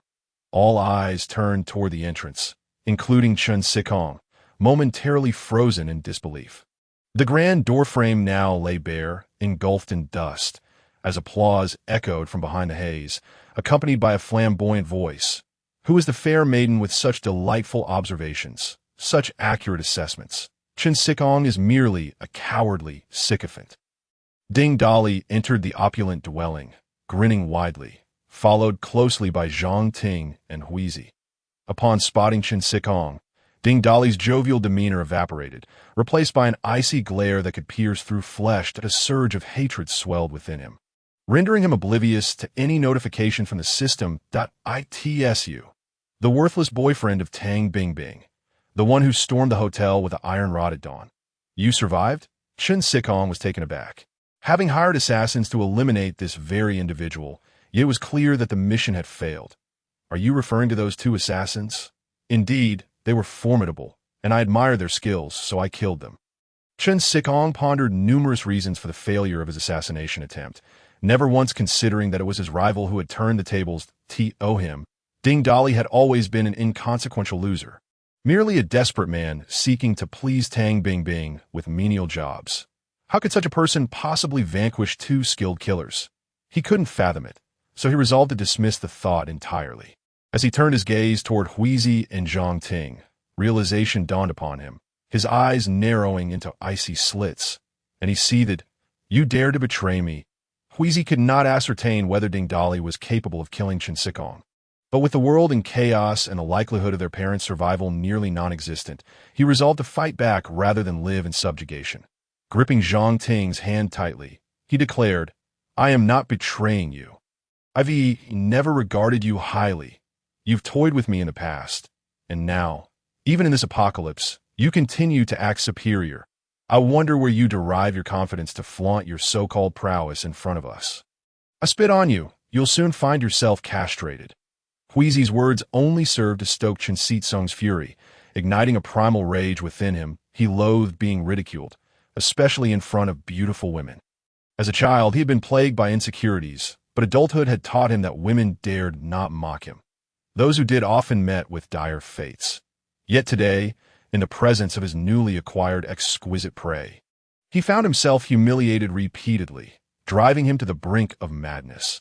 Chun Sikong erupted into a maniacal laughter, pointing at Ding Dali and his companions. A worthless loser, a stray dog dares to speak boldly before me. You filthy insects deserve to die together. No sooner had he spoken than Chun Sikong raised his gun. 3 handguns discharged simultaneously, the rapid succession of gunfire resonating through the air, accompanied by Chun Sitsong's maniacal laughter. In one corner of the living room, Zhang Jun and Tian Liang were wantonly assaulting a woman, fully prepared for the arrival of Ding Dali. Upon witnessing Chun Sikong raise his weapon, both men instinctively followed suit, firing their guns until the chambers were devoid of bullets. What unfolded next left all present, except for Ding Dali, utterly dumbfounded. Every bullet that had been fired seemed to come alive, swirling around Ding Dali. hovering just a short distance away, refusing to advance any further. Have you awakened the ability to control metal as well? Chun Sikong gazed in disbelief at the bullets suspended in midair. Responding to him were several bullets that hurtled toward him at high speed. With his pupils constricting, Chun Sikong hastily activated his powers in an attempt to shield himself from the incoming projectiles. However, it was too late. 2 bullets struck his legs, penetrating his calves and shattering the bones. Blood gushing forth from the 2 wounds. Ah! He cried out in agony, collapsing to the ground. The pain did not rob him of his sanity. He understood that without an immediate counterattack, his demise was inevitable. Gritting his teeth against the excruciating torment, he summoned all his strength to activate his powers, transforming a steel ball on the nearby table into a flurry of steel needles. Chun Sitsung's power, awakened through the consumption of a crystal core, granted him the ability to control metal. By definition, he could manipulate its form at will and command it to move freely within a certain range. It was a formidable ability. Metal was ubiquitous in this world, and with time, he could undoubtedly emerge as a powerful figure. He had always harbored such beliefs. Yet today, the steel needles he conjured remained stationary, impervious to his commands despite his desperate exertion. Beads of sweat trickled down his forehead, the source of which was uncertain. Was it the pain or the overwhelming demand of his powers? Ultimately, as his last vestiges of mental energy waned, he could no longer wield his abilities, and the needles remained unmoving. How is this possible? The weakened Chun Sikong murmured in disbelief, his voice stripped of confidence. You are searching for them, aren't you? Ding, Dolly taunted, observing the prostrate Chun Sikong before commanding the steel needles to float towards him. Witnessing Chun Sitsung's widened eyes and astonished expression, Ding Dolly continued his mockery. Did you truly believe that possessing this power would allow you to roam freely in the apocalypse? Or that you could use it to eliminate me? You must be curious as to why I can control the needles you created, right? The reason is simple. Our levels differ vastly. Moreover, you only control metal, while I can manipulate everything I perceive, as long as I choose to. With that, numerous objects around them began to levitate inexplicably, causing Chun Sikong to be momentarily distracted from the pain in his legs. Impossible! Absolutely impossible! How could a pathetic wretch like you possess such power? You are unworthy. Chun Sitsung's furious outburst was abruptly cut short as his anguished screams erupted when several steel nails were driven into his limbs, pinning him firmly to the floor. I will kill you. You 2 fools. Why are you still standing there? Act! Chun Sikong, immobilized on the floor, screamed orders at Zhang Jun and Tian Liang. Everything transpired too swiftly. Zhang Jun and Tian Liang had yet to comprehend the situation when they beheld their leader firmly affixed to the ground. They stood frozen, but upon hearing Chun Sitsung's commands, they instinctively charged at Ding Dolly. With a flick of his fingers, Ding Dolly unleashed 2 bolts of lightning that shot forth with incredible speed. Before Zhang Jun and Tian Liang could even reach Ding Dolly, they were struck by a flash of electricity. Collapsing to the ground, their bodies convulsing, Ding Dolly, intentionally moderating the strength of his electric ability, ensured that they were merely incapacitated and not in mortal danger. Watching the convulsing duo on the floor, Ding Dolly scoffed dismissively. Ha! 2 newly awakened power users making fools of themselves. Don't rush. It isn't yet your time to shine. Ding Dolly's words, coupled with the sudden manifestation of lightning and his peculiar ability to direct lightning toward others, left Chun Sikong perplexed. How could he discern the abilities of others? Why could he summon lightning? What manner of monster was he? These questions shattered Chun Sitsung's mental defenses, transforming his fury into despair. He gazed at Ding Dolly with a pleading expression, slowly articulating, Brother Ding, aside from Tang Bing Bing, I have no prior grievances with you, have I? Why must you press me so relentlessly? If it's revenge you seek, once we escape this place, I will offer you 10 beautiful women, each one far superior to that wretched Tang Bing Bing. We can refer to each other as brothers. What is yours will be mine. There is no need to let a woman like her ruin our camaraderie. Bah! Do not believe that scoundrel's words, interjected the bound bridesmaid, and in Big Brother, help me eliminate him. If you do, I will bear you a child immediately. Chun Sitsung's rage flared at Anne's interruption, wishing to silence her at once, but he dared not reveal his fury. Even Wheezy, standing beside Ding Dali, urged, "Do not trust him. This man is treacherous and deceitful. He must be killed to prevent future troubles." In truth, Wheezy never anticipated Ding Dali's strength to be so unfathomable. Initially, he considered teaming up with Ding Dali to eliminate Chen Sikong, but he was now faced with a being of overwhelming power, akin to a deity, holding the once mighty Chen Sikong firmly in check. Given the circumstances, Chen Sikong could not be allowed to live any longer. The pain was nearing a threshold that threatened to engulf Chen Sikong's reason. He had never before endured such agony or humiliation. Yet when a villain finds themselves on the chopping block, their desire to survive is no less fervent than that of an ordinary individual. For such is the primal instinct that transcends morality. Not heed their foolish words. Brother Ding, I'm a man of my word. My father will come to rescue us.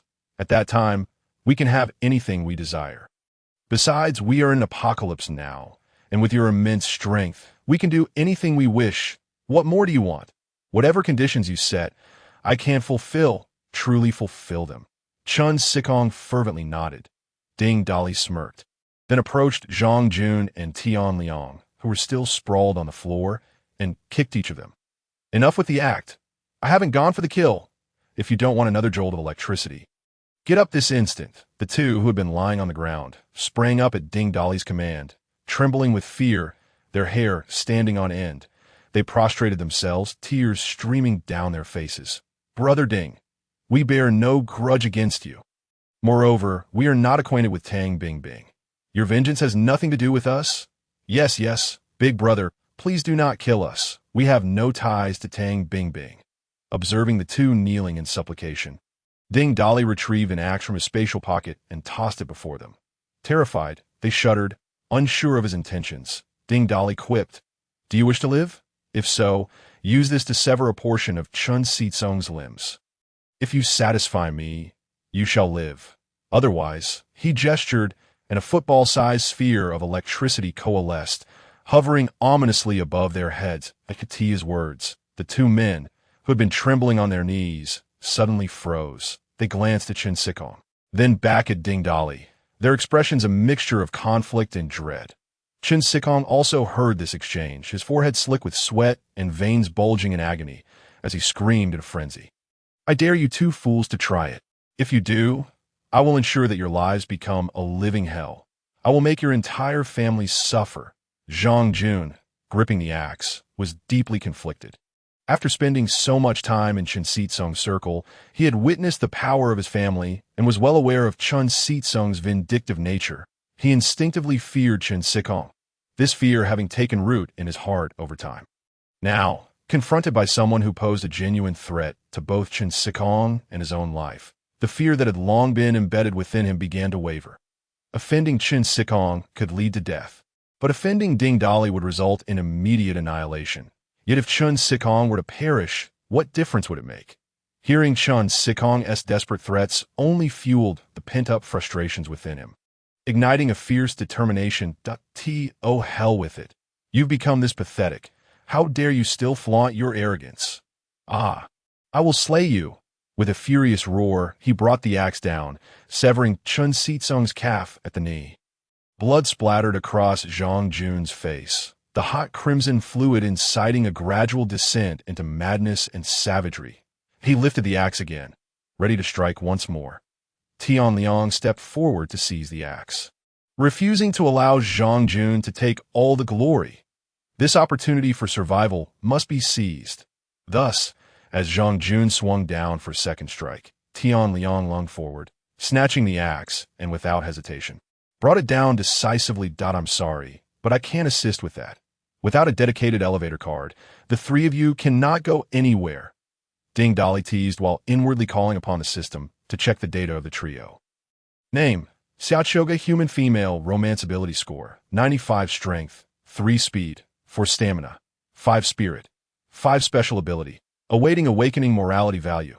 50 name: Xiaoxiaoshu, human female, romance ability score, 90 strength, 4 speed, 4 stamina, 4 spirit, 4 special ability, awaiting awakening morality value.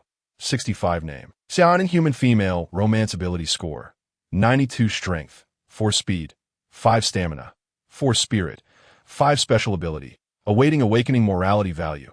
90 previously preoccupied with attending to. Mr. Chun Ding Dali had not scrutinized the data of the 3 women closely. He only noticed the system's alert about potential romantic targets. Now, upon a thorough examination of their statistics, he was filled with astonishment.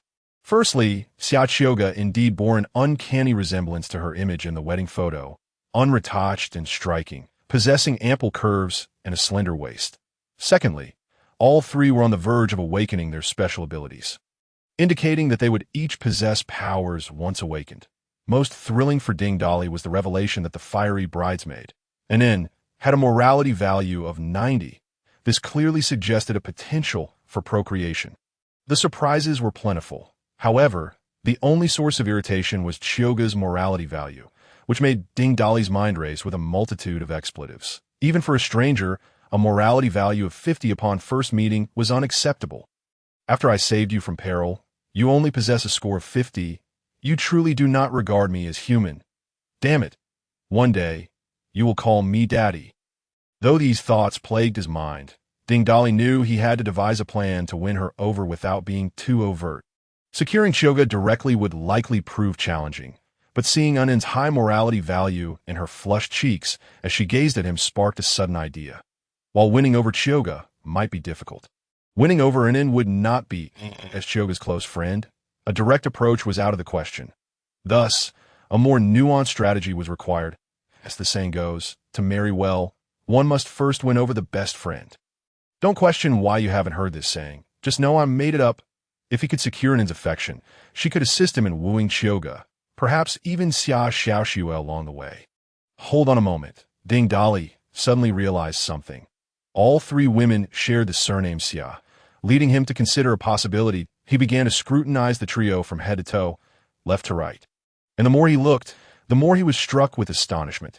They bore a striking resemblance to one another. He examined each one, grinning as he conjured up various scenarios in his mind, only to laugh in a progressively lewd manner. Their inner thoughts, however, diverged drastically. Xia Qiuge. This lecher is a lunatic. No wonder his methods of murder are so twisted. He must genuinely have a screw loose. Xia Xiaoxue. He is certainly formidable, yet it seems his mind is somewhat unhinged. Xia Anin. What S with this guy?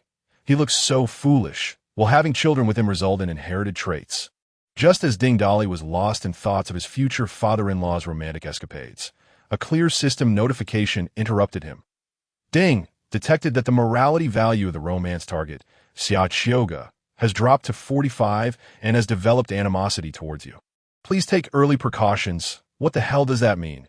I haven't done anything. What does this girl want? Does she truly not see me as human? This woman possesses both beauty and a vile temper, coupled with a complete lack of emotional intelligence. System, come out here. Can I smash her head? Big brother, I advise you to tread carefully. I have a premonition that you could make her call you daddy. Ding Dali's mind was a whirlpool of curses as he glared at Xia Qiuge, exclaiming irritably, My lady, is Li Chunlan your mother? Yes. Do you know my mother? Xia Qiuge instinctively avoided his hungry gaze, yet her curiosity got the better of her, compelling her to inquire. You called for my help. Yet you seem truly impressive. Hurry and get lost. Ding Dali, infuriated by her nonsensical responses regardless of her comprehension, instructed Huizi to clean the house thoroughly before escorting the 3 women directly to the 29th floor. For although Ding Dali longed for Xia Qiuge to call him daddy, he could not bear to witness her haughty demeanor. To facilitate future interactions, he promptly opened the door that sealed off the stairwell from the 30th to the 29th floor. As for the woman who had been toyed with by Zhang Jun and Tian Liang, she remained silent throughout. Ding Dali had also reviewed her data. Although she was quite attractive, her scores were not up to par, so he paid her little mind. Upon witnessing her savior's return to the 29th floor, the woman hastily rose, dressed herself, and followed behind them in silence. Seeing her daughter safely return, Li Chunlan rushed forward to embrace her, weeping uncontrollably. The survivors on the 29th floor had intended to approach and witness the commotion, but upon seeing Ding Dali trailing closely behind the women, they instinctively took a few steps back. The bizarre manner of murder was still fresh in their minds, It was evident that Ding Dali had likely killed Mr. Chan upstairs, given that he was armed. Xia Chioga's fiancé, hiding in a corner as he tended to his mother's corpse, saw his betrothed return and dashed forward, exclaiming, "Chioga, it's so good to have you back. Were you harmed by slap?" A resounding slap landed on his face, leaving him in disbelief as he clutched his cheek. Xia Chioga, seething with anger, retorted, "Yang Wei, why didn't I see you so distressed when I was abducted? Now you come to ask me. Are you inquiring whether I was assaulted by those bastards? Are you even human? Listen to me. We are breaking up. Get lost. I never want to see you again." Yang Wei attempted to protest further, but upon noticing the disdainful gazes of Xia Chioga's family, and considering the demons standing beside her, he quickly retreated, sulking back into the corner of the hall. Chunlon spat in annoyance, then turned to Ding Dali with a smile, grasping his arm. "Young man, thank you so much. I truly appreciate you for rescuing my daughter. Please let me know if there is anything I can do for you." While Chunlon still possessed a certain charm, Ding Dali couldn't help but internally scoff. "What do you think I need?" "I only desire to embrace fresh vegetables. I have no interest in withered greens." Though he thought this, he merely replied, "Let us not make it sound so pleasant. First, let us inquire about your daughter's attitude." "Well then, I want to intrude on your reunion. I must head upstairs." Just as he was about to turn away, old Xia grasped Ding Dali's arm, motioning for him to speak privately. The two moved to the window by the elevator shaft, and old Xia casually produced a pack of cigarettes, lighting one for himself before offering Ding Dali another. Ding Dali accepted the cigarette without hesitation, and with a flick of his wrist, a lighter appeared as if by magic. After lighting the cigarette, the lighter vanished just as quickly. This display left old Xia wide-eyed in astonishment. But upon reflection, given this man's lethal methods, such peculiar feats were hardly surprising. Ding Dali exhaled a plume of smoke. His gaze fixed on the endless tide of zombies outside. He slowly began, "Speak up, old Xia. What secretive matters do you wish to discuss?" "My young brother, I must apologize. Chioga has been spoiled by her mother and has become utterly unruly. Her temper is as foul as a stone in a latrine. I am often driven to the brink of madness by her. You must be patient with her. I can tell she must have provoked you. So please do not stoop to her level." Observing old Xia's corpulent figure and features crammed together like a bun, Ding Dali couldn't help but harbor a flicker of curiosity, leading him to question, "Old Xia, have you ever suspected that Xia Chioga is not your daughter? I mean, with her foul temper, she bears no resemblance to you. Of course, her looks are also entirely dissimilar." These words caused old Xia's face to shift through a spectrum of colors, white, black, and red, rendering him utterly embarrassed. He had not anticipated that this young man would pose such a question. Nevertheless, he cautiously glanced around before lowering his voice, chuckling. "You know, I did once suspect that Chioga wasn't my biological child. However, I secretly conducted a DNA test, and it turned out there was no issue. She is indeed my blood. One must admit, old Xia, you truly possess some charm. Xia Chioga is undeniably beautiful." Suddenly struck by a thought, Ding Dali feigned an air of mystery as he leaned closer to Lao Xia's plump visage, raising an eyebrow and mischievously inquiring, "Lao Xia, there is something I wish to ask you." Lao Xia, bewildered by his enigmatic demeanor, responded, "What is it? Just ask." Ding Dali pressed on, "Lao Xia, tell me the truth. Did you ever do something to wrong Xia Chioga's mother when you were younger?" Upon hearing this, Lao Xia's face flushed crimson, the color seeping into the folds of his chubby cheeks. "How do you know? Where did you hear that?" He stammered, "Oh my goodness. What a delightful surprise." Ding Dali had merely asked out of curiosity. Yet the revelation was indeed explosive. "No way. There really was such an incident. I always wondered why Xia Chioga's two close friends share the surname Xia. It's quite the coincidence. They do bear a slight resemblance." Lao Xia awkwardly scratched his head and slowly began to explain, "Well, during that time, Chioga's mother was pregnant, and I was rather impetuous. With old Wang frequently away on business, fate led to an encounter with his wife. It only happened that once. Afterward, we both treated it as if nothing had transpired, continuing our lives separately. But not long after, old Wang tragically died in a car accident, and his wife discovered she was pregnant. I suspected the child might be mine since old Wang hadn't returned during that period. That you're quite the character, Lao Xia. Not only did you not let old Wang take advantage, but you also acted first. However, shouldn't old Wang's child have his surname? Ding Dolly pointed out that you're correct. The child was indeed born with the surname Wang, named Wang Xiaoxue, but later, her mother, through an introduction, remarried someone else. Ironically, he also bore the surname Xia. He sold his house and moved into our neighborhood. Thus, Wang Xiaoxue became Xia Xiaoxue, and as she grew older, she increasingly resembled Chioga. But I wonder if Xia Xiaoxue's mother was fated to bring misfortune to her husbands. When the children were in middle school, Xia Xiaoxue's stepfather also met with an untimely demise.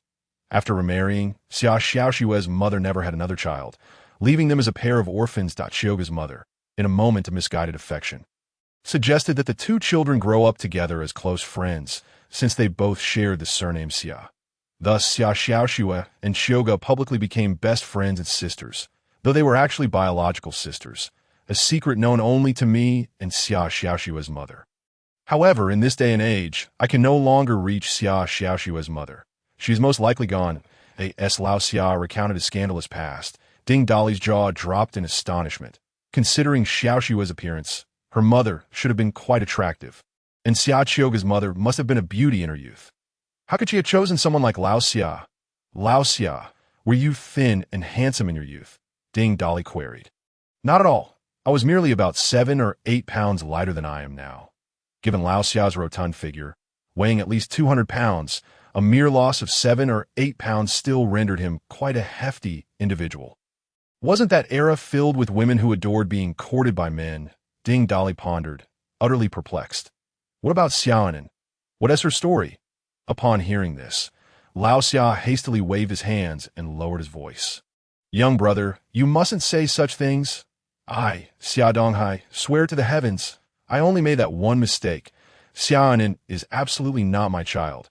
Anan is a friend that Chioga and Xiaoxiu met during high school, and they've remained close ever since. It's just a coincidence that she shares the Xia surname. I do see a slight resemblance, but I swear I have no acquaintance with Xiaonan's mother. Really has nothing to do with you? Lao Xia raised his chubby hand to swear once more, but Ding Dolly interrupted him. Enough with the oaths. I was merely inquiring. I feared that all 3 might be your daughters.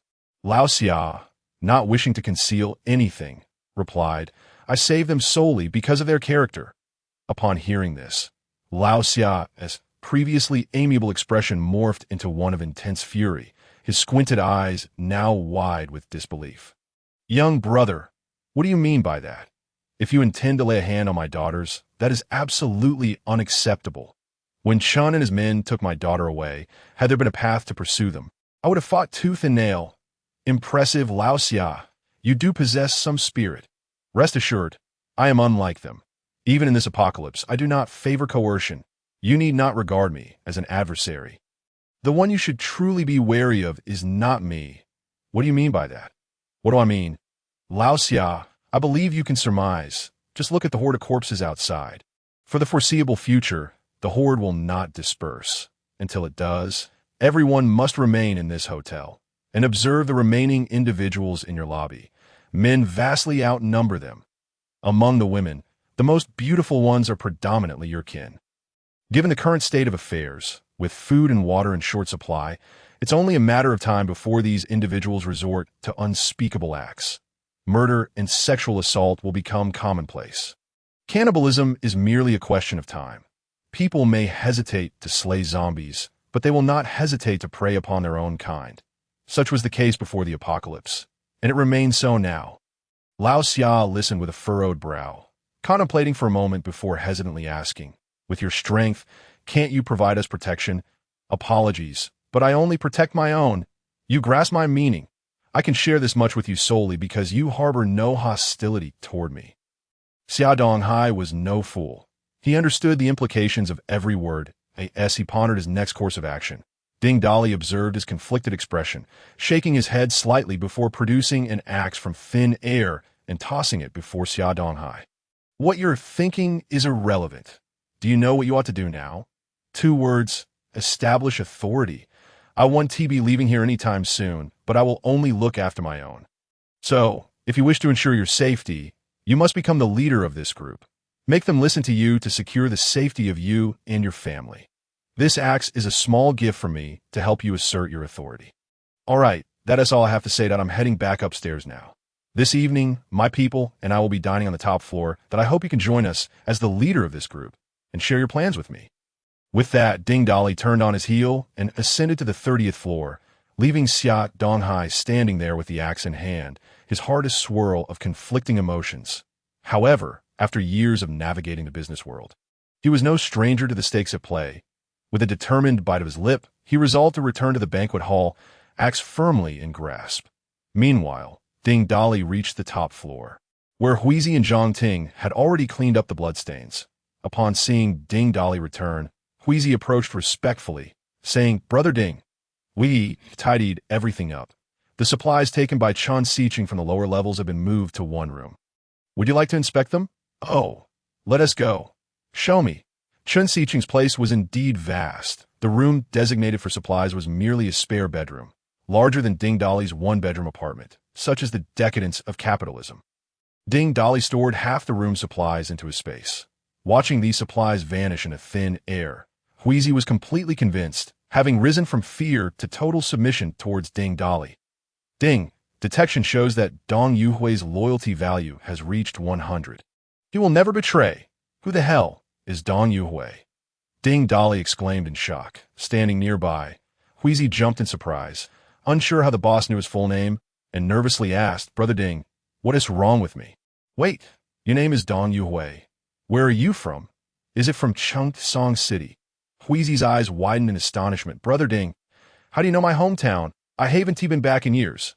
I came to Kyoto with my family to do business when I was very young."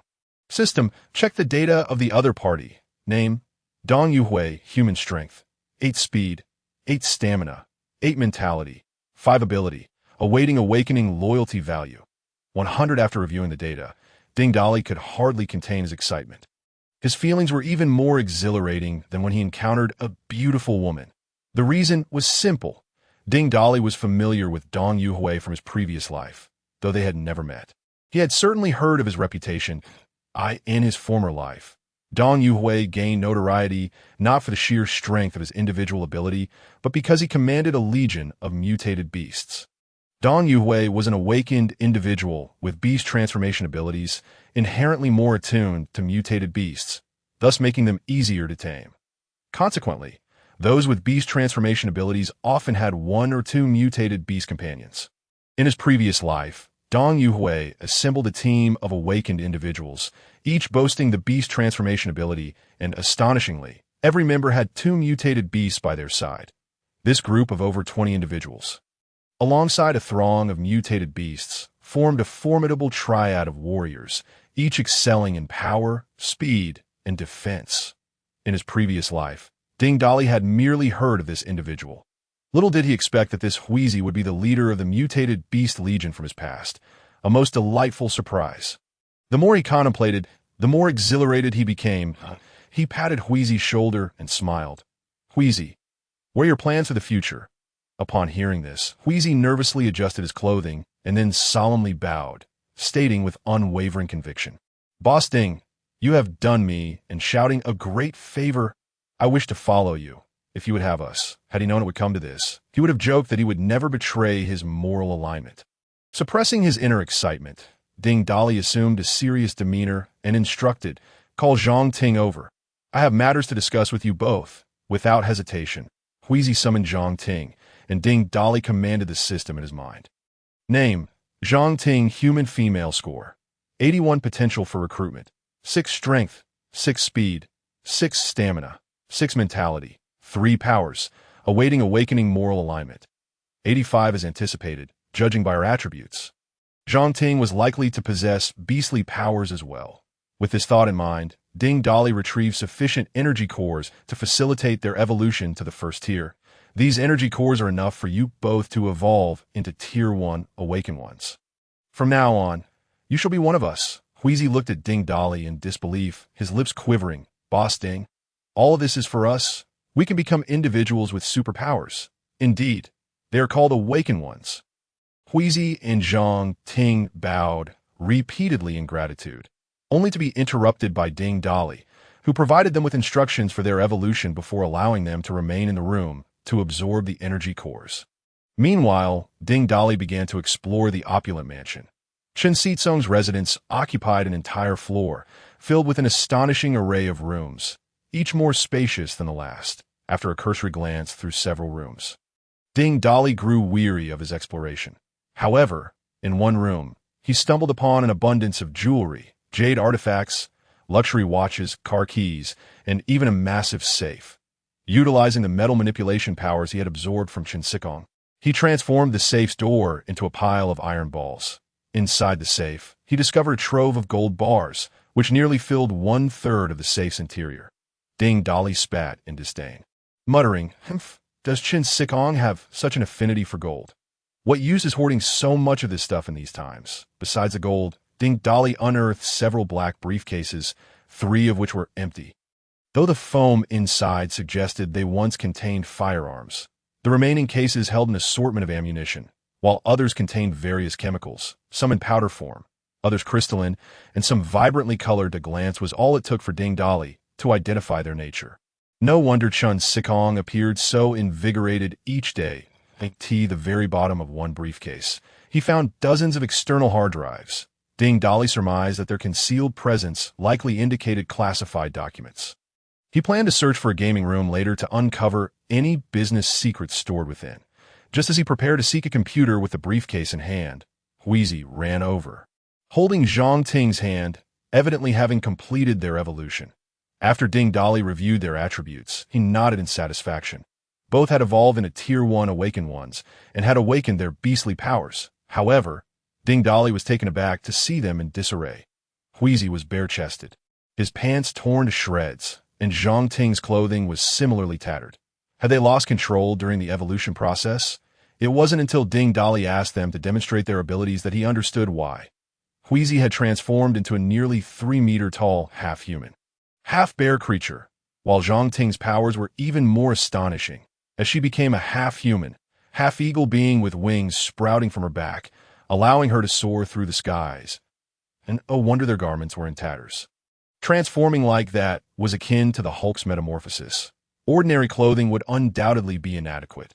Ding Dali instructed the duo to retract their powers and revert to their human forms. That he set down the briefcase, patted Huizi's shoulder, and remarked, "Well done. Awakened ones with beastly powers, born warriors. We shall remain here for a time. You two should find a room nearby to guard the entrance, ensuring that those who are not one of us do not enter." As Ding Dali was about to inquire about the location of a computer in the house, he suddenly recalled something and asked Huizi, "Do you both have any specific weapons in mind?" After a moment of contemplation, Huizi spoke first. "Boss, I've always admired the broad, curved sabers from the War of Resistance era. My father once crafted a wooden version for me when I was a child, and I can't express how elated I was. With that wooden sword, I could clear the weeds in a kilometer radius. If I had a real one, slaying zombies would be as effortless as chopping vegetables. Unfortunately, in these times, it's not easy to find a good blade." "Who says it's not easy? Just wait." With that, Ding Dali retrieved various steel rods of differing hardness from his space and activated his metal manipulation powers. Causing the materials to soften like clay, he quickly compressed and fused them while envisioning the shape of the broad saber, making modifications as necessary. Huizi gasped in astonishment at Ding Dali's display of skill. "Boss, you can use Chen Xizong's powers?" Seeing Ding Dali focus intently on the metalwork, Huizi covered his mouth and fell silent. The metal soon took on the semblance of a blade, due to it being his first time employing this ability for such a precise task. Ding Dali proceeded with utmost care, and before long, the saber was complete. He lengthened the blade's tip slightly to avoid the inherent limitation of being unable to stab. "What do you think?" Ding Dali offered the finished sword to Huizi. Huizi received the saber, his eyes sparkling with delight. He hefted it and swung it a few times before bashfully saying, "Boss, this size is perfect for me right now, but when I transform using my powers, it feels like wielding a toy knife. Could you make it a bit larger and heavier?" Ding Dali then realized the discrepancy. An awakened one with beastly powers possessed tremendous strength, and with Huizi's bear transformation, his size and might would vastly differ. Thus, he took hold of the sword again and utilized his powers to enlarge it. After extending the blade to approximately 1.8 meters, Wheezy finally appeared satisfied. With the saber slung across his back, it nearly matched his height, creating an oddly proportioned appearance. However, when Wheezy transformed, the massive blade seemed perfectly fitting as he swung the enormous saber with his furry hands. The combination of the towering bear man and the colossal sword was so imposing that if the mansion hadn't been on the top floor, it might have been upended. Once Wheezy reverted to his human form, he joyfully proclaimed, "This size is just right. If only it could be a tad heavier, a tad heavier." Ding Dolly pondered, "Tito increase weight without significantly altering the size. He would need a denser metal." As he considered what metal to use, his eyes landed on the pile of gold bars in Chen Sikong's safe. "Haha, this is perfect. Gold has a high density, and using it to add weight should suffice." He activated his powers once more, enveloping the back and handle of the saber with a layer of gold. He continued until Wheezy deemed the weight satisfactory. "What a magnificent gold-backed broad saber!" Wheezy exclaimed, naming his prized weapon, "As long as you like it. Make do with it. If it wears out, just let me know. I'll repair it infinitely, haha. When we find better materials, we'll upgrade." "Thank you, boss." Wheezy bowed deeply once again. Ding Dolly patted his shoulder, signaling him not to be so formal, and then turned to Zhang Ting, inquiring about her weapon preferences. Zhang Ting appeared somewhat intimidated by her new boss and hesitated to speak. However, Wheezy readily articulated her desires. Zhang Ting wishes for 2 slender sabers. Ding Dolly contemplated for a moment and crafted 2 blades resembling the Meow knife, this time with much more proficiency.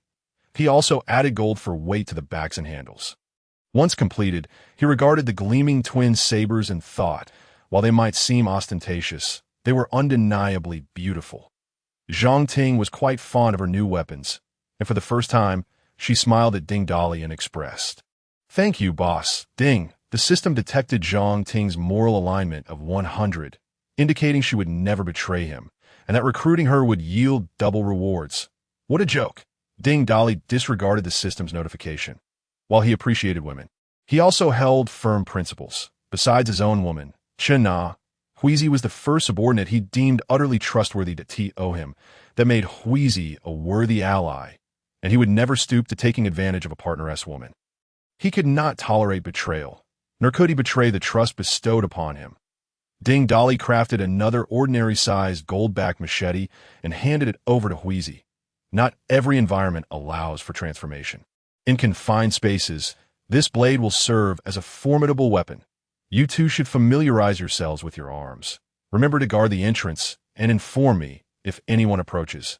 After expressing their gratitude once more, Wheezy and Zhang Ting took the weapon to the elevator area to practice.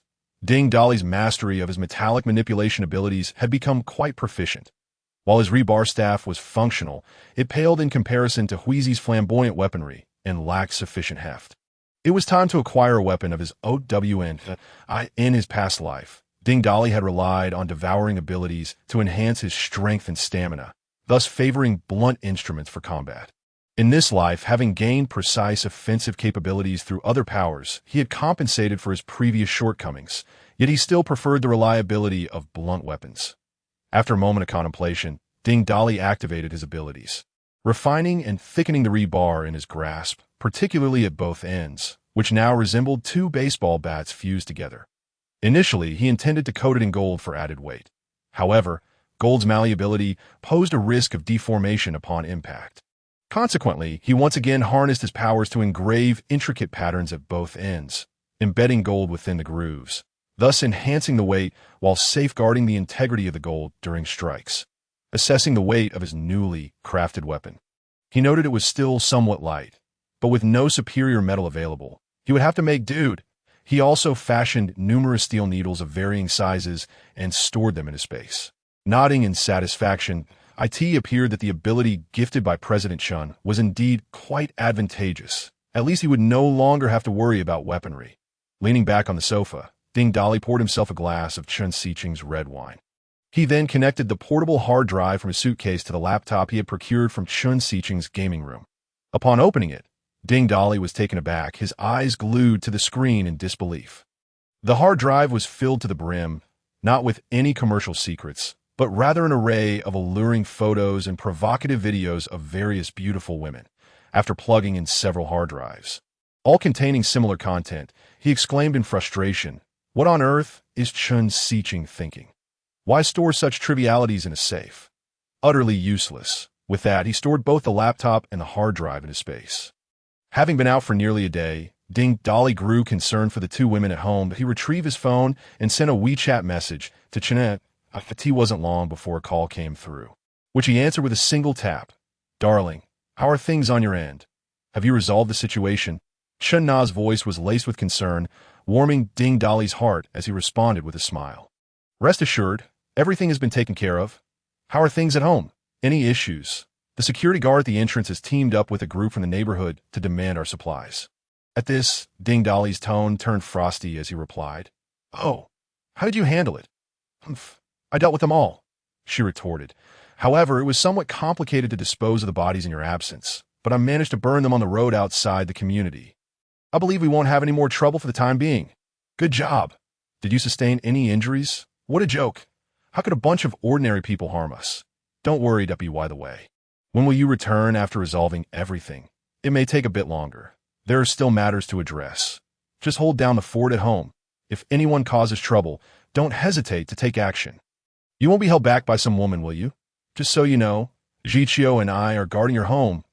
Don't get into any mischief outside, or we might not let you back in. Haha, my dear wife, I genuinely have things to attend to and can't return just yet.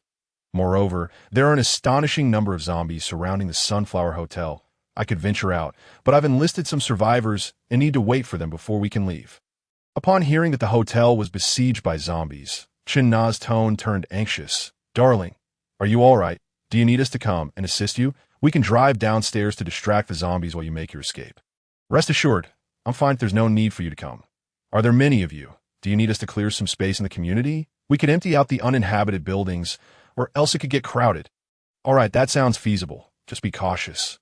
Alternatively, you could clear out 2 buildings, eliminate the zombies inside, and relocate the living to other buildings. We could discuss the rest when I return."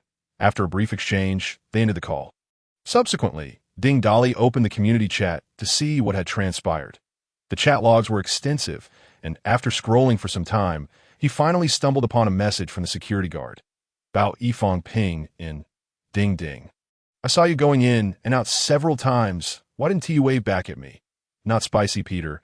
Impressive, impressive. It's this legend again. He dares to venture out while surrounded by zombies. Worshipping my idol, Integrity Building Materials. I also witnessed it. Last night, he parked 2 trucks at our building's entrance, and I saw 2 beautiful women following him inside. The commotion kept me awake all night. Pursuit of ecstasy. Look at him, and then look at me. I can't get out, and my hands have developed calluses. Not spicy, Peter. Pursuit of ecstasy, ha ha ha. Property Xiaozhong. Does anyone have medicine? I advise everyone not to drink tap water. I am on the verge of dehydration, but good news is I'm stuck in a restroom at a slight smile in the city. Damn. Property Xiaozhong. You should have said that a second earlier. I just swallowed some. Is it too late to throw it up? Next door, Wang Ge. Who the hell emptied the farmer's market next to the community? A few brothers and I were hiding from zombies and barely made it to the market for food. Only to find nothing. Princess Love Cat. Has anyone seen my Mimi in the community? Not spicy, Peter. Damn, ma'am, how old are you? How could you leave Mimi in the community? Pursuit of ecstasy. Ah. Not spicy, Peter. You've successfully grossed me out. She was talking about the stray cats in the community. Bao Yifeng Pingin. Next door, Wang Ge. Do you remember me? I know who emptied the farmer's market. Next door, Wang Ge. Who is it? Bao Yifeng Pingin. Private message. Next door, Wang Ge. Seeing this, Ding Dolly began to piece together the situation. It was highly likely that the security guard had conspired with others to raid his home for supplies.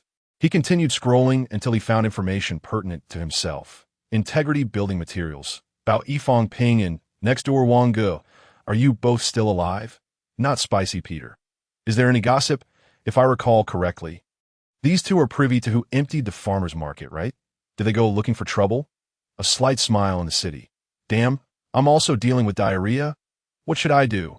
I took medicine, and it hasn't helped at all. Property Xiaozhong. A slight smile in the city. Don't worry, you 1 stop until you're dehydrated. I'm feeling better now. My advice is to stay out of the restroom for now. Pursuit of ecstasy. Integrity building materials. Is there some gossip? You overwhelm my leg hair. Integrity building materials. Is there some gossip? Endless traveler. Integrity building materials. Is there some gossip? Heavy investment for release. Integrity building materials. Is there some gossip? Integrity building materials. I saw the security guard and that social king bring a group of people with weapons into our building, and then I heard them smashing my downstairs door.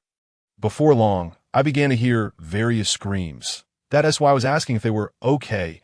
Not Spicy Peter. Damn. Everyone look at the middle of the road at the community entrance. Pursuit of ecstasy.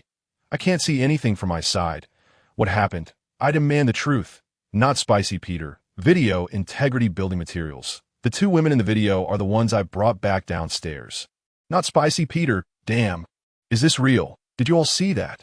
There are a total of 8 corpses at the community entrance that they burned. I saw one of the corpses wearing a security uniform. It must be Bao, Yifeng, Ping, and more importantly, I didn't catch it on camera, but I saw one of the women conjure flames from her hands to ignite the bodies. Endless traveler. Could it be that the videos online are true? Many people are posting videos about superpowers. Not Spicy Peter. Ding Ding is truly a legend. Worship. The women he brought back are so formidable. He must be even more impressive. Pursuit of ecstasy. The woman in the video is stunning. Why? The subsequent conversations primarily revolved around Chun Na and her companions, as well as various news pertaining to supernatural abilities. After some contemplation, Ding Dolly decided to post a message in the community group. Ding Ding is very powerful. My team will clear out 2 buildings for my people to reside in. If we happen to clear the building where anyone is living, I hope everyone will cooperate. They will assist you in relocating to other vacant accommodations. Should there be any lack of cooperation, you will be treated the same as the zombies. Do not blame me for not giving prior notice. Princess Love Meow. On what grounds? I purchased this house with my own money. Why should we vacate it? Wandering without boundaries. Exactly.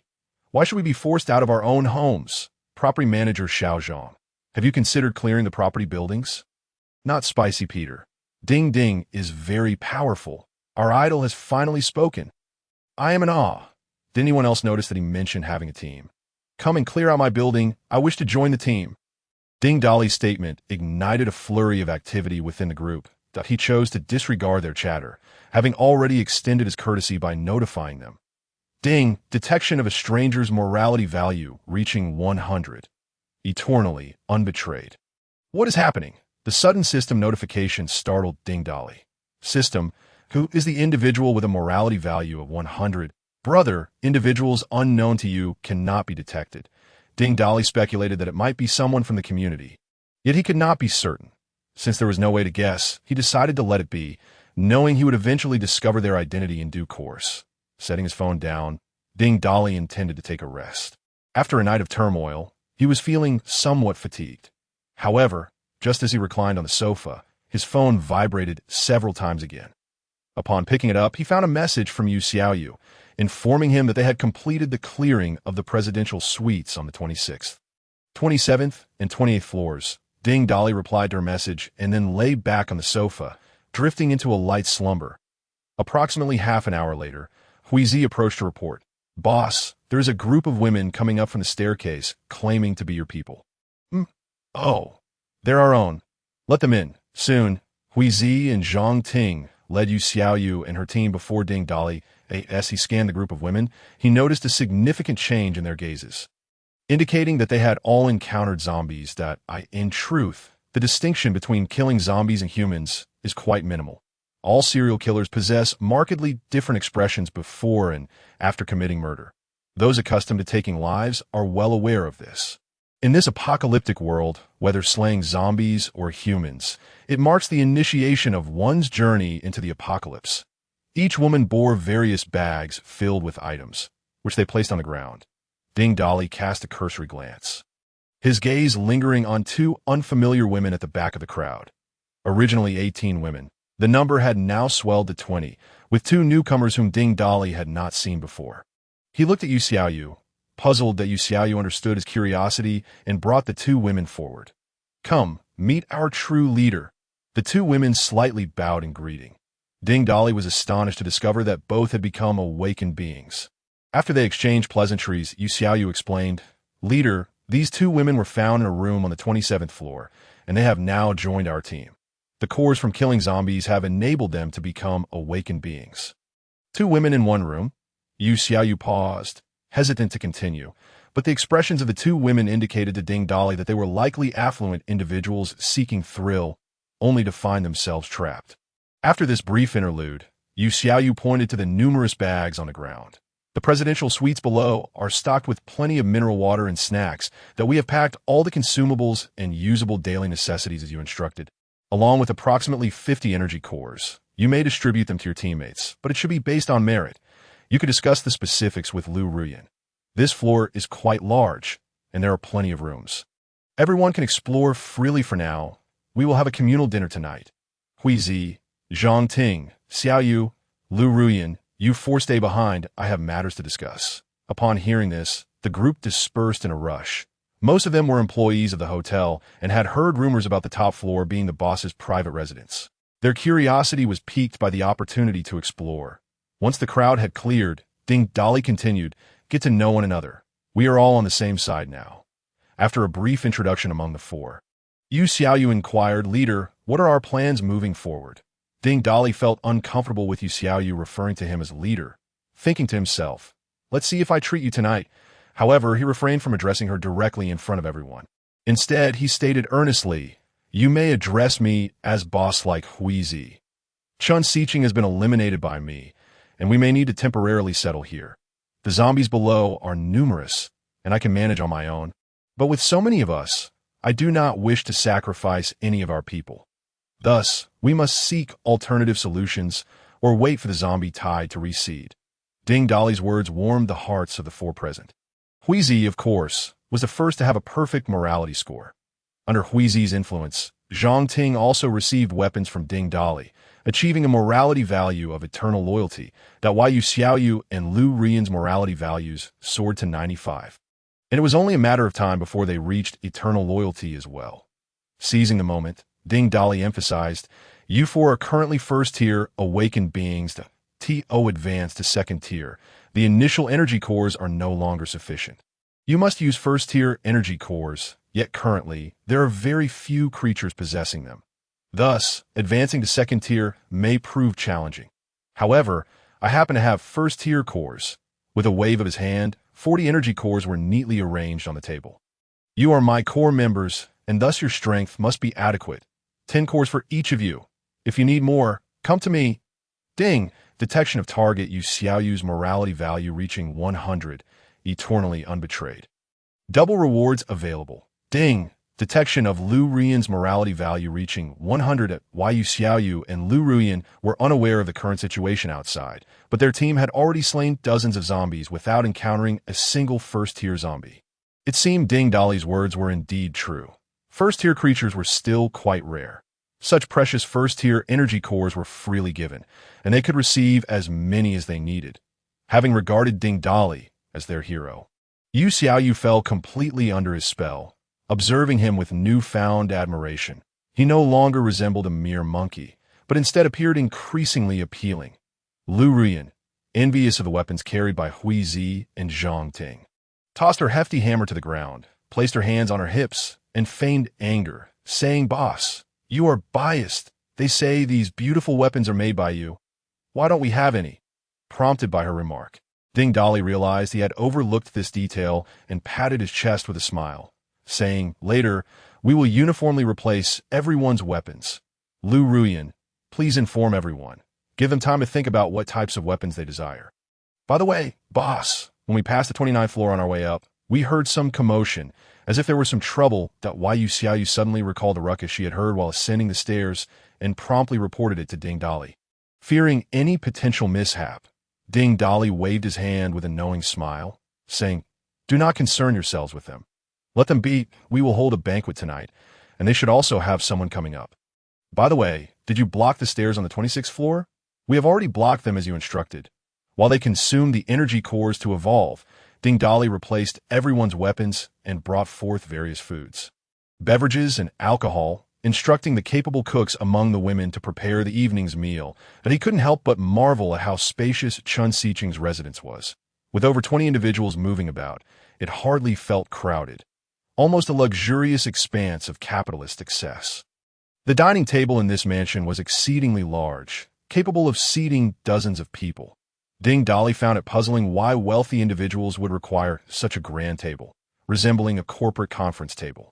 More people would lead to greater efficiency, especially since many of Yu Xiaoyu's team were hotel catering staff who quickly filled the table with plates of food.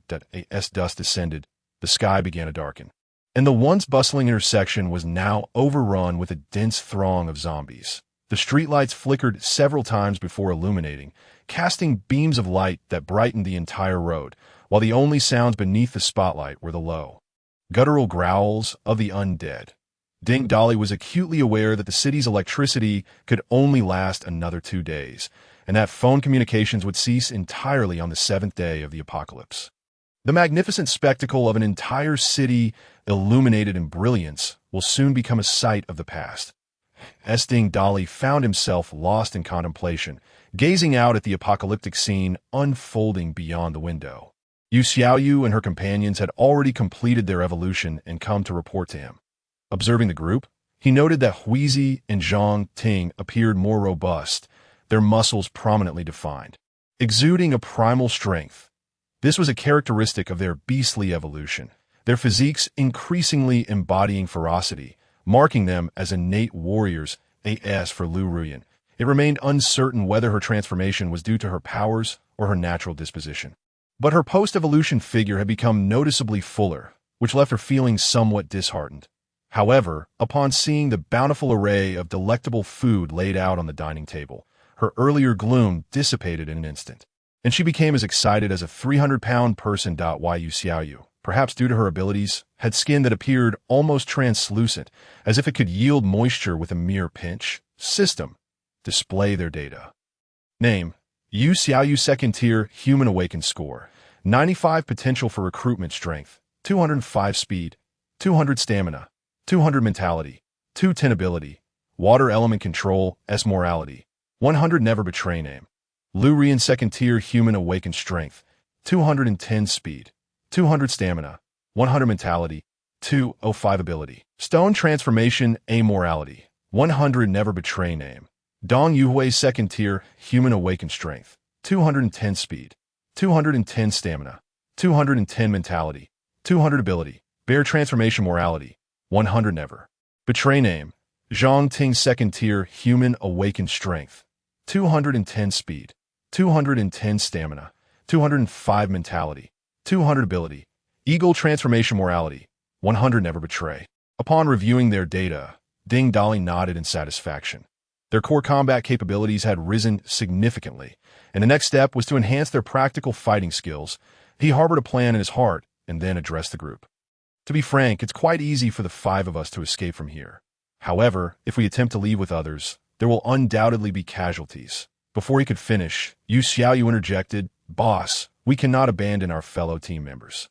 Did you not say you would never leave anyone behind? They're all one of us. Moreover, each one of them is an awakened." She feared that Ding Dali might forsake her sisters, so she hastily reminded him. Ding Dali, unperturbed by the interruption, smiled and continued, "Xiaoyu, do not fret. I never suggested abandoning our own. It's just that they lack combat experience. You 4 are in the same boat. While you possess formidable strength, you cannot apply it proficiently. In the coming days, I intend for the 4 of you to lead them in a systematic sweep of the zombies to gain combat experience. Furthermore, I do not plan to escape with you." "Boss, what do you mean by that? Are we to stay here indefinitely? Establish this place as our stronghold?" Huizi was the first to question, with the 4 of them possessing unwavering loyalty. They had never considered that Ding Dali might abandon them to flee alone. Ding Dali gazed down at the horde of corpses and casually replied, "A stronghold? It is not yet the right time to establish one, and we will discuss creating our own stronghold a month from now. What I mean to convey is that we are not retreating. I intend to lead you in an endeavor that will etch our names into history. We will take down this horde of zombies." "What?" the 4 exclaimed in unison. their expressions a mix of disbelief and astonishment as they glanced from Ding Dali to the mass of corpses below. Lu Ruyin raised her chubby hand and patted Ding Dali's head, then placed her hand on her own head for comparison, furrowing her brow as her plump face quivered slightly as she muttered, "The boss doesn't seem feverish. Could it be that his brain has short-circuited?" "Ruyin," Yu Xiaoyu pulled Lu Ruyin aside, signaling her to refrain from speaking out of turn, then solemnly stated, "Boss, the zombie horde at the entrance is estimated to be no less than tens of thousands. Moreover, more scattered zombies are continually converging from the distance. How can we possibly take down such a massive horde with only 20-odd people?" "Indeed, boss, with the three of us, myself, Xiaoding, and Rian, having high defenses, we can hold the zombies at bay downstairs while you escape through the south wall. There is no need to confront such a large number of zombies head-on." Huizi chimed in agreement. "I am not jesting with you. Do not underestimate your own combat capabilities. As it stands, we have already outpaced the majority. But soon others will catch up to our level, as high-tier crystal cores are exceedingly scarce to maintain our lead at the same tier. Aside from developing our abilities, the most crucial aspect is combat experience and instinct.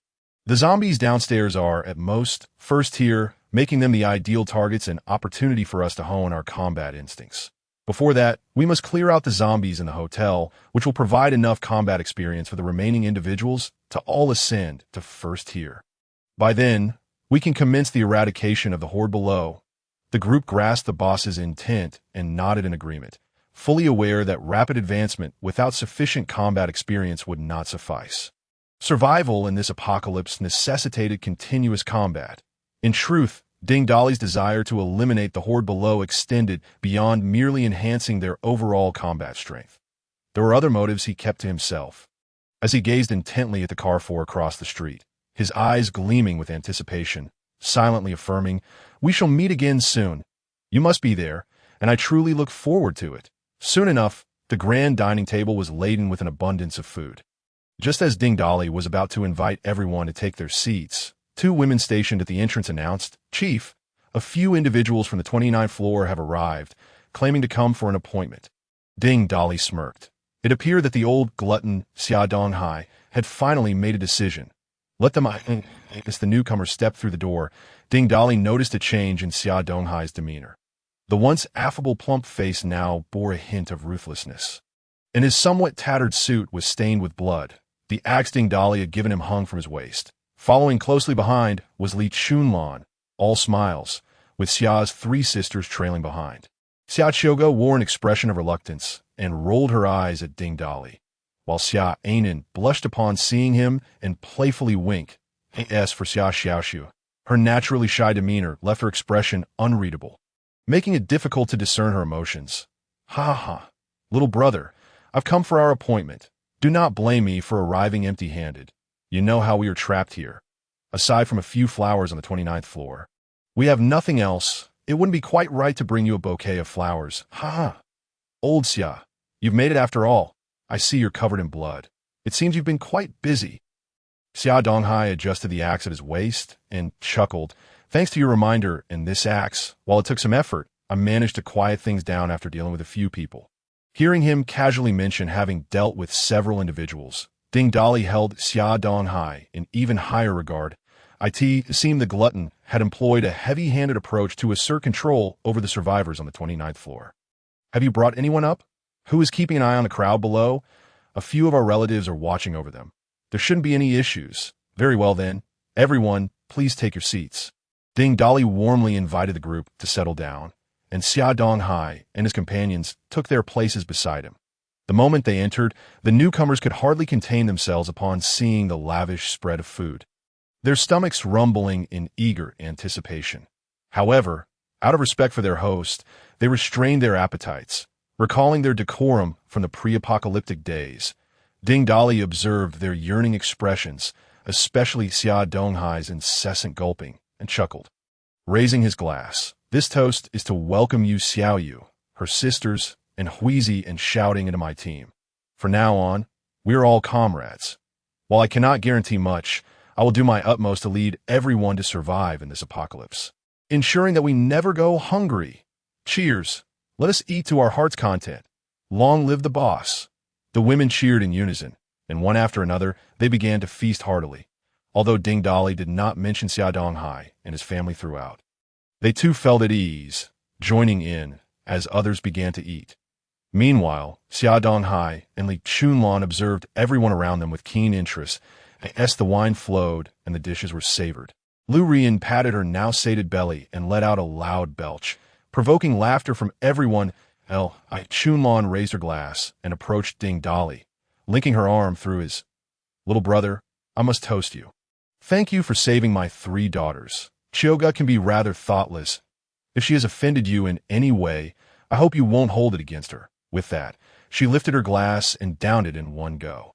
Ding Dali, noticing Li Chunlan's closeness, found himself internally questioning, what does this woman mean by this? To raise my glass and a toast to myself is one thing, but to have you encroach upon my personal space is quite another.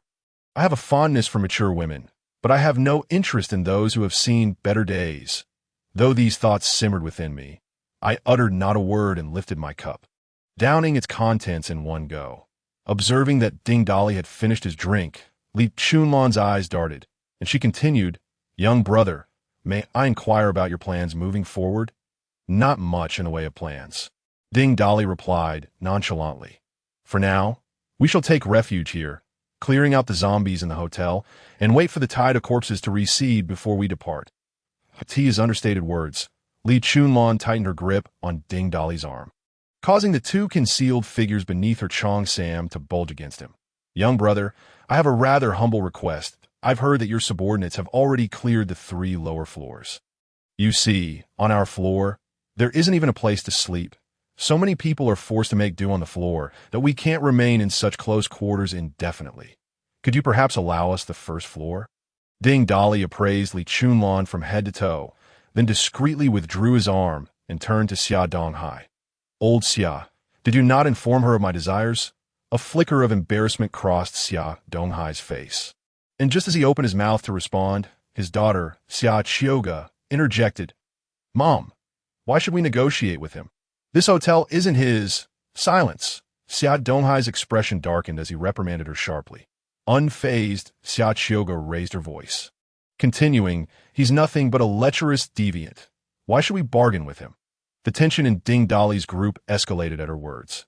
Everyone furrowed their brows, with Huizi and Zhang Ting even resting their hand upon their weapons. Even Xia shot a disapproving look at her friend. With a resounding slap, Xia Donghai struck Xia Chioga across the face. In disbelief, she stared at her father, tears streaming down her cheeks as she cried out, Mom, you've never hit me before. Am I wrong in what I said? Just look at how he was eyeing me. Another slap followed, this time from Xia Donghai. Not waiting for her to respond, he stated in a deep voice, Chioga, you would do well to keep your mouth shut before I truly lose my temper. Seeing the unfamiliar coldness in her father's gaze, coupled with his earlier display of authority, a wave of fear washed over Xia Chioga. She stood dazed behind her friend, Xia Xiaoxue, silent except for her quiet sobs. Xia Donghai offered an apologetic bow to Ding Dali and raised his glass. Chioga has been spoiled by us. I must apologize on her behalf. I understand that you have an interest in my daughter, young brother, but good fortune often comes with trials. I shall certainly speak to her when we return, but we mustn't let this strain our relationship. After saying this, he exchanged a knowing glance with Li Chunlan. Understanding, Li Chunlan quickly pulled Xia in closer and glanced at the beautiful Yu Xiaoyu, who sat beside Ding Dali, then beamed at him. Though Chioga and Xiaoxue may not be fortunate at this moment, I've spoken with Anin, and she is willing to follow you, young brother, if you do not mind taking her in, while she may not match the beauty of the lady beside you. She possesses charm and figure, albeit with a bit of a temper, but she is quite clever. Ding Dali regarded Li Chunlan, who resembled a brothel madam in her introduction of Xiaonan, then looked to Xia Donghai and remarked meaningfully, You truly have not suffered any loss by offering another's daughter in exchange. Both Xia Donghai and Li Chunlan felt their faces flush with embarrassment, particularly Xia Donghai, whose complexion turned a shade of crimson. Just jesting, young brother, I will certainly educate my daughter properly when I return. Seeing Xia Donghai hesitating to speak, Ding Dali waved his hand dismissively, then said pointedly, Enough.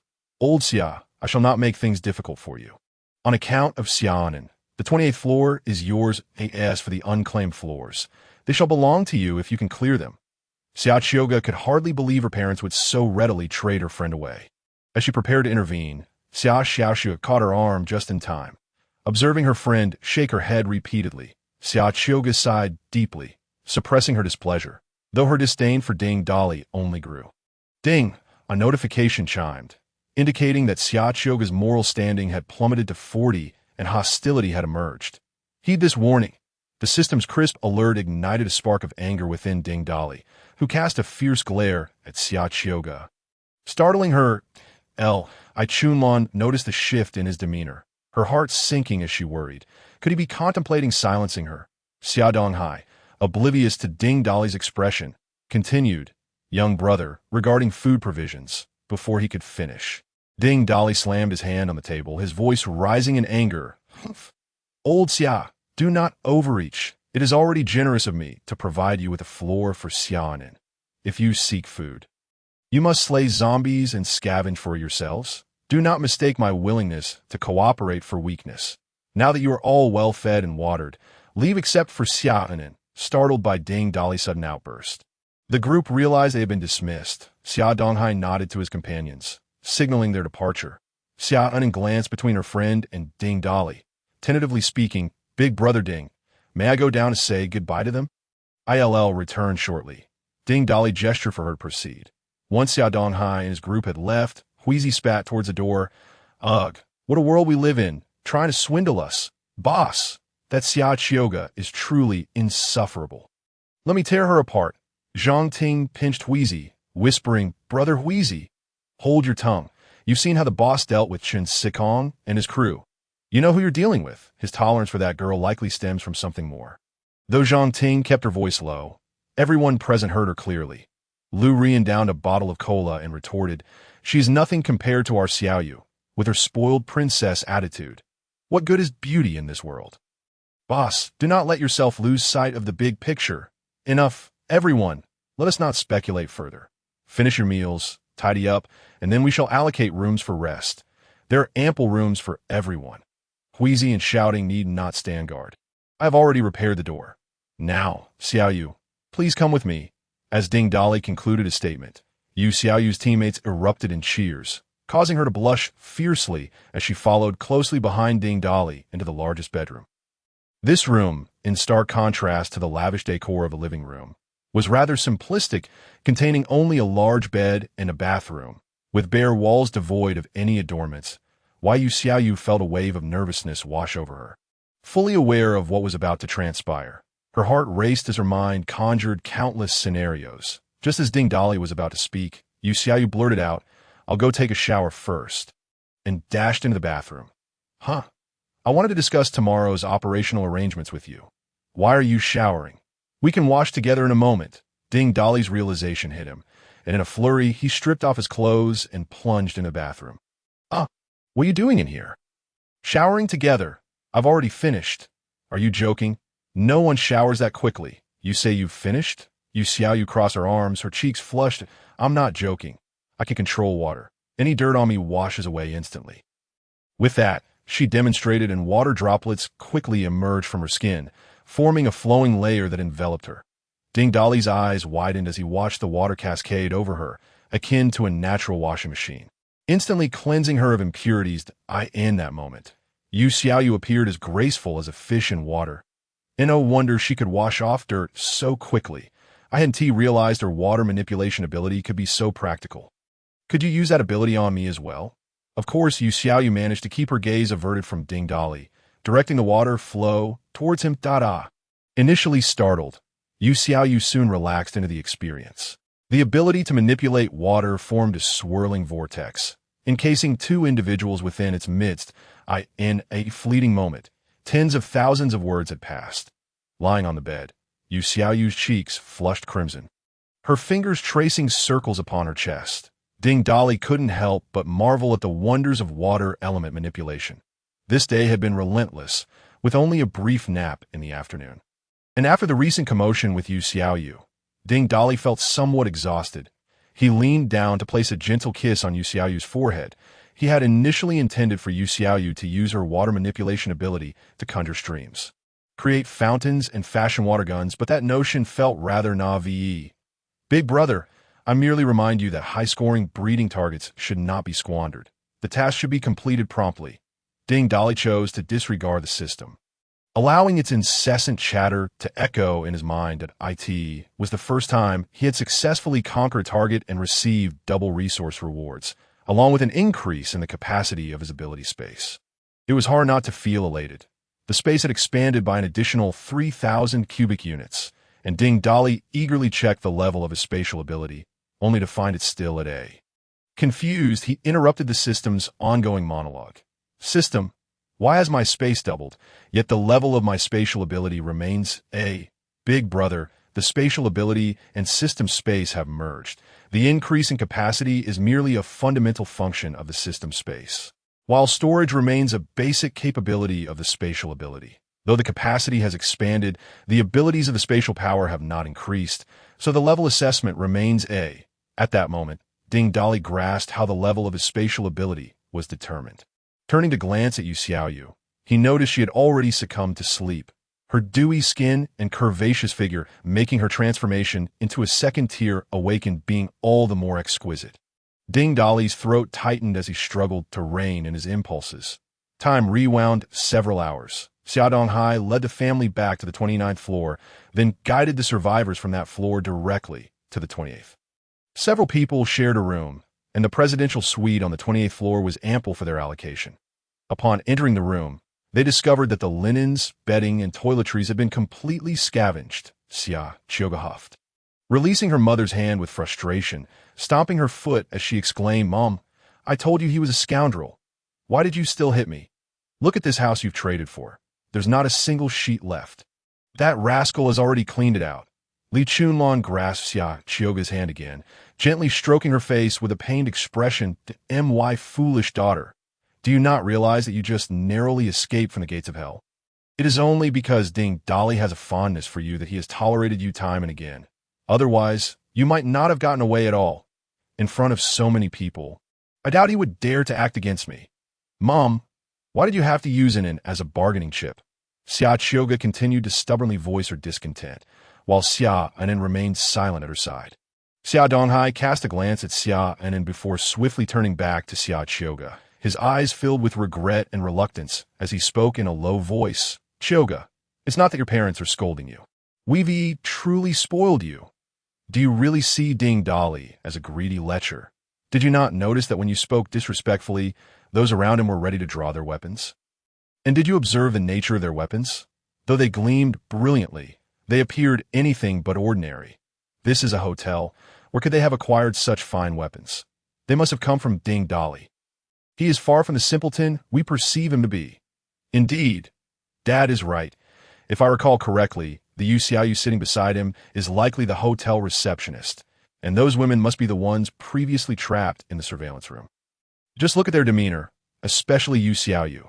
She exudes an undeniable aura of power.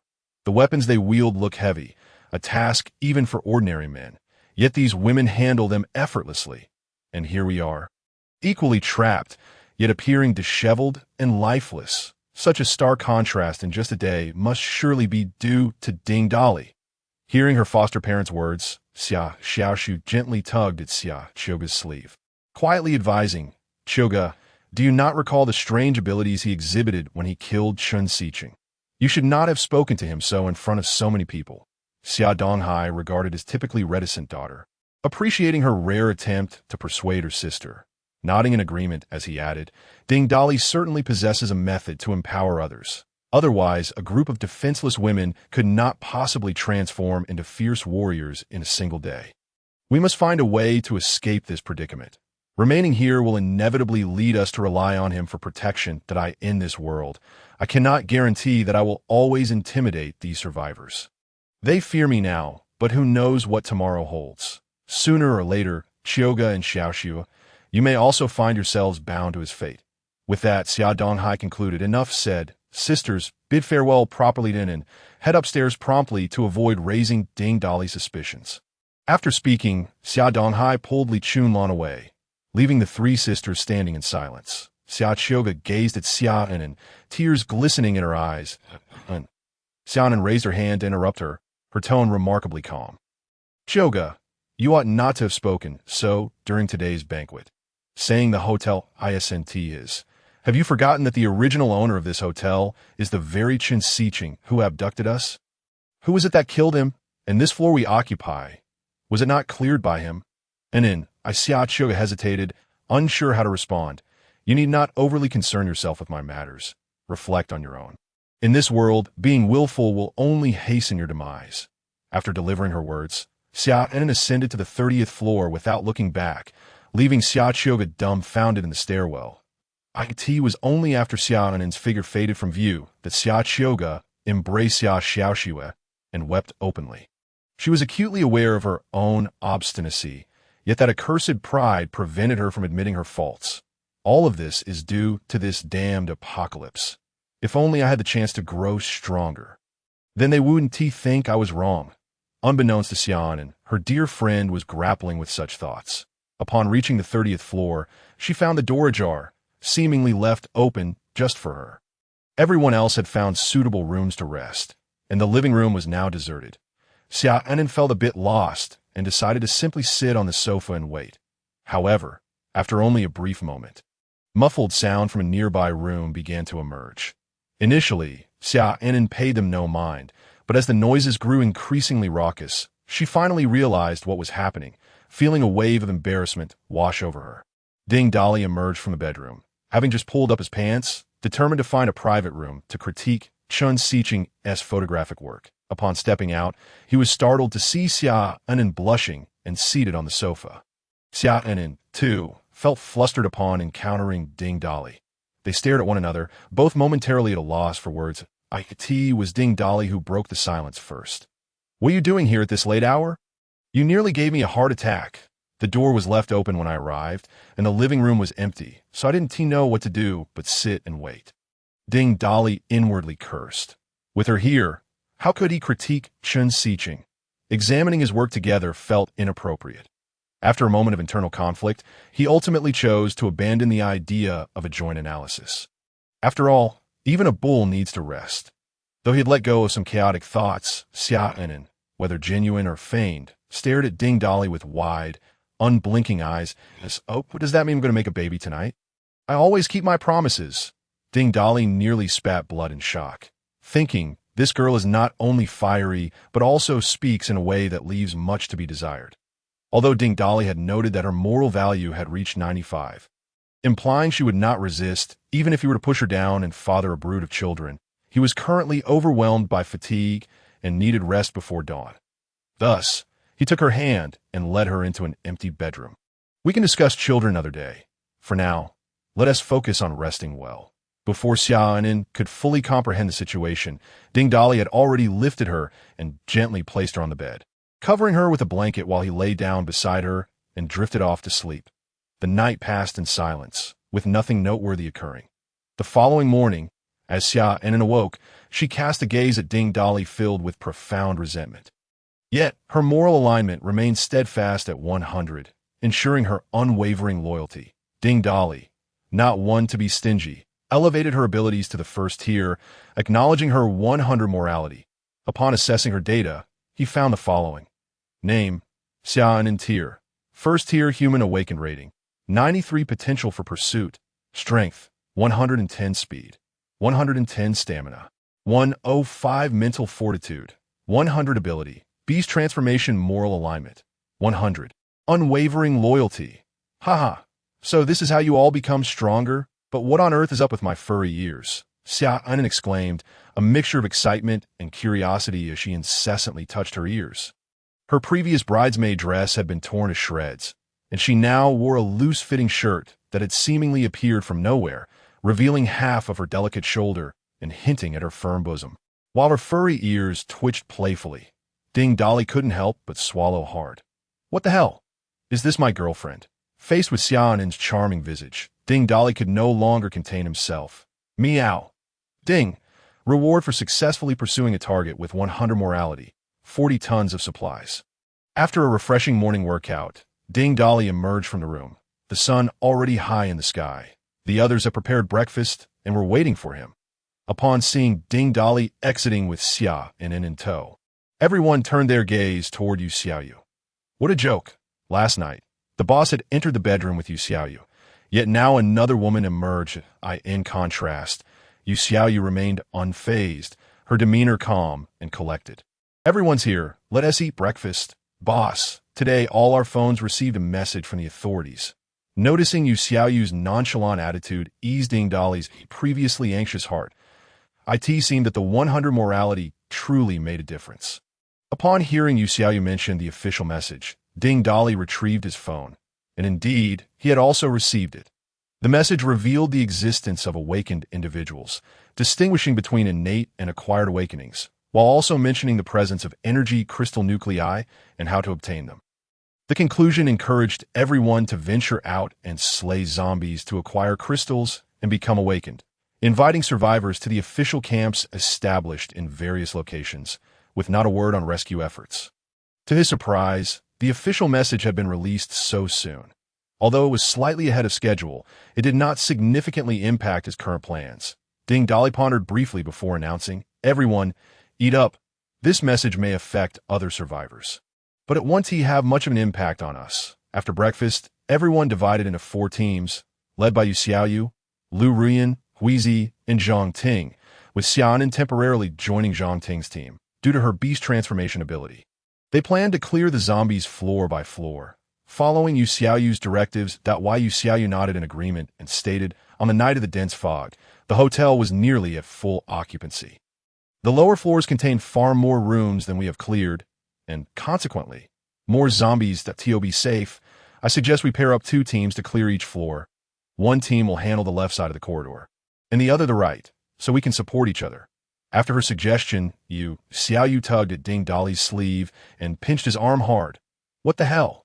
It's supposed to be 100 morality with unwavering loyalty. System, explain this to me. Ding Dali gasped in pain, frantically calling out to the system in his mind. Big brother, unwavering loyalty does not mean they're 1TB grudges. This damn system is utterly useless. While Ding Dali's team discussed strategies for continuing to eliminate zombies, they paid little heed to the official message. Yet in every corner where the news reached, chaos began to stir. Some, driven by impulse, disregarded warnings and rushed out to confront zombies one-on-one. However, the current zombies were not something an ordinary person could face head-on, as they could be torn apart in moments. Others formed teams, and although there were casualties, they managed to acquire crystal nuclei and awaken. Some used live humans as bait, ambushing zombies to seize their nuclei. Various scenarios unfolded simultaneously in different corners. Meanwhile, on the 28th floor of the hotel, Xiaodonghai, his family, and a few trusted followers congregated in a room. I never expected it to be like this, and oh wonder Ding Dali is so powerful and possesses such enigmatic abilities. It seems we cannot sit idly by. We must venture downstairs to slay zombies. Xia Donghai stroked his plump chin, deep in thought. Old Xia, since we know Ding Dali's secret to gaining strength, we must plan ahead. If everyone grows stronger, perhaps we can escape on our own without having to give our daughter to him. Hearing his wife's words, Xia Donghai tightened his grip on the axe at his waist and scanned the faces of the 10 or so individuals around him. You all have any good ideas? How can we persuade the remaining survivors to join us in slaying zombies? Brother Xia, I have an idea, though we need to go down to gather supplies anyway, so why should we share what we collect with those guys? If they want food, they can simply join us in slaying zombies to gather resources. In the end, we'll distribute according to labor. Those who don't contribute will go hungry. Let us see how long they can endure. As long as we have enough awakened individuals, we need not fear any tricks from those survivors. Who knows, we might even surpass the one upstairs. Xia Donghai believed this was the only viable course of action. Thus, they scavenged various household items to fashion makeshift weapons, table legs, drying racks, curtain rods, essentially arming themselves to the teeth with domestic paraphernalia. Naturally, under Xia Donghai's encouragement, some other survivors joined their ranks, while others still clung to the hope of rescue. Xia Donghai's family approached Ding Dali, expressing their desire to go downstairs to gather supplies, to which Ding Dali did not object. After all, The existence of crystal nuclei was no longer a secret. When hunger reached a certain point, many would be willing to take risks, and the chance to grow stronger in the apocalypse would compel many to act. Now, their group, driven by hunger and the desire for strength, could not afford to remain passive, especially Xia Chioga, whose eyes glinted with ambition, as if to convey to Ding Dali that she would soon become an awakened and escape this place. Old Xia, you gather your own supplies. Just don't interfere with my people.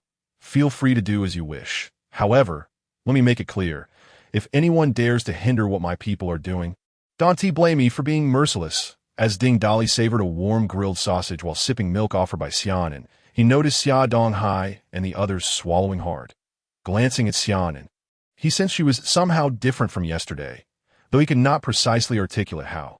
What was up with this cosplay-like outfit? Xia Chioga intended to approach her best friend for a chat, but was abruptly pulled back by Li Xianglan, who shook her head in warning. After exiting Ding Dali's vicinity, Xia Chioga, confused as to why her mother had stopped her from speaking with Xianan, asked Mom, "Why didn't you let me talk to Anin just now?" "Silly girl, you're usually so clever. Why do you lose your wits around Ding Dali?" Anin is now one of Ding Dali's people. If I'm not mistaken, she has already become the awakened one, as described by the authorities. And did you not notice the two gleaming golden blades hanging at her waist? Ding Dali's associates all possess such weapons. I'm warning you to watch your words. Don't inadvertently say something you shouldn't. It's always about Ding Dali. I'll become an awakened one sooner or later, Dad. We need to hurry and clear the zombies in the hotel. We can't keep relying on others. Xia Chioga was infuriated just thinking about Ding Dali's gaze upon her. "I'll take my team down. You, Xiao Xue, and your mother stay on the 29th floor. Don't worry. We will all become awakened in due time." However, things were not as simple as Xia Donghai had envisioned. In the ensuing days, Ding Dali's team descended floor by floor, clearing out zombies and collecting every usable item. It must be said that the hotel's stock of daily necessities was remarkably abundant. They amassed a vast array of supplies, towels, bedding, toothpaste, shampoo, shower gel, and even gathered thousands of small umbrellas, by the 5th day of the apocalypse. Ding Dali's team had reached the 6th floor of the hotel. Encountering only 5 survivors along the way, 3 had hidden in the bathroom of their room, remaining silent to evade danger, while the other 2 were relatively fortunate.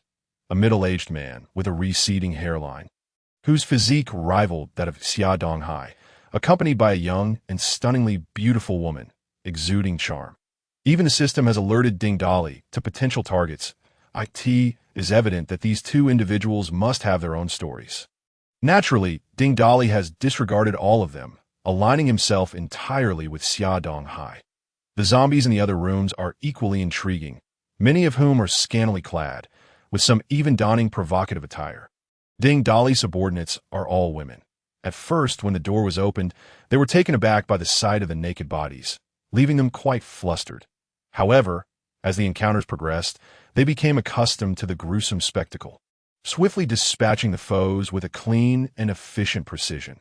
During this period, the entire group ascended to the 1st tier, with 3 members even reaching the 2nd tier. Had there been a sufficient number of 1st-tier zombies, they likely would have all advanced to the 2nd tier by now. In contrast, Xia Donghai and his team have only managed to gather a group of 30 due to their lack of experience in dealing with zombies. They suffered 10 casualties over the past few days, barely managing to clear a single floor. Fortunately, the remaining 20 have all become awakened, including Xia Donghai's family and a few trusted confidants who have attained the initial stage of awakening. Thankfully, the floor they cleared did not harbor any 1st-tier zombies. Otherwise, they could have faced total annihilation. Initially, they believed that knowing the secret of awakening would allow them to surpass Ding Dali, relying on their numerical advantage.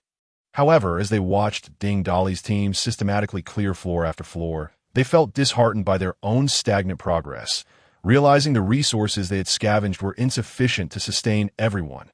Meanwhile, the tantalizing aroma of gourmet dishes wafting down from Ding Dali's quarters served as a stark reminder of their own inadequacies. It was only at this juncture that Xia Donghai comprehended the undeniable disparity between his group and Ding Dali's. Despite having uncovered the secret of awakening, of course, his realization did not extend to his followers. such as his daughter Xiaoga. While she had awakened alongside her peers, she had also developed unique abilities. Unlike her father and family members, who primarily possessed strength and speed, she had acquired an ability akin to Ding Dali's enigmatic powers, which bolstered her confidence immensely. Xiao Donghai's faction shared this newfound confidence, not limited to her alone. Once they returned to the 30th floor, everyone busied themselves preparing dinner. Ding Dali summoned Huizi, Zhang Ting, Yu Xiaoyu, Lu Ruoyan, and Xia into the expansive floor-to-ceiling windows. With a casual wave, a multitude of candles collected from the previous day's market appeared before them. "Boss, what s all this for? If you want a candle at dinner, you can share it with the two sisters. It seems inappropriate to call us over," Huizi remarked, his expression one of knowing amusement, a sly grin gracing his face. Ding Dali kicked him lightly, gesturing towards the streetlights outside. "It won't be long before the power goes out. The city's electricity will completely collapse. These candles are for illumination." "Boss, but the streetlights are still functioning just fine." "How could?" Before Huizi could finish, the streetlights outside abruptly extinguished, plunging the area into darkness. From their high vantage point, they could no longer discern the situation below. "Oh no. Boss, you don't have some sort of foresight ability, do you?" "The power really is out." The others expressed their astonishment in unison, and Ding Dali waved his hand dismissively, offering no explanation. "Enough chatter. Quickly light the candles and make sure to draw the curtains tightly." The group distributed the candles, secured the curtains, and ignited the flames, instantly illuminating the room once more. "Honey, we've added 3 second-tier awakened sisters to our ranks. With any luck, we should be able to clear the remaining floors tomorrow," Yu Xiaoyu said, her voice now accustomed to calling Ding Dali honey after a couple of days of his insistence. "All right, we'll strike decisively tomorrow, finish the battle quickly, and rest well tonight. The day after, we'll commence our plans." As night deepened, the moans of the undead echoed from the crossroads below. In the stairwell of the Sunflower Hotel, a man and a woman stealthily ascended to the 26th floor, gently pushing open the door to one of the presidential suites. Ding Dali and his team would block the stairwell they had cleared each day, reopening it only when they resumed their cleansing in a couple of days. While it was somewhat inconvenient, this strategy effectively prevented zombies from ascending. Given the numerous floors and the emptiness of the previously cleared ones, there was little need to station guards on those vacant tiers. Thus, the survivors on the 28th floor occasionally ventured down to explore the now empty lower levels. Xiaoga was among them.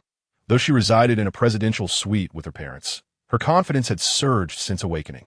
She often sneaked out at night to use the restroom in one of the presidential suites on the 26th floor, lingering there for a while. This night was no different, with the power out. Everyone had retired early. Xiaoga stealthily slipped out, heading to the designated suite. She luxuriated in a pre-prepared bath before wrapping herself in a towel and emerging from the bathroom, not yet having had the chance to change when she heard the door to the suite creak open, accompanied by hushed voices between a man and a woman. Startled, Xiaoga quickly glanced around and instinctively dove into the closet. They could see that moment. The couple had entered the room, though the darkness obscured their figures. She could hear their conversation clearly. Curiosity piqued, she pressed herself against the crack of the closet door, straining to discern the scene outside, all the while mentally cursing.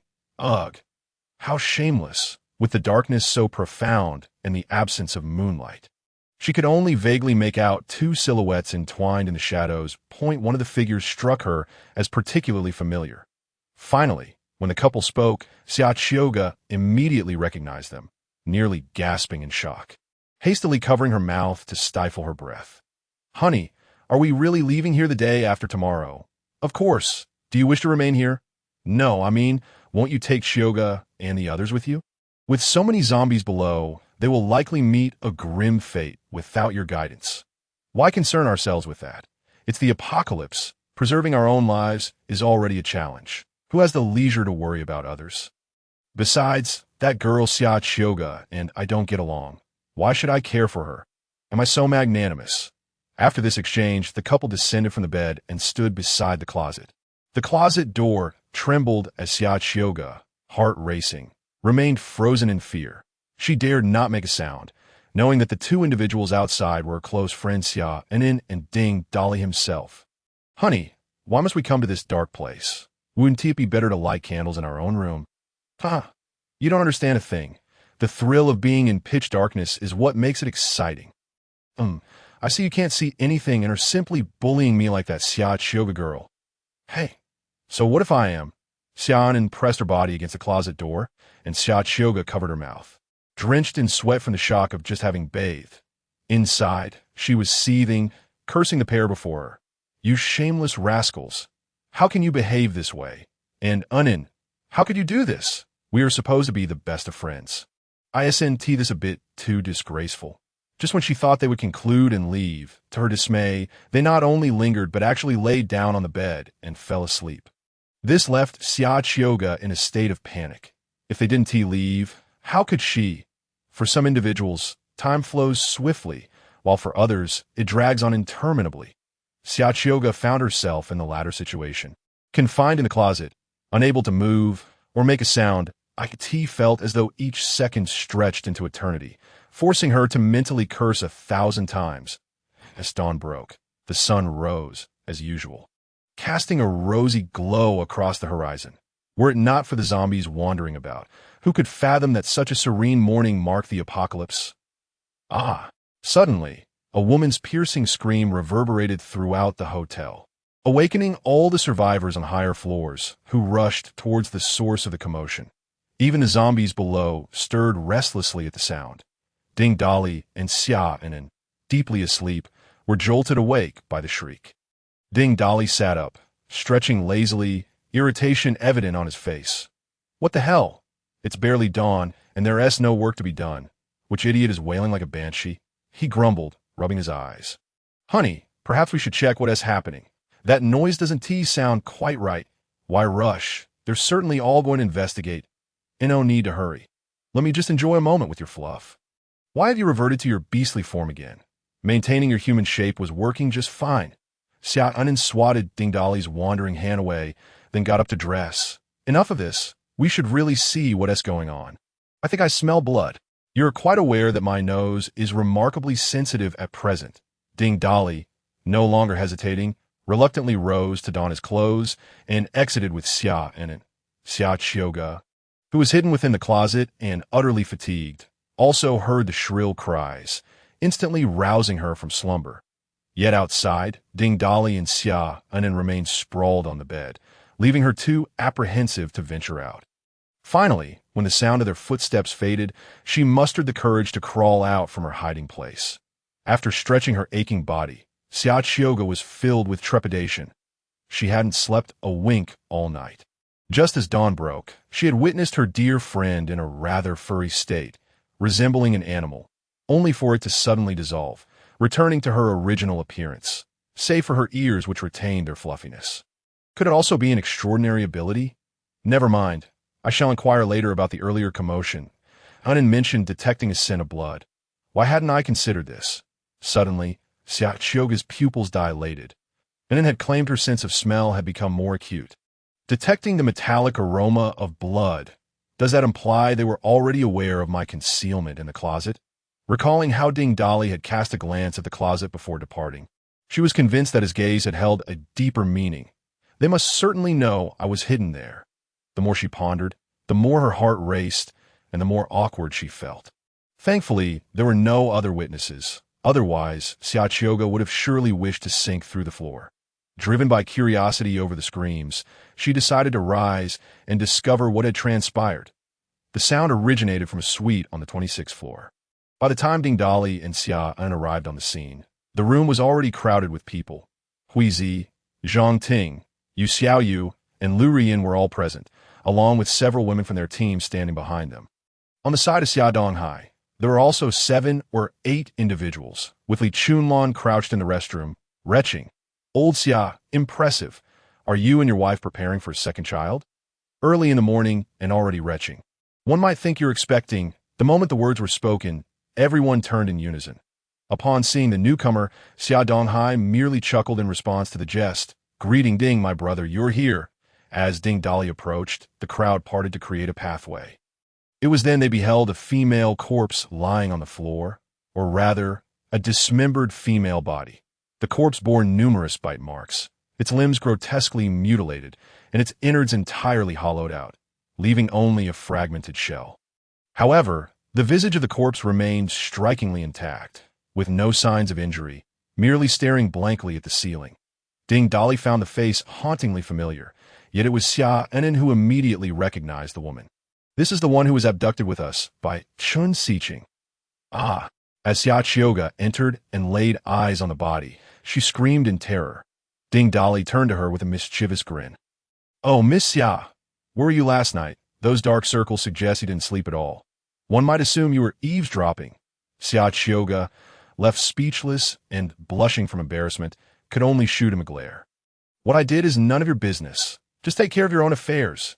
Afterward, she couldn't help but glance at Xiaonan, only to find a knowing smile in her eyes, which made Xia Chioga feel slightly guilty.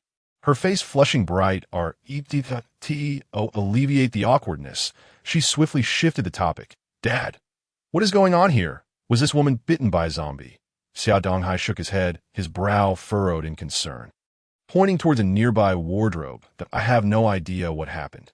Besides this corpse, we discovered 3 others within that wardrobe, all arranged in identical states. If zombies were responsible, how could they have arranged the bodies so neatly?" "What? Hidden in the wardrobe? How depraved!" Ding Dali purposely raised his voice, causing Xia Chioga's face to burn with humiliation. She wished for nothing more than to vanish in a thin air. Ding Dali crouched down to inspect the body closely. The manner of death was indeed peculiar, that a glimmer of suspicion arose within him as he grasped a handful of the corpse's hair, lifting the head and revealing a sticky trail of blood between the back of the head and the carpet. A fist-sized, dark red hole was visible at the back of the skull, completely hollowed out. Ding Dali's heart raced. It was indeed that entity. He then inquired of the others, who discovered the body first. From among Xia Donghai's group emerged a portly man with an air of authority, accompanied by a young, alluring woman who seemed somewhat frightened, burying her head against his shoulder. This pair was the fortunate survivors who had found the hotel. The man, resembling an old bureaucrat, brushed aside a few stray strands of hair, as if attempting to obscure his shiny scalp. He then extended his hand to Ding Dali with a genial smile, appearing as if he were basking in the warmth of spring. "Hello, Ding, my brother. Thank you for saving me. We barely had time to introduce ourselves. My name is Huang Ji, the director of the District Tax Bureau. This here is our department's head of planning and finance, Xiao Su Yuhong." Ding Dali, a mere foot soldier, loathed the pompous airs of officials. When he noticed Huang Ji's morality score was only 40, he was even more repulsed. The man's beaming smile was clearly that of a wolf in sheep's clothing.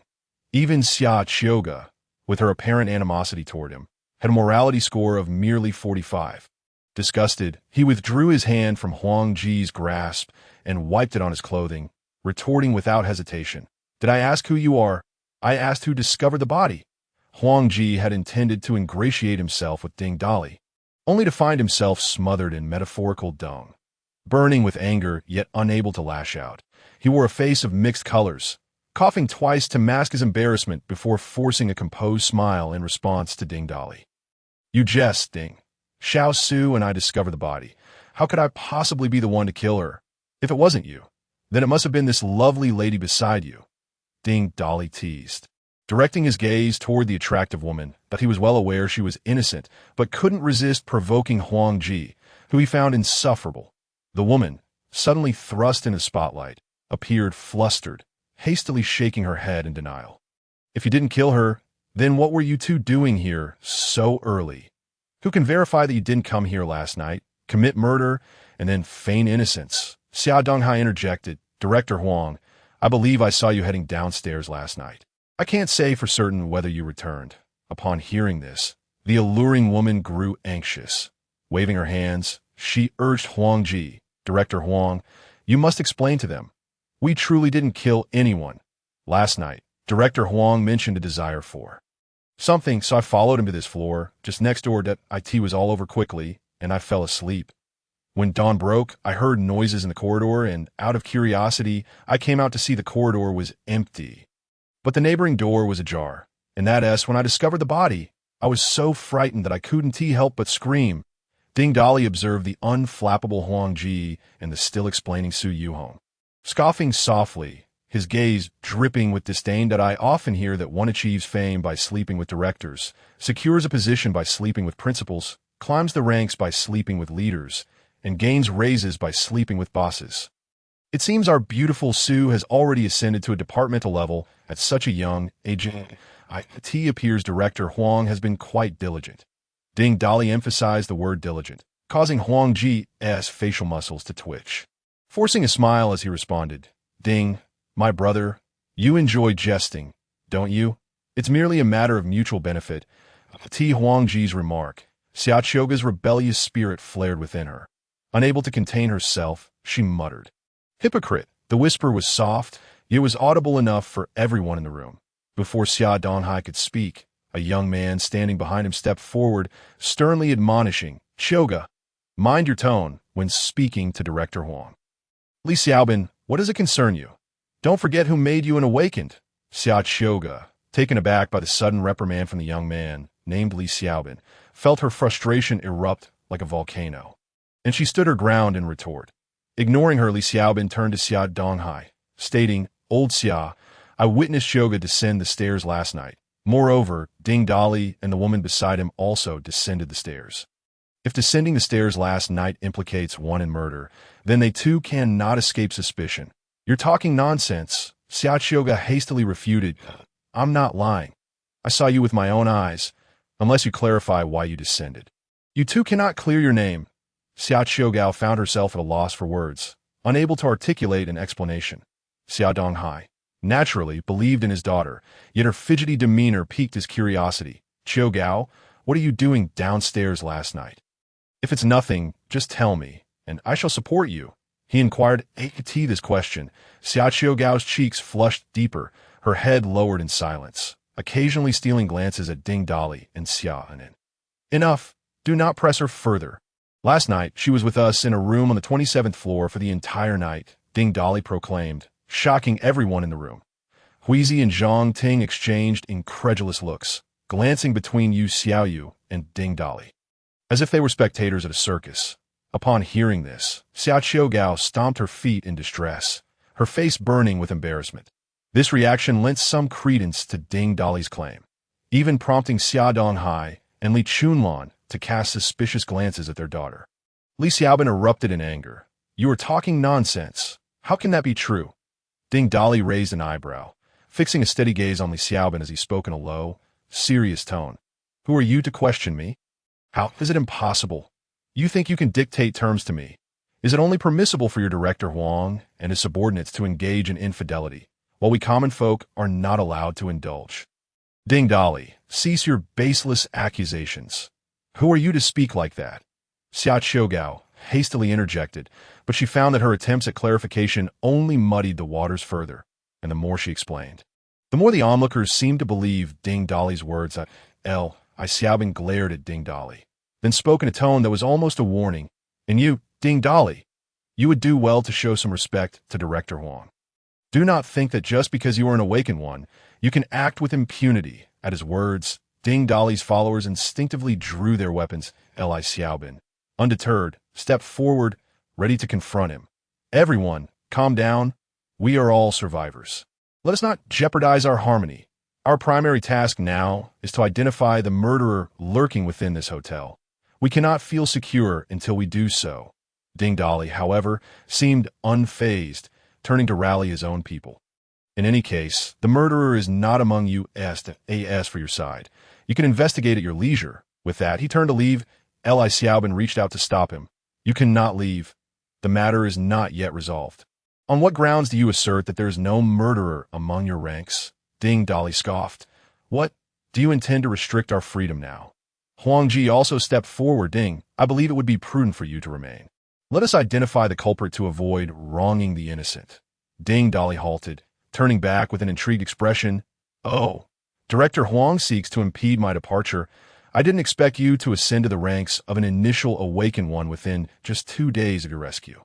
It seems you are held in high regard over at Old Xia's. That at this remark, the people around Xia Donghai were taken aback, uncertain of how Ding Dali discerned such information. Most were still grappling with the concept of awakened ones, struggling to distinguish the disparities in their strengths. They may see you as a mere nobody. In my presence, you are nothing. If you wish for my obedience, you are not yet worthy. If you want me to comply, then lend me your stunning companion for my amusement. Otherwise, go flaunt your authority elsewhere. Director Huang. Ding Dali continued to unabashedly confront Huang Ji. Huang Ji remained silent, his previously amiable demeanor now shadowed with darkness. While Su Hongyu stood silently behind him, Li Xiaobin, however, swiftly advanced to stand before Huang Ji. Ding Dali, mind your tone with Director Huang. I have long found you insufferable. You once wielded your status as an awakened one to intimidate others. But now, we are all awakened. Moreover, I have reached the first tier of awakening. Among our ranks, I am the strongest. Do you truly think I would fear you? Upon finishing, Li Xiaobin regarded Ding Dali with a triumphant expression. As if he were already the victor, Ding Dali remained silent. Yet his subordinates looked at Li Xiaobin as if he were a fool. Huizi stepped forward. Boss, can I take him down? Ding Dali waved him off. Back off. Huizi. Li Xiaobin, can you enlighten me as to why you are so protective of Director Huang? I am the driver for the tax bureau. Huang is my superior, so of course, I will defend him. Oh, haha, so you are merely a subordinate. Has your superior ever imparted a particular wisdom to you? Li Xiaobin, puzzled, asked, what wisdom? Don't act foolishly. Foolishness invites disaster. Ah, Li Xiaobin was still processing the words when a bolt of lightning, as thick as a bowl, erupted from Ding Dali's body, striking him directly. Before he could react, Li Xiaobin was reduced to a charred husk. With a sweeping gesture, Ding Dali conjured a shimmering golden rod that shattered Li Xiaobin's remains. After this display, Ding Dali spat on Li Xiaobin's corpse, exclaiming, a coward hiding behind authority. You barked the loudest. He then surveyed the stunned crowd. Now, do you believe we are not the killers? For we do not require such theatrics to take a life. With that, he departed with his entourage, leaving the remaining individuals in shock, gazing at Li Xiaobin's lifeless form. They nearly forgot that he had once been a remorseless killer. Xia Donghai took a long moment to gather himself, filled with deep reflections. Indeed, as I suspected, Li Xiaobin was the strongest among us, and Ding Dali extinguished him with a mere wave of his hand. This individual is truly unfathomable, far beyond what we can contend with. Though, it is perhaps for the best that Li Xiaobin is gone. Casting a glance at the still-dazed Huang Ji, Xia Donghai instructed, clean up the body, and everyone return to the 28th floor to stand by. No one is to act rashly. I must make a trip to the 30th floor. Upon returning to the 30th floor, Yu Xiaoyu served breakfast to Ding Dali, leaning in a whisper, so, how was the excitement last night with the three of you? Ding Dali, enjoying his porridge, chuckled like a child, fully aware that Yu Xiaoyu had come to seek his accountability. After one dalliance with Xiaonan, Yu Xiaoyu would demand compensation, under the guise of fairness. Xiaonan was no exception. These two were like rivals vying for a position. Ding Dali had confessed to both women about his other relationships, but they had assured him that upon meeting the first wife, they would defer to her authority. However, while in this space, it was they who held the reins that prevent being overwhelmed or underestimated. Ding Dali eagerly inquired of the system, is there any benefit akin to that which other protagonists enjoy? Enhancing their prowess in such matters? You claim to be the multitude blessings system. How can there be no enhancements for procreation? The system, however, curtly informed him that no such benefits existed and mockingly suggested that he should not blame the system for his own inadequacies. Ding Dali almost succumbed to the urge to consume the system in frustration. Ultimately, the system advised him that continuous consumption of other life forms would naturally enhance his bodily capabilities. Who needs your advice? Ding Dali retorted, what good is that in the future? What I need to deal with is the present. This response was met with silence from the system. Finishing his bowl of porridge, Ding Dali remarked, by the way, next time, add more goji berries to the porridge. The words reached Huizi and the others who had gathered, and they stifled their laughter. Boss, do you know who killed those women? Ding Dali shook his head. Popping a boiled egg into his mouth, I don't know who did it, but I know what did it. Curiosity piqued, everyone gathered closer, Yu Xiaoyu whispered, darling, what do you mean? Could it be that the murderer is a creature akin to zombies? A zombie beast or a mutated beast? Ding Dali shook his head again. Neither. In fact, this entity could be considered human, yet it is not truly human. Such beings should be exceedingly rare now, which is why the authorities lack information about them. Do you know what was most terrifying during ancient famines? It was not the pillaging or the sight of starving corpses, but rather the gruesome acts of cannibalism that turned the world into a hellscape. The current state of affairs is even more horrifying than ancient calamities. It is a veritable nightmare. In the early days of the apocalypse, things were not too bad. Many still had stored food. Yet, even then, some could not endure the pangs of hunger and resorted to consuming their own kind or the remains of their kin. However, those who partake in cannibalism do not spread plagues or infections like in ancient times. Instead, they embark on a bizarre, evolutionary path. They become consumed by the allure of fresh flesh, yet retain their original memories and thoughts. This creature is referred to as the mutant, at this juncture. A fierce intent surged in Ding Dali's eyes. His tone is frigid as I see in the future. Regardless of who you may be, should you encounter a mutant, remember this, show no mercy, for they can no longer be considered human. It is imperative to remember, under no circumstances should one consume human flesh. Although the crowd was entirely oblivious to the terror of the mutants, they could sense a hint of chill from Ding Dali's words. Wheezy tentatively inquired, "Boss, are you suggesting that there are mutants hidden in this hotel?" Just as Ding Dali was about to respond, someone announced the arrival of Xia Donghai. Ding Dali gestured for them to let him in. Upon entering, Xia Donghai immediately apologized, grasping Ding Dali's hand, and regretfully stated, "Ding, my apologies. It was my subordinate's folly that provoked you. His death was well-deserved, yet it is a pity for his first-tier strength." Ding Dali shot him a disdainful glance. "Enough, Lao Xia. Play your games with others. Don't try to feign innocence with me. I did you a favor by eliminating Li Xiaobin. You should be more than pleased." Xia Donghai rubbed his plump hands together. His face wrinkled in a beaming smile. "Indeed, nothing escapes the keen eyes of my brother Ding. Li Xiaobin, relying on his brute strength and a modicum of martial skill, had contributed significantly during the hotel clearance. Even among his peers, he was a standout. Had it not been for my numbers, he might have proven quite the formidable adversary. Until that day, when Huang Jai appeared, Li Xiaobin had previously been Huang Jai's driver. Upon seeing his former superior alive, he was overjoyed. Soon after, Huang Jai revealed a shocking piece of news that rekindled Li Xiaobin's loyalty. This news pertained to the establishment of a third resettlement camp by the authorities in the city. Huang Jai fervently claimed to know all the secrets of the third camp and shamelessly declared that its leader was his close friend. If he could escape to the third camp, a bright future awaited him. Is it true that many of your people have wavered? Xia Donghai nodded, exhaling a weary sigh. There's little I can do. Unlike you, Ding, I lack abundant supplies and absolute strength, making it difficult to lead them for long. Fortunately, with your elimination of Li Xiaobin, their top combatant, they ought to remain subdued for a while. By the way, do you think those corpses downstairs are the work of Huang Jai? Ding Dali shook his head in denial, and then relayed the information regarding the mutants. Upon hearing this, Xia Donghai nearly leapt from his spot, stammering, "You mean to say we have a creature that retains human thought, but devours flesh like a zombie among us?" "Indeed, and this mutant is likely concealed within that group of yours," Ding Dali replied with unwavering certainty. This revelation left Xia Donghai restless. His family was still below, and the mere thought sent him into a frenzy as he hastily questioned Ding Dali. "Brother Ding, since you possess knowledge of the mutants, you must know how to identify them among the crowd, right?"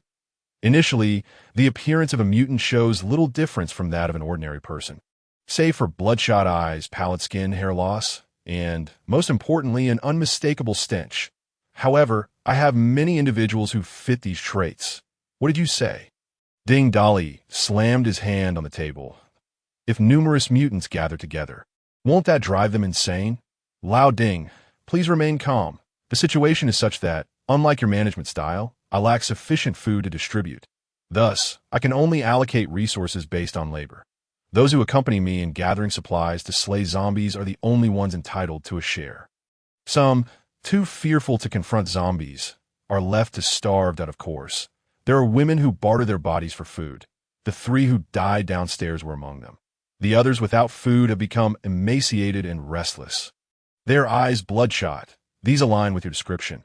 However, I didn't notice hair loss, as most men keep their hair short for convenience. If anyone has noticeable balding, it would be Huang Jai. Xia Donghai pondered carefully whether any of his group fully matched the criteria.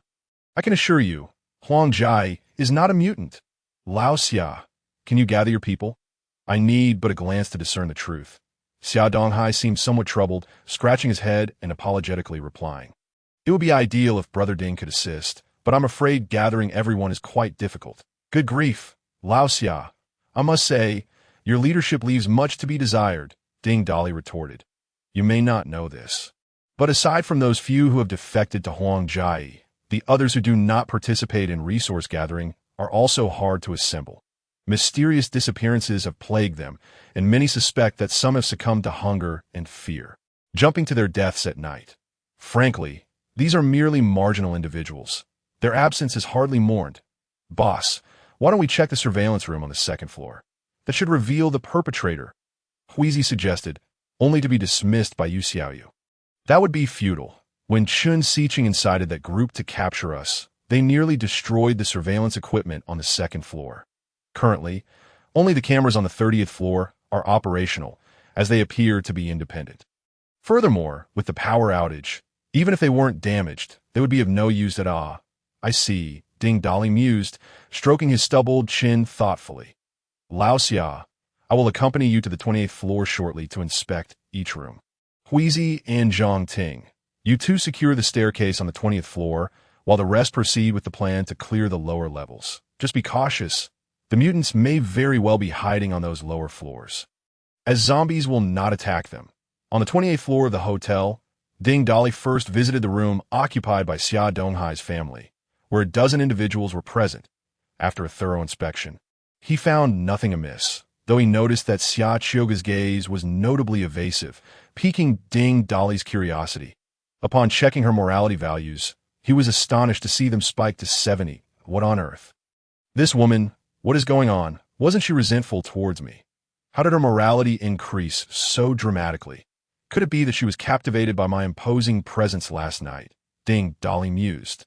Unbeknownst to him, this was due to Ding Dali's decisive action in eliminating Li Xiaobin, clearly opposing Huang Jai. Given that Huang Jai was also at odds with his own family, the adage "the enemy of my enemy is my friend" held true. Compared to Huang Jai's treachery, Ding Dali, though a rogue and somewhat deranged, at least did not conceal daggers behind a smile. Meanwhile, in Huang Jai's room, aside from Huang Jai and Su Hongyu, there were 5 others. One of them offered Huang Jai a cigarette as he stood by the window. Director Huang, our strongest, Li Xiaobin, was killed by that Ding Dali. Xia Donghai's side holds the numerical advantage. How shall we proceed? Huang Jai pointed to his own head, inhaled deeply from his cigarette, and released a smoke ring.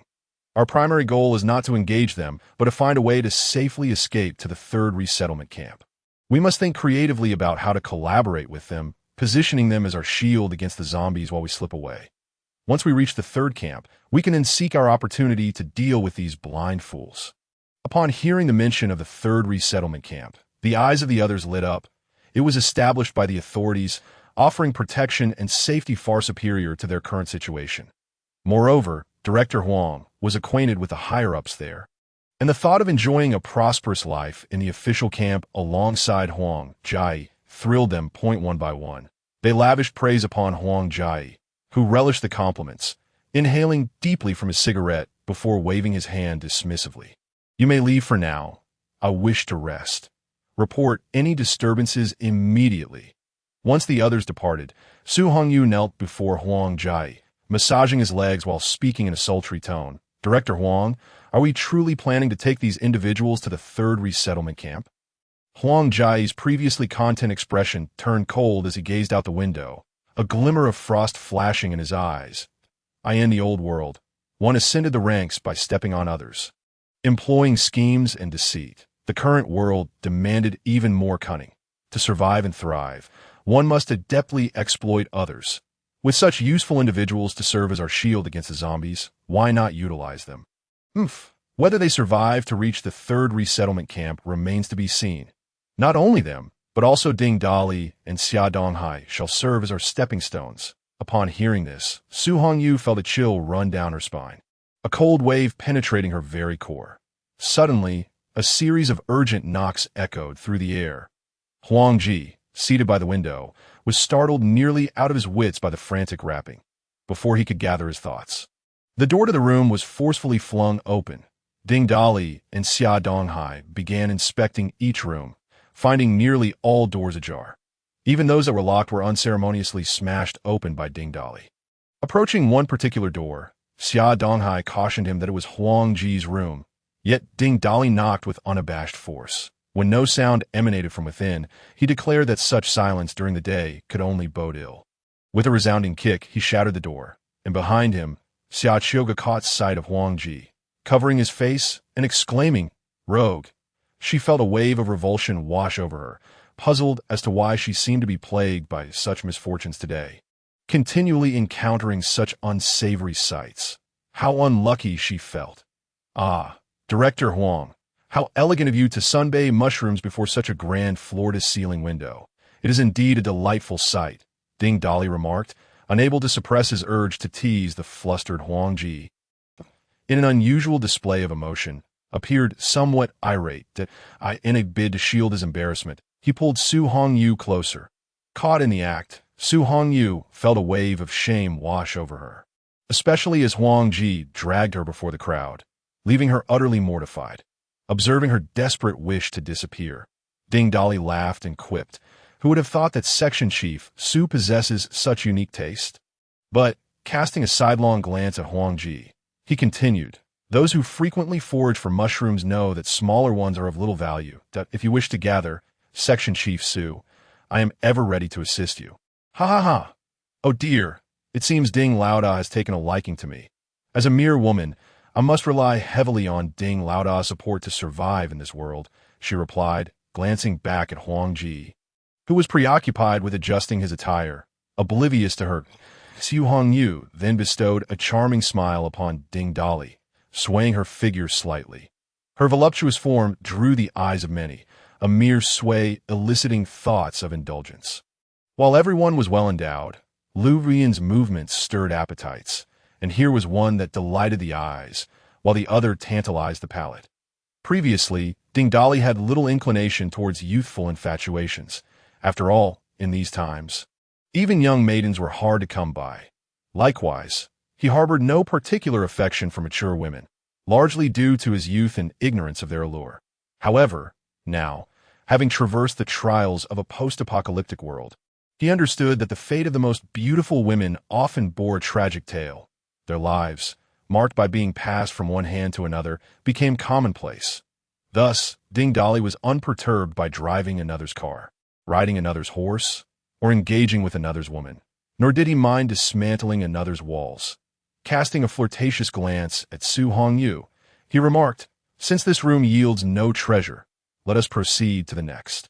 As he turned to leave, Huang Ji, already irked by their intrusion and rummaging through his belongings without invitation, suddenly found his temper flaring. "Are you not being a bit excessive? You have breached my door and ransacked my quarters without so much as a word. And now you expect to leave unchallenged." Xia Donghai swiftly stepped between them, acutely aware that a predator lurked within the hotel, and the immediate priority was to unearth the culprit. He feared that if Ding Dali, in a fit of rage, were to harm Huang Ji, chaos would ensue, allowing the true perpetrator to escape and exacerbate the situation. The man they sought was merciless, striking without warning. "Director Huang, please hear me out. We find ourselves in a predicament that a mutated being is concealed within the hotel, preying upon people. The corpses downstairs are its handiwork. Ding Laodi possesses the ability to identify these mutations. Hence, we are compelled to search each room. We sincerely did not intend to disturb your leisure. What are these mutations? What on earth are you talking about? Why has the government not mentioned them?" Huang Ji regarded their claims with skepticism, suspecting it to be a fabrication aimed at humiliating him. Xia Donghai hastily relayed all the information he had gleaned from Ding Dali regarding the mutated beings, leaving Huang Ji with a face full of doubt. "Are you saying this is true? Such monsters truly exist? Believe it or not, These mutated beings possess strength comparable to that of awakened individuals, growing more powerful with each life they consume that if we do not locate it soon. More will surely suffer, Ding Dali declared, turning on his heel to depart. I will accompany you. Huangji hastened to follow, with Su Hongyu trotting closely behind, after thoroughly examining all occupied rooms without finding the creature. They stood at the end of the corridor, facing 4 unoccupied rooms, still awaiting inspection, their doorways littered with refuse, exuding an odd stench. These 4 rooms have remained vacant, hence the accumulation of garbage. Xia Donghai explained. Let us proceed inside and investigate. Having examined 3 empty rooms with naught to discover, even the furniture coated in dust, they finally reached the last room. Ding Dali twisted the doorknob and pushed the door open. A faint yet unmistakable odor of decay wafted forth.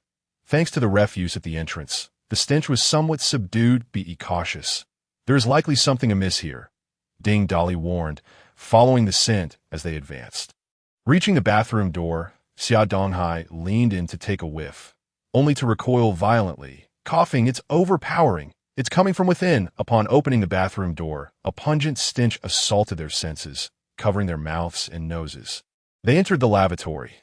The suite's bathroom was spacious, with separate areas for bathing, using the toilet, and washing one's face. Lying conspicuously at the entrance of the bathing area was a corpse, already darkened with decay. The corpse bore an uncanny resemblance to the bodies found downstairs. Su Hongyu and Xia Chioga, unable to contain themselves, rushed aside to vomit. Ignoring their distress, Ding Dali scrutinized the body, solemnly stating, if I am not mistaken, this is likely the first victim consumed by the mutated being. How can you tell? One queried. Is it because it already reeks? Ding Dali shook his head. Look at its forehead. The other corpses bore no marks on their faces. The mutated beings derive perverse pleasure from allowing their prey to witness their own demise. This is their twisted quirk. However, this particular corpse shows signs of having been knocked unconscious by a blunt object before being devoured.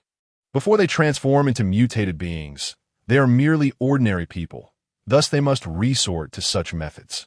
Once they consume a human, they gain their powers, easily overpowering the average person, allowing their prey to watch helplessly as they are devoured. This revelation sent a shiver down the spines of all present. What manner of monster was this, feasting upon humans while forcing them to watch? Just the thought of it sent chills racing down their backs. I recognize this person, exclaimed Xia Chioga, having just finished retching, wiping her mouth in astonishment. How do you know him, Chioga? Xia Donghai asked, perplexed. Father, don't you remember? When we fled to the 29th floor, there was a survivor who came up with us, dressed in a leopard print bodysuit. Despite many wearing minimal clothing at the time, his outfit was simply too eye-catching. I even discussed him with Xiaoxue and then later, hearing rumors that he had peculiar habits, though I was unsure of their truth. With this, Ding Dali recalled. Indeed, upon ascending to the 29th floor alone, he had spotted a rather flamboyant, middle-aged man. I wondered why I hadn't seen that man for so long. I thought he, like those who went missing, had taken his own life by jumping off the building. Yet here he lies dead. Xia Chioga sighed softly, then turned to Ding Dali. Hey, Dali the Lecher, the mutated being is not on this floor. What shall we do next? Were it not for the rising moral values, Ding Dali would have surely retaliated against her, or perhaps have taken advantage of her. What is the matter, Miss Xia? Are you frightened? Afraid the mutated being might crawl into your wardrobe at night. Ding Dali's audacity was indeed remarkable, his words eliciting a flush of embarrassment on Xia Chioga's face. This only served to heighten the anxiety of Xia Donghai, who observed from the sidelines, wondering if his daughter had some untold secret with Ding Dali. Was his cherished cabbage being ravished by the monkey before him? He interjected, attempting to divert the conversation. Ding Laudi, what do you think our next step should be? Is it possible the mutated being is hiding on another floor? The aberrant being is likely one of those who went missing. We should thoroughly search the lower floors once more. If he is not there, he is likely hiding outside. The scent of the aberrant can mask the zombies, allowing him to come and go as he pleases.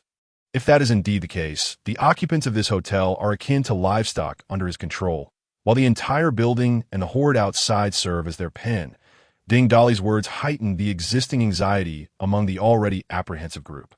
Fear not, everyone. Let us commence a systematic search, floor by floor.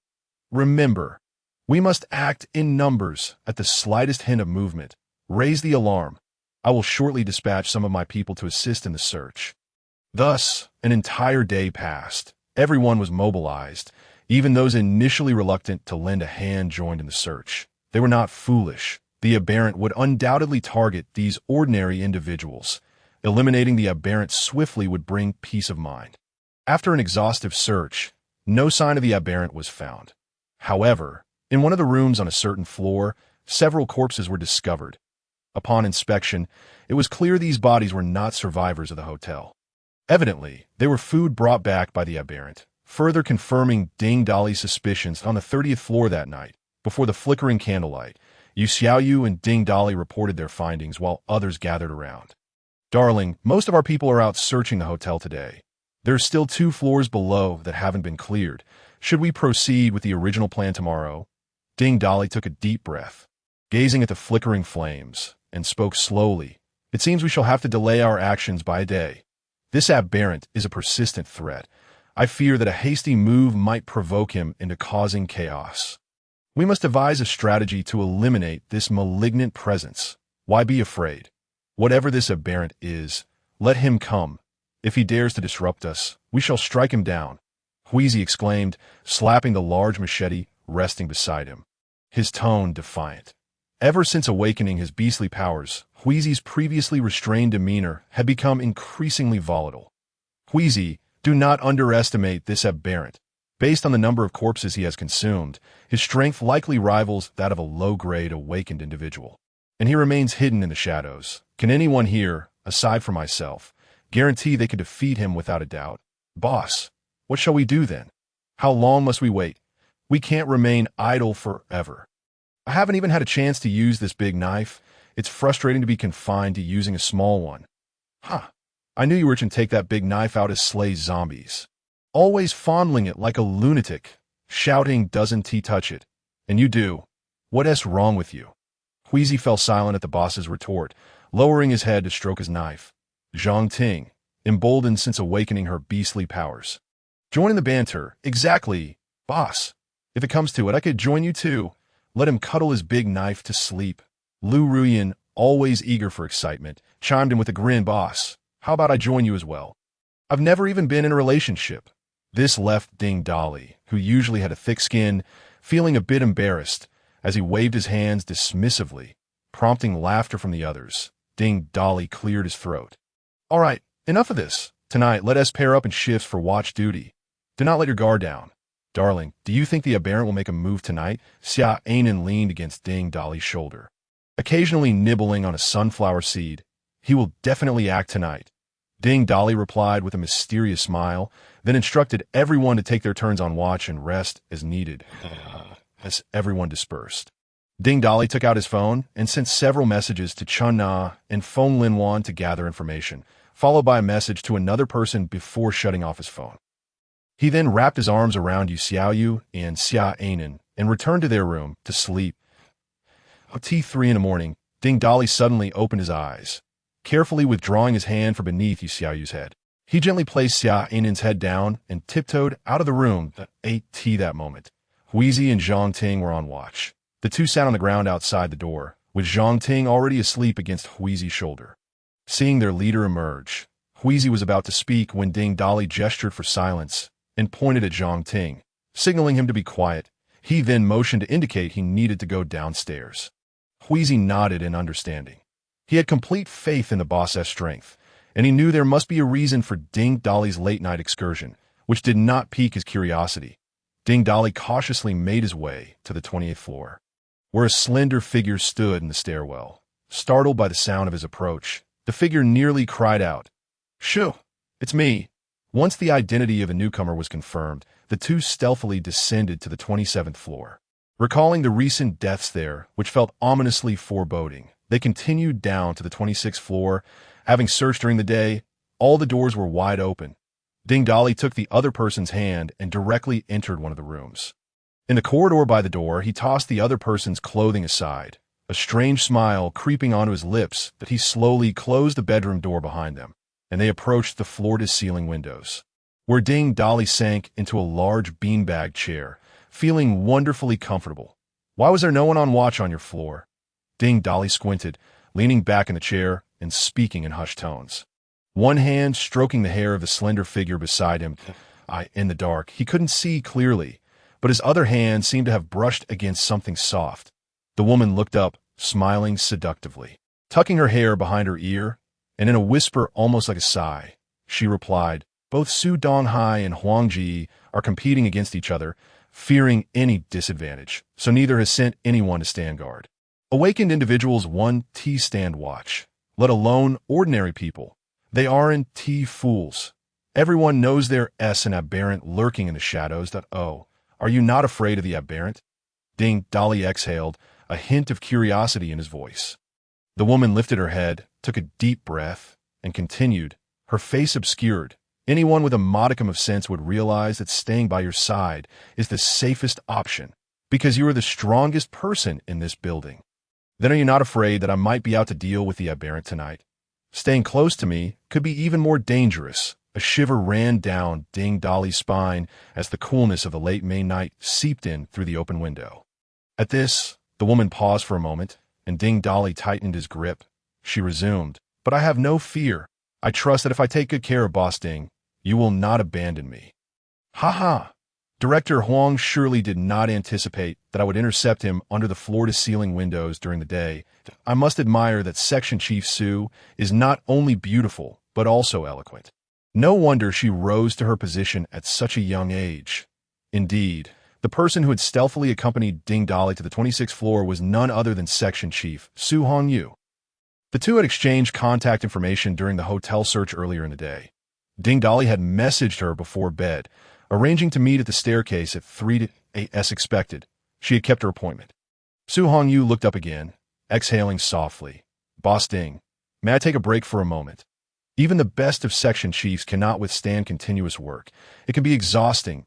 Is it all right if I rest for a bit before we continue?"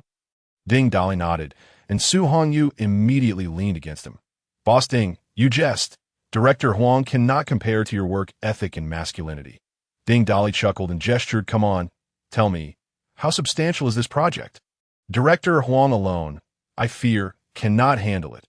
Hearing Ding Dolly's words, Su Hongyu burst into laughter, then pointed her finger at his chest to write in, "My goodness!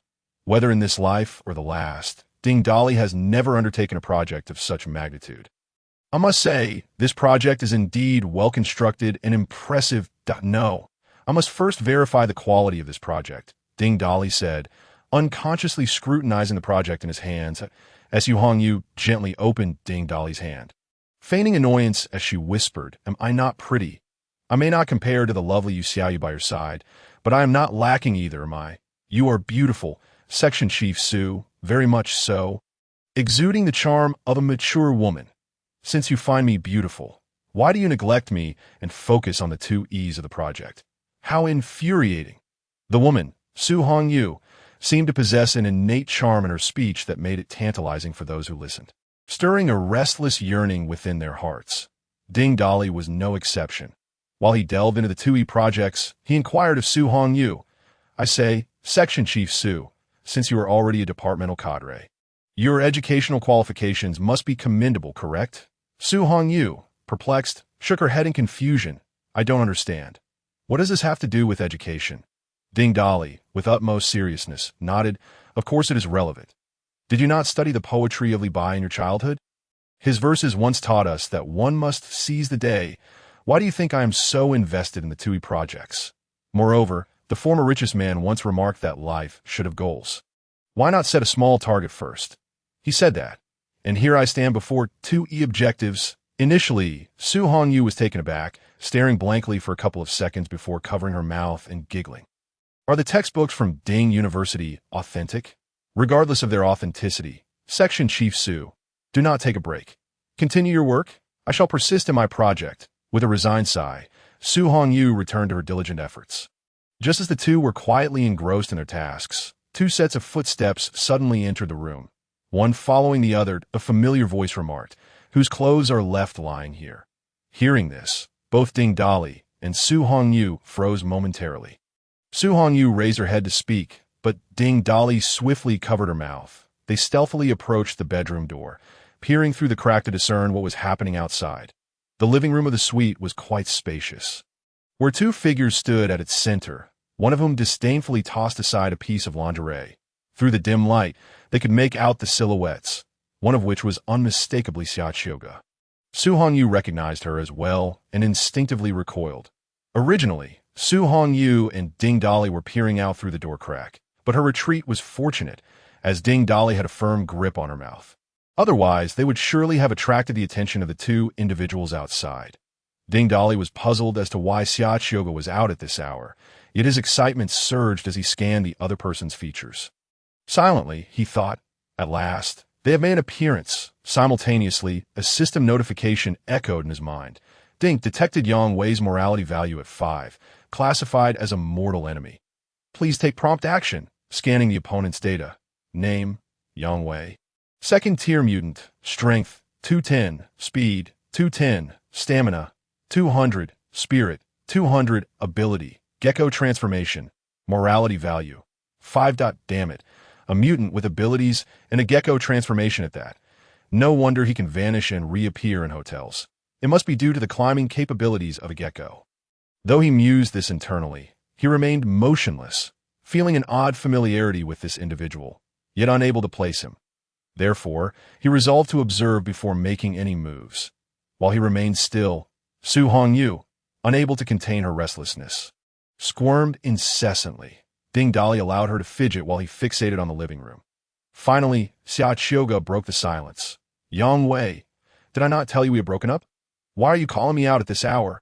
Ding Dali suddenly recalled who Yang Wei was, the very fiancé of Xiaoxiuga. This fellow was remarkably inconspicuous, having been absent during the dormitory search, unnoticed by anyone.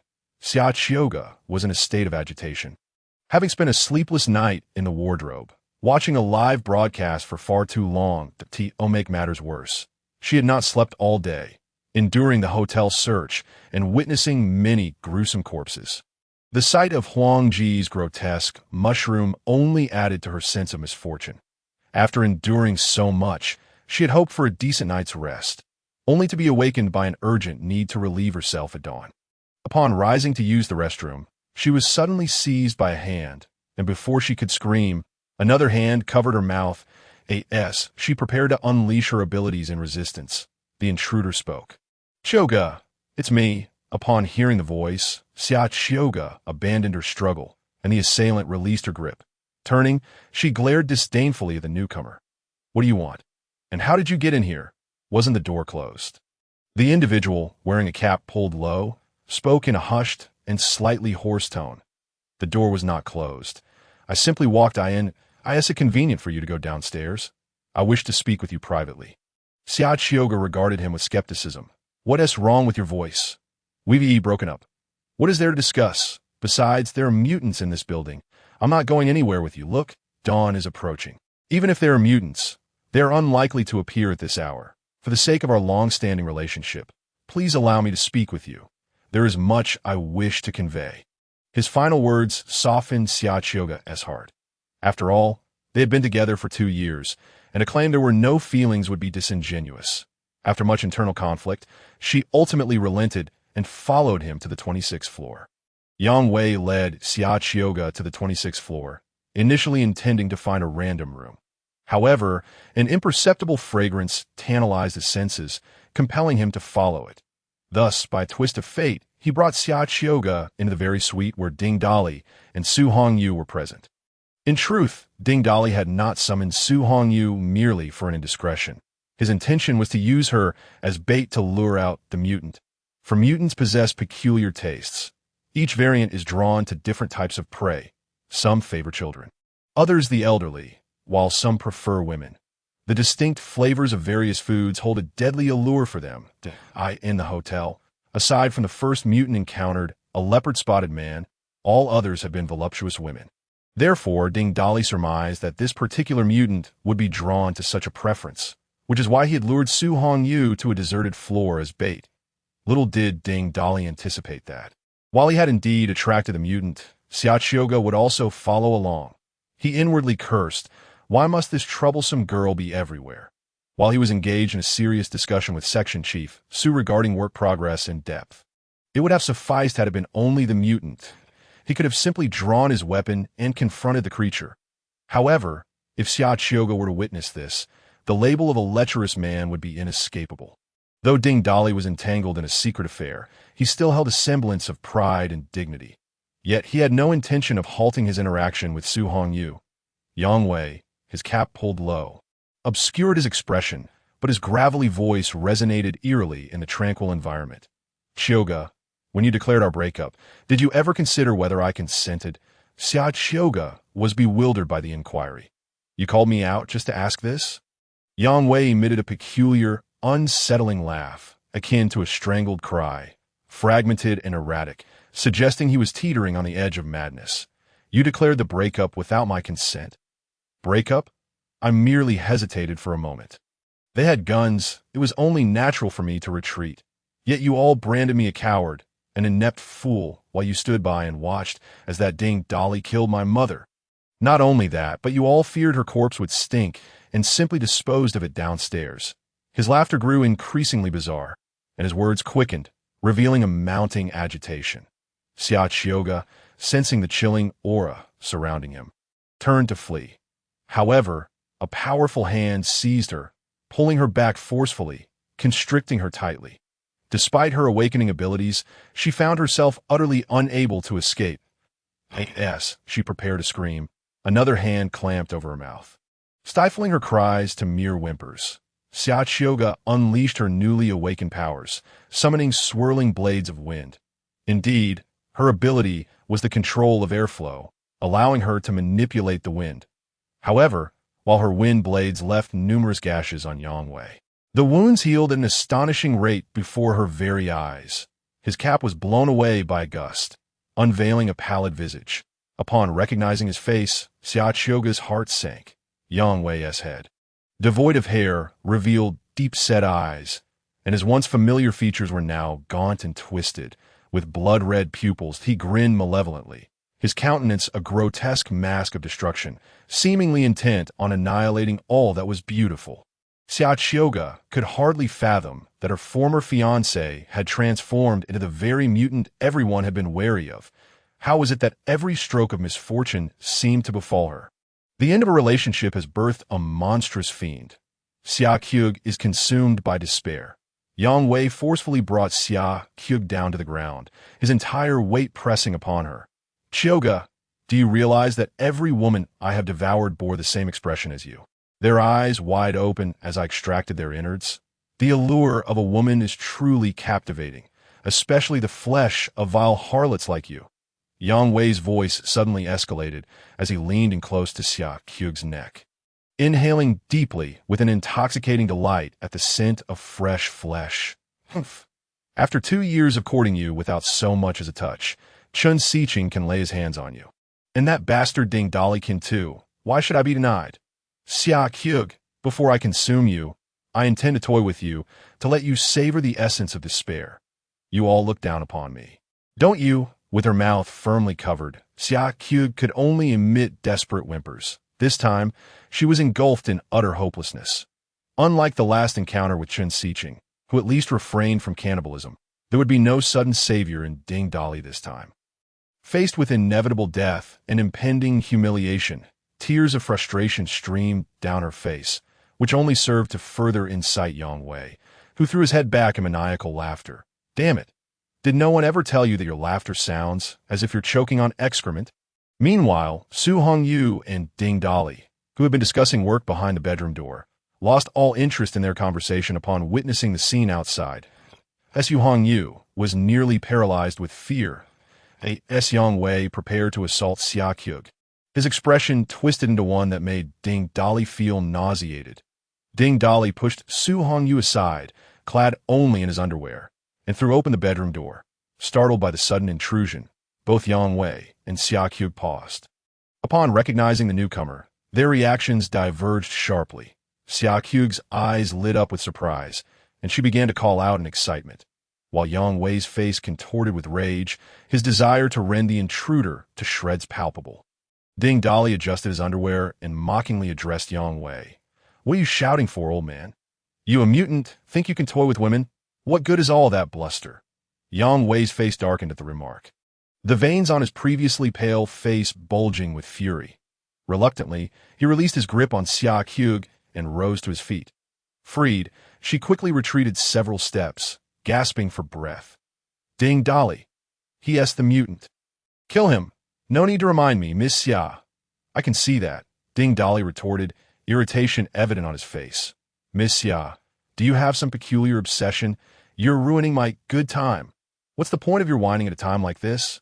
Xia Qiu exclaimed, her eyes darting to Su Hongyu, who was cowering behind the door, terror etched on her face. Then she glanced back at Ding Dali, who was lounging nonchalantly in his underwear. Realization dawned on her, and her cheeks flushed crimson as she muttered, pervert, to Yang Wei. Their banter resembled a couple exchanging playful jibes, intensifying his hatred for Ding Dali. With a primal roar, he began to physically transform, his skin turning a grisly hue, his eyes morphing into slits reminiscent of a reptile. In an instant, he became a towering creature, resembling a giant lizard, hissing as he flicked his tongue and bared his gaping maw. Ding Dali, you killed my mother and stole my woman. Today, I shall feast upon you for breakfast. With that, he lunged forward, his massive fists poised to strike. His speed was astonishing, closing the distance to Ding Dali in the blink of an eye.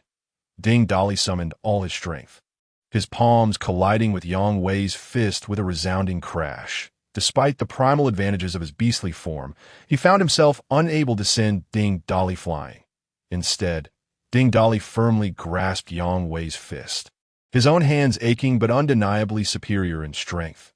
Yang Wei, recognizing Ding Dali's resilience, unleashed a flurry of punches, all of which Ding Dali deftly deflected.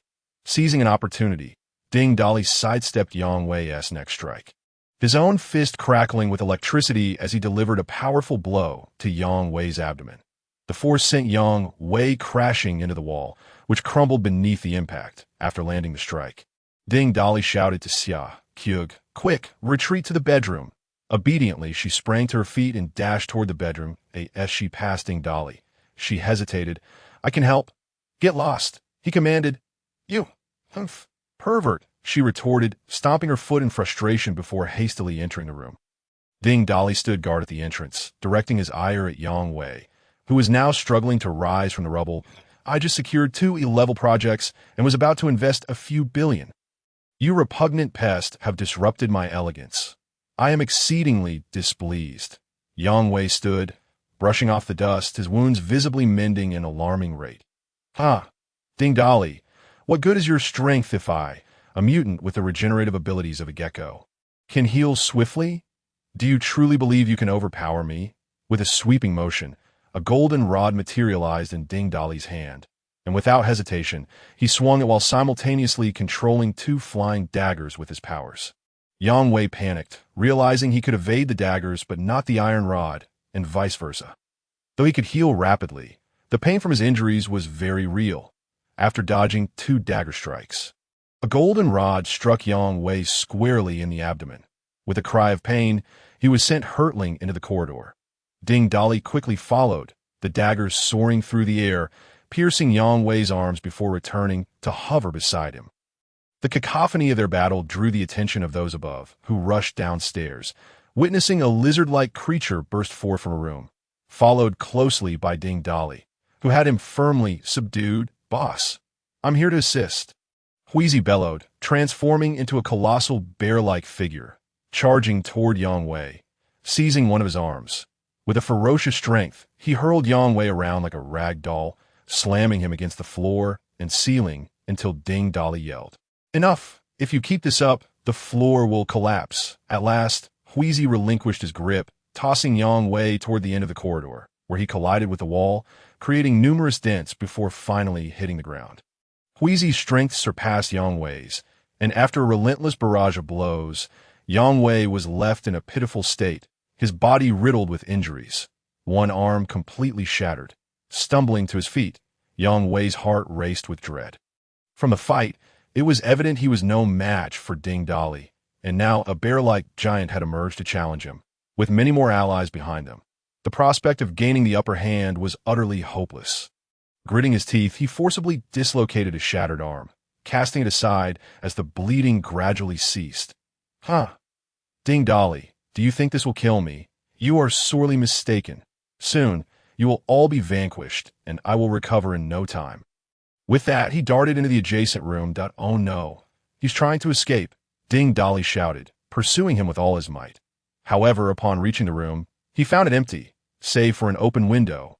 Peering outside, he spotted Yang Wei scaling the wall like a massive gecko, nearing the ground. With such a distance, his telekinetic abilities were rendered ineffective, and Yang Wei quickly reached the bottom, casting a derisive smile upward at Ding Dolly before slipping into the hotel's entrance. Everyone, prepare for battle. That scoundrel aims to lure the zombies in. With that, he retrieved a pistol and several magazines from his space, tossing them to Zhang Ting.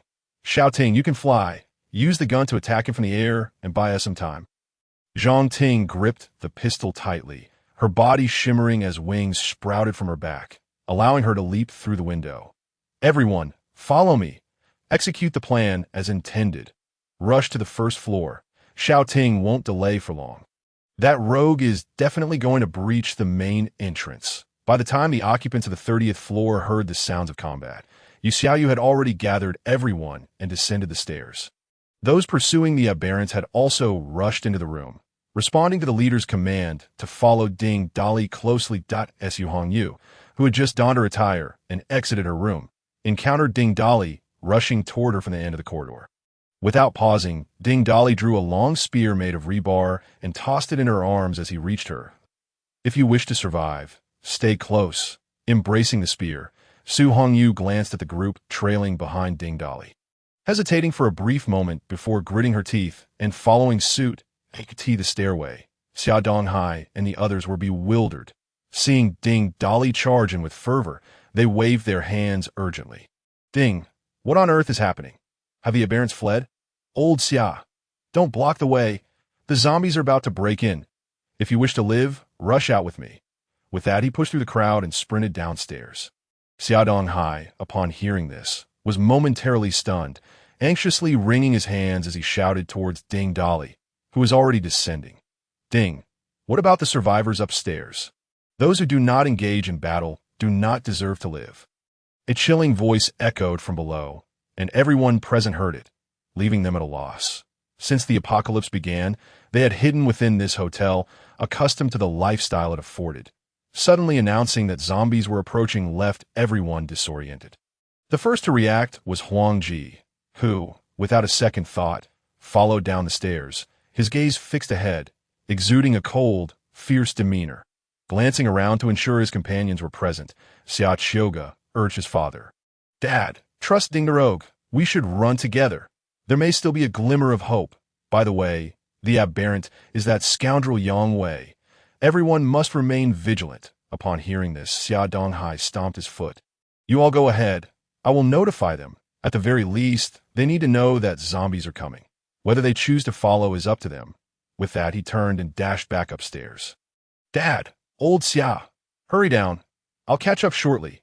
The corridor was left echoing with old Xia's shouts. Upon witnessing this, everyone ceased their hesitations. Li Chunlon and Xia Chioga directed everyone to charge down together to Just as Ding Dolly and the others reached the third floor, a heart-wrenching scream from a woman resonated from below. Everyone's hearts jolted in alarm, and Huizi felt a chill run down his spine. Shouting, he shouted, accelerating down the stairs, with Ding Dolly and the others hastening their pace as well. When they arrived at the lobby on the first floor, the main door had already been breached. However, most of the zombies were gnawing on something around the outer pillars, with only a few having entered the hall. Among the horde stood Yang Wei, whose severed arm had regrown into a miniature limb, waving at the group that had just rushed down with a taunting smile before he turned and melded back into the throng of zombies. Without a word, Huizi transformed into a bear man, wielding a massive golden-backed cleaver as he charged into the zombie horde, each swing cleaving through them with ease. In an instant, the black blood of the zombies sprayed everywhere, drenching him from head to toe. The cleaver swung continuously, cutting through the air with a whoosh. Huizi, like a war god, relentlessly harvested the zombies while shouting Xiao Ting. The others were not idle either. In groups of 2 or 3, they quickly cleared the zombies from the porch. Then they formed a fan shape to prevent the zombies from surging back into the entrance that ate tea this moment. Ding Dali and Huizi had arrived beneath the pillar. Ding Dali manipulated his steel needles, piercing the brains of the zombies that approached once more. All that remained on the pillar was a skeletal remains, gnawed upon by the undead. Upon seeing the skeleton, Huizi was overwhelmed with sorrow. He threw his head back and roared in rage, his eyes turning bloodshot, his muscles bulging with fury. He seemed on the verge of going berserk. Ding Dali, noticing this, sternly admonished him. Huizi, stay calm. This is not Xiao Ting. With her strength, the aberrant could not have overpowered her so swiftly. Huizi regained a modicum of rationality, though his eyes remained red. Boss, if this isn't Xiao Ting, then where is she? Why can we not see her? Just as he finished speaking, a familiar voice called out from behind, Huiga boss. At the same time, a figure fluttered down beside them. Xiao Ting. Huizi's eyes lit up with joy as he rushed forward and embraced Zhang Ting, his massive frame nearly causing her to choke. Damn it, we're surrounded by zombies. Spare me the mushy stuff. Get back to slaying zombies. What on earth happened to you? Ding Dali kicked Huizi, who transformed his sorrow into joy, dusted himself off, and raised his cleaver once more to charge into the horde. Boss, I flew down to intercept the aberrant, but my marksmanship is rather poor. I only managed to hit him twice. Yet his wounds healed almost instantly that I saw him dodging and heading toward the pillar, only to discover a woman bound to it. I have no idea how he managed to tie her up without the zombies biting her, but I suspect he intended to use her to attract the horde. Sure enough, I saw him pull something out of her mouth and then slice open her abdomen with his sharp claws that I couldn't afford to delay before the horde on the street reacted. I flew to the hotel gate and shut the iron sliding door. However, there are quite a few first-tier zombies among them, and I'm afraid that iron door won't hold for long. Upon hearing Zhang Ting's explanation, Ding Dali praised, You did well. You bought us ample time.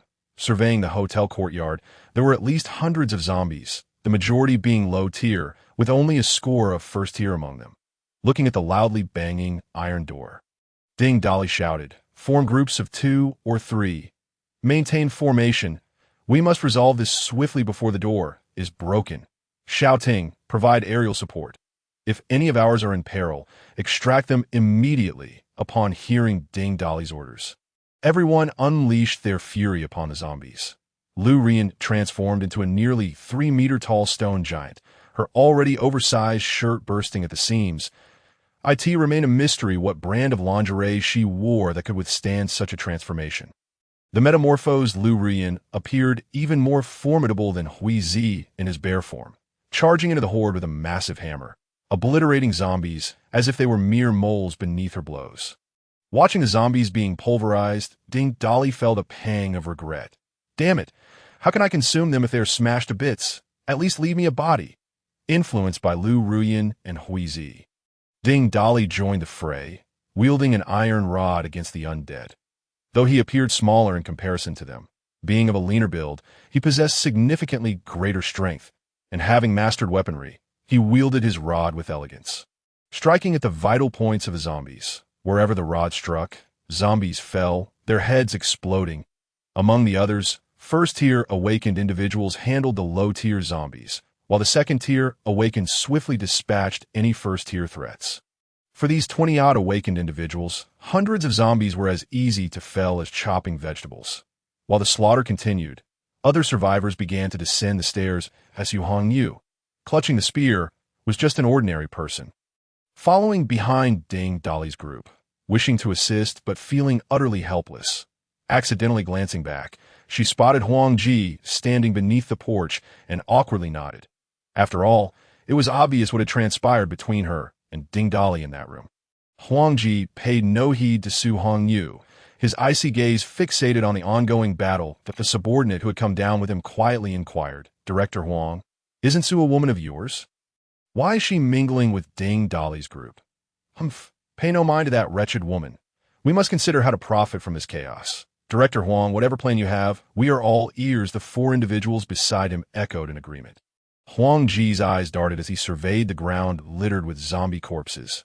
While they're distracted, gather the crystal nuclei from the zombies' brains. With so many zombies, they won't notice a few missing nuclei. The group exchanged knowing smiles before quietly bending down to sift through the bodies. However, after rummaging through a dozen corpses without finding a single crystal nucleus, they were left puzzled and quickly informed Huang Ji. Huang Ji was equally astonished. This group had been busy slaying zombies, yet none had collected nuclei. What was going on? Meanwhile, Li Chunlan, Xia Qiuge, Xia Xiaoxue, and their team, who had also descended, stood beneath the porch, upon witnessing a ground strewn with the corpses of the undead.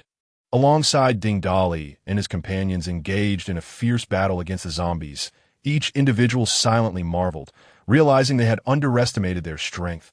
Damn it! We must lend our assistance, Xia Qiuge exclaimed, her anxiety palpable as she summoned delicate blades of wind around her palms. Poised to charge forward, only to be restrained by Li Chunlan. Qiuge, do not be hasty. Wait for your father to descend. There are still zombies in this hotel that have not been eradicated. Once your father is safely down. Heed his instructions, but Xia Qiuge hesitated, but upon meeting her mother's gaze, she quelled her powers. Soon, Xia Donghai, panting heavily, emerged from the staircase, trailed by 5 survivors. What the hell? Why is this building so tall? Today's workout is definitely a means of weight loss. Old Xia, Li Chunlan breathed a sigh of relief upon seeing her husband descend unscathed. Xia Donghai reached the porch, greeting his family and surveying the chaos in the hotel yard. His eyes then fell upon Huang Ji and his 6 companions, who stood nearby. Hey, Director Huang, I cannot remain idle here. Don't blame me for the warning. The greatest escape route lies right before us. Make sure you choose wisely. With that, Xia Donghai swung his axe and bellowed. Ding, my brother! I come to aid you. As their leader made his move, Xia Donghai's allies surged forward. However, upon engaging in combat, they quickly realized that the zombies were not as easily dispatched as Ding Dali and his group had managed. Among the horde were first-tier zombies, and most of their group had only recently awakened, with barely a few being at the initial stage, and some were even ordinary people. Within moments of the clash, one awakener was overpowered by a zombie, and before he could struggle, several others surrounded him. His cries ceased after just 2 calls. Ding Dali observed all this keenly, striking down several nearby zombies with a powerful swing of his bat before swiftly joining Xia Donghai. Old Xia, are you all armed with these broken table legs to fight zombies? Or are you merely here to serve them up? After speaking, Ding Dali opened a spatial gate, revealing the spears and machetes he had previously prepared.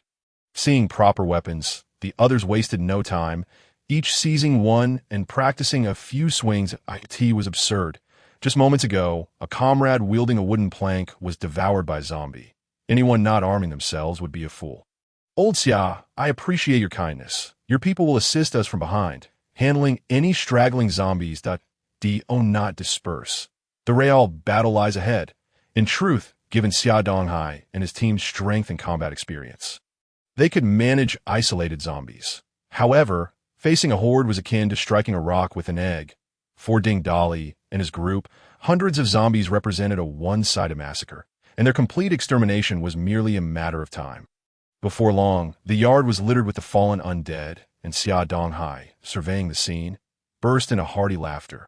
Who would have thought that I, Old Xia, could battle so many zombies? Enough boasting, Old Xia. This is merely the beginning. The true battle lies ahead. Ding Dali clapped Xia Donghai on the shoulder before crouching down to activate his devouring ability, causing the corpses around them to rapidly shrivel before their eyes. Xia Donghai's pupils dilated in shock, his mouth agape in astonishment. Ding, my brother, what did you mean by that? Haven't all the zombies been slain? After devouring the zombie corpses, Ding Dali felt his strength increase slightly. Counting Xia Donghai's team, aside from the one who had just perished, there remained 20 individuals. The crystals obtained from the slain zombies would suffice to elevate them all to the first tier. With a flourish, a pile of crystals appeared before Xia Donghai. Old Xia, I will explain everything later. Time is of the essence. Gather your people. These crystals are enough for everyone to evolve to the first tier. With that, Ding Dali turned to Yu Xiaoyu. leaving Xia Donghai staring in awe at the bountiful crystals. Their group had spent days clearing zombies from the hotel and had only allowed Li Xiaobin and himself to become first-tier awakeners. While his family remained at the initial stage, he had merely assisted, yet now they could all ascend to the first tier. The excitement was palpable, affirming his suspicions about Ding Dali's capabilities and solidifying his belief in his own choices. This spectacle did not escape the notice of others present, including Li Chunlan, Xia Qiuge, Xia Xiaoxue, and even Huang Ji. Ding Dali handed over 30 or so first-tier crystals to Yu Xiaoyu. Distribute these among the sisters, prioritizing those with abilities, so they may ascend to the second tier. After patting Yu Xiaoyu's hand gently, he added, "Be cautious during the upcoming battle." Yu Xiaoyu gazed at Ding Dali with deep affection, nodding with understanding before promptly distributing the crystals, standing amidst everyone. Su Hongyu, clutching a spear, observed Ding Dali's actions with a sinking heart, murmuring to herself, "After all my efforts, I haven't slain a single zombie. It's not surprising that he overlooks me. It seems my journey has reached its end. Once the zombies breach our defenses, I, as a mere ordinary person, will undoubtedly perish." She glanced at the lean man, who had recently shared tender moments with her, and sighed deeply. It was merely a fleeting romance. S.U. Kacham. What are you pondering so deeply? Are you still reminiscing about our unfinished work? A voice suddenly startled Su Hongyu out of a reverie. Upon recognizing the speaker, her demeanor shifted to a flustered state as she stammered, "No, it's nothing. Here, take this. Hurry and awaken to the first tier, then familiarize yourself with your powers to end this apocalypse. Women cannot solely rely on men." With that, he thrust a handful of crystals into Su Hongyu's arms. Dazed, Su Hongyu watched as the man turned to attend to other matters, her heart swelling with emotion, especially as earlier words reshaped her perception of this powerful individual. Yet as she eagerly looked down at the crystals in her arms, she couldn't help but think perhaps she had overthought things. How absurd. I thought you were mature and composed, stuffing all these crystals into my bra. What could that possibly mean? Ding Dali's decision to distribute the crystals was not merely an act of reciprocity. He recognized that these individuals possessed moral values exceeding 70, and following his distribution of crystals, most had elevated their values to above 80. With a significant battle looming, having more allies would undoubtedly increase their odds of success.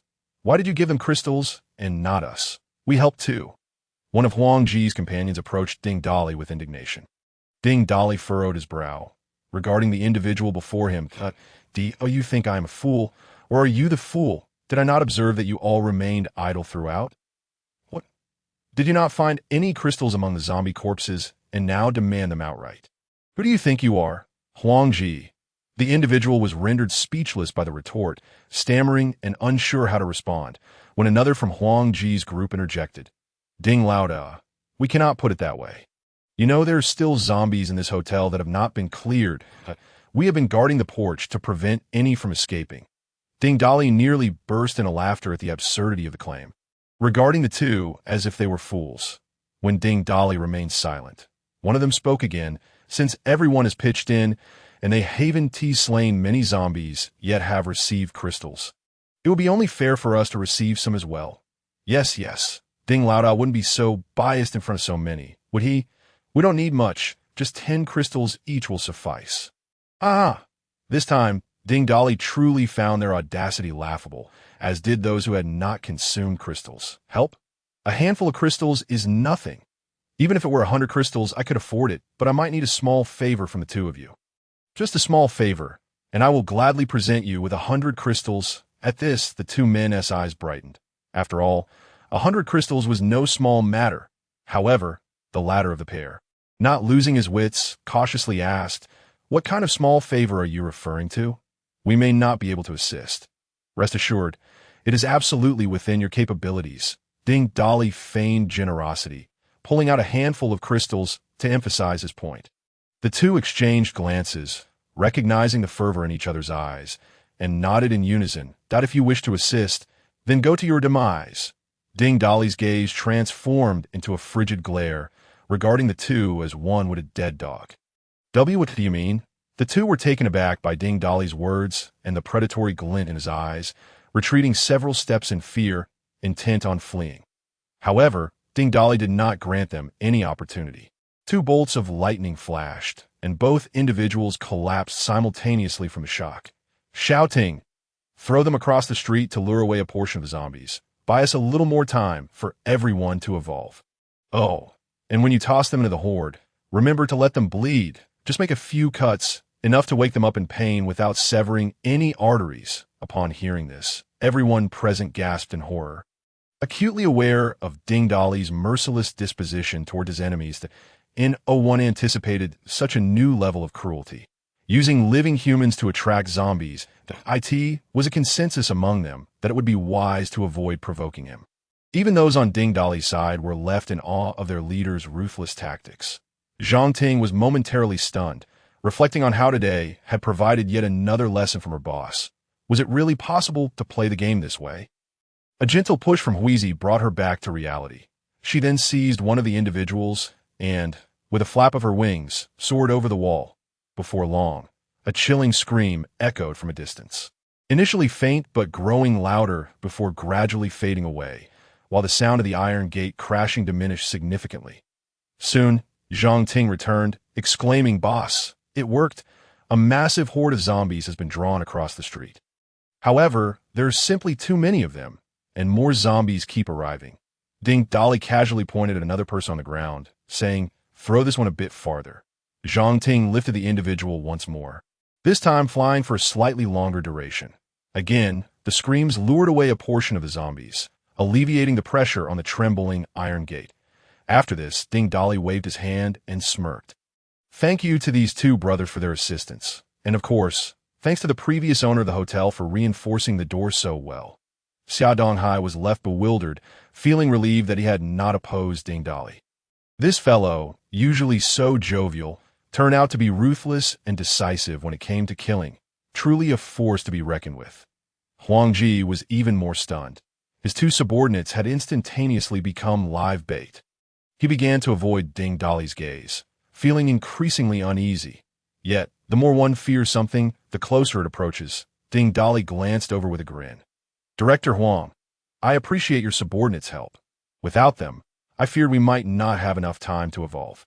He gestured towards those nearby who were not consuming crystal cores. "What are you all waiting for? Thank Director Huang." "Thank you, Director Huang." The crowd involuntarily echoed in unison. Huang Ji's face turned as awkward as if he had consumed something foul. Forcing a smile as he cautiously replied, "Brother Ding is joking. That was merely their own decision, unrelated to me. However, earlier, you mentioned a reward of 100 crystal cores for their assistance, since they have helped. What about the cores? What cores? Their actions are not my concern. Those cores are not yours either. Those two have been devoured by zombies, so the cores would be of no use to them. I'll collect them on their behalf." His probing question had backfired, leaving him feeling awkward even for someone like Huang Ji, who had navigated the treacherous waters of politics for years. He fell silent, resentment bubbling further beneath the surface. Ding Dali was not oblivious to this. His moral compass was flashing a vivid red. To deal with this cunning old fox, he would need to resort to underhanded tactics. Ding Dali chuckled inwardly, but maintained his composure. One by one, everyone completed their evolution and gathered around Ding Dali. Soon, all had evolved, but the massive iron gate was on the verge of collapse. Xia Donghai inquired, puzzled, "Brother Ding, must we engage the zombies? The horde outside numbers in the thousands. Can't we retreat back into the hotel and repair the door?" He glanced at Zhang Ting, who stood nearby. Ding Dali understood his implication, shaking his head with a wry smile. "Old Xia, repairing the door is futile. The zombies have become agitated, and we can't avoid confrontation. Just look at how many of us there are. Forget about whether Xiao Ting can carry someone for long. Even if we send people out one by one, the gate will eventually fall. What then for those who remain?" Xia Donghai nodded thoughtfully. And Ding Dali continued, "If we focus solely on escaping, some will undoubtedly fall behind, and those left behind are doomed. Instead, we should fight with all our might. With strategic combat, eliminating this horde of zombies should pose no issue. Different objectives yield different outcomes. Surviving this battle will lead to significant growth for everyone. Rather than prolonging the inevitable, Why not strive for a future in this wretched apocalypse? Ding Dali's words ignited Xia Donghai's fighting spirit. He swung his axe and laughed heartily. Brother Ding speaks wisely. Better to fight than to wait for death. If I survive today, I shall swear brotherhood with you. Ha ha, it's a deal. If you survive, I shall marry your daughter. All right. Ha, what did you just say? Their banter lightened the atmosphere considerably and simultaneously kindled the resolve of others. Ding Dali's group was already eager for this day, while those on Xia Donghai's side had endured confinement in the hotel for days. Living in constant fear. Now that everyone had gained enhancements, they prefer to fight rather than cower. Dying would be a release, while survival would be a bonus. Wheezy declared, "Boss, I'll take the lead. No one else better try to claim that role. My golden backring saber is finally ready for action." Lu Rian added, "Count me in. I also want to lead the charge." Wheezy retorted, "Why are you targeting zombies? Why aim at me?" Yu Xiaoyu chimed in, "Darling, if we survive this, my sisters will be at your disposal." Xia En teased, "Darling, after this fight, let me and Sister Xiaoyu show you what stacking up really means. Xia Xiaoxua, Xia Chioga. If we can survive." Ding the pervert. I shall bear your children." Xia Xiaoxua. HML, I Chunlon laughed heartily. "What a delightful proposition. I shall take the lead for my husband." Su Hongyu remarked, "So, Brother Ding, are you planning to fight the zombies clad only in your underwear?" Ding Dali finally realized he was only wearing pants, but brushed it off nonchalantly, saying, "Ha, no matter. Today I lay bare my sincerity before you all." Xia En shot Su Hongyu a glare. "Isn't it because of you? You vixen? Once this is over, you'll just be my husband's warm bed partner." Su Hongyu huffed, "Humph. I've already decided to go all out today. As long as Brother Ding agrees, I would gladly be his lifelong lover." Everyone exchanged their pre-battle sentiments. Apart from Ding Dali, who was confident, no one knew how this battle would unfold, nor did anyone believe they would survive. Of course, they were unaware that they were about to partake in a battle that would be etched into the annals of the apocalypse. Those who emerged alive from this fight, years later, would feel a surge of emotion whenever recalling their first confrontation with the zombie tide. Each time they shared their stories, they would be filled with gratitude and pride for having participated in such a monumental battle. Just as everyone was making their final remarks, the massive iron gate creaked ominously, on the verge of collapsing, and every nerve in the room tensed its coming. Xia Donghai said gravely, glancing at his family. Moments later, as they burst through the gate, they formed a circle, interspersing every 3 individuals with a second-tier awakened one. "I will create openings for you to attack. Just unleash your full strength. Aim for vital points and strike to kill. If anyone is injured by a first-tier zombie, do not abandon the fight. We are all first-tier. It will take time before anyone turns. After the battle, the first-tier crystal cores will be sufficient for recovery. Should a second-tier zombie appear, the second-tier awakened ones must work together to eliminate it without giving it a moment's respite."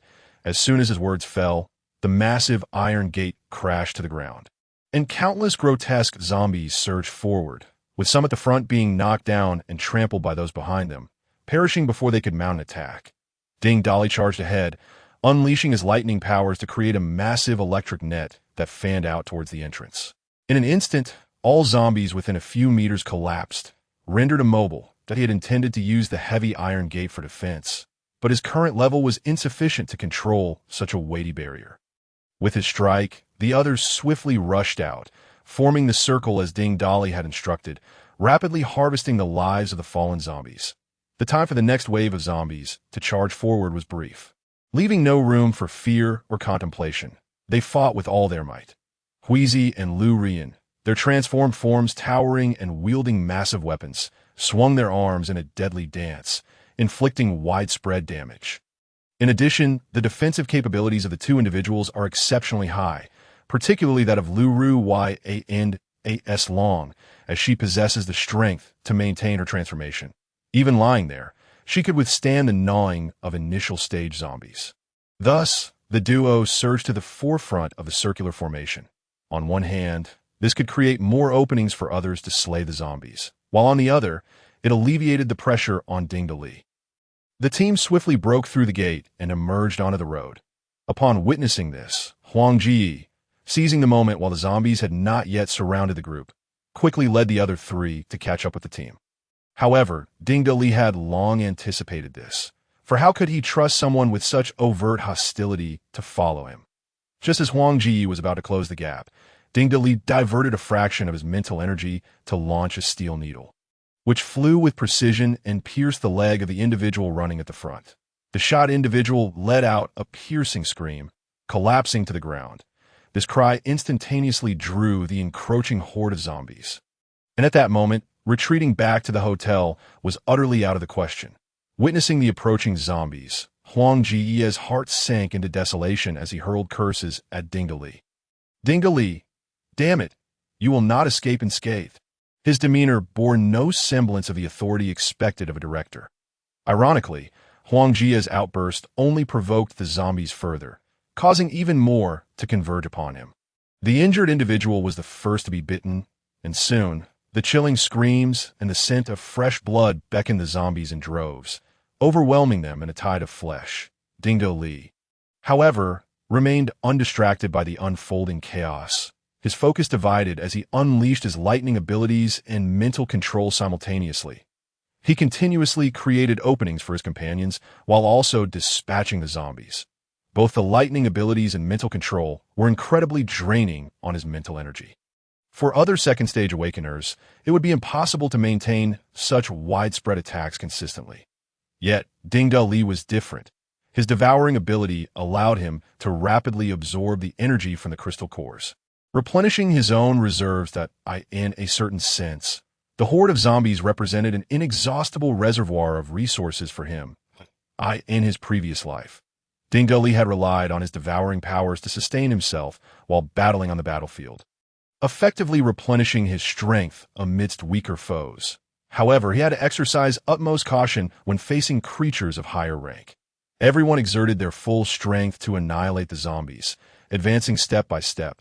Soon, they reached the center of the road, where the relentless tide of zombies surged forth. Seemingly insatiable point one awakener, lacking combat experience, failed to notice their footing that a first-stage zombie, lying amidst the corpses, its body mangled but not yet lifeless, suddenly reached out and seized the awakener's ankle. Yanking with ferocity, the awakener stumbled and fell to the ground. Just as others rushed to assist, a new wave of zombies surged forward. Ding De Li unleashed his lightning abilities once more, knocking down a substantial number of zombies. Yet it proved futile that, in mere moments, the awakener was bitten, their visage rendered unrecognizable, and there was no hope of recovery. All those engaged in battle witnessed this harrowing scene, yet none dared to halt. For to pause was to invite their own demise. Maintain formation. Watch for the stragglers. If you fall, roll back in the ranks. Boss, the zombie tide is advancing too swiftly. We have little time to react. If this continues, I fear some may not endure. Huizi swung his large blade, cleaving through a cluster of zombies. Ding De Li, having foreseen this, shouted to the group, "Everyone hold on. Let us push to the foot of the Carrefour building, with our backs against the wall, then maneuver to the small square at the front entrance. There are several large blood donation vehicles there. Surrounding them are the stainless steel barriers from the nearby subway station. That will be our refuge. We shall face the zombies in a decisive battle." In recent days, Ding De Li had meticulously observed from above. Fighting within the confines of the building was akin to being caged. Fraught with potential hazards, in an open space, they could maneuver freely and strike with abandon. However, without a buffer, their stamina would deplete far too quickly. Ultimately, his gaze settled on the subway station adjacent to Carrefour, where numerous stainless steel barriers, used for queuing during the morning rush, stood. That was the ideal shield. Moreover, a large blood donation vehicle remained stationary, fortified by a series of stainless steel barriers, by leaping onto the vehicle. They could gain a vantage point, with the surrounding barriers serving as protective shields. This would significantly ease the task of slaying zombies. Upon hearing Ding De Li's proclamation, Huizi and Lu Yin surged forward like arrows released from a bow, while Ding De Li stood as an unwavering bastion, safeguarding their flanks and ensuring a secure rear. Their teamwork grew increasingly harmonious, and their precision in dispatching zombies sharpened with each encounter. It was only in such life-and-death struggles that their combat prowess could be rapidly catalyzed. Before long, they reached the base of the Carrefour wall. Yet during the transition, 2 more awakeners were dragged into the horde, and many bore various injuries from the skirmish. Nevertheless, they did not falter, continuing along the wall towards their intended destination. During this time, 3 initial stage, second-level zombies appeared, only to be swiftly dispatched by the combined efforts of Ding Li, Lu Ruyin, and Hui Zi. Even when facing second-level zombies, Ding Li engaged them in a few exchanges. Yet, at this moment, there was no time to linger that if they could gang up on them, they would not engage in one-on-one combat. Navigating through the throng of zombies, countless undead perished beneath their feet. Yet they pressed forward without pause. Why you had mastered the ability to control water into individual droplets, launching them with the speed and force akin to bullets into the zombies' skulls. Xia Nen, with her beast transformation ability, while not as physically imposing as others, exhibited remarkable agility, her lithe form wielding twin daggers that pierced the zombies' heads with precision and lethality. Following her advancement, Xia Qiuji's wind blades had gained significantly in power, and through this battle, she could now deftly control the intensity of a singular wind blade, conserving stamina while effectively cleaving through the zombie skulls. Most astonishing to Ding Li was Xia Xiaoshui. Her ability to control ice and snow was a subset of Yu Xiaoyu's water manipulation powers, while Yu Xiaoyu had not yet mastered the physical forms of water. Xia Xiaoshui could directly wield ice. Snowflakes swirled around her, and icy spikes, imbued with a chilling aura, soared through the horde like the steel needles controlled by Ding Li. Furthermore, after this sequence of battles, Xia Xiaoshui's combat instincts seemed to awaken, her expressionless visage now tinged with an icy ferocity. As the blood donation vehicle loomed closer, the group's pace quickened significantly, leaving a trail of fallen zombies in their wake. They soon arrived beside the blood donation vehicle, navigating over the barriers while Ding Li cleared the zombies below, allowing everyone to ascend to the roof. Once all had climbed aboard, he leaped up after them.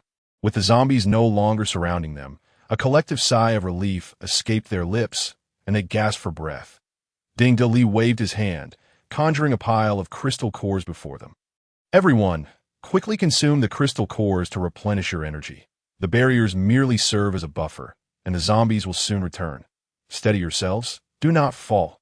Prepare to stand atop the vehicle and slay zombies. In no time, all had regained much of their stamina through the consumption of crystal cores. The zombies, thwarted by the barriers, pressed forward, causing those at the front to be crushed beneath the weight of their fellows. Their bodies piling up, filling the gaps within the barriers, until they were encircled around the blood donation vehicle. The zombies surrounding the vehicle rocked it precariously, threatening to topple it at any moment. Everyone formed a circle atop the vehicle, rapidly eliminating the encroaching zombies. As long as the zombies continued to accumulate, the vehicle would stabilize. Ding Li moved across the roof, dispatching waves of zombies with his electric strikes, causing the advancing zombies to trample their fallen comrades. The bodies of the undead stacked higher and higher, soon securing the blood donation vehicle firmly in place. Now, unleash your fury, he bellowed, no longer providing support. Instead, controlling dozens of steel needles that darted around the perimeter of the vehicle, the others unleashed their various powers and weapons, reaping the zombies in relentless succession. Gradually, the zombies amassed to the same height as the blood donation vehicle. And soon, it was obscured from view. Beneath them, only a sea of corpses remained, forming a small mountain that grew ever taller. The slope of the corpse mound serving as their cushion, zombies continued to tumble down the slope, crushing others in their descent. Standing atop the mound, the area they needed to defend had significantly shrunk, allowing them to take turns returning to the middle of the group to absorb crystal cores and replenish their energy. The number of zombies dwindled, yet the limits of their bodies were continually tested.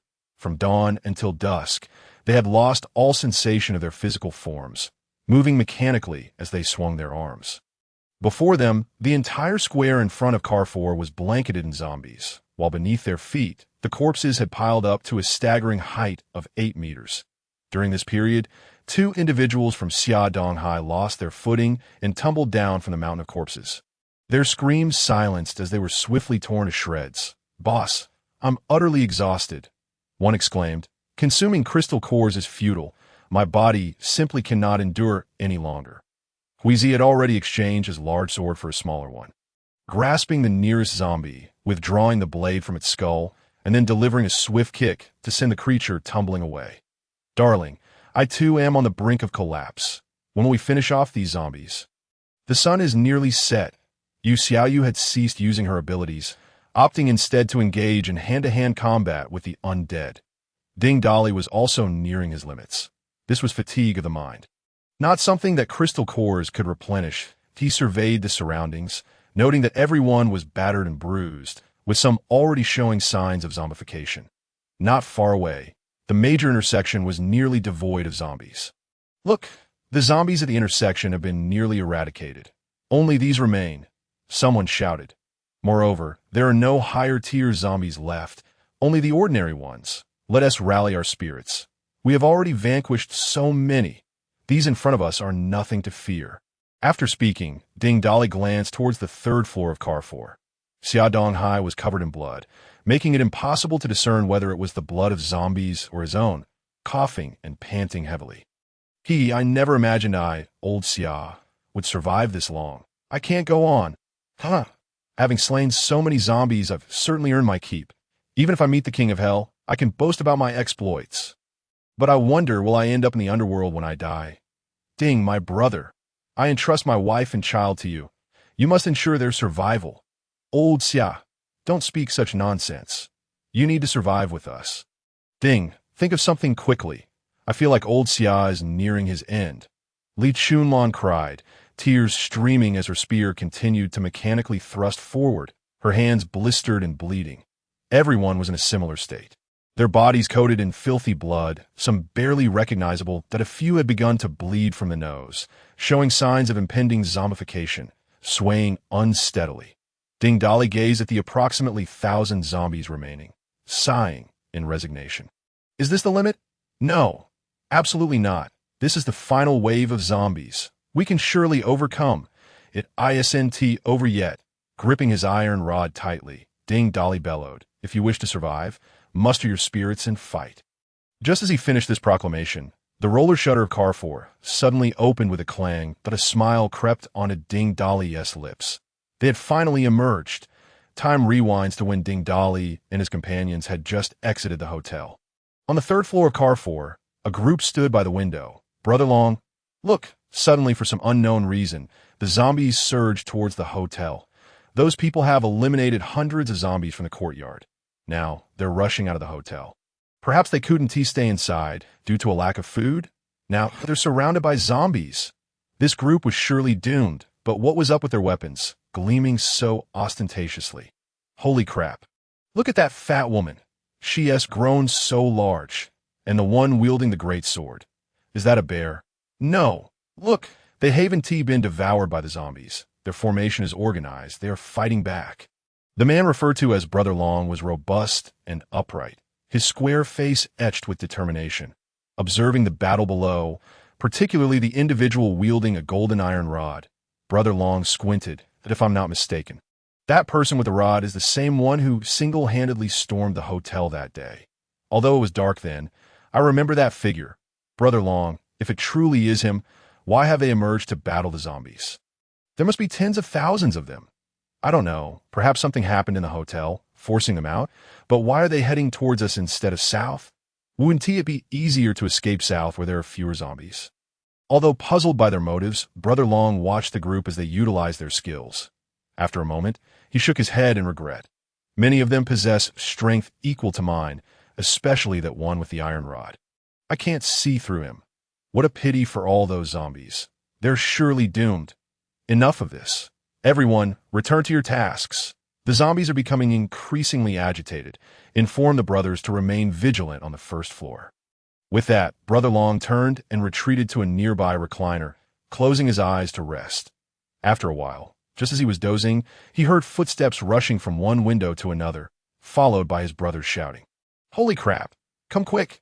Those people are still alive. They've made it to our doorstep. Do they intend to come in?" At this, Brother Long's eyes snapped open. He ran a few steps to the other window.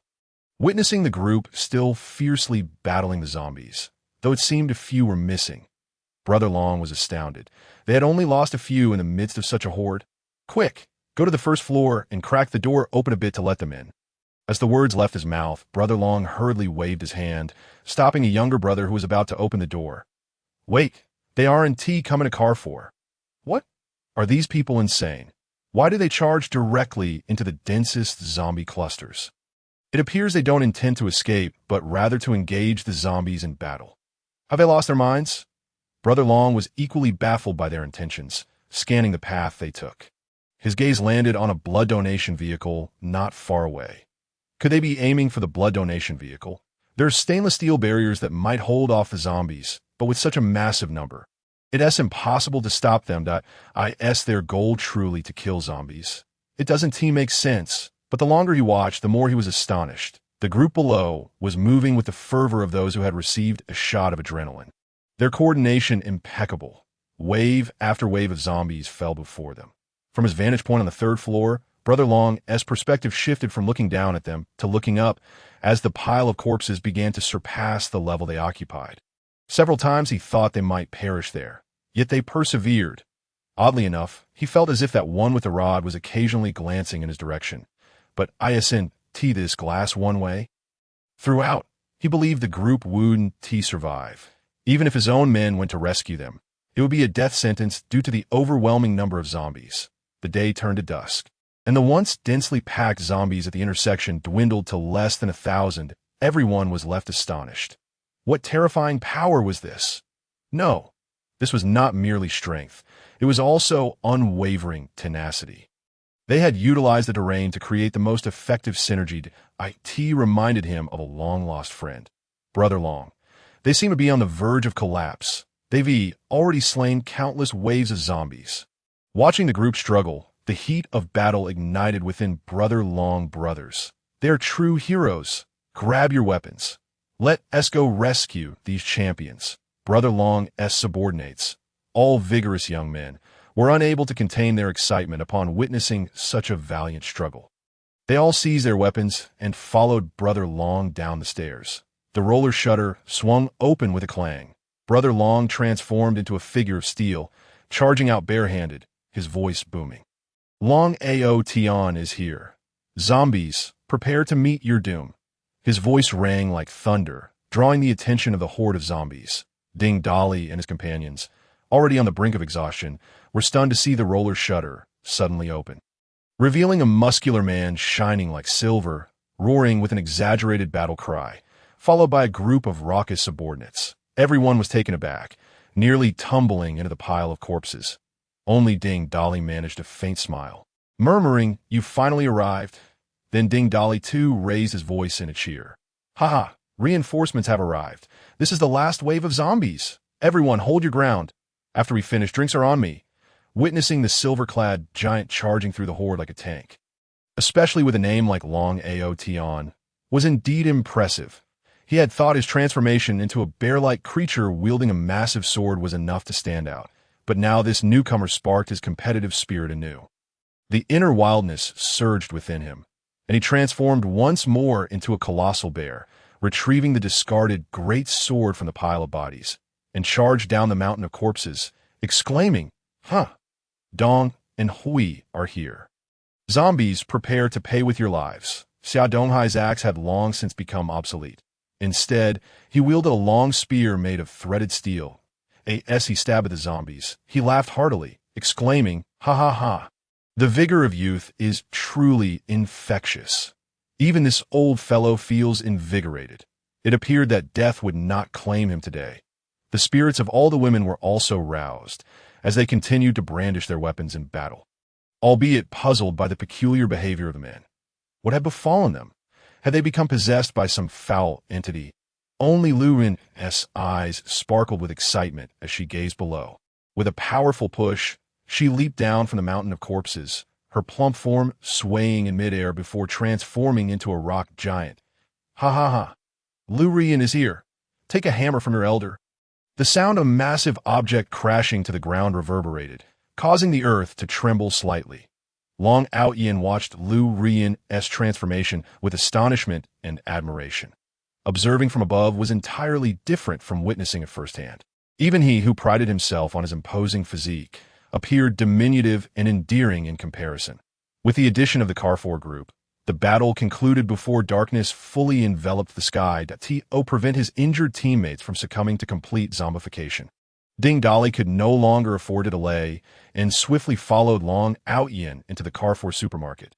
Meanwhile, a military drone circled the area a few times before swiftly vanishing into the night. As soon as the Carrefour doors closed, Ding Dali distributed enough evolved crystal cores to all the injured first-tier awakeners, urging them to evolve quickly to stave off zombification. He instructed all second-tier awakeners to gather around, resting while keeping watch. Having accomplished this, Ding Dali approached Long Out Yin, disregarding the hand extended towards him, and said directly, "We'll introduce ourselves later. First, let us assess how many of your comrades are injured in their awakening tier." Long Out Yin, taken aback, nodded and quickly instructed his brothers to check their injuries. He was struck by the man's swift decisiveness. Soon, a younger brother reported, "Boss Long, 10 of our brothers are injured. 9 are first tier and 1 is first tier." "It's not serious." Before Long Out Yin could respond, Ding Dali waved his hand, and a pile of crystal cores appeared before him. "This is sufficient for 10 first tier to advance to first tier and enough for 2 first tier to ascend to second tier. Consider it a token of gratitude for your assistance earlier. My name is Ding Dali. It's a pleasure to meet you." Long Out Yin was once again taken aback. When they had ventured out earlier, only first-tier zombies remained outside. The injuries sustained by some were merely superficial, not serious enough to cause zombification for first-tier awakeners, and first-tier awakeners had even less to worry about. Yet here was this man presenting so many crystal cores, and each batch contained an extra core, indicating a significant surplus. Especially concerning the first-tier cores, he realized that on their side, there was only 1 second-tier and 2 first-tier. Now, suddenly, they could gain 10 first-tier and 2 second-tier. How could he not be astonished? However, he hesitated and said, "Brother Ding, your people are also injured, and some quite severely. Why not take some back for them? We want to use this many no need. They are advancing to second tier and do not require first-tier crystal cores." Ding Dali replied dismissively, causing another wave of astonishment within Long Out Yin. If he recalled correctly, Ding had instructed all second tier to remain there. Did that mean they would all soon be second tier? What a joke. They had approximately 30 individuals, all of whom would be second tier. No wonder they dared to confront the zombies head-on. This entire group was utterly formidable. Ding Dali, unfazed by Long Out Yin's astonishment, prioritized communication with his comrades. Understanding his cue, Long Out Yin refrained from further interruptions. He moved to sit beside his evolving companions and joined other second-tier comrades in awaiting the completion of their teammates' evolutions. Meanwhile, Ding Dali surveyed the spoils of war within his spatial storage. This battle yielded an assortment of supplies, including various delicacies, beverages, fine wines, medicinal herbs, garments, jewelry, and cosmetics. They even acquired 2 handguns, presumably left behind by 2 miscreants who had intended to engage in nefarious deeds before succumbing to zombification at the hands of Ding Dali and his group. As for skills, Ding Dali was overwhelmed in a society where comfort had led many to acquire peculiar yet useless talents. He could not be bothered to examine each one individually. After learning practical skills such as driving, mastering plant warfare against zombies, estimating dimensions, and writing novels, skills particularly useful in this apocalypse, he discarded the rest. Upon reviewing his haul of crystal cores, aside from those just distributed, he found 38,000 first-tier cores, 1,370 first-tier cores, and 12 second-tier cores. This figure astonished even Ding Dali himself. He had initially estimated a maximum of 20,000 zombies, yet there were nearly 40,000. Clearly, his estimation had been woefully inaccurate. He should have checked for someone proficient in mathematics. Fortunately, the outcome was favorable, and the casualties were far fewer than he had anticipated. Of course, the supplies, skills, and crystal cores were not the most significant gains. The most crucial bounty lay in the mountains of zombie corpses outside. If he could consume them, Ding Dali was confident he would ascend to third tier in no time. After all, there were a staggering 40,000 zombies. Just as Ding Dali contemplated when to venture out to devour the zombie remains, Yu Xiaoyu leaned close to his ear and whispered, "Darling, we lost 7 people. 5 from old Xia's group, ordinary survivors who followed him from the hotel and lacked combat experience. We lost two sisters on our side. Yu Xiaoyu's expression was somewhat despondent. Ding Dali patted her shoulder, pulling her close. She leaned against him and sighed deeply. One of them was my sister Wang Ruishu, who had been with me since the monitoring room, and the other was one of the two lesbians we rescued, named Ding Xiang. She was your type, and because of that, she often flaunted it. What a pity. Ding Dali gently stroked her hair and spoke softly. Remember their names. Once we have our own place and a home, I will build a tall wall and inscribe the names of our fallen comrades upon it, so that all who survive will know. Yu Xiaoyu nodded but still bore a look of melancholy. Seeing this, Xiaoyan shifted closer to Yu Xiaoyu, incessantly offering her comfort. The oblivious Lu Rian finally noticed her best friend's distress. She trotted over and placed her hand on Ding Dali's shoulder.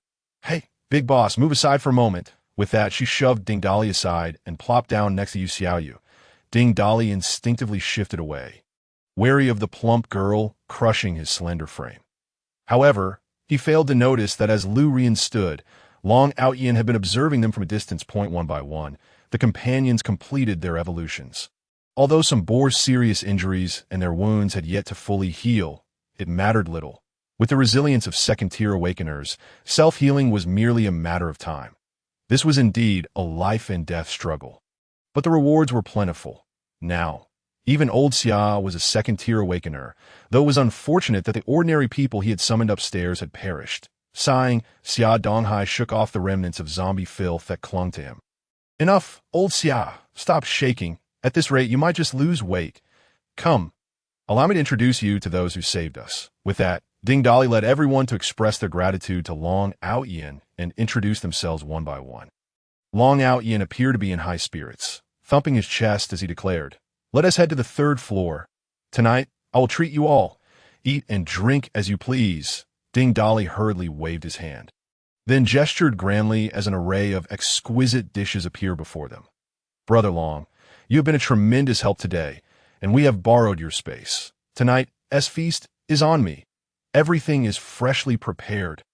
Long Outyin, once again taken aback by Ding Dali's abilities, was filled with curiosity. My goodness, Brother Ding, what is your ability? How can you conjure pre-prepared dishes? The mere mention of pre-prepared dishes nearly caused Ding Dali to faint on the spot.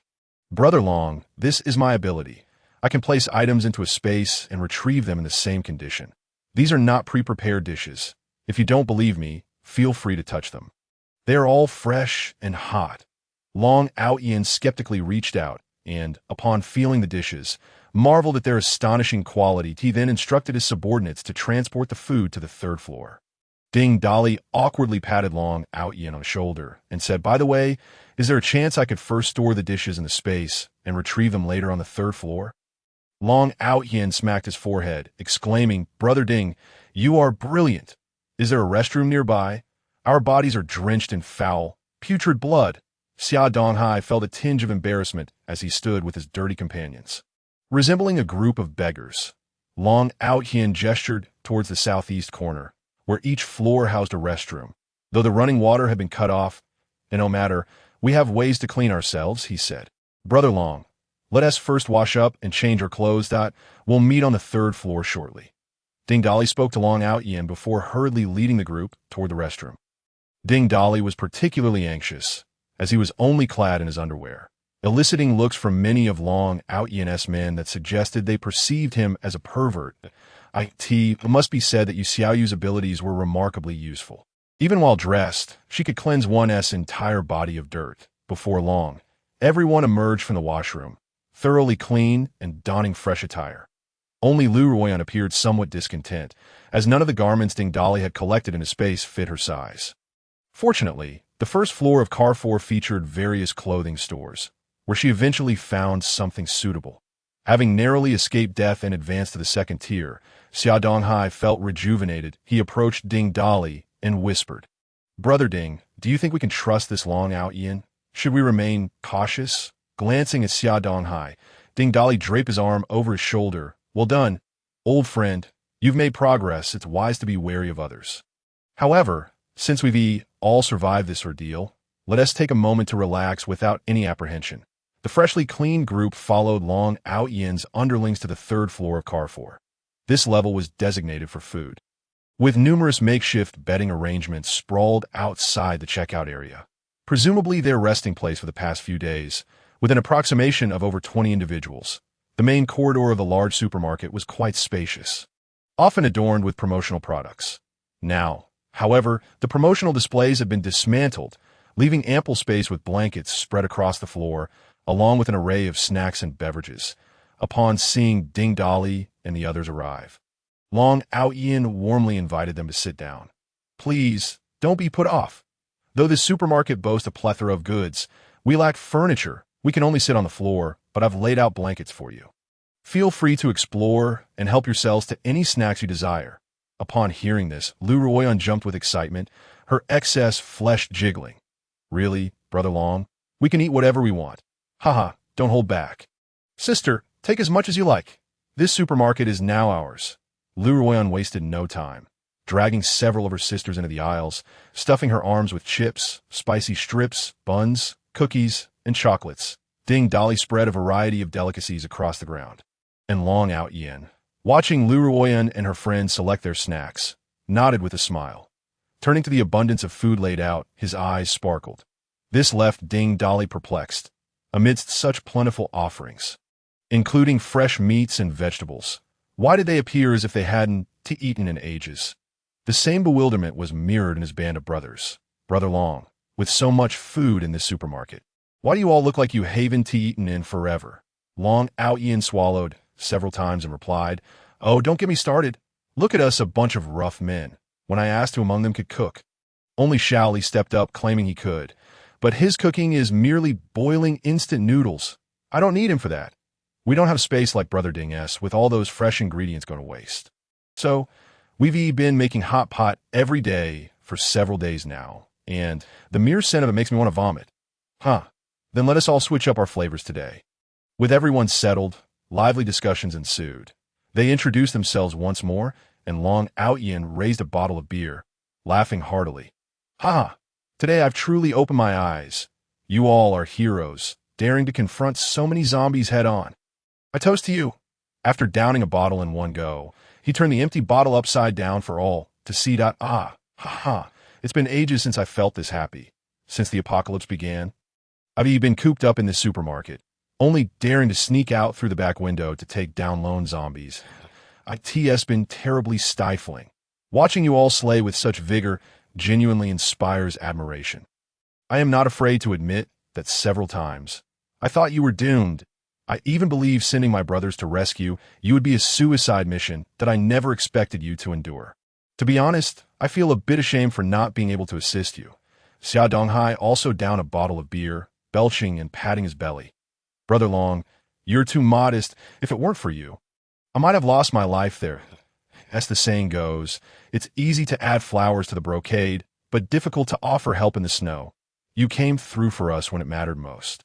Ding Dolly, observing Long Ao Yin as hearty revelry, was reminded of past events. Indeed, Long Ao Yin had been Ding Dolly's most loyal and capable ally in his previous life. Back then, when Ding Dolly rushed to the hotel to save Tang Bingbing, the zombie horde was not as overwhelming, yet they were still surrounded by a small group of zombies. It was Long Ao Yin who charged out of car 4 with his men to rescue them, inviting them into the supermarket. They had shared drinks and laughter just as they did today. Long Ao Yin was deeply impressed by Ding Dolly's prowess, leading to their formation of a team. Together, they fought through zombie hordes and battled mutated beasts, forging a profound friendship. However, one time, Long Ao Yin, along with Tang Bingbing and Chun Xiqing, had gone to a logistics center to gather supplies. Upon their return, only Tang Bingbing and Chun Xiqing remained. Tang Bingbing informed him of the zombie tide, revealing that only the two of them had survived that time. Ding Dolly, feeling despondent, did not doubt Tang Bingbing's words.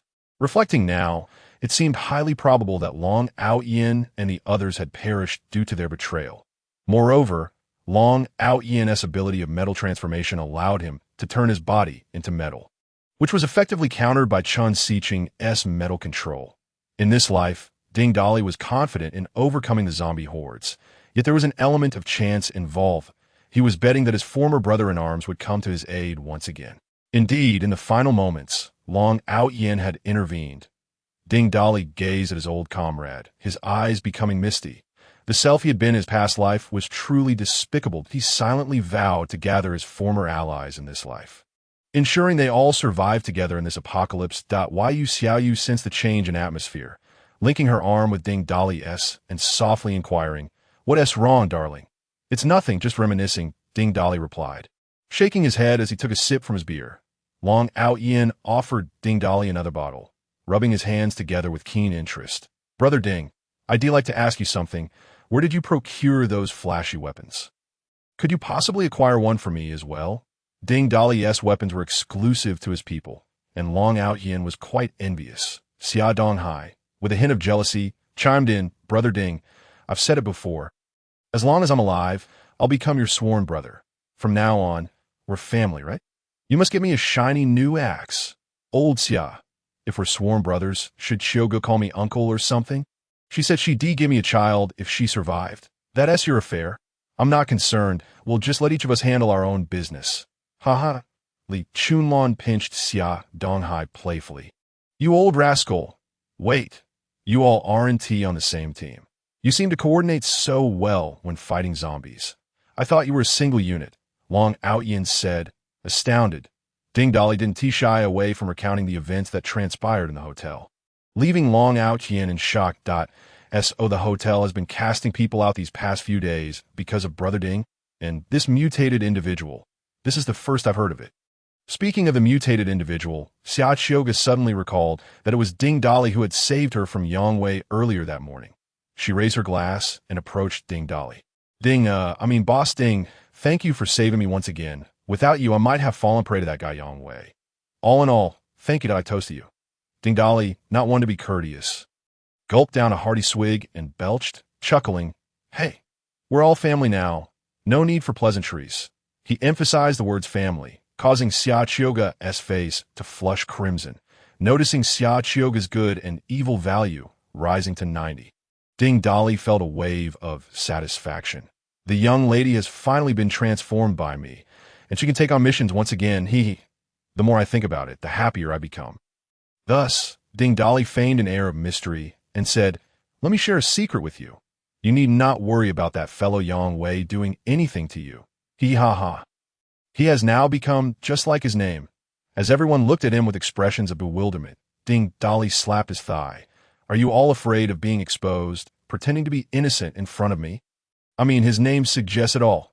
Yang Wei has become impotent. From the moment he consumed human flesh and transformed into an aberrant being, his reproductive system began to degrade, by the time he reached the second stage of mutation. That aspect had long become mere decoration." At this revelation, the crowd burst into hearty laughter. Ding Dali surveyed the room and continued, "So, how about it, old Xia? Would you like to join my team in the future?"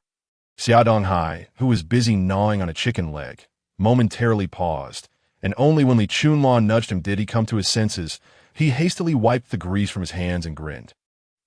"Brother Ding, we've been waiting for you to say this since we arrived at the hotel.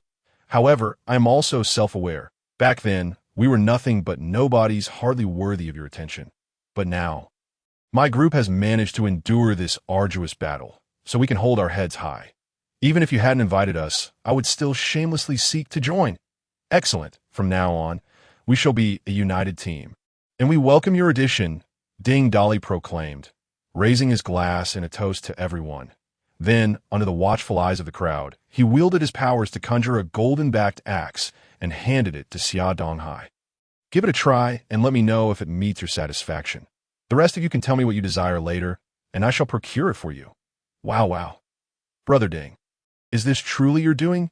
Is this also part of your powers?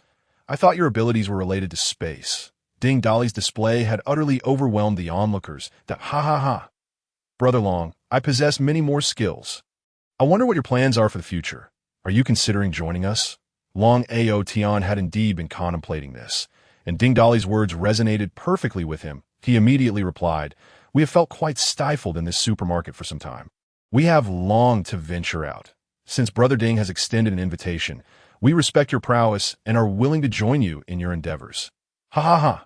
What a splendid turn of events. Having survived a great calamity, We have now become one family. Good fortune begets more good fortune. I propose that Brother Ding shares a few words with us. Li Chunlong led the applause, and everyone joined in. Cheering, Ding Dali, unabashed, stood up and raised his glass, addressing everyone. Those present here today are my brothers in life and death. My family, I harbor no grand ambitions. My sole desire is to lead everyone to survive and thrive in this apocalyptic world. Let us drink to this. Together, we shall establish a home in this desolate era.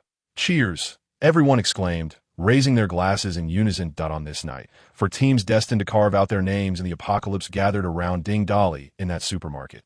When the revelry had settled somewhat, Hui Zi, perplexed, inquired of Long Ao Tan, Brother Long, the apocalypse broke out at midnight, and your supermarket had already closed. How is it that you still have over 20 brothers here? Please do not tell us you needed so many on duty. During the outbreak, only 5 of us were on duty. 2 of them turned into zombies, and, well, I had no choice but to eliminate them. In the process, I discovered crystal cores, which led to my awakening. Many of the supermarket staff are my good brothers. We are all migrant workers. Behind the supermarket, there's a row of small houses that serve as our dormitory. I couldn't shake my worries, so I quietly climbed back to the dormitory with 2 others to rescue as many brothers as I could. I see that Brother Long is quite the skill. Did you serve in military? Yes, I was a soldier for 12 years. Huizi was taken aback. After 12 years in the military, how did you end up as a security guard in this supermarket? Long Ao Tan sighed deeply. As if recalling some painful memories, it turned out that he had been robust and strong since childhood, often engaging in fights with the other village children, fearing he would cause trouble. His parents sent him to the army at the age of 17, that he remained there for 12 years. Once, while cooperating with the anti-drug team to apprehend a group of drug traffickers in a border area, they unexpectedly fell into an ambush set by the traffickers, who were heavily armed. It took considerable effort to eradicate the drug dealers, but the battle claimed several lives, including a close comrade of his. Drug traffickers are truly despicable, causing the demise of so many and ultimately targeting those striving to combat them. As Long Ao Tian recounted this tale, he was visibly pained, harboring a deep-seated hatred for both the traffickers and their users. After taking a moment to compose himself, he continued his story. Following the loss of his comrade, he was responsible for returning his friend's ashes and compensation to his hometown. His comrade's family resided in a remote village in the Shishan Mountains, and he had only a younger sister left. Upon arriving, he discovered the sister living in abject conditions. The house was filthy and chaotic, and she lay on the bed, barely clinging to life, without hesitation. He carried her out of the village and rushed her to a nearby hospital. Ultimately, her life was saved, but her leg could not be salvaged. The doctors informed him that the leg had been broken for too long without proper treatment and had become necrotic, necessitating amputation. From the sister's account, he learned that their neighbor was a distant uncle who had a son notorious in the village for his unruliness. One day, inebriated and disoriented, he careened out of his father's car, colliding with the sister just as she stepped outside. Uncertain whether he had confused the accelerator with the brake, he then ran over her legs. Such despicable behavior, seeing no one around and in the most isolated corner of the village. The scoundrel dragged the sister back home, placing her on the bed. He then callously took her phone and, using fingerprint recognition, siphoned off the monthly money her brother sent home. After spending the money for a couple of days, he returned, only to find that the sister had not died. Instead of showing concern, he covered her mouth to prevent her from making any sound. Thus, the sister lay there, unable to move, until Long Ao Tan arrived. Throughout this period, the neighbor had never shown his face, allowing her to languish. Unable to contain his anger, Long Ao Tan sought out the neighbor's family to confront them. He initially believed the uncle was unaware of his son's actions, only to discover that the uncle was feigning ignorance. Consumed by rage, Long Ao Tan lost all rationality and broke the legs of the entire family, including that of the scoundrel. Long Ao Tian faced disciplinary action, but the military chose to protect him. Consequently, he avoided legal repercussions, yet he could no longer remain in the army and was forced to return home. After leaving the military, Long Ao Tan moved to Kyoto City to better care for his comrade's sister. Fearing the family would continue to cause trouble, he pooled some money with other comrades and found a nursing home in town. After placing the sister there, he took up a temporary position as a security guard at Carrefour. He would go to the nursing home during his breaks to look after her. In his previous life, Ding Dolly was aware of these events. His journey to Baiwa Mountain and the encounter with that uncle stemmed from his search for Long Ao Tian's comrade's sister. However, he had not succeeded in finding her then, and he could only wonder how this life would unfold. After finishing his tale, Long Ao Tian took a sip of his drink and sighed deeply. I wonder how my comrade's sister is faring. Is she still alive in this apocalypse? I've sent her messages, but she hasn't replied. Ding Dolly feigned ignorance and asked, Brother Long, is the Shishan you mentioned near Baiwa Mountain? Yes, indeed, it is a town near Baiwa Mountain. Brother Ding, no, I should address you as Boss Ding now. You know about that place? Ding Dolly nodded. Once I have settled some matters, I may head over there to investigate further. Perhaps we can search for her together. That would be fantastic. Though the chances of a disabled person surviving in this world are slim, I still wish to see for myself. After another round of drinks, Ding Dolly declared, I am utterly exhausted today, so let's leave it at that. You all should get some rest. We can discuss matters tomorrow. Indeed, Ding Dolly's team was weary, and they all agreed in unison. Long Ao Tian did not insist that they continue drinking, saying, we brothers will carry on for a while longer. Feel free to find a place to rest on the first or second floor. Blankets and pillows are available for anyone to use. Upon hearing this, everyone followed Ding Dolly downstairs. You need not follow me. The space is ample enough for everyone to choose their own spots. Brother Ding, I suggest we all stay on the first floor. The ground floor is sufficiently spacious and the shops are abundant, allowing all of us to find a place to rest. It appears that everyone feels a sense of security in coming together. And thus they followed suit. Ding Dolly chose to enter the Yuiku shop, casually collecting the clothing inside. However, everyone else followed him into the Yuiku shop as well, each finding a corner to lie down. Ding Dolly looked at the remaining 30 or so individuals and smiled helplessly, allowing them to do as they pleased. He found a spot at the entrance of the shop to recline, while Yu Xiaoyu and Xia Anan settled down beside him with blankets. Initially, soft laughter and chatter filled the air, but soon the sounds grew quieter, eventually fading into gentle snores. Indeed, after a day of battle, exhaustion had set in. Ding Dolly too succumbed to slumber, sinking into a deep sleep. However, in the latter part of the night, he suddenly jolted awake. Sitting up abruptly, he covered the two individuals beside him with their blankets before quietly making his way to the second floor. The windows on the second floor were not sealed, and after glancing outside to ensure nothing unusual was amiss, he jumped out, landing perfectly atop a pile of corpses. Ha! I'm here. My treasures, he whispered excitedly, bouncing on the spot like a child who had discovered a hidden treasure, rubbing his hands together before climbing atop the mound of zombie bodies. Devour, he commanded, placing his hands on the corpses to activate his powers. Rapidly, the mountain of corpses began to shrink at a visible rate. Having fought his way through, all the bodies were closely packed together, allowing him to devour them all from a single spot without any hassle. The energy gained from consuming a single zombie body might be negligible, but with the sheer quantity, 40,000 zombies, no less, and among them, over 1,000 first-tier and several second-tier zombies, the vast energy surged into Ding Dolly like a raging tide. Once all the corpses were drained, Ding Dolly felt his body brimming with energy, as if he were a balloon on the verge of bursting. Given the system's usual behavior, it was likely that it too had absorbed enough energy by now.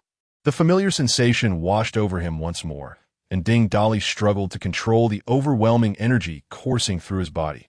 Yet, due to its sheer magnitude, he felt somewhat powerless. The pain began to manifest.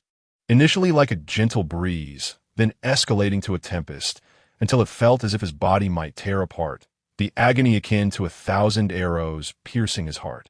Finally, it seemed as though a mysterious portal had opened within him, and the energy, which was on the brink of explosion, surged through this gateway like a flood bursting its banks. Simultaneously, Ding Dolly distinctly felt his body become remarkably light, filled with newfound strength. This sensation was all too familiar. It was clearly a sign that he had broken through to the third tier. Taking a deep breath, Ding Dolly savored the formidable power that came with this advancement. Suddenly, the system's voice echoed in his mind. Ding! Energy is now saturated. The completion of the species propagation task allows the system to upgrade. Wait a moment, Ding, Dolly protested.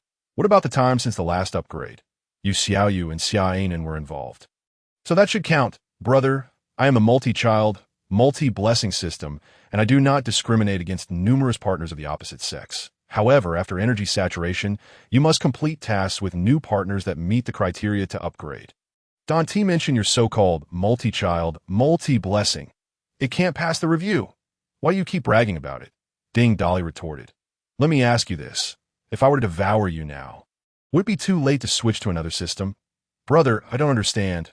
What do you mean it can't pass the review? I'm not sure why I'm saying this. But you mentioned there are other systems, right? Is there one that handsome individuals would find appealing and that wouldn't land me in a little black room? Brother, why not make do with what you have for now? Once we encounter another system to devour, we can add new functionalities, or have you considered that it might not be my fault, but rather that your mouth is too loose? Ding, Dolly, weary of debating data, sighed and shook his head. There was no other option. After all, he cherished the conveniences the system provided. One cannot have their cake and eat it too. Yet this posed a dilemma for Ding Dolly. Approaching Xia Chioga and Xia Xiaoxua felt too abrupt. He feared their hard-won good and evil values would plummet, leading to an awkward situation. Seeking out Yu Xiaoyu's female teammates was even less appropriate, given that Yu Xiaoyu was right there guarding them. Zhang Ting was out of the question as well, being his brother's woman. Suddenly, a thought struck him, and a mischievous smile crept across his face. With a determined leap, he vaulted back into the building. Quietly returning to the ground floor, he made his way to where everyone was resting. Ding Dolly paced around the shop, moving cautiously, mindful not to disturb anyone's slumber. Last, he spotted Su Hongyu curled up in a corner beneath a blanket. He gently patted her. She jolted awake, ready to call out, but upon realizing who it was, she swallowed her words. Ding Dolly, why aren't you asleep? Wandering around here. Come with me, Section Chief Su. We need to continue our discussion on work matters. Still not fully awake, Su Hongyu didn't grasp Ding Dolly's intentions as he took her hand and led her out of the shop. After a few steps, she finally realized, a flirtatious smile dancing on her lips. Her voice dripping with sweetness. After a day of slaying zombies, my body is nearly falling apart. Aren't you tired? Oh, Section Chief Su, you don't understand. Work is of utmost importance. Please try to keep your voice down. Su Hongyu found his insistence baffling. Why couldn't they speak? Was he truly intent on discussing work in this apocalyptic world? But seeing Ding Dolly's anxious demeanor, she couldn't help but ask, why can't we speak or make noise?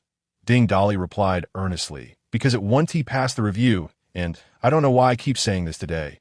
In any case, if you're happy, please refrain from making lewd comments that if you're really too happy, just sing Let Us Row Our Oars, and please don't tell me you can't sing that song. Even elementary school students know it. Su Hongyu, bewildered, nodded, pondering whether this man had some peculiar quirk for enjoying children's songs. Yet she allowed Ding Dolly to lead her onward. Arriving at the men's restroom on the ground floor, just as they were about to enter, they heard voices inside. Who would be chatting in the men's restroom at this hour? Curiosity piqued, Ding Dolly pressed his ear against the door, discovering it was Xia Donghai and his wife. The old fellow had a few drinks and had taken his wife here for a secret conversation. With no other choice, they had to head into the women's restroom. Until the early morning, the couple quietly returned to the shop where everyone was resting. Su Hongyu, exhausted from a day of zombie slaying and 2 hours of work, collapsed into sleep. Ding Dolly leaned against the door, lying down as the system's voice rang in his ears. Ding, reward for completing the strategy task. 20 tons of resources. Ding, system upgraded to Tier 3.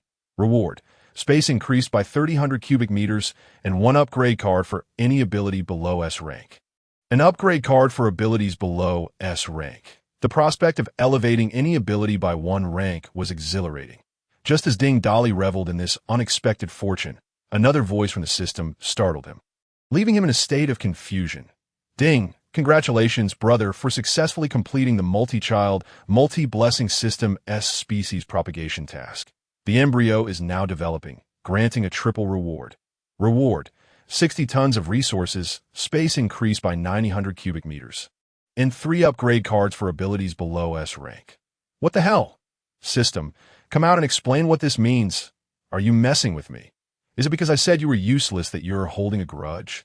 I just said your multi-child, multi-blessing system was ineffective, and now you send me offspring. Are you a system or the goddess of fertility? Brother, please don't get excited. I swear it's not me causing trouble. It seems you have some peculiar preferences, which is why this time, it's particularly effective. Just shut it. Is that something you should say? Is this something to broadcast? Lately, I've had the feeling that a group of handsome individuals is watching me. If you spill this, how will I cope with their envy? We're all brothers here. It's hard for me. All right, as long as you're happy. System, check my personal attributes.name. Ding Dolly, Tier 3 Human Awakened. Strength, 330. Speed, 330. Stamina, 330. Mentality, 340. Abilities. Devour, Space A, Lightning S, Telekinesis S, Metal Control, 8. System. Use 2 upgrade cards to enhance space and metal control. Ding, space ability upgraded to S rank, granting the skill space jump, enabling spatial folding movement within a range of 10 meters. Ding, the metallic control ability has been upgraded to S rank, advancing to the control of the gold element. Ding Dolly's eyes widened in astonishment. The simultaneous elevation of 2 abilities to S rank had momentarily distracted him from the matter of having many children and much fortune. The space leap intrigued Ding Dolly immensely. Logically, it should also belong to the realm of spatial abilities. With his own spatial power now upgraded, this had transformed into a form of spatial skill. It seemed the potential of spatial abilities was indeed quite high. Casting his gaze into the distance, he discreetly activated his powers. In a manner reminiscent of magic, Ding Dolly suddenly vanished, shifting from leaning against the door to standing beside Xiaoxiuga. Nearly awakening her, he swiftly employed his powers to return to his original position. Just waking up, Xiaoxiuga witnessed this scene, rubbing her eyes vigorously, doubting whether she was still dreaming. Had something just flown past her? Perhaps it was a monkey. Ding Dolly was absolutely elated. This space leap was nothing less than a low-tier version of instantaneous movement. Who wouldn't desire such a skill while watching Dragon Ball? This ability proved extremely practical, allowing one to suddenly appear behind an opponent and deliver a surprise strike, leaving them defenseless. Of course, Ding Dolly, being a paragon of virtue, would refrain from such underhanded tactics. A brief moment of mischief might be amusing, but prolonged deceit would be intolerable. What changes had occurred following the upgrade of his metallic control ability? Upon advancing to gold element control, his perception of gold elements had intensified, and the weight of metals he could manipulate would increase, contingent on his mental strength. There remained 1 ability upgrade card.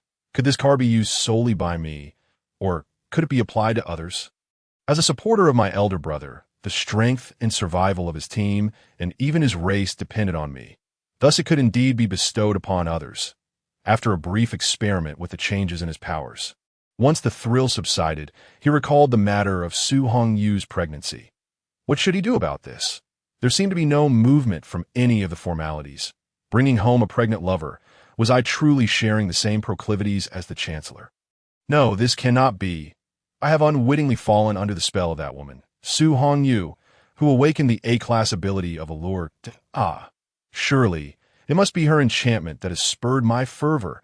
It is absolutely not indicative of any peculiar preferences. Ding Dolly dared not contemplate what Chun Na's reaction would be when he returned home with a group of women, one being pregnant.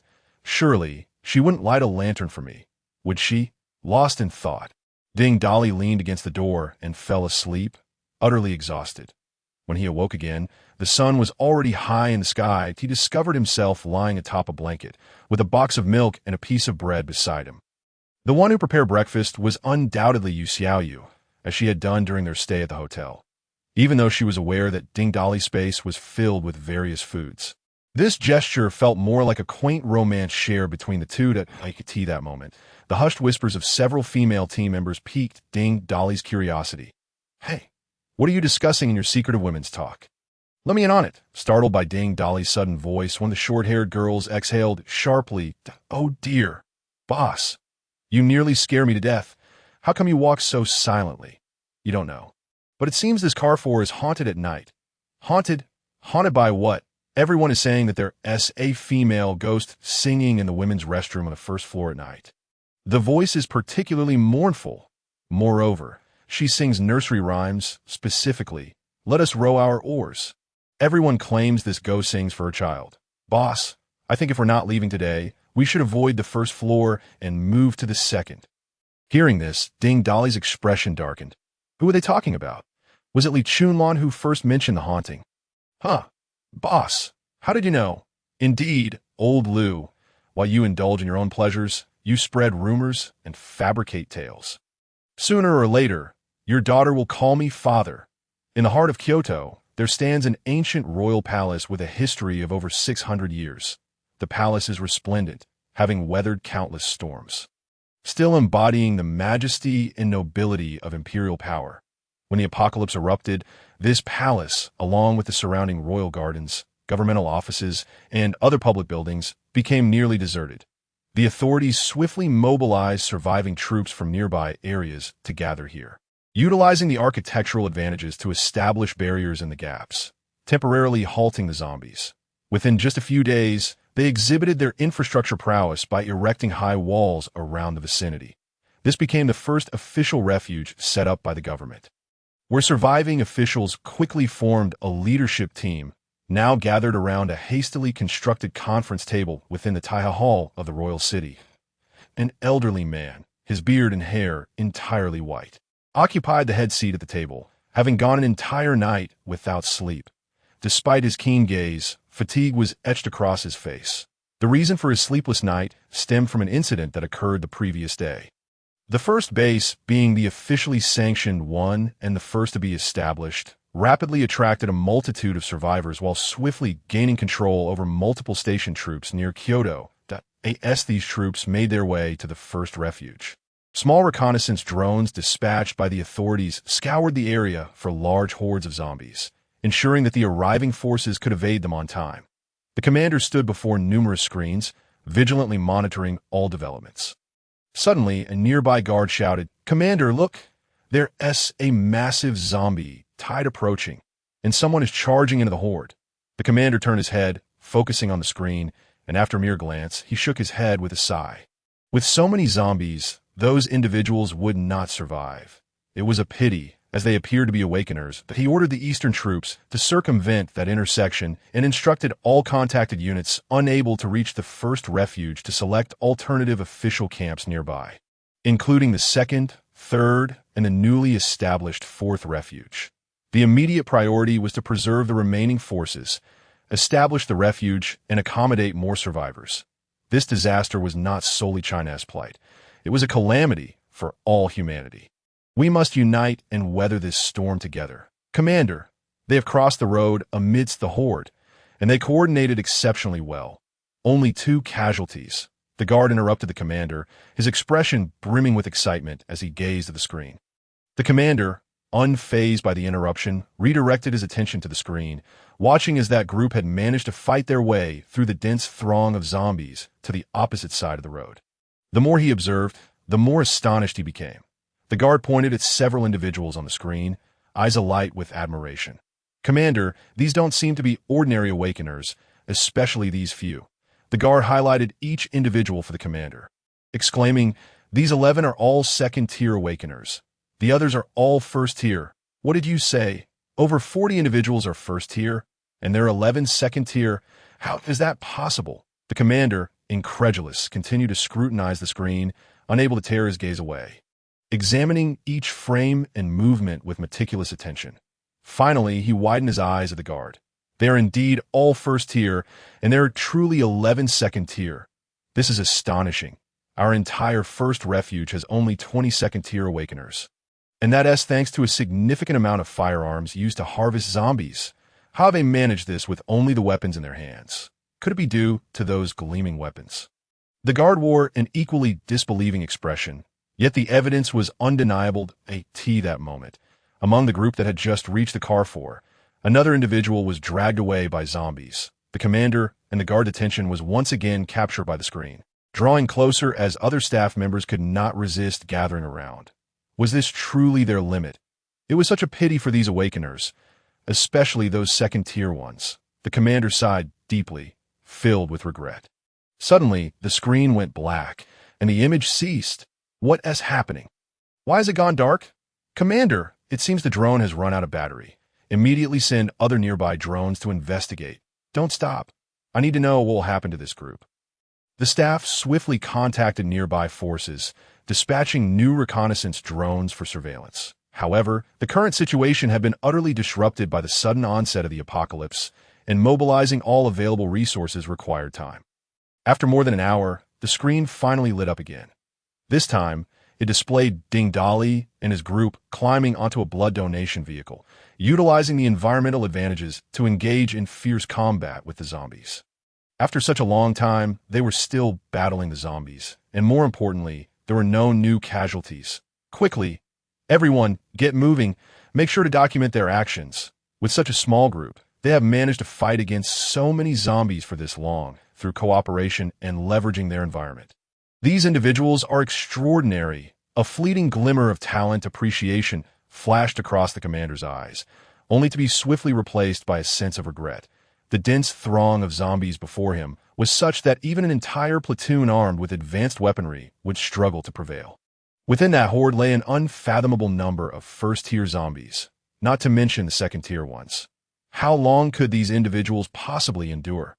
It was only a matter of time before they were engulfed by the relentless tide of the undead. Commander, the leader of that group, is quite remarkable. His command and coordination skills are exceptionally strong. Moreover, his strength seems immeasurable. Previously, he created openings for his companions. It appears he possesses lightning abilities capable of incapacitating a wide area in an instant. I did not anticipate that his close combat skills would be equally impressive. Judging by his attacking style, he must be a martial arts expert. Are you referring to the man clad solely in shorts wielding an iron rod? Indeed, he is extraordinary. But why is he only wearing shorts? Was he attired like this when I first spotted him, or were his other garments torn away by the zombies? Commander, I recall that when I first viewed the video, he was indeed without clothing. We must document this. It must be related to his powers. It is inconceivable for someone to run naked amidst a horde of corpses without reason, unless he is a fool. A group of staff members hurriedly took notes nearby. Commander, among these awakened individuals, there are indeed quite a few with extraordinary powers. Look, this one resembles a bear, and that one is a rock giant. There's a woman who seems to control water, another who manipulates ice, and yet another who commands the wind. There's even a woman with wings, and don't forget the leader who can discharge electricity. They all seem to possess unique abilities, but look closely at the screen. It appears something is darting back and forth. The commander focused intently on the screen for a moment, and indeed, noticed something flying through the air. Due to its rapid movement, the camera struggled to capture it distinctly. Quickly, transfer the video to another screen and slow down the footage. In the slowed footage, several needle-like objects could be seen weaving through the air, each time puncturing the skulls of numerous zombies. It's a supernatural ability, everyone exclaimed in unison. Yet who was the wielder of this power? It must be a control-type ability, a formidable one at that. But it was impossible to discern the identity of the user. The commander was equally curious. How could such a potent ability go unnoticed within this team? Commander, is it possible? I'm asking, is it conceivable for one person to possess two supernatural abilities? How could that be? The commander halted mid-sentence, as if struck by a sudden thought, and then chuckled wryly. I suppose my thinking is still rather antiquated. In this chaotic world, anything could happen. Why not two abilities in one person? Our ignorance does not imply their absence. If it truly is one individual with two powers, it would be a tremendous loss if they were to perish here. Look at the proximity of this location. We must devise a rescue plan. One staff member promptly responded, Commander, the nearest location is the 3rd resettlement camp. However, many of our directives to them have gone unanswered. They are unlikely to initiate a rescue. Furthermore, what kind of team could we send to assist? Our estimates indicate there are at least 40,000 zombies. Even dispatching a large force without heavy weaponry would result in catastrophic losses. Such a pity, the commander sighed deeply, a profound sense of regret evident in his demeanor. Document this battle meticulously. I cannot bear to see such capable individuals torn apart by zombies. Just inform me of the outcome in the end. Having spoken, the commander lifted his thermos to take a sip of water before exiting the room. His guard attempted to follow, but he waved him off, indicating that he needed to handle numerous pressing matters personally. He had to consider the resettlement of survivors, the distribution of food and water, and find ways to connect with official agencies in other provinces and cities. Thus, he made it a point to visit each department in the base daily to ensure that tasks were being carried out. By the time he returned to the temporary command center, evening had fallen, and the sunset painted the sky in vibrant hues, casting a radiant glow upon the Grand Palace's glazed tiles. The commander, weary from his exertions, stepped inside to find that all personnel were gathered in one spot, neglecting their respective duties. This infuriated him. He thought to himself that in a world so drastically altered, he was tirelessly attending to every matter, and yet, after merely stepping away for a short time, this group had resorted to sloth. Was humanity truly beyond redemption? A gentle cough escaped his lips, yet no one reacted. They stood frozen as if under a spell, not uttering a sound. This ignited the commander's anger, prompting him to strike the table with force. The sudden noise startled everyone, causing them to turn and realize the commander had returned. Just as he was about to deliver a reprimand, the guard interjected eagerly, "Commander, you've finally returned. Come quickly and see. It's a miracle. Simply miraculous. 43 individuals battling against 40,000 zombies. They've managed to hold their ground." The commander, still somewhat irked, momentarily failed to comprehend, furrowing his brow. Then, as if struck by a revelation, he hurried to the screen, his pupils widening in disbelief. How is this possible? They have been fighting all along? He gazed at the screen, where a group of bloodied figures was barely recognizable as human.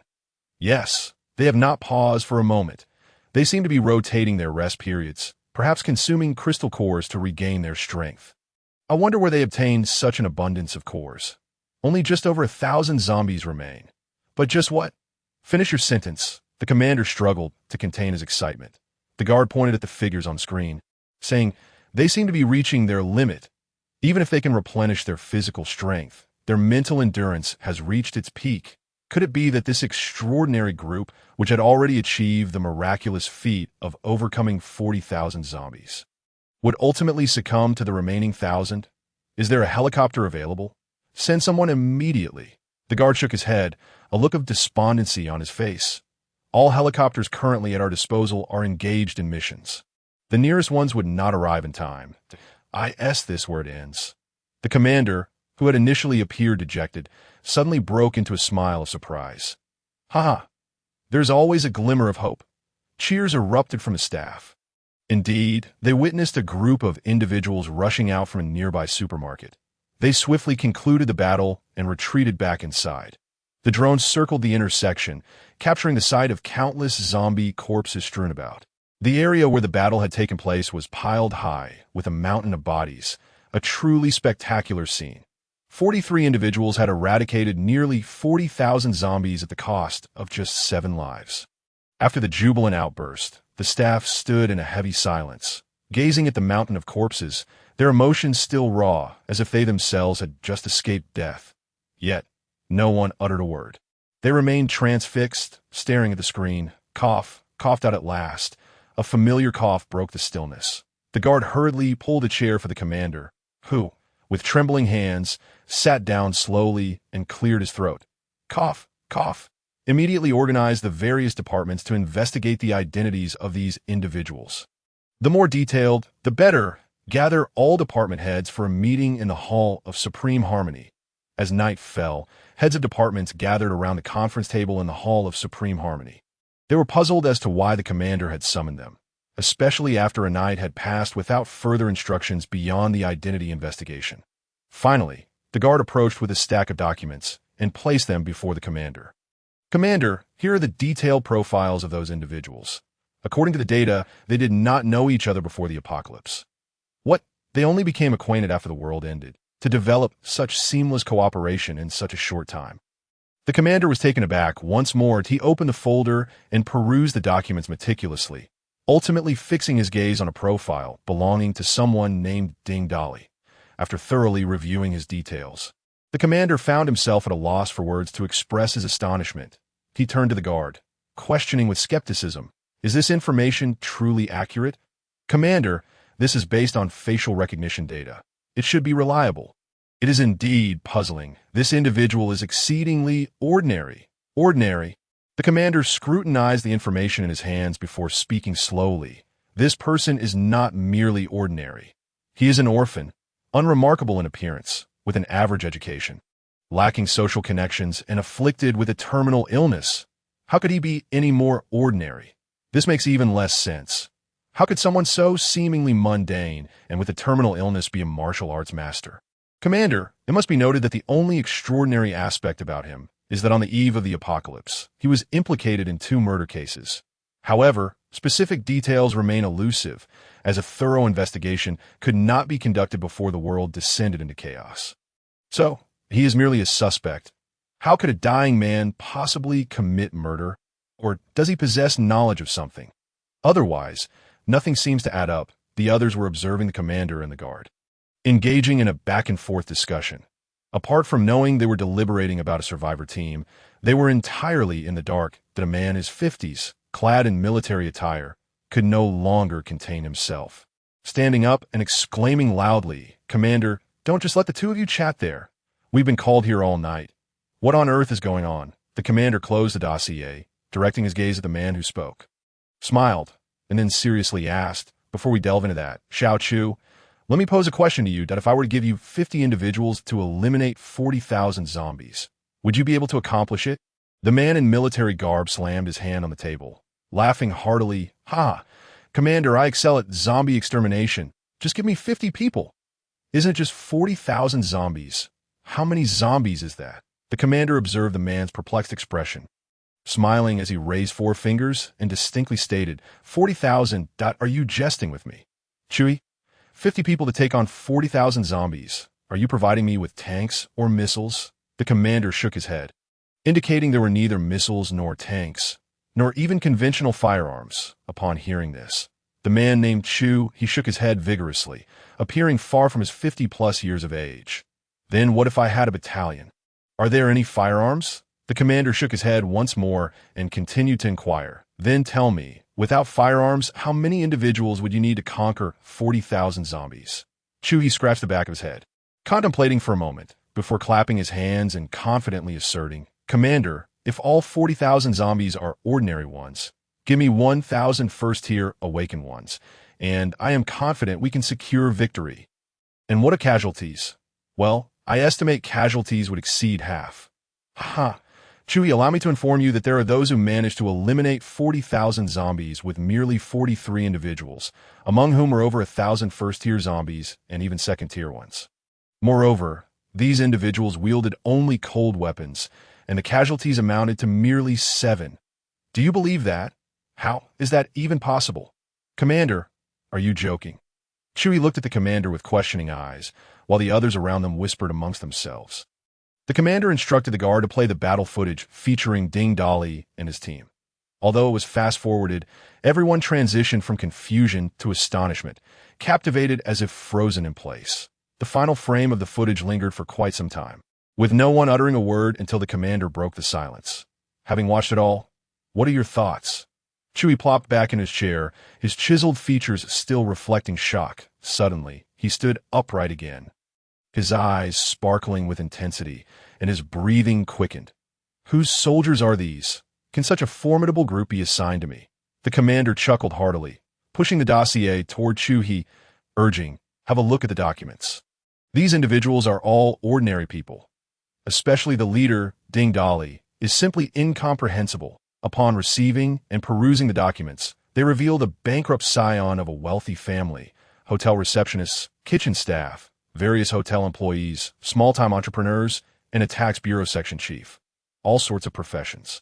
Astonishingly, their leader was even afflicted with a terminal illness. "Commander, this is simply too hard to believe.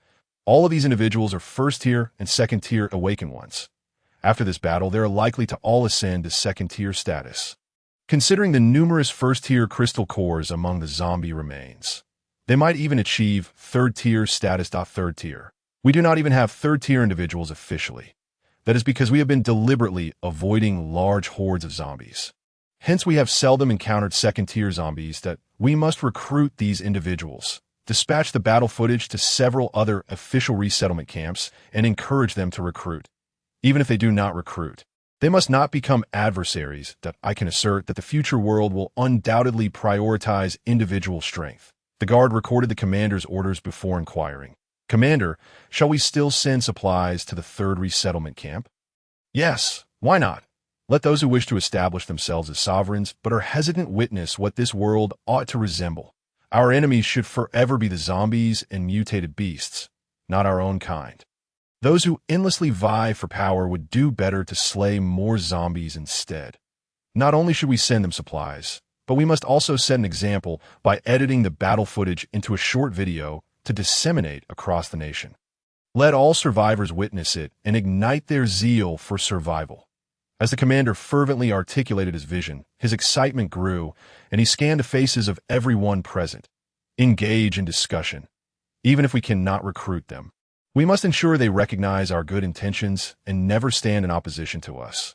The crowd engaged in spirited discourse, ultimately concluding that Ding Dali should be honored with the title of battle hero, conferred the rank of captain, and provided with sufficient equipment to outfit a battalion with firearms. The commander nodded in satisfaction and commanded the guard to personally oversee the matter. As the video and announcement were disseminated, all survivors who witnessed it began to discuss fervently. In no time, the title of battle hero spread to countless corners, causing ripples throughout the 3 official resettlement camps in Kyoto City, especially at the 3rd resettlement camp. A composed man with slicked-back gray hair gazed at the video from the 1st resettlement camp, his expression reflecting incredulity. The woman, dressed as a secretary, poured him a cup of tea and then spoke.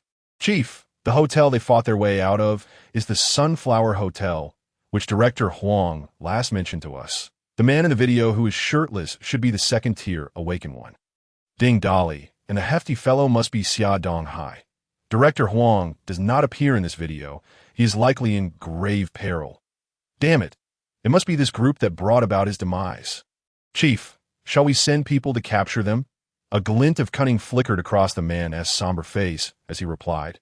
No, sending people to deal with them now would certainly incur losses and yield no benefits.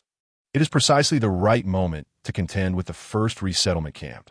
The strength of these individuals would serve me well. Once they become ineffective, we can handle them then.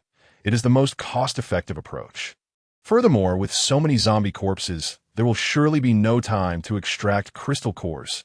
Dispatch someone to that location immediately. Buzz. Just as the man finished speaking, his phone began to vibrate with notifications from unfamiliar numbers.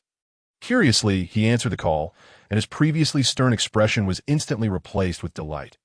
Ijia, you're still alive. At that moment, Ding Dali and his group remained oblivious to the unfolding events, preoccupied with crafting weapons for everyone.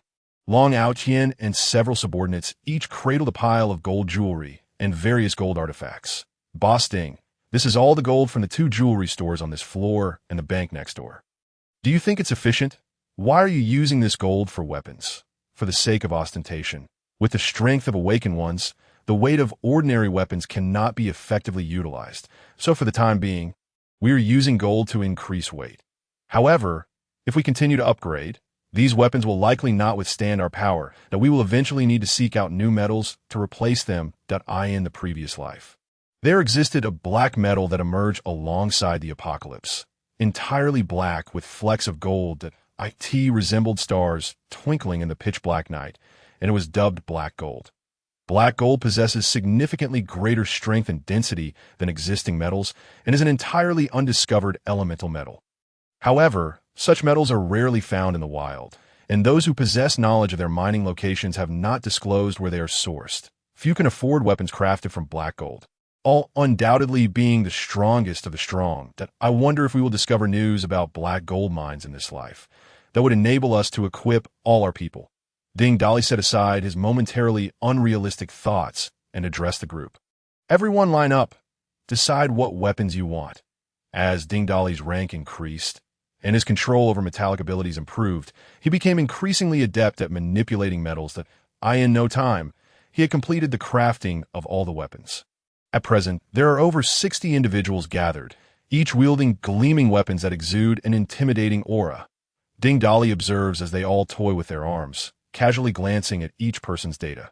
Upon seeing Su Hongyu's information, his heart races fiercely, each beat echoing the shock that reverberates within him. Name: Su Hongyu, Tier 3 Human Awakened, Strength, 305, Speed, 305, Stamina, 310, Spirit, 310, Morality Value, 95 Ability, Enchantment S.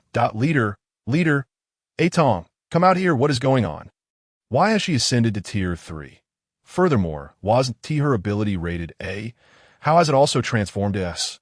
Brother, this is the blessing of the many children, many blessing system. Haven't I mentioned this before? What nonsense.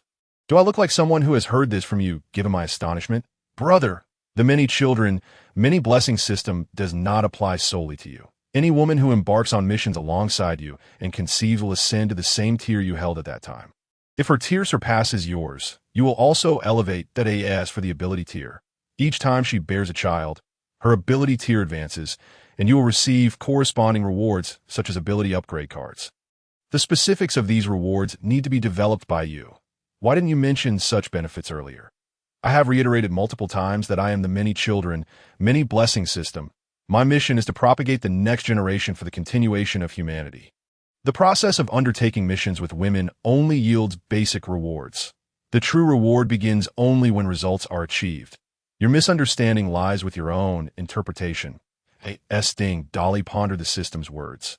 A sudden shout echoed. Ding loud, ah. Come quick. A group of people has arrived outside, and they appear to be soldiers. Soldiers. Have they come to collect supplies? Ding Dolly mused, rising to instruct everyone to clear the entrance and open the rolling door. His inclination to do so stemmed from the fact that both in his past life and this one, he held a commendable impression of soldiers. His good brother, Long Out Yin, was a prime example. In peacetime, it was the military that safeguarded the nation, allowing ordinary lives to flourish, while in the early days of the apocalypse, it was the soldiers who charged to the front lines. In his previous life, Ding Dolly had fought alongside many former soldiers. However, as they were moving aside the barricades at the door, a sudden explosion erupted. The rolling door was blasted open, and those closest to it were caught in the blast. Sustaining injuries, 2 Tier 1 Awakened were killed on the spot due to their proximity to the door. In such close quarters, even Tier 3 Ding Dolly could not guarantee his safety, let alone the 2 Tier 1 Awakened. Who is Ding Dolly? Step forward and speak. The atmosphere on the first floor immediately turned grave. A cold smirk crept onto Ding Dolly's lips, concealing a chilling aura that sent shivers down the spines of those like Yu Xiaoyu, who had spent time with him. None had ever witnessed their leader so furious, typically jovial and carefree. Everyone instinctively harmonized with him. Yet in this moment, not a soul dared to utter a sound. Damn it! Is a bomb not sufficient as a greeting? Not even a peep from anyone. A man clad in a suit and hat, puffing on a cigar and resembling Su Wenxiang, slowly strode into the first floor, casting a glance at the injured before striding past them. Following closely behind him were over 50 soldiers, armed and dressed in military attire.